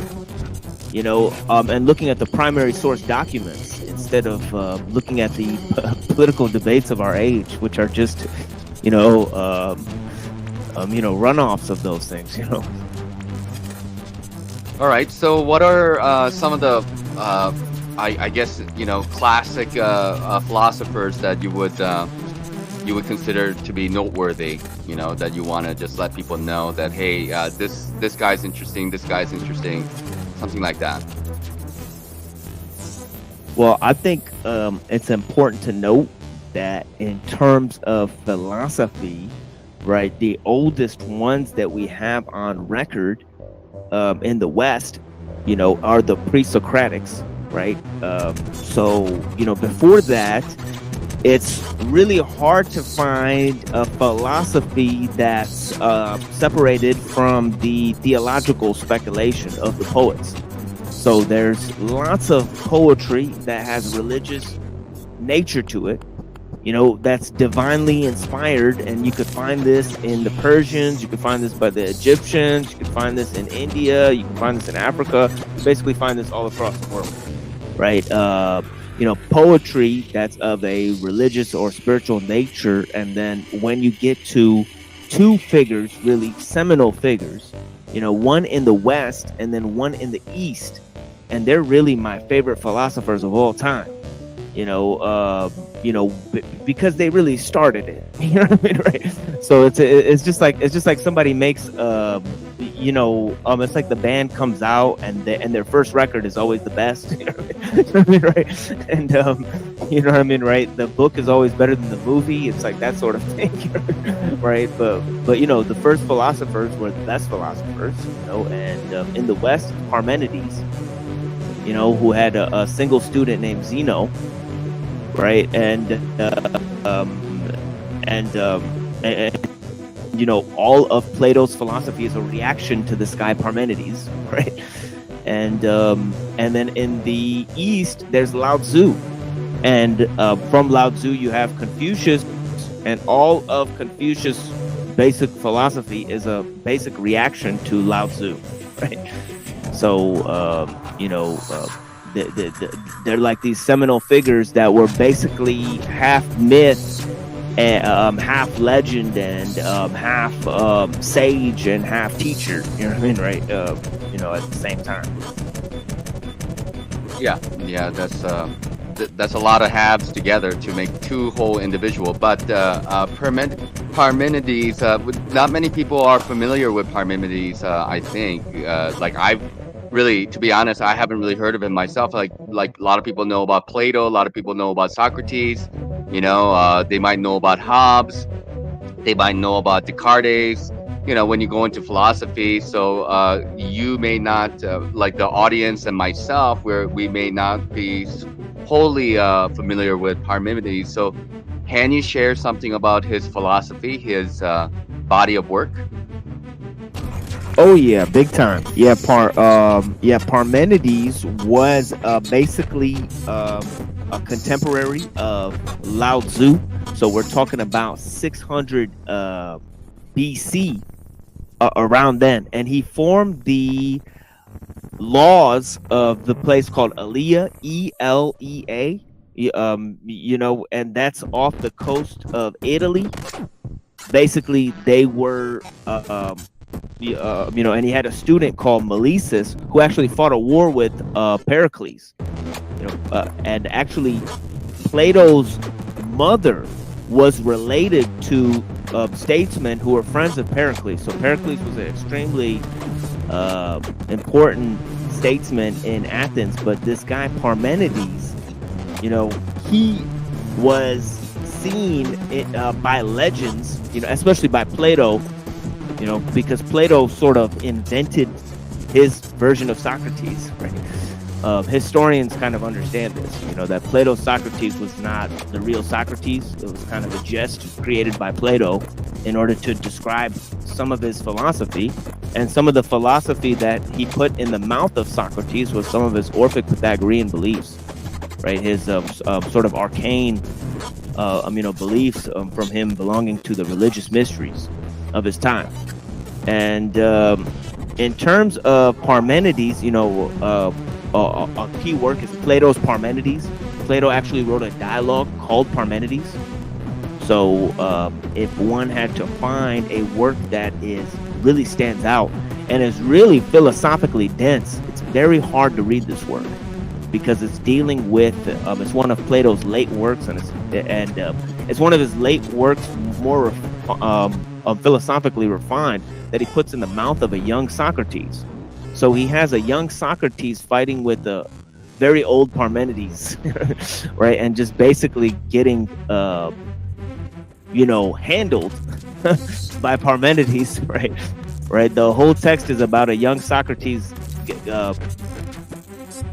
basically getting his theory of the forms and a sort of atomism that he believes in, that he thinks functions with the mind.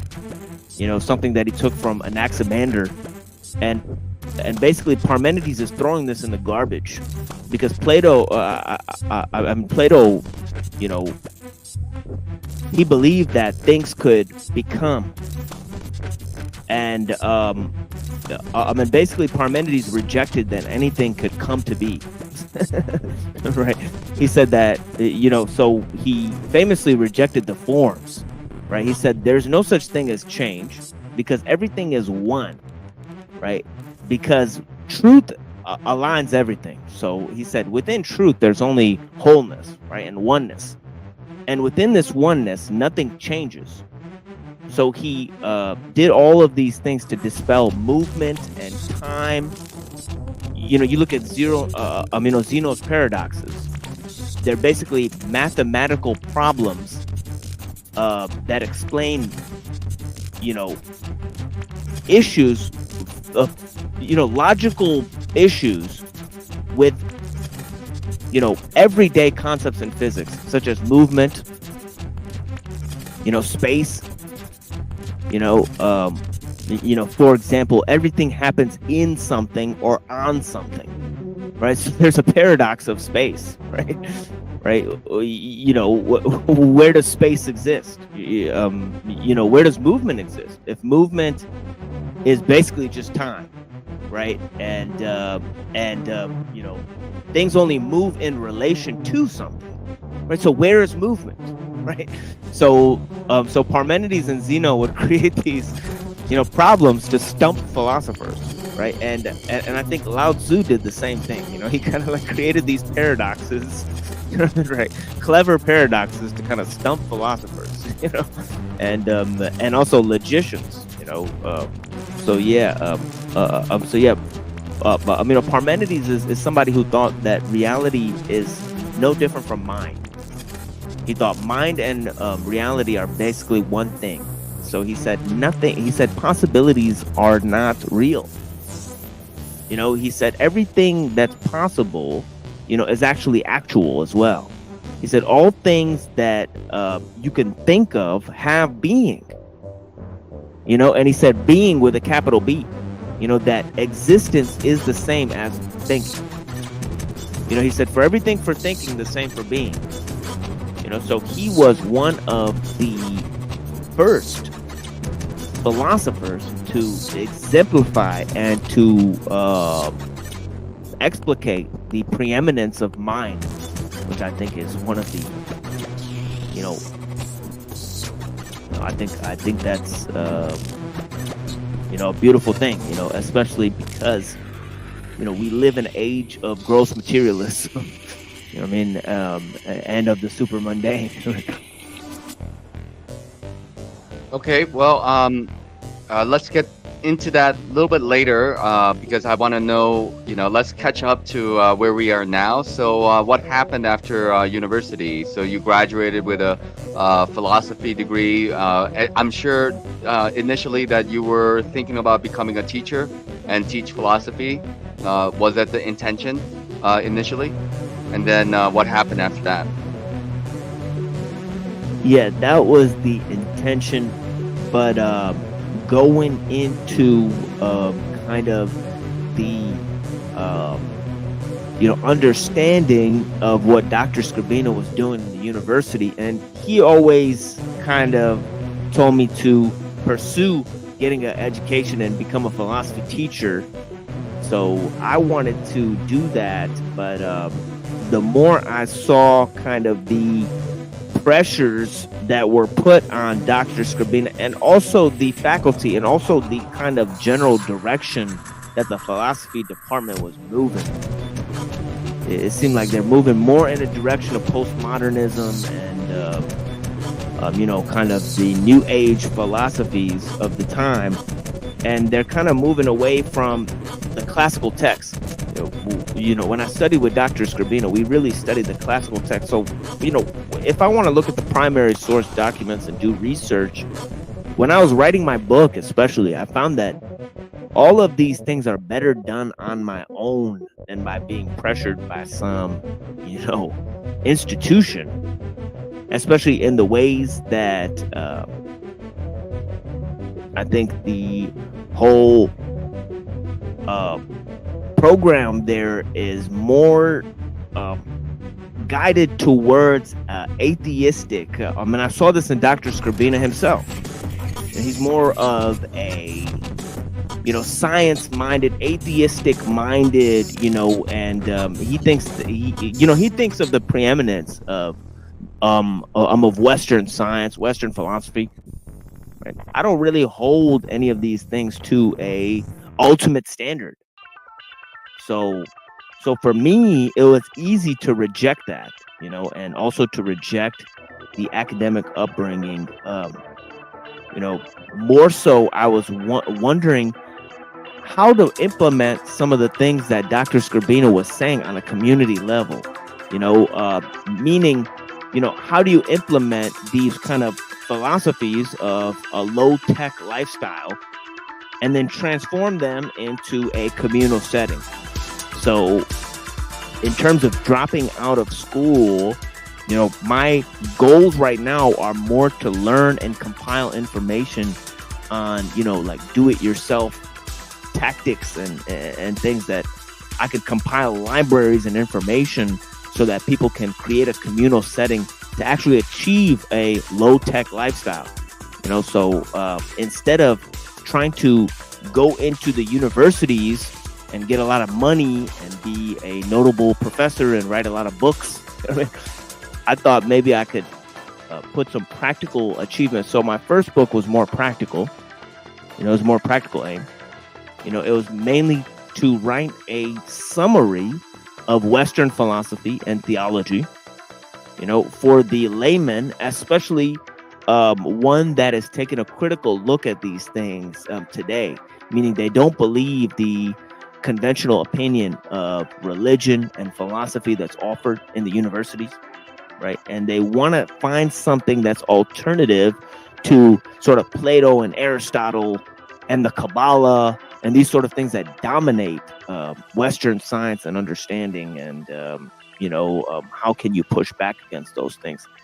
The attack has to define the ideological roots of these things and then develop a counter philosophy, right?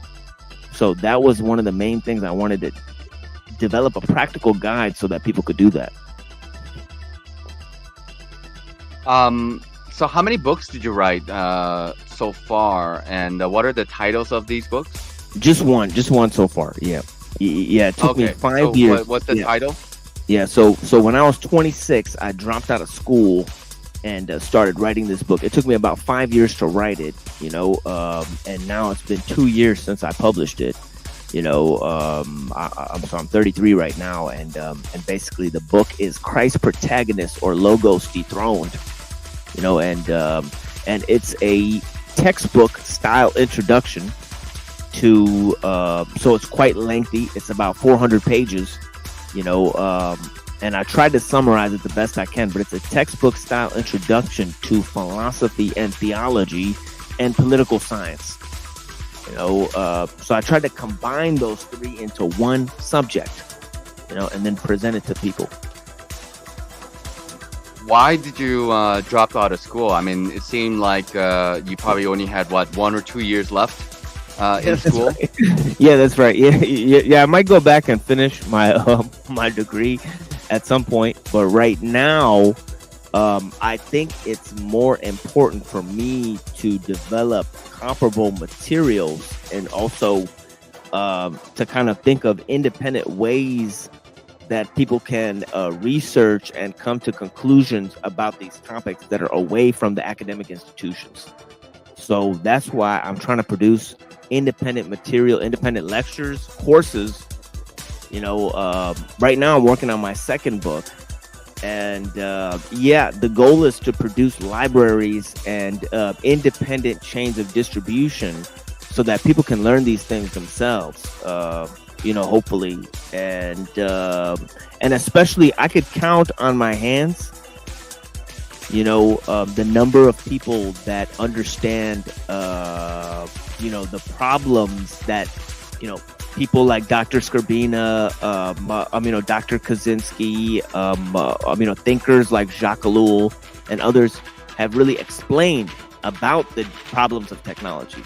I could really count on my hands like how many people have access or knowledge of good ways to explain those things. On YouTube there's like no channels that talk about it.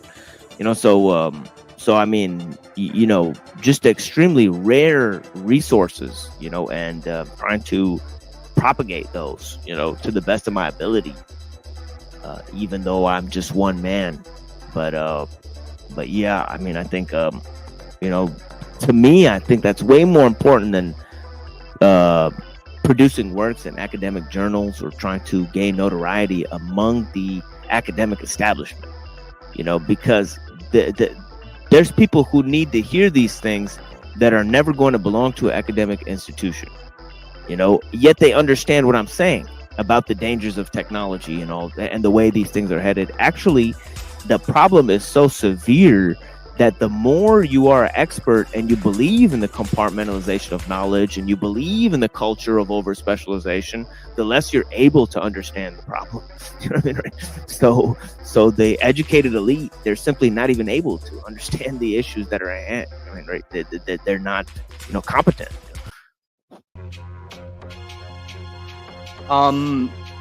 So you're 33 now.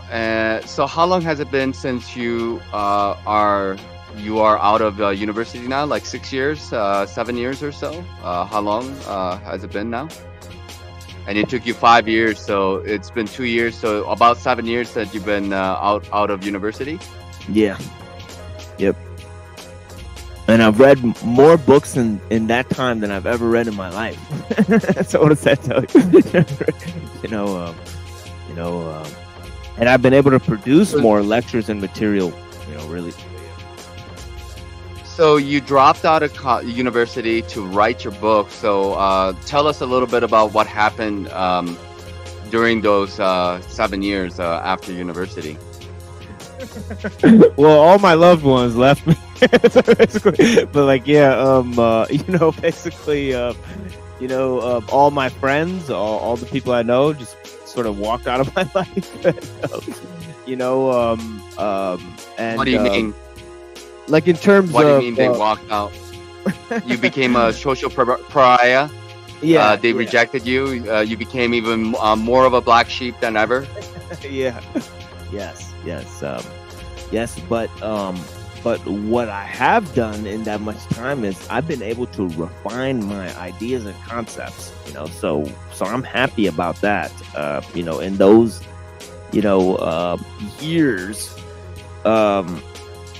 you know, in addition to kind of basically working on the book and that sort of thing, this second kind of book I'm writing is more important to me than ever before, because this one is really about a sort of a short guide explanation to anti-tech philosophy that people can get in a very short sort of digestible way, like in 99 pages or something like that. So yeah, that's kind of my main push right now, is getting people working with different people to produce manuals, and mainly what I want to procure is ways that people could engage in indigenous crafts and that sort of thing, have DIY manuals for that sort of thing. So I'm working with people to kind of have or even write manifestos on how they would like to govern and run their low-tech communities. How would a situation like that work, or kind of bring that into fruition. And also to look at the political ideology, to look at the cultural shifts of our time. I think that in itself is a full-time job, is dealing with the changes that are coming on the ground level and just abroad.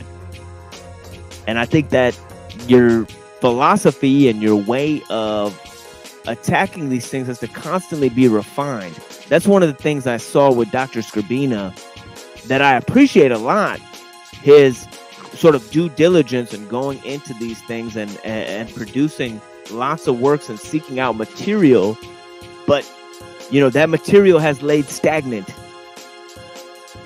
within 30 years time, and yet culture and society has moved forward in ways that we've really reached a precipice in terms of understanding this problem that I think has to be dealt with on the ground level, and it has to be dealt with in a virtual world. I think that it's no longer time that people who talk about these ideas and philosophies are going to have to disengage from society and go live in some alternate lifestyle, some alternate land or world, in some sub-culture, jurisdiction, and make up their own laws, when, the goal is to spread the truth, right? To bring about the most good that's possible. And I think that can only happen if, you engage in the virtual space to a certain degree, and understand that, you have to understand that if you're going to take the trash out, you might smell like garbage afterwards. But that's kind of what it is. We have to come to that realization.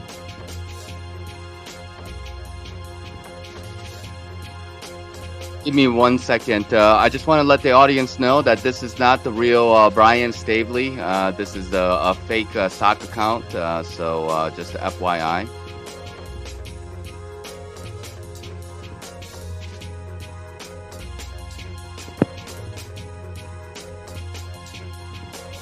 Yeah, I do apologize. Continuing on with the conversation. So let's talk about like what it is that you think. Why is this topic of why is this topic of like the machines and technology? Why is that so important to you? Because I mean, we're using technology. Obviously, technology is advancing, and people are moving in that direction. And maybe some people will argue it's like it can't be stopped. It's like a Pandora's box. Once you unleash it, it's just kind of going to go in the direction it's going to go, right? Yeah, and I think that is the hidden danger with innovation, is that right there you just said what the problem is that you can't control innovation, right? So you're fundamentally dealing with something that you could at best only manage its effects, right? So this is important to realize when we're dealing with technology, is that once a technology has been released, there's no putting it back in the box. So this is itself one of the hidden dangers, of technology, is that it most people admit it can't be stopped.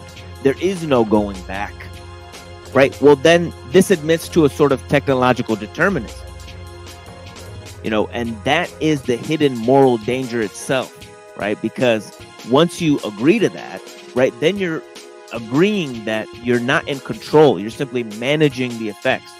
So what you're what your solution will have to be is to invent compensatory mechanisms to deal with your artificial needs, that you've created for yourself. And now everybody has to decide whether that's a stable compromise, right? right. Should we continue on inventing compensatory needs for our compensatory mechanisms for artificial needs?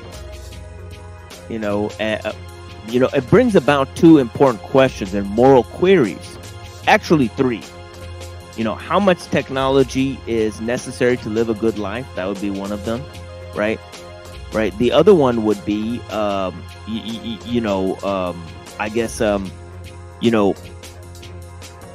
if you can't control innovation, then is knowledge and innovation itself a hidden danger? Is knowledge an inherent good? In other words, I think philosophically speaking, it's very easy to say yes to that question, right? But knowledge it's knowledge that's neutral. It's not technology that's neutral.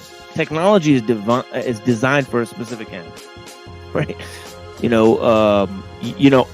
not only that, technology has to conceal its means while delivering that end to you, right? So it's not morally neutral, right? Technology is inherently utilitarian, right? And that is the moral danger, is that, refinement of processes, right, means that, most technique ends up in pure mediation. And pure mediation is a moral evil, right? Because it leads to utilitarianism. Everything becomes seen in terms of usefulness, right? Whereas there's many technologies that we rely on that we do not use, quote unquote. Right? So that is the type of thing, is that when we're talking about technology, people get caught up in the problem and they think technology is neutral, morally speaking. Well, yes, if you confine the question to the question of use, but it's not about that, right? You have to move beyond just you can use a hammer. You're not using a factory, right? Okay. I guess some of the questions that I would have in mind is that, okay, you want people to be aware about these things, right? That's what it really comes down to, right? And then hopefully you can kind of gear people in a direction that will limit this technological advancement. But what is the best strategy in your mind to try to, address this problem? It's just education, just kind of put your voice out there and try to get people on board with it. Well, I think that the problem, it actually has to be realized in terms of there's many different issues, in terms of the psychological level, that just that is going to have to be managed, because I think technology deforms your relationships on a psychological level, right? And this has to do with alienation and over socialization based on our technological needs, right? And so in terms of saving individuals from, you know, individualism on the one end, right? And then, you know, I guess secularism or materialism on the other end, right? Which, you know, enhance interfacing with the world by means of technology. It leads one to a sort of secularism, moral relativism, right? Right. Why? Because you're able to manipulate and control the forces of nature, right? And this has given man a sort of hubris because it's separated man from nature, right? So much so that we think of ourselves not only as separate from nature, and this is part of the Christian ethos as well. You know, part of this has to do with Plato and the Christian ethos. You know, they're partly to blame for this, right? But the other part of it, you know, through these notions of the transcendental, right? And you're not saved from this problem on the East because they have these notions of emanation and transcendence, the transcendental nature, right? And they also have this notion of the Atman, or the archetypal man, you know, so to speak, right? You know, so you're not going to escape these concepts if you go to the East, you know. So that's the problem. You know, Eastern philosophy is not going to save you. You know what I mean, right? Against secularism, as most people dream of. You know what I mean, right? You know, no, it has the same problems, and that's why I warn people about techno Buddhism. You know, there's a new type of Asian, you know, thinking that tries to mediate itself between our technological scope and our Western philosophy, right? And create this sort of, you know, wonky fix, you know, in terms of, you know what I mean? You know, it's not really going to match up well, but they're trying to finagle, you know, these things to create this new age philosophy. And, you know, the problem is really that, you know, it's too late now, you know, so, you know, the system is interconnected so much so that there is a global system in place. Right. So I think, I mean, from my view, the problem is so dire that A, a collapse is inevitable, and B, a revolution is necessary. You know what I mean? Right. So I think unless people actually revolt against the existing technological society or system, you know, there's not going to be much hope, you know, for a stable future going into the future. Right. So, you know, I think, you know, so why do I feel that we need to wake people up? Well, you know, in addition to the enhanced moral evils, you know, morally neutral state, you know, morally relative state, and the problems of secularism, I think there's an existential crisis at hand. You know what I mean? That we're quite seriously facing. You know, and you could see this in many different ways. You know, there's not only one or two scenarios that are tied to technological advancement that could lead to the end of civilization as we know it, right? You know, almost all of the existential risks posed to the global civilization today are basically technological, right? Are basically technological issues. You know, yeah, I mean, you could list nuclear warfare, genetic engineering, etc. You know, these are all problems created by technology, by science, right? So, what would be the kind of like the catalyst is for this revolution? Like, I would imagine it's like kind of like mass education, but people would also have to be kind of interested in this topic as well, because like, unless people are aware of the problem, you know, that's at hand, I guess I don't really see any kind of a solution because you know people are distracted with many different things. So, a couple questions that comes into mind is that how do you entice people or kind of you know sway people to want to care about this type of topics that is you know like you said it's important for humanity, and on the other hand, and how do you you know um how do you go into the next phase of actually go against, like, what does that rebellion look like? You know, what does it entail?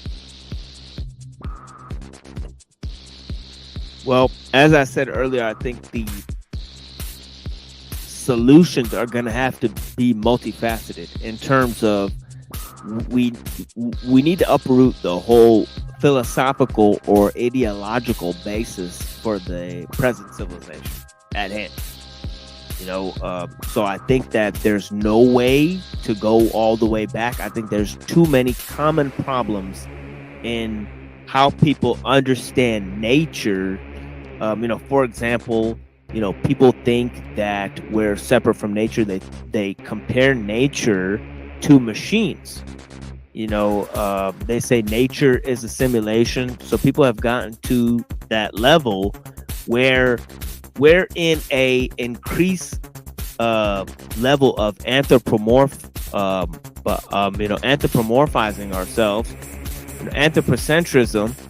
You know, so what we really need is a type of philosophy that doesn't see man as the root of himself. You know, this is a line by Marx. He said, "Man is the root of himself." You know, and also Protagoras said, "Man is the measure of all things." And I think that this type of philosophy, you know, or understanding has to be thoroughly uprooted. And it can't do so in terms of the secular or scientific understanding. So, yeah, I think lots of re-education is necessary, but re-education alone cannot solve the problem, because the problem is in terms of objective power, right? Technology represents an objective physical power, right? And it is the objective power that states have at their disposal today, right? So we have to deal with the problem in terms of objective physical strategy, right? In order to overcome the technological issues. For example, you know, the International Space Station.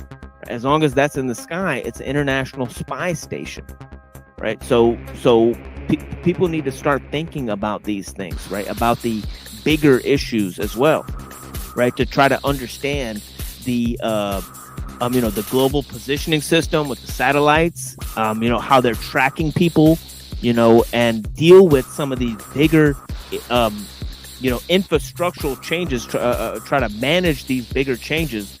So in other words, you know, we do need a physical attack as well as a ideological attack, you know, and it's just too, you know, there's not enough time to educate everyone and change everybody's mind.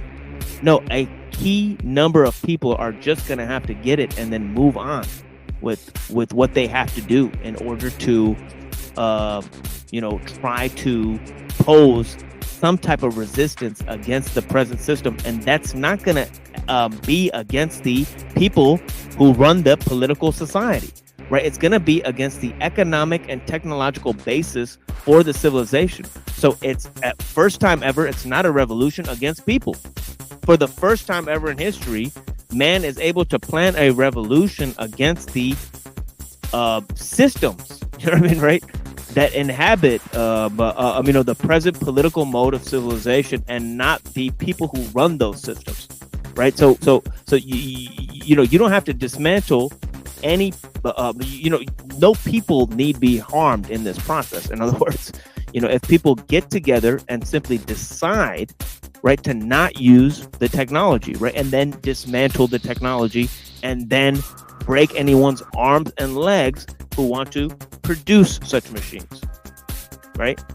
Those would be the practical steps that would be necessary in order to offset the present, the present issues. And that's just a very general run. I have more specifics if, you know, I guess so. You know what I mean? Yeah, let's get into it. But before we do, I would like to just take a little break. I need to get some more tea, and I will play a song, and then we'll get back into it. We'll have a little bit of a reset. I just want to remind everybody in the audience that we do have some sock accounts over here. I don't mind. I mean, like people can call me whatever they want.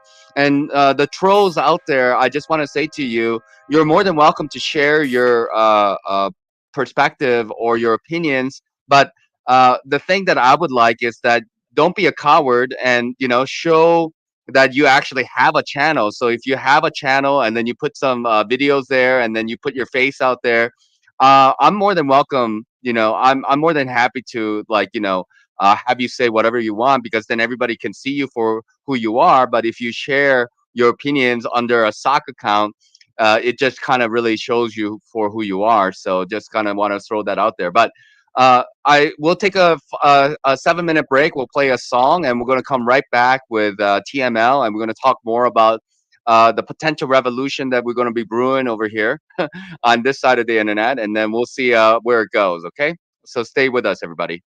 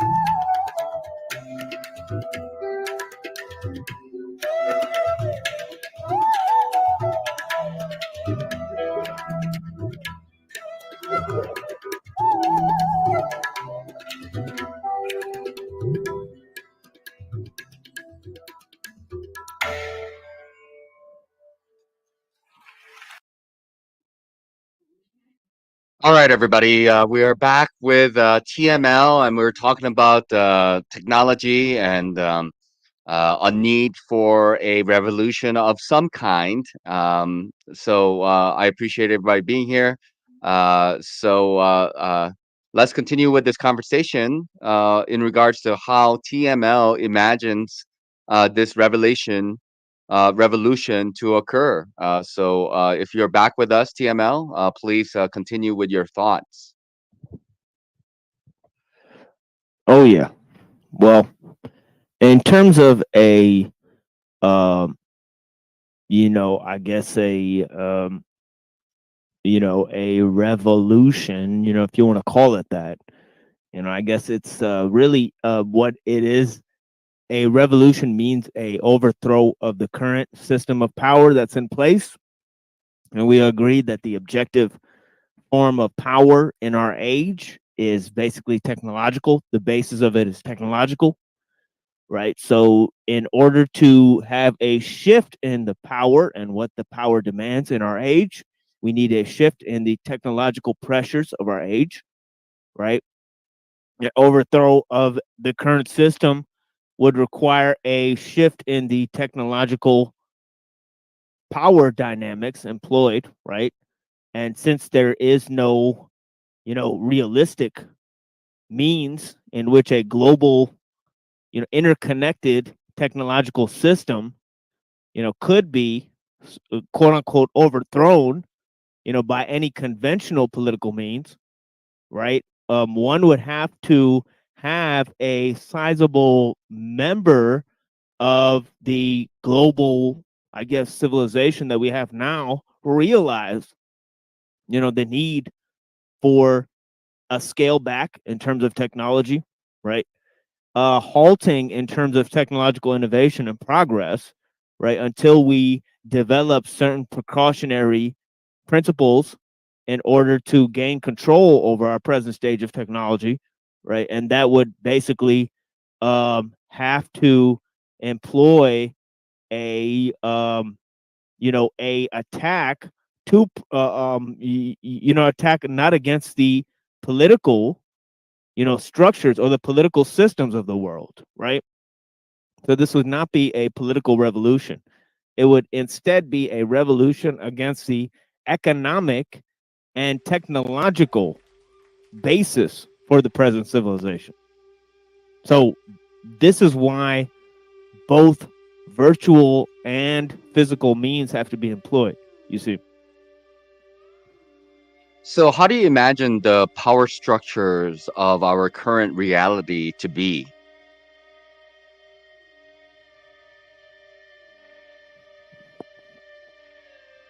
Well, you know, let's put it in terms of just political history, right? So so what you have is you have cultural diffusion taking place within the cities of the world, right? Within the cities of the world, you have economic and political centers, right? But also you develop an educated elite, and the cultural influences due to expansion, right, of certain empires, right, that at some points reach global stage, such as the Alexandrian Empire, right? It interconnected different cultures and civilizations and languages and that sort of thing. So when you reach this kind of cultural diffusion, right, you create this intellectual elite, right, and also you create mystery cults, right. These are two things that develop in the cities, right, due to this cultural diffusion, right. And basically what happens is it creates a sort of, I guess a sort of perennialism, or a sort of, a political elite, that have inner knowledge of the mechanics of how the societies at the very high level operate. And they have complex social gains and codes in order to operate on that level.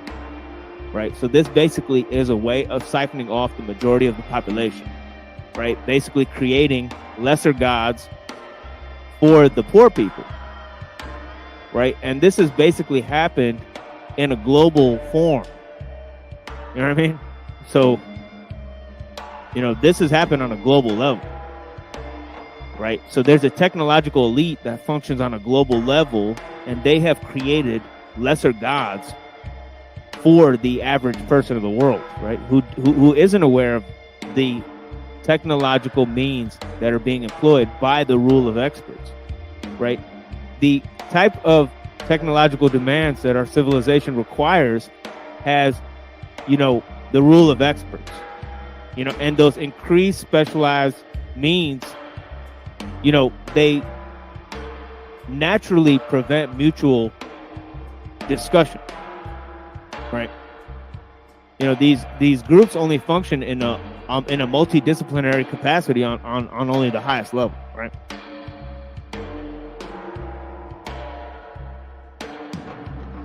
Okay.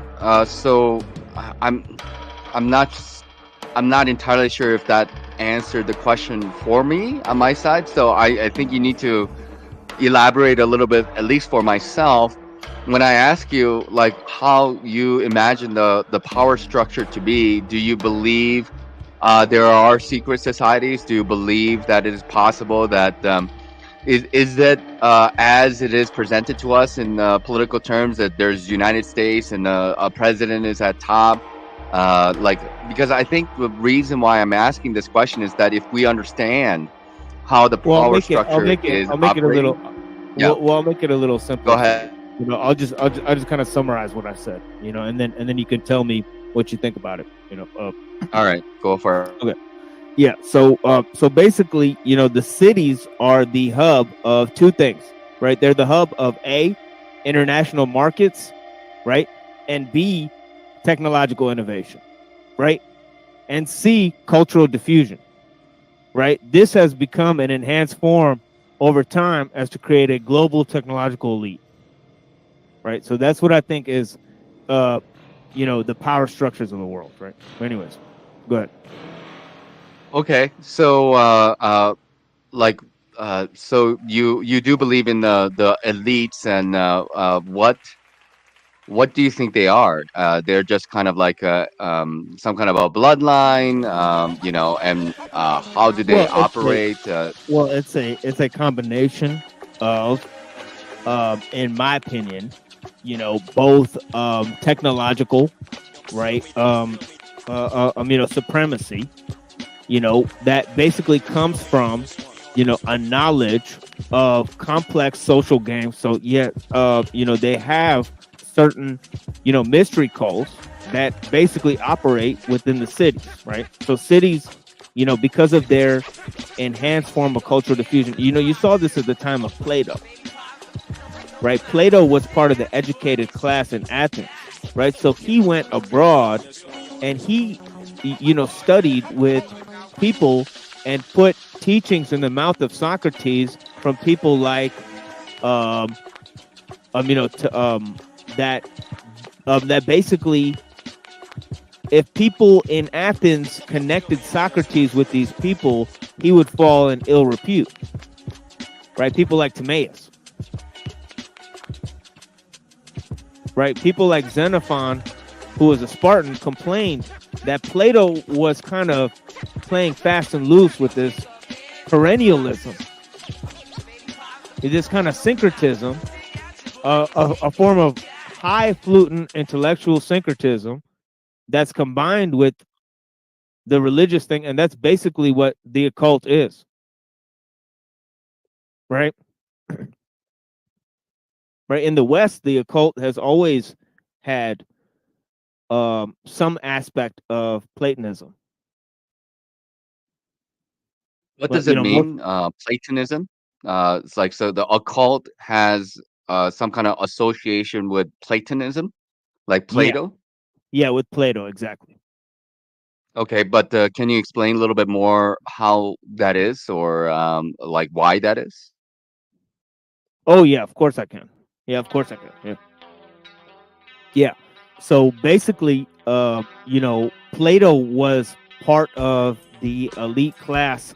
He followed a religion that was Zoroastrian in its form, right? And this comes from the Orphic Mysteries, but also it has combined itself with a Pythagorean cult as well.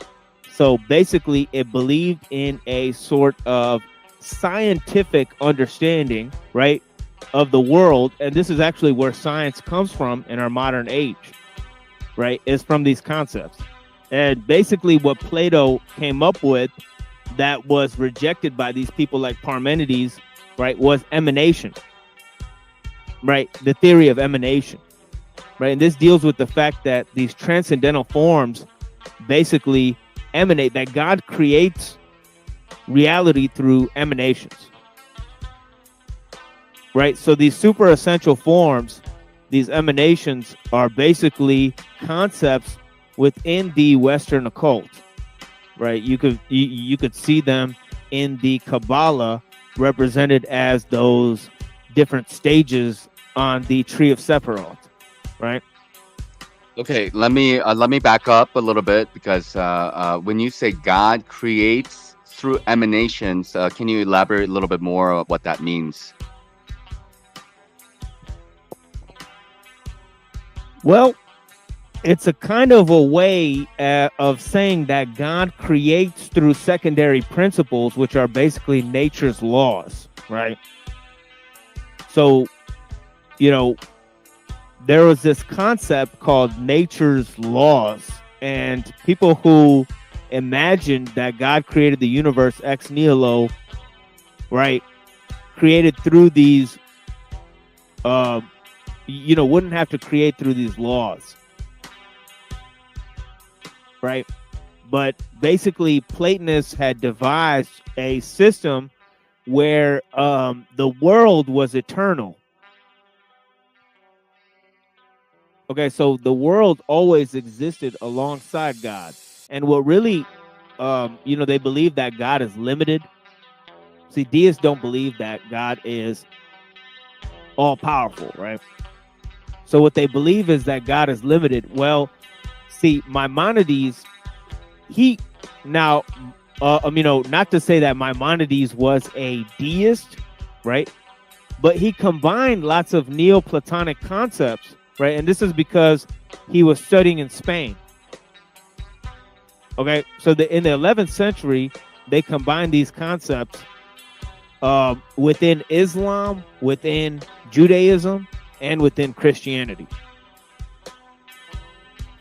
And the reason was because they had to argue whether God was material, right? See, the Neoplatonists had argued that God was immaterial, right? But that God was basically, in this capacity, he was more like a mind that molded, matter, by the time it gets to Aristotle, because Aristotle kind of rejects the forms, but he kind of arrived at it a different way, because Aristotle said that everything, is pulled forward by its inner potential. So instead of this, instead of the true potential of something existing within some transcendental realm, he pictured that it existed within as an inner source of potential. But they had combined these concepts within the notion that God is immaterial and fashions matter through something called nature's laws. Now, these secondary nature's laws, they're basically emanations of the mind of God. See, God was not able to affect particulars in the universe. Being immaterial, he's not able to affect material things, right? So he affects, so he affects them indirectly through these emanations, through these secondary principles, nature's laws, right? Which are basically these super essential forms. The Pythagoreans conceived of them as these geometric shapes and what have you. But yeah, I see we have a question, I guess. Yeah. So Act Like You Know 26, who is Raphael. He's been on my channel a few times, and he asked, TML, aside from studies, given all the theories you are aware of, what is your individual perspective on God, life, and eternity? So would you like to take that? Yeah, I've answered that many times, on my show. And without giving too much of a lengthy explanation, I'll just say that I think that God does not, to basically oppose what I just said. I don't think that God creates through anything. I think that if God wants to conceive of something, right, that he does not have to create a plan in order to make it. So I think that God creates without planning. And in that sense, that God calls things into existence. So I think that God creates things directly. So God is a being who creates things directly. And the way that he creates things directly is through speech. And the way that he ascribes the speech is through, not direct creation. I think this is what it means in the Tao, that it says stillness is the master of movement. I think God is the being that, he's not the, in the sense of Aristotle, God is both, existing as the prime mover and also as the prime, final cause of all things, right? So, I always got spooked out by this term, final cause, obviously oxymoronic in nature, and detailing the metaphysical straitjacket of Aristotle, and yeah. Okay. So like you would label yourself as like a Muslim, would you not? You are Oh yeah, you would yeah, like consider yeah. yourself a Muslim? That's what it is. Kun fayakun. You know, be and then it was. Right. So that's creation without a plan. Right? Hmm. And according to the Islamic faith, as far as you are understanding it, how do they consider God? And do you think that their conception of God is somewhat different from, let's say, a Christian theology or Hinduist perspective of God? Or do you think they all more or less hit the point of what that means or what that entails?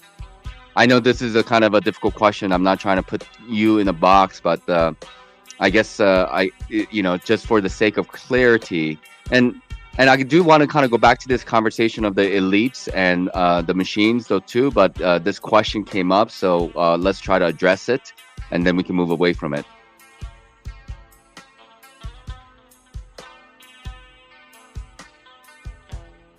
So, I'm sorry. What is the question again? So initially, what I was asking, that you consider yourself a Muslim, and you said yes, and then like I wanted to get a Islamic perspective of what God is based on your understanding, and then how does that compare to the other faiths Okay, I in got you. terms of Yeah, perspective yeah. of God?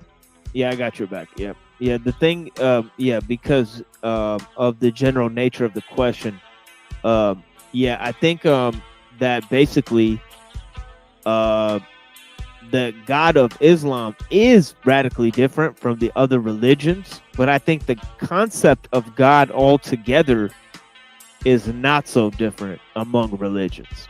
And I guess I'll explain what I mean by that. Well, first of all, I think within the understanding of many religions and how they've progressed into the modern world, the concept of God within those religions has morphed several times, right? So to divorce these concepts from history, right? Then if you take just a purely doctrinal approach and don't bring history into it, right? I think that the concept of God within the theistic, understanding of having a personal nature to God, as seen in the religious framework, is different than the God of the philosophers, which is a more of a deistic God, right? And it's a God that is limited by both reason and nature, right? But the theistic God need not have those qualities, right?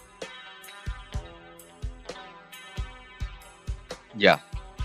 So and then how?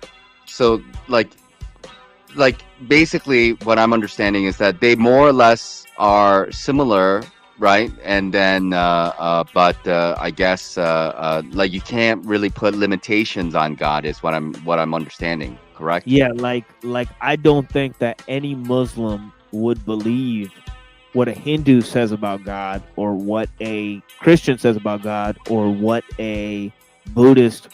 Well, Buddhists don't even believe in God. That's a key point. Well, yeah. So far as I know, yeah. Yeah. They're basically, they just believe an enlightened being is a Buddha. So Well, they talk about emptiness. Right. It's like at least from what I understand, they don't like to put labels on it. It's kind of like go and discover for yourself. Is there God or is there not God? And then that's like, you can say it's a kind of a very atheistic approach. But I don't think they're like hardcore, like how do I say? Like they don't say, well, God doesn't exist. So you have to go and find it yourself, and then you can say, kind of deal. At least that's what I understand about it. Yeah, and this question down here, yeah, I mean, there's key differences because of the general sense in which, these things, are rejected by the Western philosophical systems. So, for example, Ghazali, he totally rejected Plato and Aristotle, right? So, you know, he gave lots of examples in which he kind of dismissed them. But then the Islamic sciences in general, you know, Islamic civilization and the Islamic sciences in general, they were a great aid to the development of things like, you know, theosophy and the Enlightenment and those types of things. So there's a great mix of things there. You can't just lump it all in one bag, so to speak.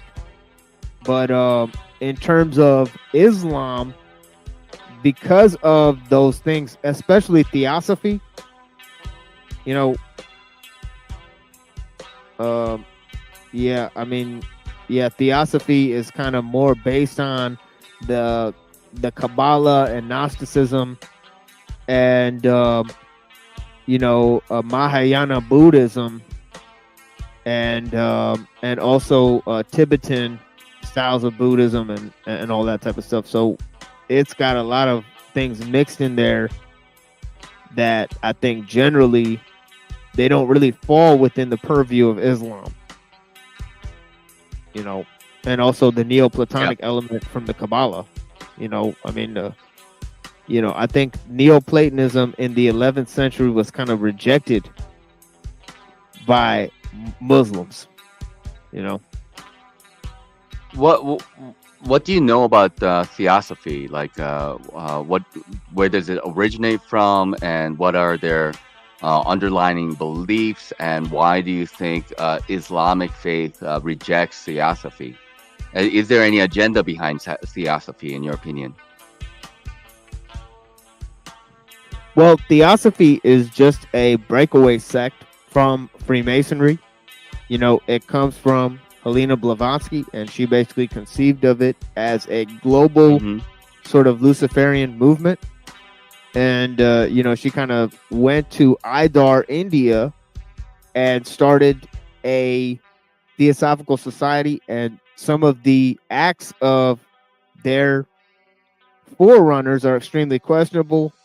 For example, they took a kid that was sexually abused by Charles Ledbetter, you know, and then declared him to be the Maitreya Buddha, and then raised him all his life to serve that purpose.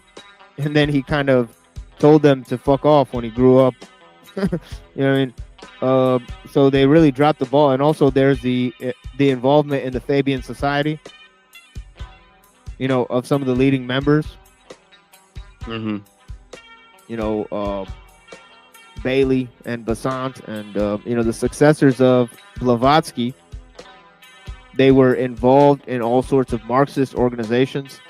So I think what they were is they were part of the, you know, extreme view. You know, this is the battle within the occult, right, of two different forces. And, you know, basically Blavatsky was a seminal figure in the occult because she had declared that the Freemasonry that said that its origins were from from Egypt, right? The Memphis Mizraim Freemasonry. She actually said the origins of Freemasonry were actually in the Oriental Kabbalah. And this is why she moved the Theosophical Society to India, right? Because she thought that the Freemasonic traditions and the Kabbalistic traditions were actually more prevalent in the practices of the yogis than any line of Egyptian magic.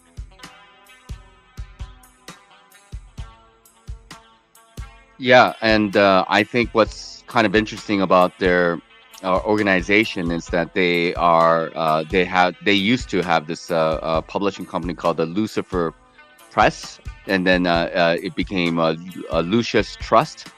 Later on, they changed the name. I guess Lucifer was a little bit too out there for the public, right? And then I think they're one of the main publishing companies for the UN, so far as I know. And so a lot of this kind of new age, quote unquote, new age philosophy seems to be stemming from theosophy and that original movement by Blavatsky.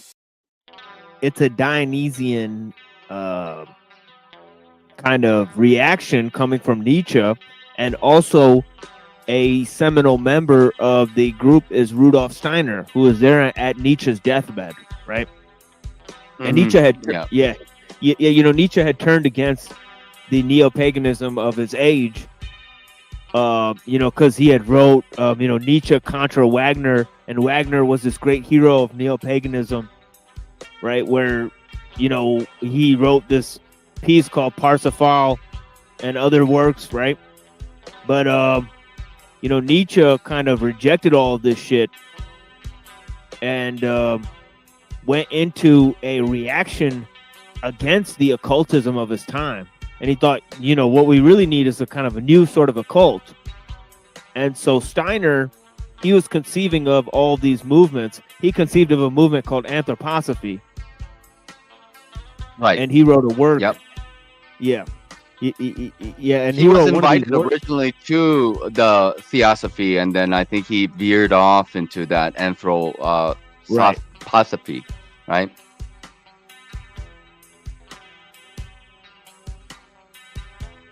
So, go ahead. No, I was just going to say that it's really about these two different groups. One of the Memphis Mizraim tradition that's coming from the priests of Egypt, supposedly, and this was the thing that created Freemasonry, and it goes back to the priests of Atlantis. So they had conceived of a movement against this. That was of the eastern side of Shambhala. So it's Atlantis versus Shambhala. So they were kind of breaking away. And this is why, although, Hitler was like this Freemasonic figure, he also rejected Freemasonry. He was like against the Freemasons, but using Freemasonry. It's because he was part of a breakaway sect of Freemasonry. That was part of the OTO, right? That was part of, mainly influenced by the Theosophical Society. Yeah. Yeah. Freemasonry came before Theosophy, right? I mean, I think that's pretty much the case. So where do you think Freemasonry comes from? What is the in your opinion, what is Freemasonry, and what it is that they want to achieve in your opinion? It comes from it comes in the 15th century in this kind of pre-Reformation occult exploration that went on by people like Pico della Mirandola, the Baal Shem Tov, who created Hasidism, right? The Lurianic Kabbalah that was formed, right? All this stuff going on in the 15th century. And also, on the Islamic side, you had the Sufis developing, right? And especially the Bektashi Sufi order on the Shia side, is a hallmark of occultism inside of it, right? And also you had the movement towards Islamic modernism in the Wahhabi age. But yeah, the whole shit really comes from the Kabbalists and the Rosicrucians in the 15th century. And then they kind of went underground and formed Freemasonic sects in the 16th century. And then Theosophy formed out of that in the 1800s, really.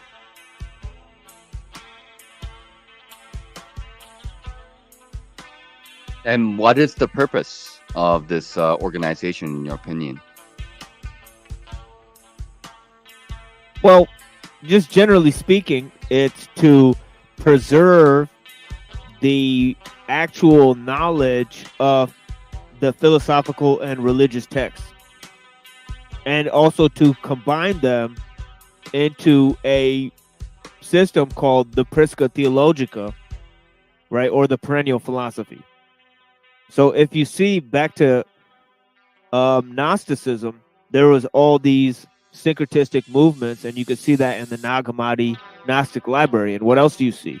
You see a excerpt from Book 10 of Plato's Republic, describing the tripartite soul.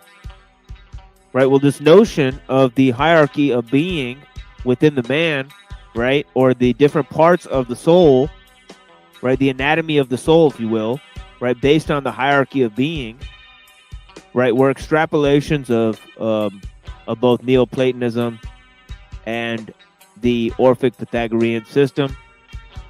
And also they were later combined with the occult mysteries in terms of the Kabbalah, right? So they had that in the notion of the Mandeans, and you see that today, you know, these concepts such as the tabula rasa, right? And these concepts such as the equality of man that Marx believed in, or these concepts such as evolution. They came up with all of these. These are all occult. These are all based on occult theology, right?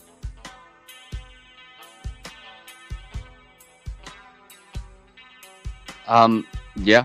So like trying to like formulate a kind of a world view based on your perspective, because obviously I'm interested in your background and your philosophy, and like one of your main stance, especially with your channel. Let me ask you about your channel. Like, when did you begin your channel, and what has been like since you began your channel in terms of your quote unquote internet digital experience thus far? Well, I started a channel almost 2 years ago. I'm independent, so it's just basically just me making videos, talking about the kind of things that I've presented to you guys and explaining them in grave detail in terms of bullet points and explanations and themes and definitions, and also bringing sources, comparable sources in terms of reading material to the people, looking at videos, reacting to videos and things. So I say, we've recorded hundreds of hours of material there that are mainly my solo presentations. And in terms of the discussions online, most of them have been either amusing, strange in a very interesting way, or very fruitful to the projects that we're bringing forward. So yeah, I appreciate the time here with all the people for sure, and the time I've spent online, especially these last because I had posted videos for a long time with almost no engagement. So although I've had the channel for 2 years, it's only about 8 months ago that I actually started appearing live on my own live stream. So since those 8 months started is really what I'm talking about. Because before then I post videos and they'd get little to no engagement. But I didn't understand that you could go live. The main reason is because I spent the last 5 years writing and not engaging in the Zoom calls and the Discords and all that stuff. So I just recently found all this stuff, So yeah, it's definitely fun. And yeah, I do think that there's a lot of spying going on these type of mediums. And that was my initial sort of hunch. I thought, oh man, there's probably tons of spies and tons of cults and shit going on here. Let's go check it out. And yeah, I think yeah, that is what's going on here. Mostly, but it's just like the world. So without really naming names or naming any channels, you've been involved with various people. You realized that you can actually go live, and you got yourself involved, and you know these streets probably as well as anybody else. So what is your take on all of this? Like, people go from one channel to another. There are people who are so-called panel walkers, content creators, and the peanut gallery, and the admixture of all those things make the YouTube experience. So we have people who are using stock accounts and being anonymous. Some people have never spoken or even shown their face online. but like there's all types of individuals who are here. So again, without having to go into any details about channels or names or anything like that, what has been your experience thus far in regards to the YouTube lives? Well, I think that most of the people that are presenting information here should probably do so in terms of they should be wary of who they basically try to, the expectations of what they want to get across and who they're getting it across to. You know, like for example, I think I do well here because my main goal is to present information in order to record the information. So because it's a tool in which I could engage with a live audience, my goal is not actually to engage with live audience or to gain visibility through this medium, you know, but actually just to record lectures and material so that I could have it on file just in case if I need to present certain things. So I'm, you know, in a way it's useful for me to sit there and present instead of, you know, because I'm not going to sit there in front of people and go find people out and read them the marginal rejoinders in my book. You know what I mean? Right. But if people are going to sit there and listen to me for hours doing that while I get to record it, then it becomes useful in that sense. But I think most people should be wary of the fact that, you know, there's a lot of satanic blackmail info ring, you know, collecting data on people, you know, low level spy networks, also, you know, telecommunications companies that have private security firms, you know, and they do target low level content creators and try to induct them into, you know, being informants and, you know, being part of troll networks and stuff to collect information on people and blackmail people. So that is going on a mass scale if you pay attention. And, you know, obviously there's lots of large channels that are involved in that. So a lot of the people you see on these panels are basically actors in that whole game.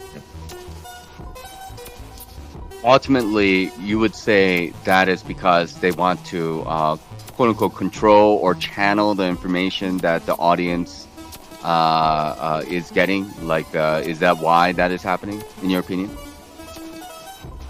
Yeah, or maybe just gain information on the low-level content creators, see what their motive is, and then the ones that are basically harmless, they give them money and sponsorships and stuff, and then try to control their communities, you know, through that element. So it's obvious that that's what's going on. No company that actually runs content or procures content for mass audience such as this one would probably do it any other way.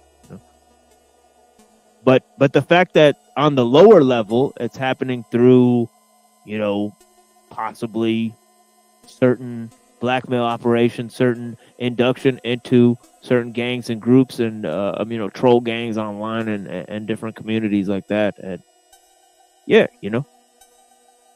Yeah. I mean, I don't think anybody is surprised in regards to, I mean, like YouTube itself is a monopoly, you know, they're a large company and they're always looking for ways to better advertise to their audience, and a lot of their money does come from like sponsorships and advertisement. Well, I said this, and stuff like you this. know, I said this to Go ahead. people well, just for example, I said this to people 6 months ago when I started doing this, you know, what I just said, and they said, you know, maybe, you know, some of that sounds kind of crazy, you know, you sound kind of paranoid. And now, after 6 months of doing this with me, they're almost sure that that's what's happening. So, you know. Right. Yeah. But I guess people kind of need their own experience on things before they are convinced. You know, just like anything else, you know, people need a little bit more information or data and experiences, or they just really haven't looked into it that much. And then, you know, that's part of the reason why they are, you know, not aware. So like as far as like, because like, you know, we are using a digital platform, and it is quote unquote technology, and you know, nowadays AI is a big deal. A lot of content creators use artificial intelligence to make I don't know, like intros or part of their content, and AI is becoming better and better. We have what's called deep fake, right? So a lot of people are more or less aware of that. I follow chess. I enjoy watching chess, actually, even, and I watch chess commentary. And there is a kind of a competition with various AI chess platforms like AlphaZero or Stockfish, and you know, there's a couple more like something Kitty. I've forgotten but there's several of them, and they kind of go by different algorithms, and some are better than the others, clearly, and they're like light years ahead of human beings. Like the best human chess players would be around 2,800 on ELO, which is their like you know, rating, like FIDI rating, like their FIDI rating. But like these chess computers, they go like from 3,500 and above. It's like ridiculous level, you know, like they will win practically all the time against any grandmaster, even the super grandmaster. So you know, like nobody will compete with them, like no human beings, but they have their own competition themselves. Sometimes it's kind of interesting, and you know, nobody really understands like deep down why they're doing whatever they're doing, because it's so beyond any human capabilities. So what I'm getting at is like, what is your take on all this AI, using of AI? I mean, that's part of technology as well, yes?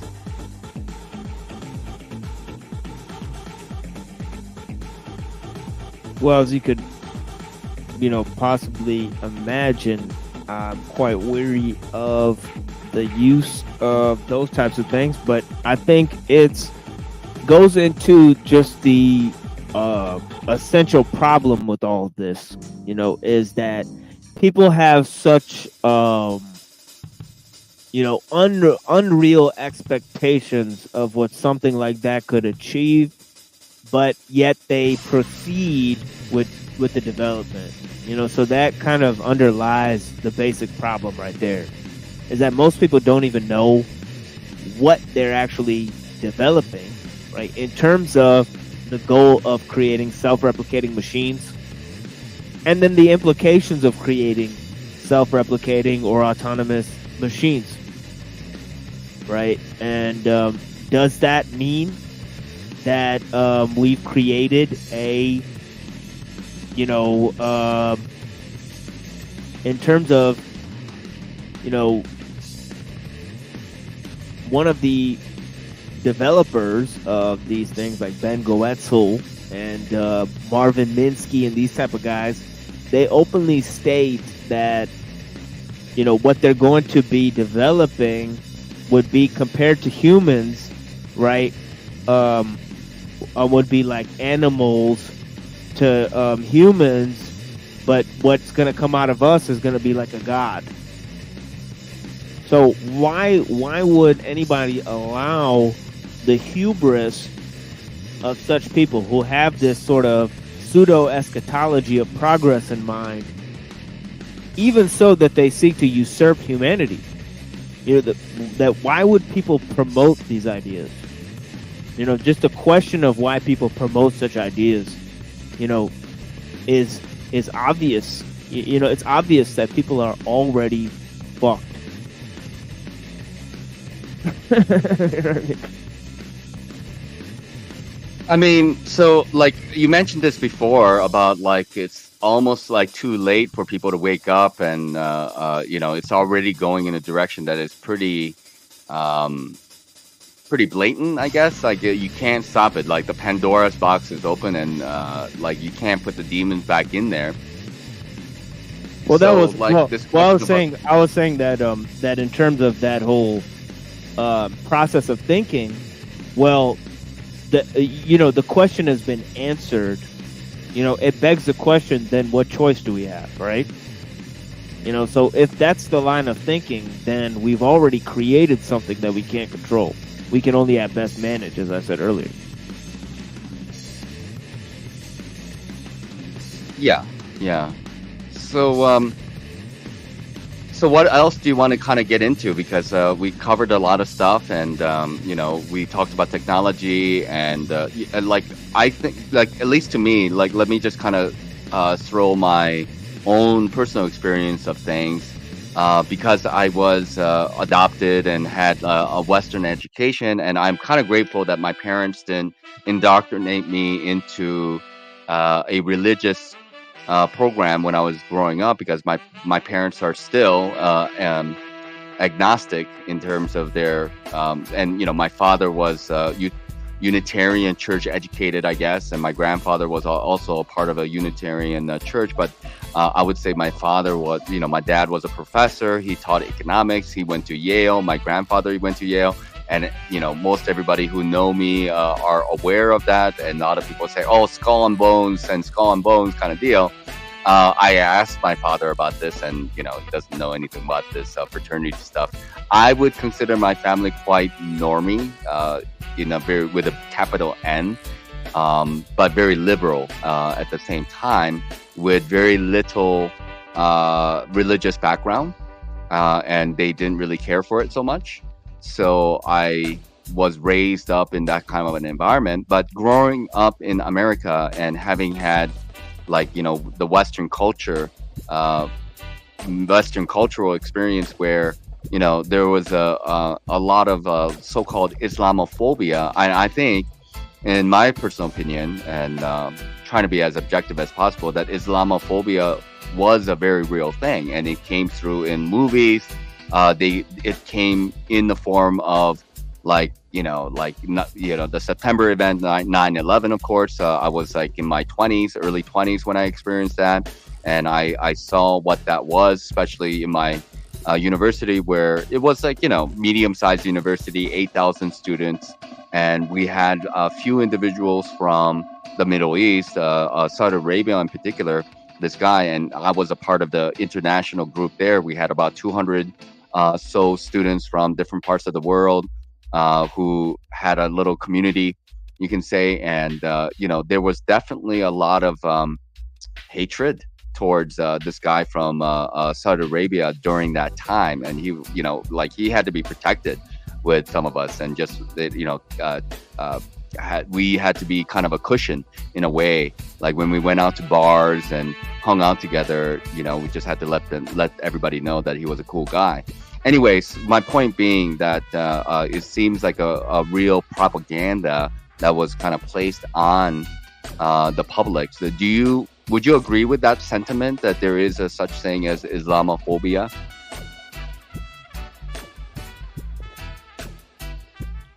Well, I think if you examine history in the way that I've laid it out, I think that present understanding of what Islamophobia is conditioned by the liberal psyche.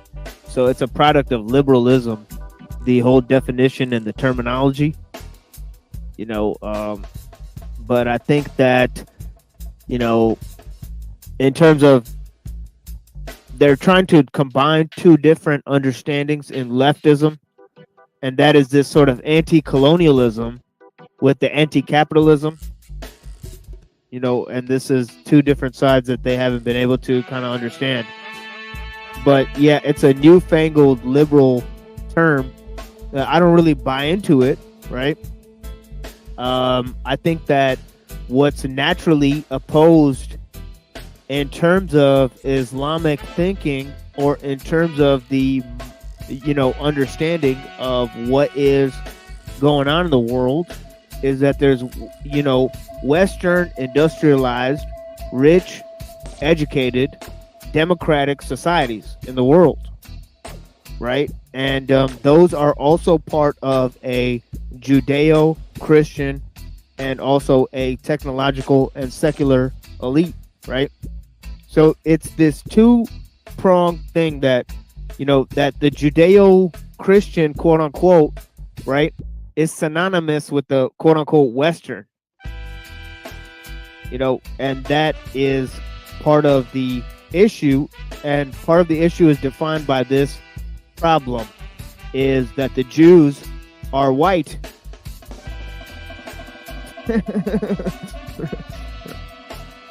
Well, yeah, okay. So like this is another heavy topic, and I don't mind diving into that because it's obviously going to be always it's always going to be on the periphery of any kind of a conspiracy. Well, it underscores. And Well, I get what you're saying with that, but to underscore the issue, it just goes that you couldn't possibly conceive of such an oxymoronic thing as Judeo-Christian unless you have something as white Jews, right? But yeah. well, I mean, and with them, right, there's this kind of the notion of Kabbalah is something that we have talked about before. So I wanted to get some clarification from your perspective about what is the Kabbalah and why is it so prominent among the elites and a lot of like these famous people. They seem to be very much into the Kabbalah, and a lot of people who use, well, not use, but they wear the red string around their wrist. That is also an indication they're kind of part of the group, of some group. And so, like, what are your thoughts on that? Do you have any opinions or knowledge about what Kabbalah is and why is it so prominent among these famous people and the so-called elites?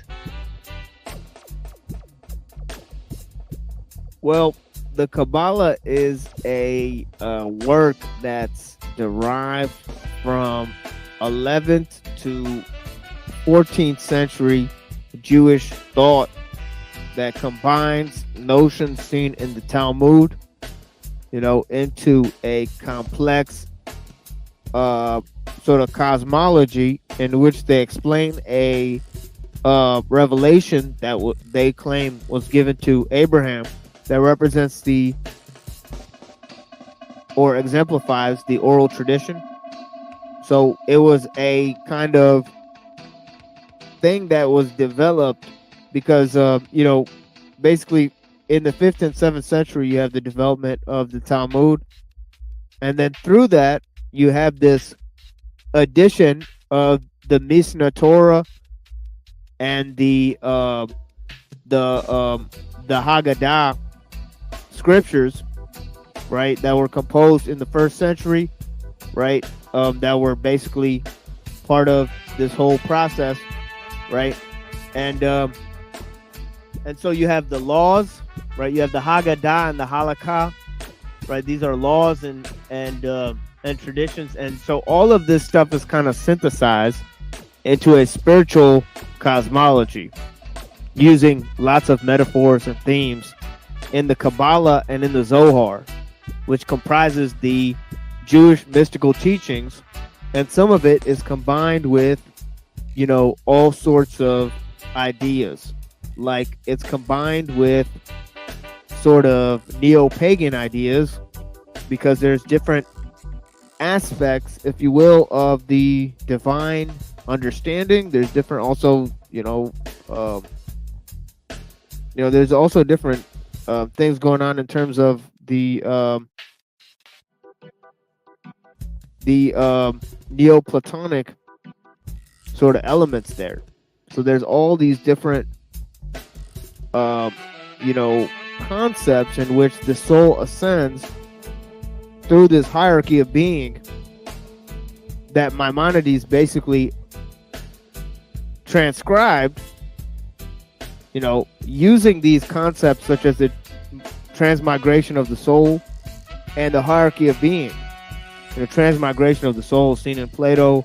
The hierarchy of being is seen in Aristotle, and in his work De Anima, in which he describes how plants and animals and humans possess different kinds of soul, right? Well, you could put underneath the plant the demonic, and you could put underneath, above the human, the angelic, right? And there you have a religious sort of hierarchy of being, that was then hijacked by the concept of evolution, right?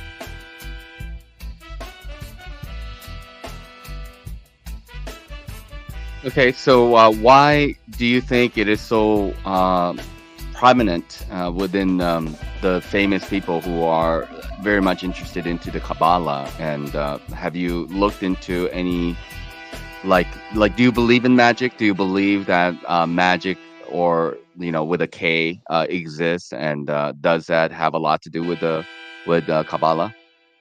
Yeah. Yeah, sure. Yeah, Kabbalah has to do with the the forces within man. And there's different forces. For example, there's Lilith, which is a negative spirit, a negative side of Eve, which is a primordial female, right? There's Adam Belial, which is the negative form of Adam. And then there's Adam Kadmon, which is the archetypal man, right?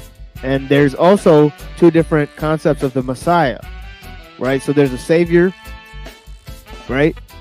There's a lower sort of savior that's called Mashiach ben Joseph, right? Which is the suffering Messiah. And then there's Mashiach ben David, which is the conquering Messiah, right? So there's one Messiah, messianic concept that represents Israel's atonement. So in the Kabbalah, it's about Israel atoning for its sins, right? And getting back to Jerusalem, the whole schemata of Jerusalem and the inner temple, and the concept of the temple represents a divine cosmogony in which there is a feminine indwelling spirit named the Shekinah, which acts as a counterpart to God, the Most High. And this Shekinah spirit is basically the source of all spirit as well, right? So it's basically the spiritual force on earth, which is the feminine aspect of God, called the Ruach, which is the soul itself. And the soul and the spirit are actually distinguished within the Zohar as two different things, right? How would you distinguish between a spirit and a soul? When you say there are two different things, how would you describe the difference between a spirit and a soul? Well, one is, simply put, is the life energy, and the other is the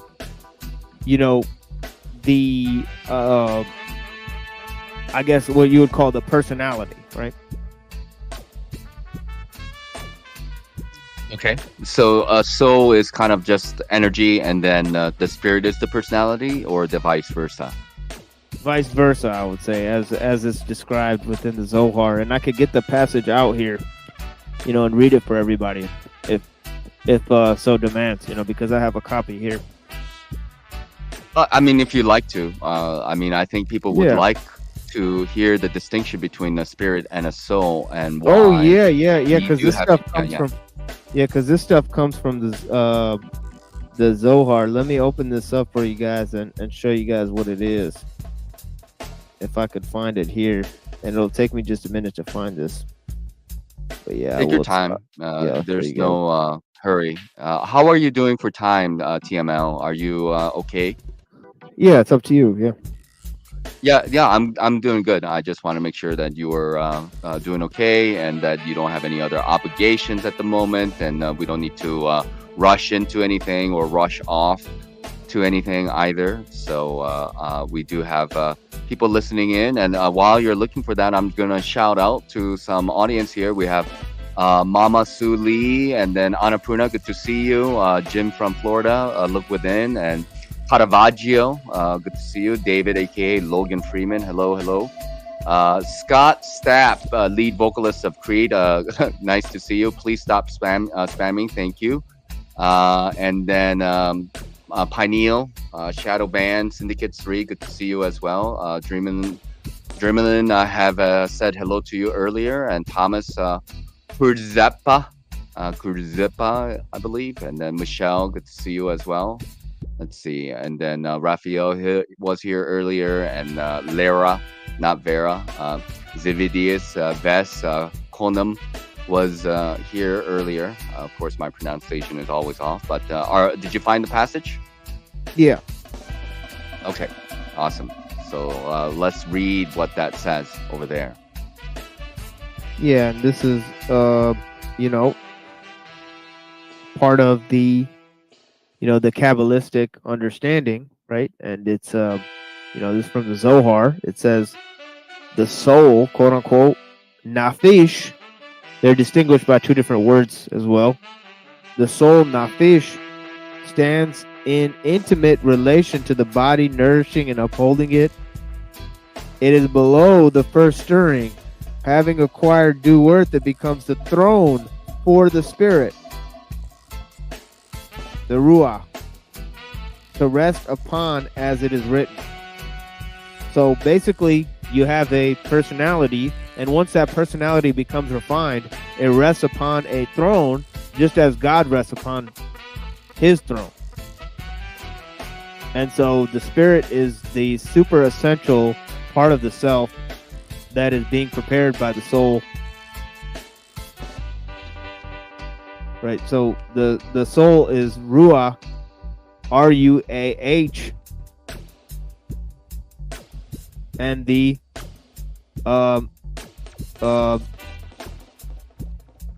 spirit is nafish. I mean the other way around. The soul is nafish, and the spirit is ruah. To distinguish them, sorry. Okay, so the spirit is like more like the energy, and then the soul is what is the throne is the spirit, and the soul is the being that sits on that throne. Am I understanding this correctly? Yeah. So basically, it's like you have a soul. That's like what you really are, right? And then the spirit is given to you by the Most High. So basically, the spirit is the activity that you partake in, because you partake in, a sort of super, essential nature of everything. But also you have a super essential nature, which is your soul, right? So, I mean, these kind of understandings come in the modern parlance all the time. When people talk about New Age thinking, and they don't understand that it just came from the Zohar, and a lot of these also come from Neoplatonism. Because in Neoplatonic thinking, you have different aspects of the soul, right? You have the appetitive soul. You have the vegetative soul. All of these exist in nature as well for Aristotle. Right? The vegetative soul exists within plants. The appetitive soul exists within animals. We possess both of these natures plus the rational one.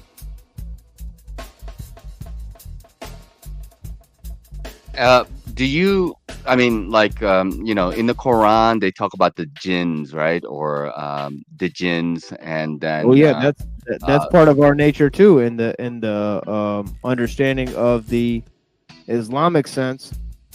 Basically you are made, part of you is made of a smokeless fire, so you share that in common with the jinn, and that part is basically like your jinn.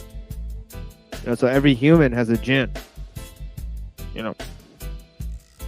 This is what I read from the Quran, that and please correct me if I'm incorrect about this, but like basically the human being was we are also kind of rebels in a sense. So like when God created the angels, Lucifer or Iblis, he's the one who rebelled against God.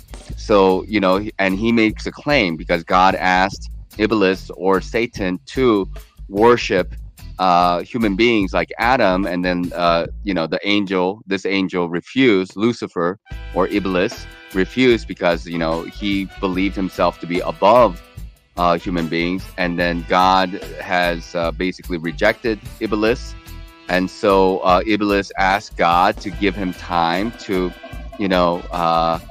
basically show and prove to God that human beings are not worth for him to be worshipped, something along those lines. So you have the jinns or the demons, and you have Satan, Shaitan, and then you also have human beings. And according to the Bible the Quran that I'm reading right now is the Quran as it is, or it is the what is it called? It's the the Quran, the Final Testament, is it? There's 3 versions I have here. But anyway, it is, yes, it is the Final Testament, the authorized English version by Rashid Khalifa. Anyway, he says there that each human being is given a jinn. Every single human being is given a jinn, and the human beings themselves are kind of like not totally a demon, but they were also kind of curious to see how Shaitan does with this whole thing. So that's why we are the way we are. Is that your understanding of this whole thing, or is it different? Well, I think that the world of the jinn exists parallel to the world of the humans. You know, both are being tested, and there's good jinn and bad jinn, as well as good humans and bad humans. Right? So they're all being tested in terms of they just share the same plane, but on 2 different dimensions. You know, so there's beings we don't see, but they occupy our space.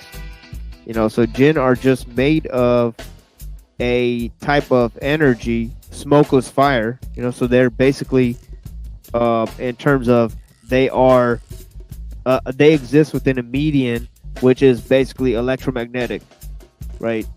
Smokeless fire meaning basically, in my opinion, that's like electricity, and that exists within the dead things in this world. You know, like they say, jinns eat things that human beings would consider waste. So, you know, it's just a form of energy exchange. What is, you know, basically waste in this world is converted into energy for another world, right? And that's the way the energy exchange happens, right? And so if we don't have balance with the world of the jinn, you know, meaning that we will be taken, you know, into this level. And I do think that jinns relate to technology in that way, meaning that we are creating a world out of dead things, and that world has the capacity to be hijacked by the jinn, right? So, but anyways, I think there was this question below is the same question you're asking. No, this is a different question. What would be what would be your or the Quranic understanding of the soul in difference to the Kabbalistic understanding? This is a question by Raphael. I don't think this is a. Well, I'm so exactly glad. my- Yeah, I'm so glad he asked that, because if I go on reading, it will kind of elucidate what it says and where this thing comes from, Neoplatonism, right? Because in Neoplatonism, there's 3 things, right? There's the you know, the mind, right? And then there's also the world soul, and there's also the ultimate good, or the one, right? So there's these 3 elements that function, but the 2 lower level things have to function in order to make the higher level thing, right? So in other words, it's a hierarchical structure to this tripartite, you know, engagement here, because Neoplatonism kind of combines elements of Plato and Aristotle, right? So here is what it says in the rest of the passage that I just read, you know, about the soul and the spirit. It says that, you know, obviously the soul, you know, is the thing that's, you know, being refined, you know, it's stirring it up, and then the spirit is the throne of the soul, right? That's brought on by the Most High. And then it says, when these 2, the soul and the spirit, have duly readied themselves, they are worthy to receive the super soul, Nashama, resting it upon the throne of the spirit. So there is a super soul, and this notion of enlightenment and gaining the super soul, you know, and the distinguishing factors between the spirit and the soul, I believe are false. You know, I believe by soul we mean nothing more than consciousness, and by spirit we mean nothing more than life force, right? So I think that what it really is referring to is that you know, that there is no such thing as a soul, you know, that there really is just spirit, and that's the thing that connects everything, you know. And that, I think, exists in the heart. You know, I think the heart is the throne of the spirit. You know? Do you think this idea of, because like, you know, the super soul and maybe like the Christ consciousness, do you think they have any kind of relation? I think that's a bunch of bunk. You know, I think that's all just, that's a notion of enlightenment to trick people out of the fact that they are living in the shadow of the Creator. You know, that means that they are taking part in spirit as we speak. Right, so this whole notion of enlightenment and gaining to some super level of consciousness, I find I'm at odds with that. You know. Yeah, I think this is a very crucial point to really emphasize, because I think this is where the different religions and different philosophies start to really veer off from each other, because some people might say that really, you know, the whole when you ask like maybe some yogis and the whole idea of like Hinduism is that you know, you are man and you should like work towards becoming quote unquote enlightened. In Buddhism they also talk about this, and so the ideal being, right, is that you you know, empty yourself so that you're imbued with this Christ consciousness and or enlightened consciousness. So you know, the idea of yoga, which is like unity with God. So this is where things start to differ between perhaps Islam, right? Because like in Islam you are created and then there's only God, and you're a created being, and so you yourself are not God, will never be God. So is that your understanding as well?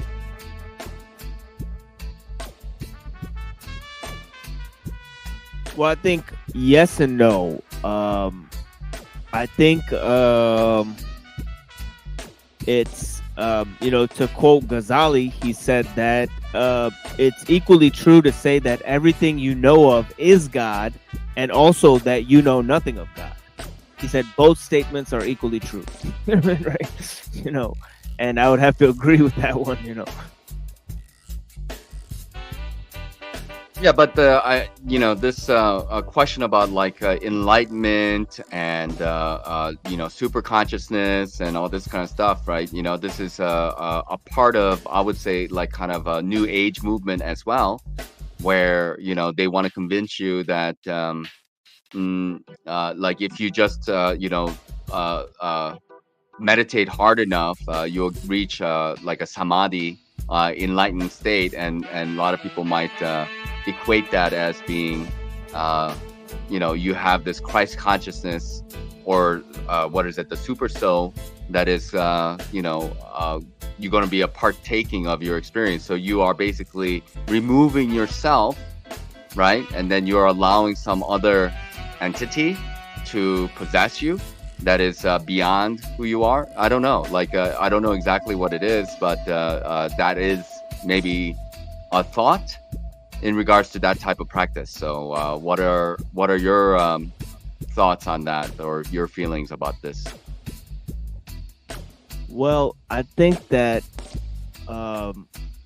you know, in terms of, you know, there's a line where I think Krishna says, he says, whatever you don't, I mean, whatever you pray to, I will become that. You know, and I think that there is a sense in which people who engage in those dark spiritual practices, they are going to be taken for a ride, and it's for a good reason. You know, I think that God leads astray those who he wills, and he guides whom he wills. And I think the reason for that is that people are led astray by their own disobedience. You know, so I think God pretty much sees the liar and the fool as one. You know, the person who commits evil, you know, for the sake of, you know, a purposeful act of evil, and somebody who does so unknowingly as one. You know, and I think that ultimately, you know, we have to remember that the body is the temple. You know, God is not present in idols. you know, and that people create gods out of their own feelings, you know, and that's the problem, you know, and it's not based on emptying yourself or relating yourself to a greater notion of truth, you know, that you can serve and behold and have it clarify and purify your own purpose and your own deeds. You know, people just don't have that, and that's a sad thing to behold. You know, that they're trapped in, you know, either gross materialism, the super mundane, or spiritual materialism. You know, that they let boredom move them at all. You know what I mean?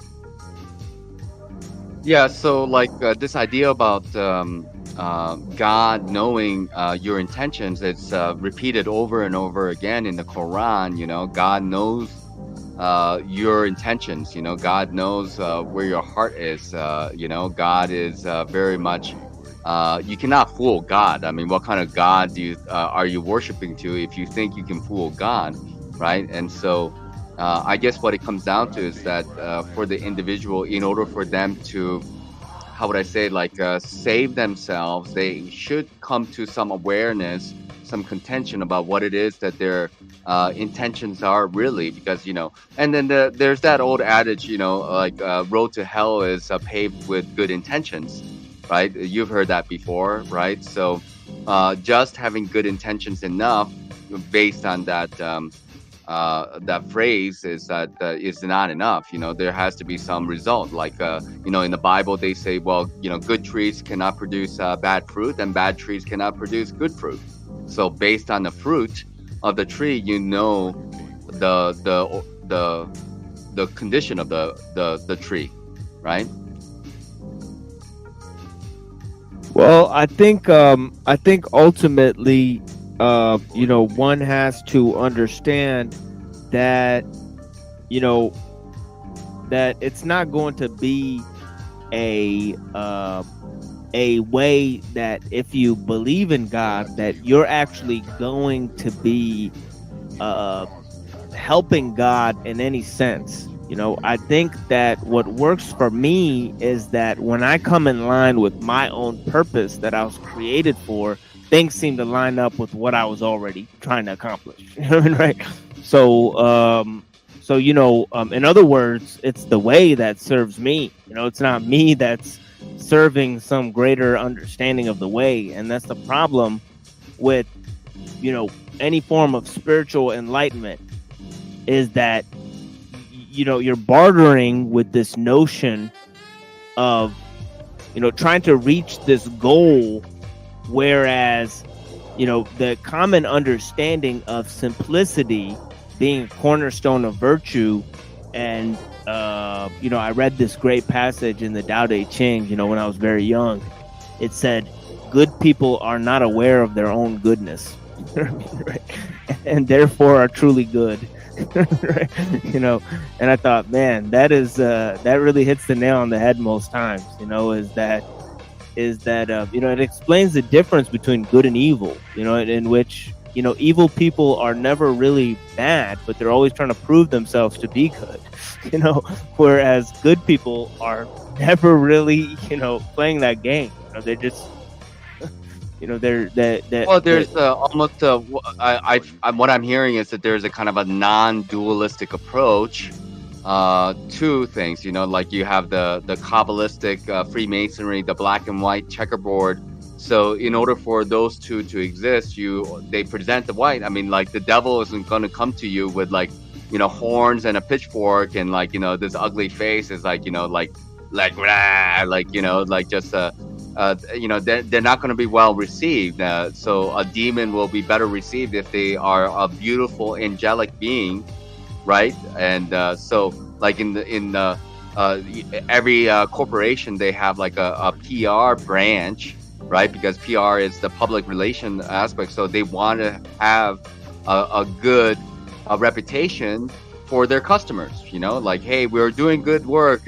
We are actually cleaning up the ocean, and we're feeding the poor and stuff like this. But it's all just PR. It's all politics, what it comes down to, like we are giving aid to, poor Ukrainians or somebody over there in some foreign country actually nobody really cares about. But behind the scenes, we're creating a lot of havoc, a lot of suffering and misery. But, up front, we have to show people that we're doing good things. Otherwise, there's no actual movement towards that thing that they want to achieve, right? So it's politics, what it comes down to. Yeah, yeah. I was laughing at my friend Voy earlier. When I was watching, I think it was London McLovin, and they were watching a video on the garbage island in the ocean where they had this fake garbage island made of plastic, and they had this company which is basically some international, non-for-profit organization, and their goal was to sell the land there, and a bunch of celebrities bought land on this plastic island, but they're not going to do anything with it because it's a garbage island. So the whole thing was, Voy just goes, he says, wait, so they have this fake problem that they solved, but it doesn't exist. like that's what the guy just said. Like, they solved a fake problem by a solution that doesn't exist, right? By laundering money around, and having these celebrities buy land on this fake island that they're never gonna live on, So yeah, I mean, it just really goes to absurd levels with this whole type of thing. And you read the Club of Rome report, with this guy, Alexander King. He literally says in the report, and I've read this on my show and shared it many times, he says, the common enemy of humanity is man. Try to wrap your head around that statement. It's like, wait, we're destroying nature and technology is the solution, but we're the ones creating the technology. So it goes to absurd levels where eventually you have to say, look, thinking is not going to solve the problems that thinking creates. It's a snake eating its own tail. Ouroboros, Einstein, I think, said that quote where, you can't solve the problem by the same level of thinking, something to that effect. But when you look at technology, I wonder sometimes whether this technology is actually man-made, because when you think about Aleister Crowley or Jack Parsons, they did these kind of ritual magic. You go back to the Brill Society and the SS and the Nazis, the Bell Society and stuff like this. They were also doing a lot of channeling type of stuff. So maybe a lot of this stuff, and when you look at ancient temples, they look like strangely like computer chips, in a large form though too. So is there some kind of, I don't know, a channeling of technology? Because the advancement is quite stark. When you look at the 1900s, even the last 50 years, the amount of technology that we have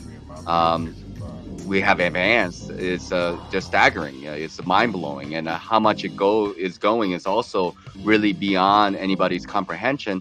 And on top of that, whatever technology that we are given and using, it's got to be 50 to 100 years, who knows how old it is. What is the actual real tech behind the scenes is another dimension above us though too. So all that when you try to combine all those thoughts together, it's like, what's going on? Yeah, and I think the answer lies within the pseudo eschatology of progress, which is really borrowed from the occult. This didn't come about on accident, because you have pre-enlightenment thought that's basically spelling out ideas of this millenarianist, kind of faith, this 1,000-year reign of Christ, the coming of the kingdom of God on earth. And they had come to the conclusion that this would actually come about through science and technology, right? Francis Bacon writes in his New Atlantis that philosopher scientists would rule the world from the continent of America through machines that travel under the ocean and over the land. You know, so he predicted the use of submarines and planes, you know, in order to have advanced warfare. And he also predicted the emergence of America as a superpower. How could this have been achieved within the 16th century? And people don't seek to question how this man, you know, singular man, could have predicted the rise of such events or ideas or, you know, concepts emerging. Well, you know, this had been pre-planned for years. You know, the pre-scientific enlightenment is basically the, the rise of the occult, you know. So it's not an accident. You know, these ideas come, you know, from the same source, really. You know, if you look at Isaac Newton, you know, and his understanding of Maimonides, you know, he was studying Maimonides hardcore. You know, he came up with some of these concepts like gravity and all these other concepts through him studying alchemy and studying, the work of Maimonides. So yeah. Let me ask you, since you brought up Newton and gravity, right? Have you looked into geocentric cosmology, heliocentric cosmology? Have you delved into that a little bit? Well, admittedly, not as much as I'd like with my time trying to understand history and philosophy and politics and what's been going on with human beings. But yeah, beyond this place, you know, I think there's very little of interest for us. I will go ahead and say that I do believe that the basis for the design of the universe is basically electromagnetic. You know, so I do think of like that we're living in like an electric universe, you know, sort of thing. So that is part of it. But the shape or size or limits or expanse of it, I have no idea. I strictly deny multiverses, though, you know, for sure. You know. Let me address this real quick. Yes, Fomenko and Nosovitsky definitely brings up Newton because Newton was also challenging the Scaligean and Patavian chronology. He did right? the same thing because he tried to use astrological dates in order to fix the timelines. So he was doing so actually the method is actually perfected by Newton in his work, where he describes the dimensions of the Jewish temple and compares it to the dimensions of the universe. You know, so he thought actually if you understand the dimensions of the Jewish temple, Solomon's temple, that you would understand the basic shape of the universe. So he was a temple earther, you know, or a temple universer, however you want to call it. And right, a new theory invented by Newton. But yeah, astrology. Yeah, definitely. He thought that astrological dates. He even thought that dates had been added into the timeline. You know, so he thought that historical timelines were fabricated as well. So yeah, so this theory pre-Fomenko is actually coming from Newton. Yeah, I mean Newton and other people have definitely challenged the timeline that's been given to us by Scaliger and Petavius. But just to go back to this thing that you were just mentioning about you don't believe in the multiverse, can you elaborate a little bit more on that thought? You know, like what does it mean you don't believe in the multiverse? Well, I guess just the concept that there could be theoretical possible universes based on mathematics alone. You know, I find that to be highly troubling concept. I think that came out of the minds of physicists, right? You know. Yeah. I don't necessarily disagree with you. I just want you to explain to us like what is troubling about that, because you know, like like Marvel movies are coming out and they talk about the multiverse and multiple universes and multiple timelines, and and there's gazillion and Rick and Morty. So a lot of these TV shows are playing off of the idea that there are multiple dimensions and universes that exist, and you can blow up this one and go to a new one that is exactly like it, et cetera, et cetera. So what are your thoughts on that?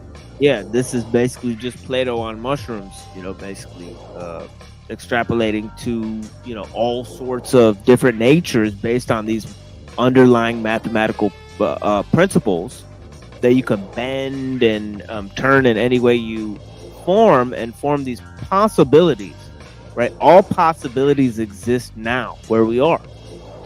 I don't believe in a world of the imagination or a world of mathematics, so I cannot ascribe to it alternate properties than the ones exhibited in this world, so I think that actually, the universe has to be one, in that way. I do believe in a sort of monism, in terms of universe and in terms of the connectivity of the universe.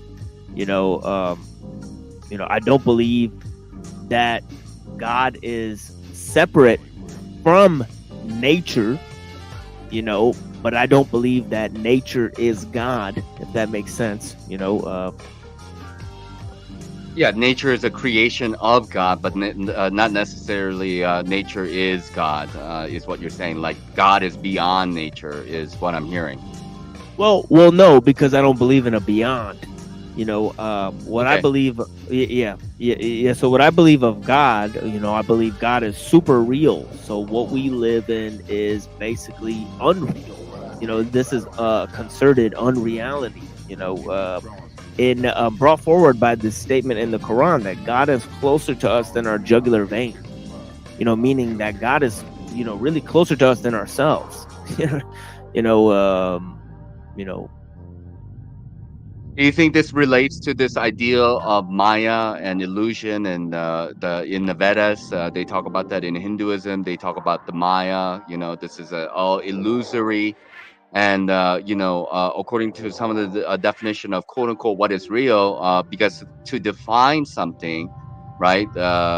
These are where the words come from. So God is the only thing that is real because God is, on one hand, forever, and on the other hand, that is never changing. So if anything that falls into the category of forever and never changing, that is the only thing that is quote unquote real. So everything that is in this reality, according to Buddhism and stuff like this, they call it anicca or anitta, which means that it is impermanent, right? Nothing that exists here, it all rots and turns into dust, eventually changes from one thing to another. So by that virtue of that understanding, it cannot be real.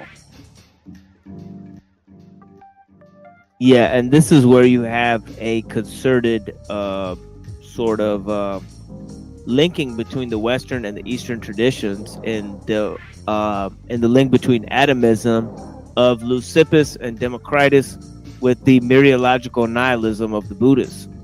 And I wholeheartedly reject parts to whole thinking. I think the whole cannot be separated into parts, and actually be seen in terms of those parts. I don't think that parts function independently of the whole. So yeah, I'm gonna have to go with Parmenides on that one and say that there is one total reality, and there is nothing beyond the reality that transcends it, meaning that this reality that we observe is not made of particulars, but it's made of one total plane of existence in which ideas and matter function on the same level. And I could demonstrate this in the form of just a common sense exercise. Say you imagine something, right?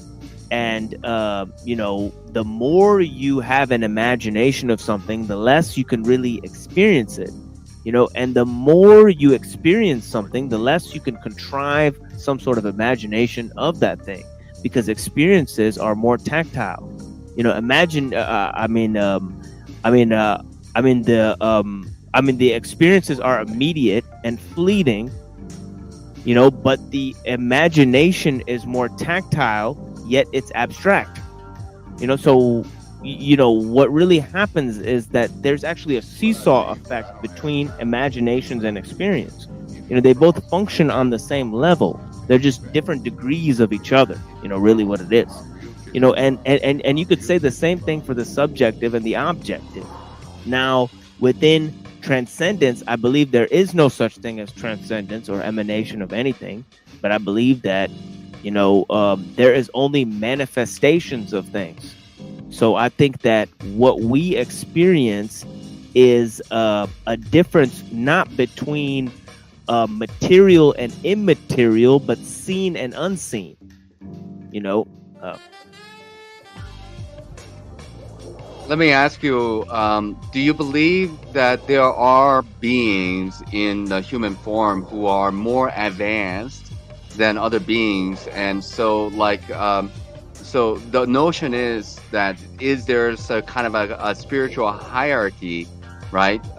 Does that actually exist? You know, like somebody who is let's say a professor, you would say that they are above the standard of a student. That's why they are in the position of a professor, and they're, you know, the qualified individual to be able to teach students in the same manner. Would you say that there are people who have advanced, quote unquote, spiritually, or evolved into higher beings, or not?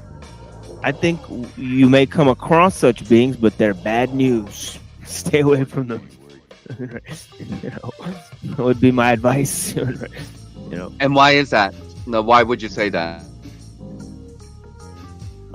Because they what they really possess is knowledge and not understanding, and that knowledge can be used to usurp your understanding. Right?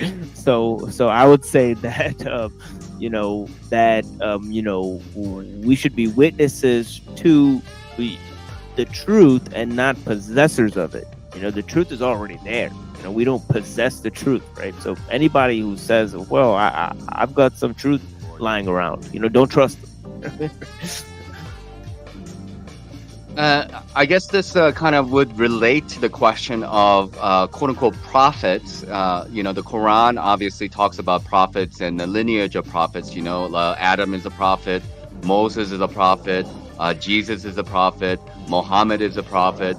The Imam family, you know, they also talk about that. So like, this idea of prophets. So like, other Muslims whom I have spoken to, they put the prophets on another strata, you know, another category. Like it's like almost you know, they're pure beings, right? So like, what do you think about this idea? Yeah, I think that's absolutely you know, nonsense. You know, I think the prophets were just normal people, you know, just like all of us, and they had flaws. You know, the only difference is that many of them possess wisdom. So there's difference between prophetic gifts, and not all the prophets who received revelation were then warners, as they say. You know, certain prophets were warners, and then certain prophets attained to wisdom. You know, which means that they had understanding of nature, you know, and of time and of certain events, but they couldn't relate those things to in terms of law, you know. So certain prophets were given law, you know, so they were given authority by God, you know, in terms of they had certain tasks to uphold, but that did not make them exemplary in terms of character, right? Yeah, you know, but I think that ultimately, you know, these people were chosen for a reason, and the reason why they were chosen was because of a type of grit that they had that would prepare them to become vessels for a ultimate type of knowledge. And this is because they had emptied themselves or that God had tested them at a very, very early stage in their development, and they had kind of rose through that, in a way that they had been shown favor by God, in terms of having unique tests. And you see that a lot of the prophets, their lives were not easy, right, by any scale of the imagination. So, although they were given exemplary knowledge, they were tested there because of that knowledge. So, as to say, knowledge comes with its share of responsibilities, and those responsibilities can be burdensome, Yeah. So let me kind of go off that conversation here. It's like first of all, first question I would have is that can wisdom be gained, and if so, how would one go about gaining wisdom? That's one question. And the other question is that, and I will remind you again about this question, which is that the question about, like, these prophets, like you were saying, is that they empty themselves, right? And then they are and they were tested, and then so they were prepared for a greater knowledge, right, that is given to them by God. So would that be similar somehow to this super consciousness or Christ consciousness, super soul Christ consciousness thing? So anyway, the first part again is about wisdom. If there is such thing as what you call wisdom, what is wisdom, and how can one gain wisdom? Like, how is it gained, or how can you imbue more wisdom to yourself? That will be the first question, and I'll remind you about the second question. Yeah, wisdom is when one gains revelation through understanding of nature and how nature works. So it's about understanding one part of God's revelation, which is nature itself. So that is a special part of understanding that is called wisdom, and it's different from gaining revelation from God. See, those who gain revelation then have to share that revelation, and in sharing that revelation, usually pretty fucked up things happen to them, right? Right, because people don't want to hear that type of shit, right? They want to go about to the Roman baths and to the marketplace, and have fun with their slaves and all that type of stuff. Do you want to address this question? What's the difference between knowledge and wisdom? Yeah, I believe that knowledge is neutral, right? Knowledge can be used for evil, right? I believe wisdom is ultimately about an understanding of nature, and it's about inherent goodness, and wisdom seeks a beauty beyond relation. That's how I usually define wisdom.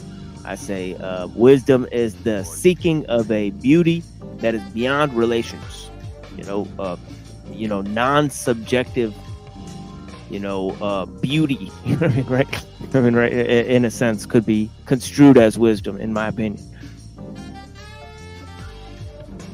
Okay, let's take it into another direction real quick, because we have spoken about, like, maybe free will and stuff like this. So would you like to just talk about that a little bit and give us your take about free will, and then I think with this discussion, this whole idea about why you may think that God created this reality in the first place, and all the things that kind of come with it, like the jinns and Satan and stuff like that. So that might relate to that question with free will, does it not? Well, I think it's answered by a very simple understanding that, to put it quite bluntly, why does God send rain to the desert where nothing ever grows, right? I mean, everything is created for the pleasure of the creator, right? So really, to put it quite bluntly, everything is created for the pleasure of God, right? And in terms of the ultimate understanding, it may seem trivial to most people, right? But somebody asked Ghazali, right?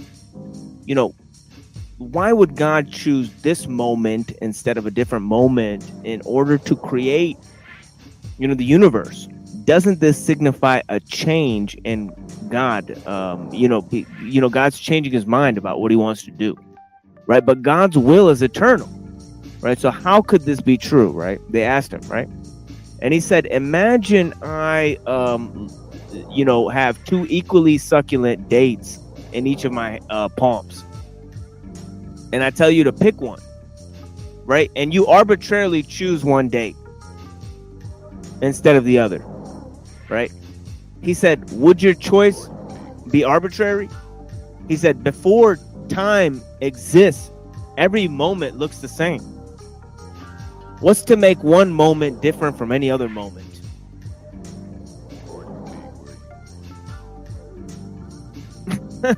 I mean, is it a rhetorical question? What makes one moment different from another moment? Right, before time, right? Yeah, I mean, time is one of those things that is very difficult. I mean, we have a different understanding of time, and we can look at a clock and we say, well, this is a time, and time requires movement.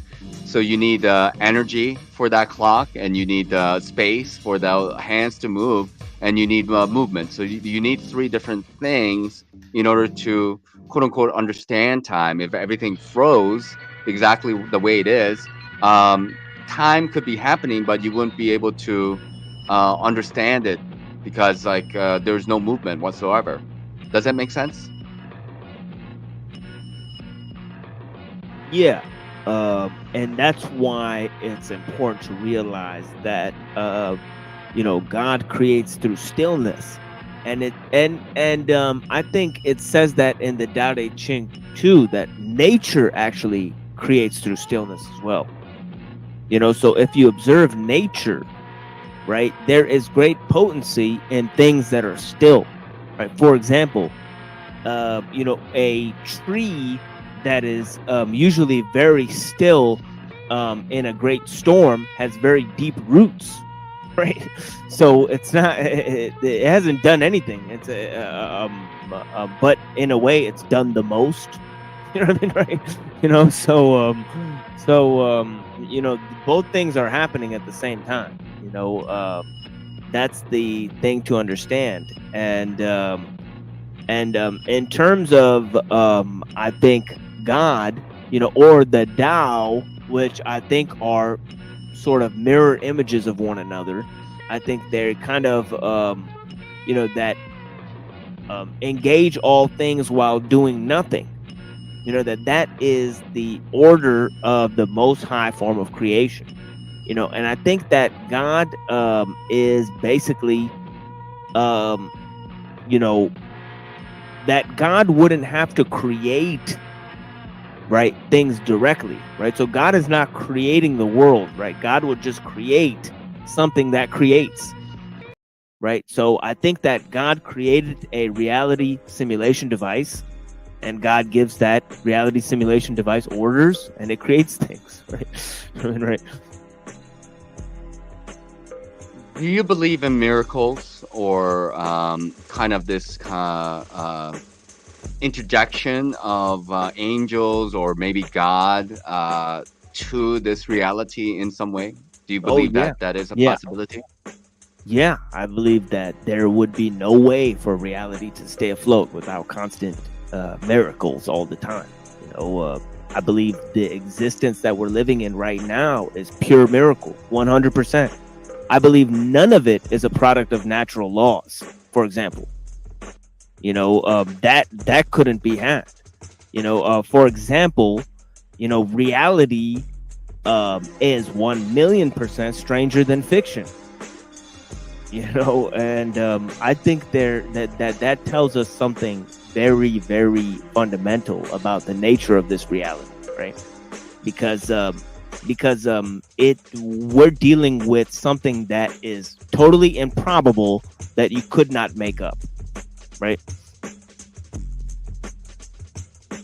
Yeah, and so what I guess would be kind of interesting for me is, have you heard about the Mandela effect, and what do you think about it? Because this is another little segue about quote unquote miracles of this reality for some people who perceive it to be. Well, I don't think that time is moving about in a linear way. So I think that definitely there is the incursion of the demonic realm, and part of that is time dilation and also acceleration of time. So you'll notice at key moments, there's not only acceleration and dilation, and that's when certain things, I think, there's disjointed aspects of the timeline, in which I think that past, present, and future intersect. So you may be dealing with a spiral timeline in which past, present, and future are going together, and then at key times they actually intersect with each other. And why do I think that's plausible? It's because you can perceive that that just from our natural experience, you can perceive that actually the past, present, and future will intersect at random times, and there's actually no explanation for it. And some people say, oh, that's quote unquote synchronicities, but that can be explained away many ways. For example, is the synchronicity coming from a universal mind, which consists of discarded images of human history? Is it coming from our ability to read each other's mind, telepathy, or is it just some sort of precognition or vision of the future? So I don't believe that synchronicities really solve the problem. Right? But I think that the timeline actually has to probably be disjointed in terms of past, present, and future. They are that. And I think what actually causes past, present, and future to intersect is like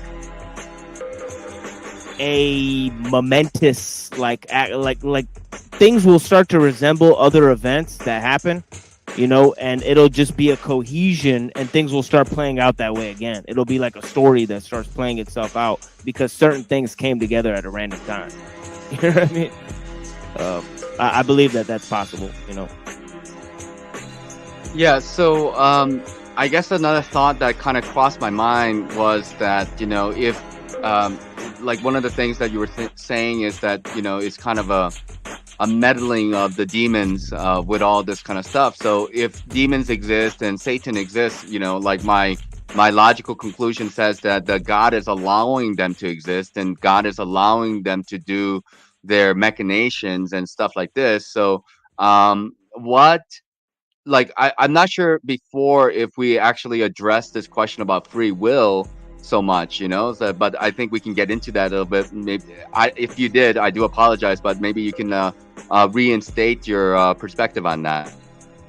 Yeah, let's get into that aspect of this, because there is a story in the Quran in Surah Al-Kahf, that actually kind of goes into this issue, using a figure called Khizr, which is basically a kind of facsimile for an immortal king that lives in this world, kind of like the Melchizedek figure, right? So this figure is someone who taught Moses, and the main thing he taught Moses about is the knowledge of time.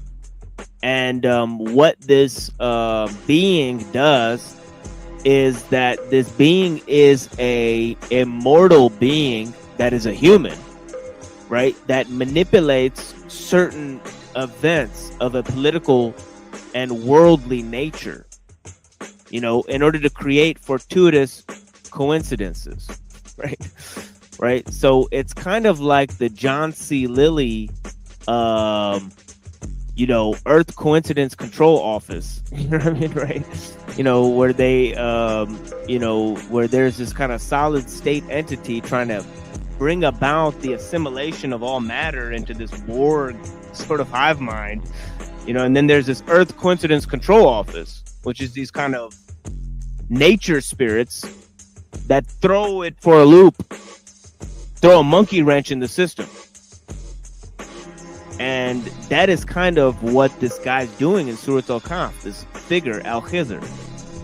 And while he's committing these acts, he basically kills a kid, tears down a wall, and then and also drowns a boat.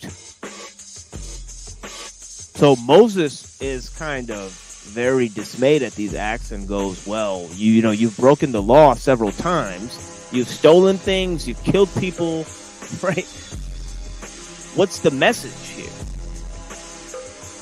And basically, the explanations of these things were that this being was rigging events in such a way as to throw people for a loop so that good would win out over evil over time.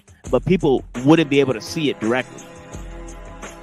So it's kind of a secret force that maintains a village hidden in the leaves in a sort of Naruto sense of way, where it's this kind of hidden police force. But yeah. All right, so let's move on to, like, where do we go from here? So, like, you know, you're going to be continue doing your work. You want to let people know, like, technology is there to deceive. We're kind of wrapped up in all this. So I want to know from your standpoint, like, what kind of information that you want to share with the public that is very important to you. And then I think we're going to probably wind it down now. Like, what do you think about the future? What do you think about the eschatology as well? You know, like the whole end time thing. Do you have any thoughts on that? And then what about the future of mankind? Because things are moving quite quickly. So it's good to just address some of these topics while we still have the time. Well, I believe in my heart of hearts that, as I just stated, fortuitous circumstances will bring about the winning of good over evil in terms of the present stage of civilization. As all empires in history have fell, you know, this stage of civilization will also fall. And for people who actually pay attention to the signs, they will see that the compulsion towards global politics and a one world civilization has already been achieved in many respects. And it's our time to oppose these changes at this stage. They are counting who is on the side of good and evil already. And by they, I mean that the forces of good that have already won out, you know, the angelic forces that are in this spiritual war, you know, with the poor people of the world that are being enslaved by this technological system. I think that it's ready to collapse, and that it's going to bring about the one world, basically, state through Israel, as predicted. You know, there's going to be a global superpower emerging in Israel, and you already see this happening today. You know, we have Israel kind of playing its role and kind of wiping out the surrounding people. So I think that eventually this technological civilization will collapse, along with the false state of Israel that has now come to dominate, and the fake, you know, people that are there claiming that they're fulfilling some sort of prophecy, that is not going to come to fruition, and that basically a global collapse of technological civilization and a return to the forms of conventional warfare, back to swords and arrows. That's how it's going to be. And that's when the final war is going to be fought, just as it was back in the day, not on the stage of global technological civilization, but on the stage of man-to-man battles, right? Between forces of good and the forces of evil are going to be put on a level playing field, through the collapse of technological civilization, and they're going to fight a final battle in which Christ will return, on the side of the people who will win that war, in my opinion, and that is what I feel is our future. Yep. Yeah, what will precipitate that to occur? Because I mean, that's a very big statement. Because the whole the military machine is on like full scale going. Like we got new airships, new submarines, new ships. New guns coming out, and all this kind of stuff. So like, to go back to swords and arrows, something cataclysmic must have happened in order for us to make that happen. Because like, I mean, even if we do experience something like that, I mean, like, whatever guns and bullets that are left over will still be used, and there's like a lot of stockpile of those things, right? So I'm just want to know like your perspective on how we're going to get there. Well, I think that it's already sewed up, as a lot of people are talking about, as we've said many times in this interview, and I've had the conversation with many people, even people arguing. I had a debate with somebody about the collapse, of basically now pretty much a celebrity YouTuber. He's advanced to these like high levels where he's like debating like on like the primetime news and stuff, right? And this was a question that came up in our debate where he said that technology is neutral, right? But then he said that there's no going back. And I said, well, you just admitted that it's not optional then, if there's no going back, it's not an option, So the fact that we've, I think we've lost control and we're at the level of trying to manage the outcomes, of the technological system. I think that is signal enough that pretty soon, we are increasingly putting all of our eggs in one basket, to where all of our power and our dominance is going to come through technology. And the more interconnected it becomes, the more susceptible it becomes, because we are creating through our own manufacturing, and this just happens with the complexification of technology, that it becomes a interconnected system.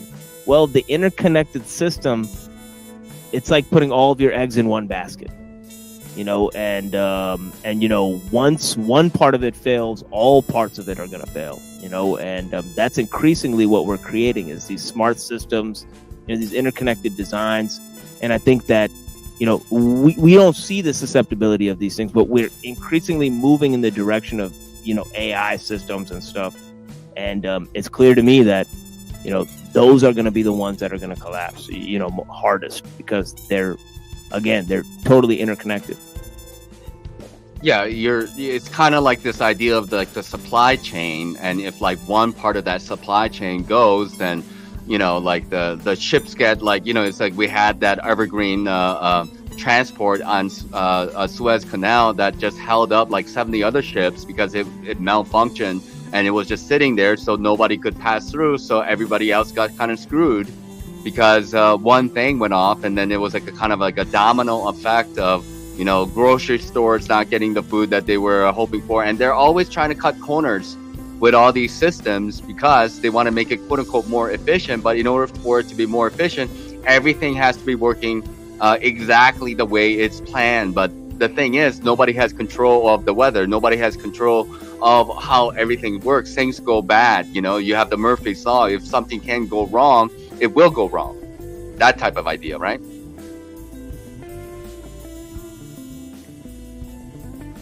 Yeah, you got this high,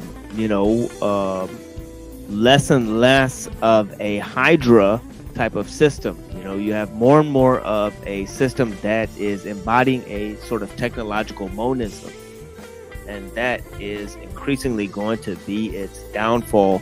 Now you have systems, and I wrote this earlier, that I was trying to explain to somebody that, the 4 industrial revolutions, from scientist to electrician to engineer to programmer, right? And these like ever eclipsing modes, that the scientist, doesn't really control what the engineer controls. It's more specialized, but the engineer rules over the scientist, just as a programmer rules over the engineer. And these over specialized modes become, ascending modes, and that is the kind of critical danger of this, technology, is that, that it's not only an increase of specialization, but it's increased hierarchical control as well. Yeah.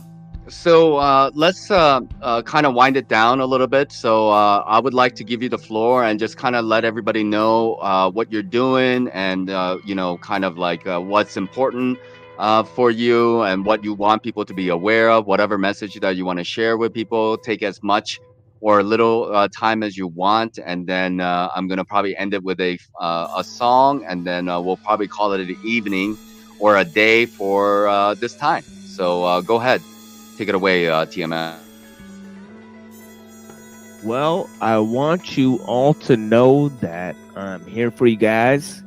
Just send me an email if you want to talk to me, and I will get back to you at some point, within the next 3 months, for sure. But yeah, the thing is that I do like to answer all of my correspondences, but I have lots of correspondences at the time.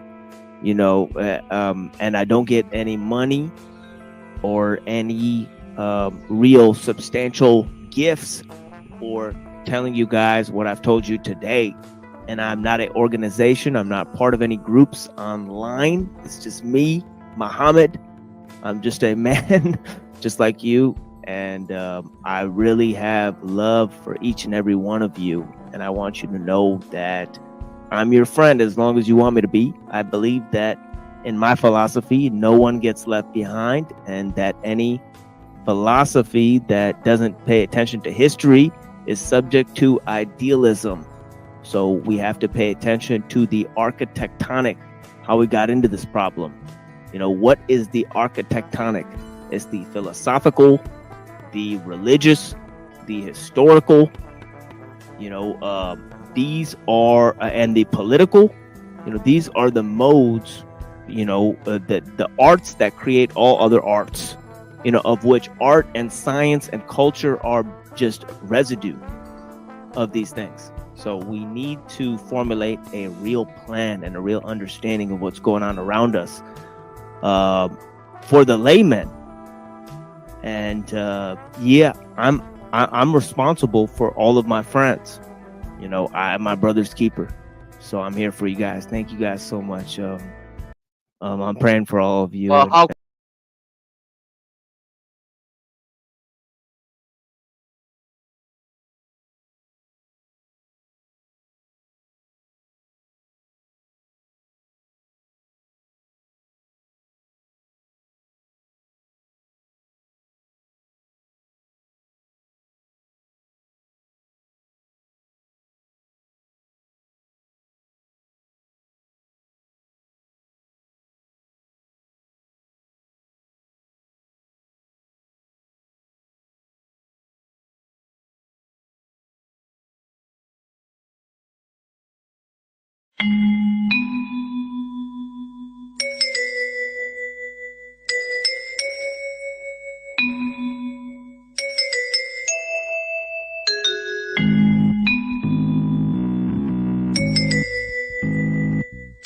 I'm packed up, ingredients stacked up, my laptop downloaded that military cookbook PDF.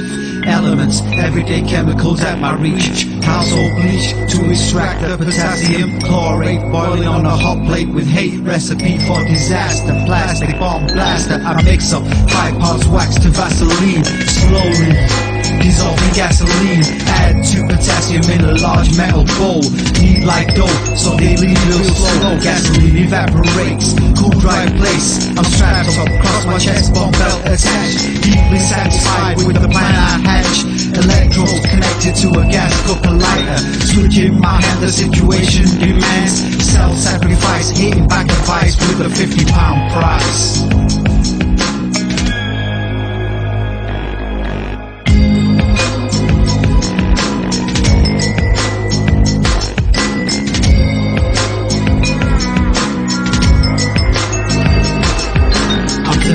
Numb, but the hurt is gone. Gonna build a dirty bomb. Use this privilege and education. My PhD will free me. Made off the ruskies for weapons grade uranium. Taught myself skills from Pakistan, Iran. Upgraded in stage 2 of the plan. Rage, a thermonuclear density gauge. Stolen by the Chechens from a base in Georgia. I get some cobalt 60 from a food radiator. So easy to send the infidel to their creator. It takes a dirty mind to build a dirty bomb. Simplicity is numbing, genius is dumbing down the situation to a manageable level. To make the world impossible to live for these devils. A suitcase of Semtex, a mobile phone trigger. Blow them all to hell for $1 million figure.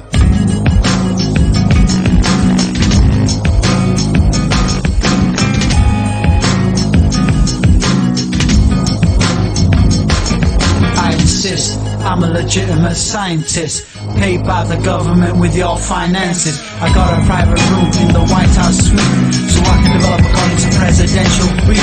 The Megatron, John Gulf War veteran, foremost proponent of the neutron bomb. At the center, atomic, surrounded on all sides, wrapped in layers of lithium deuteride. The bomb detonates, causing lithium to fission into helium, tritium, neutrons into fission. The blast causes shockwaves that melt body fat. Uniquely though, they leave the buildings intact. I made a 25 mega bomb daisy cutter, a great blast radius with very little clutter. There's less radiation, so you get a cleaner bomb. Sure money, people, it costs $1 billion.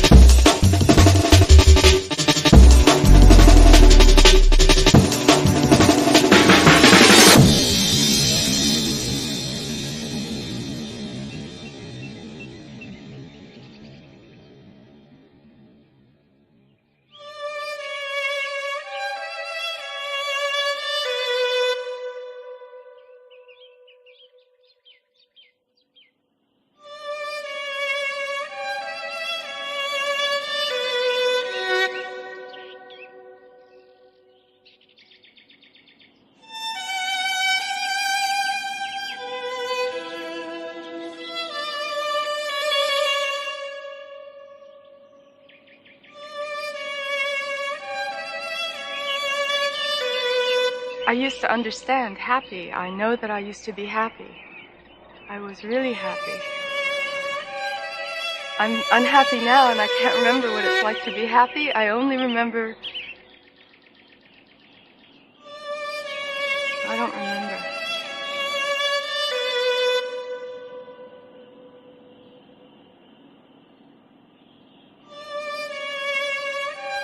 I remember being happy only in comparison to not being happy, which is what I am now.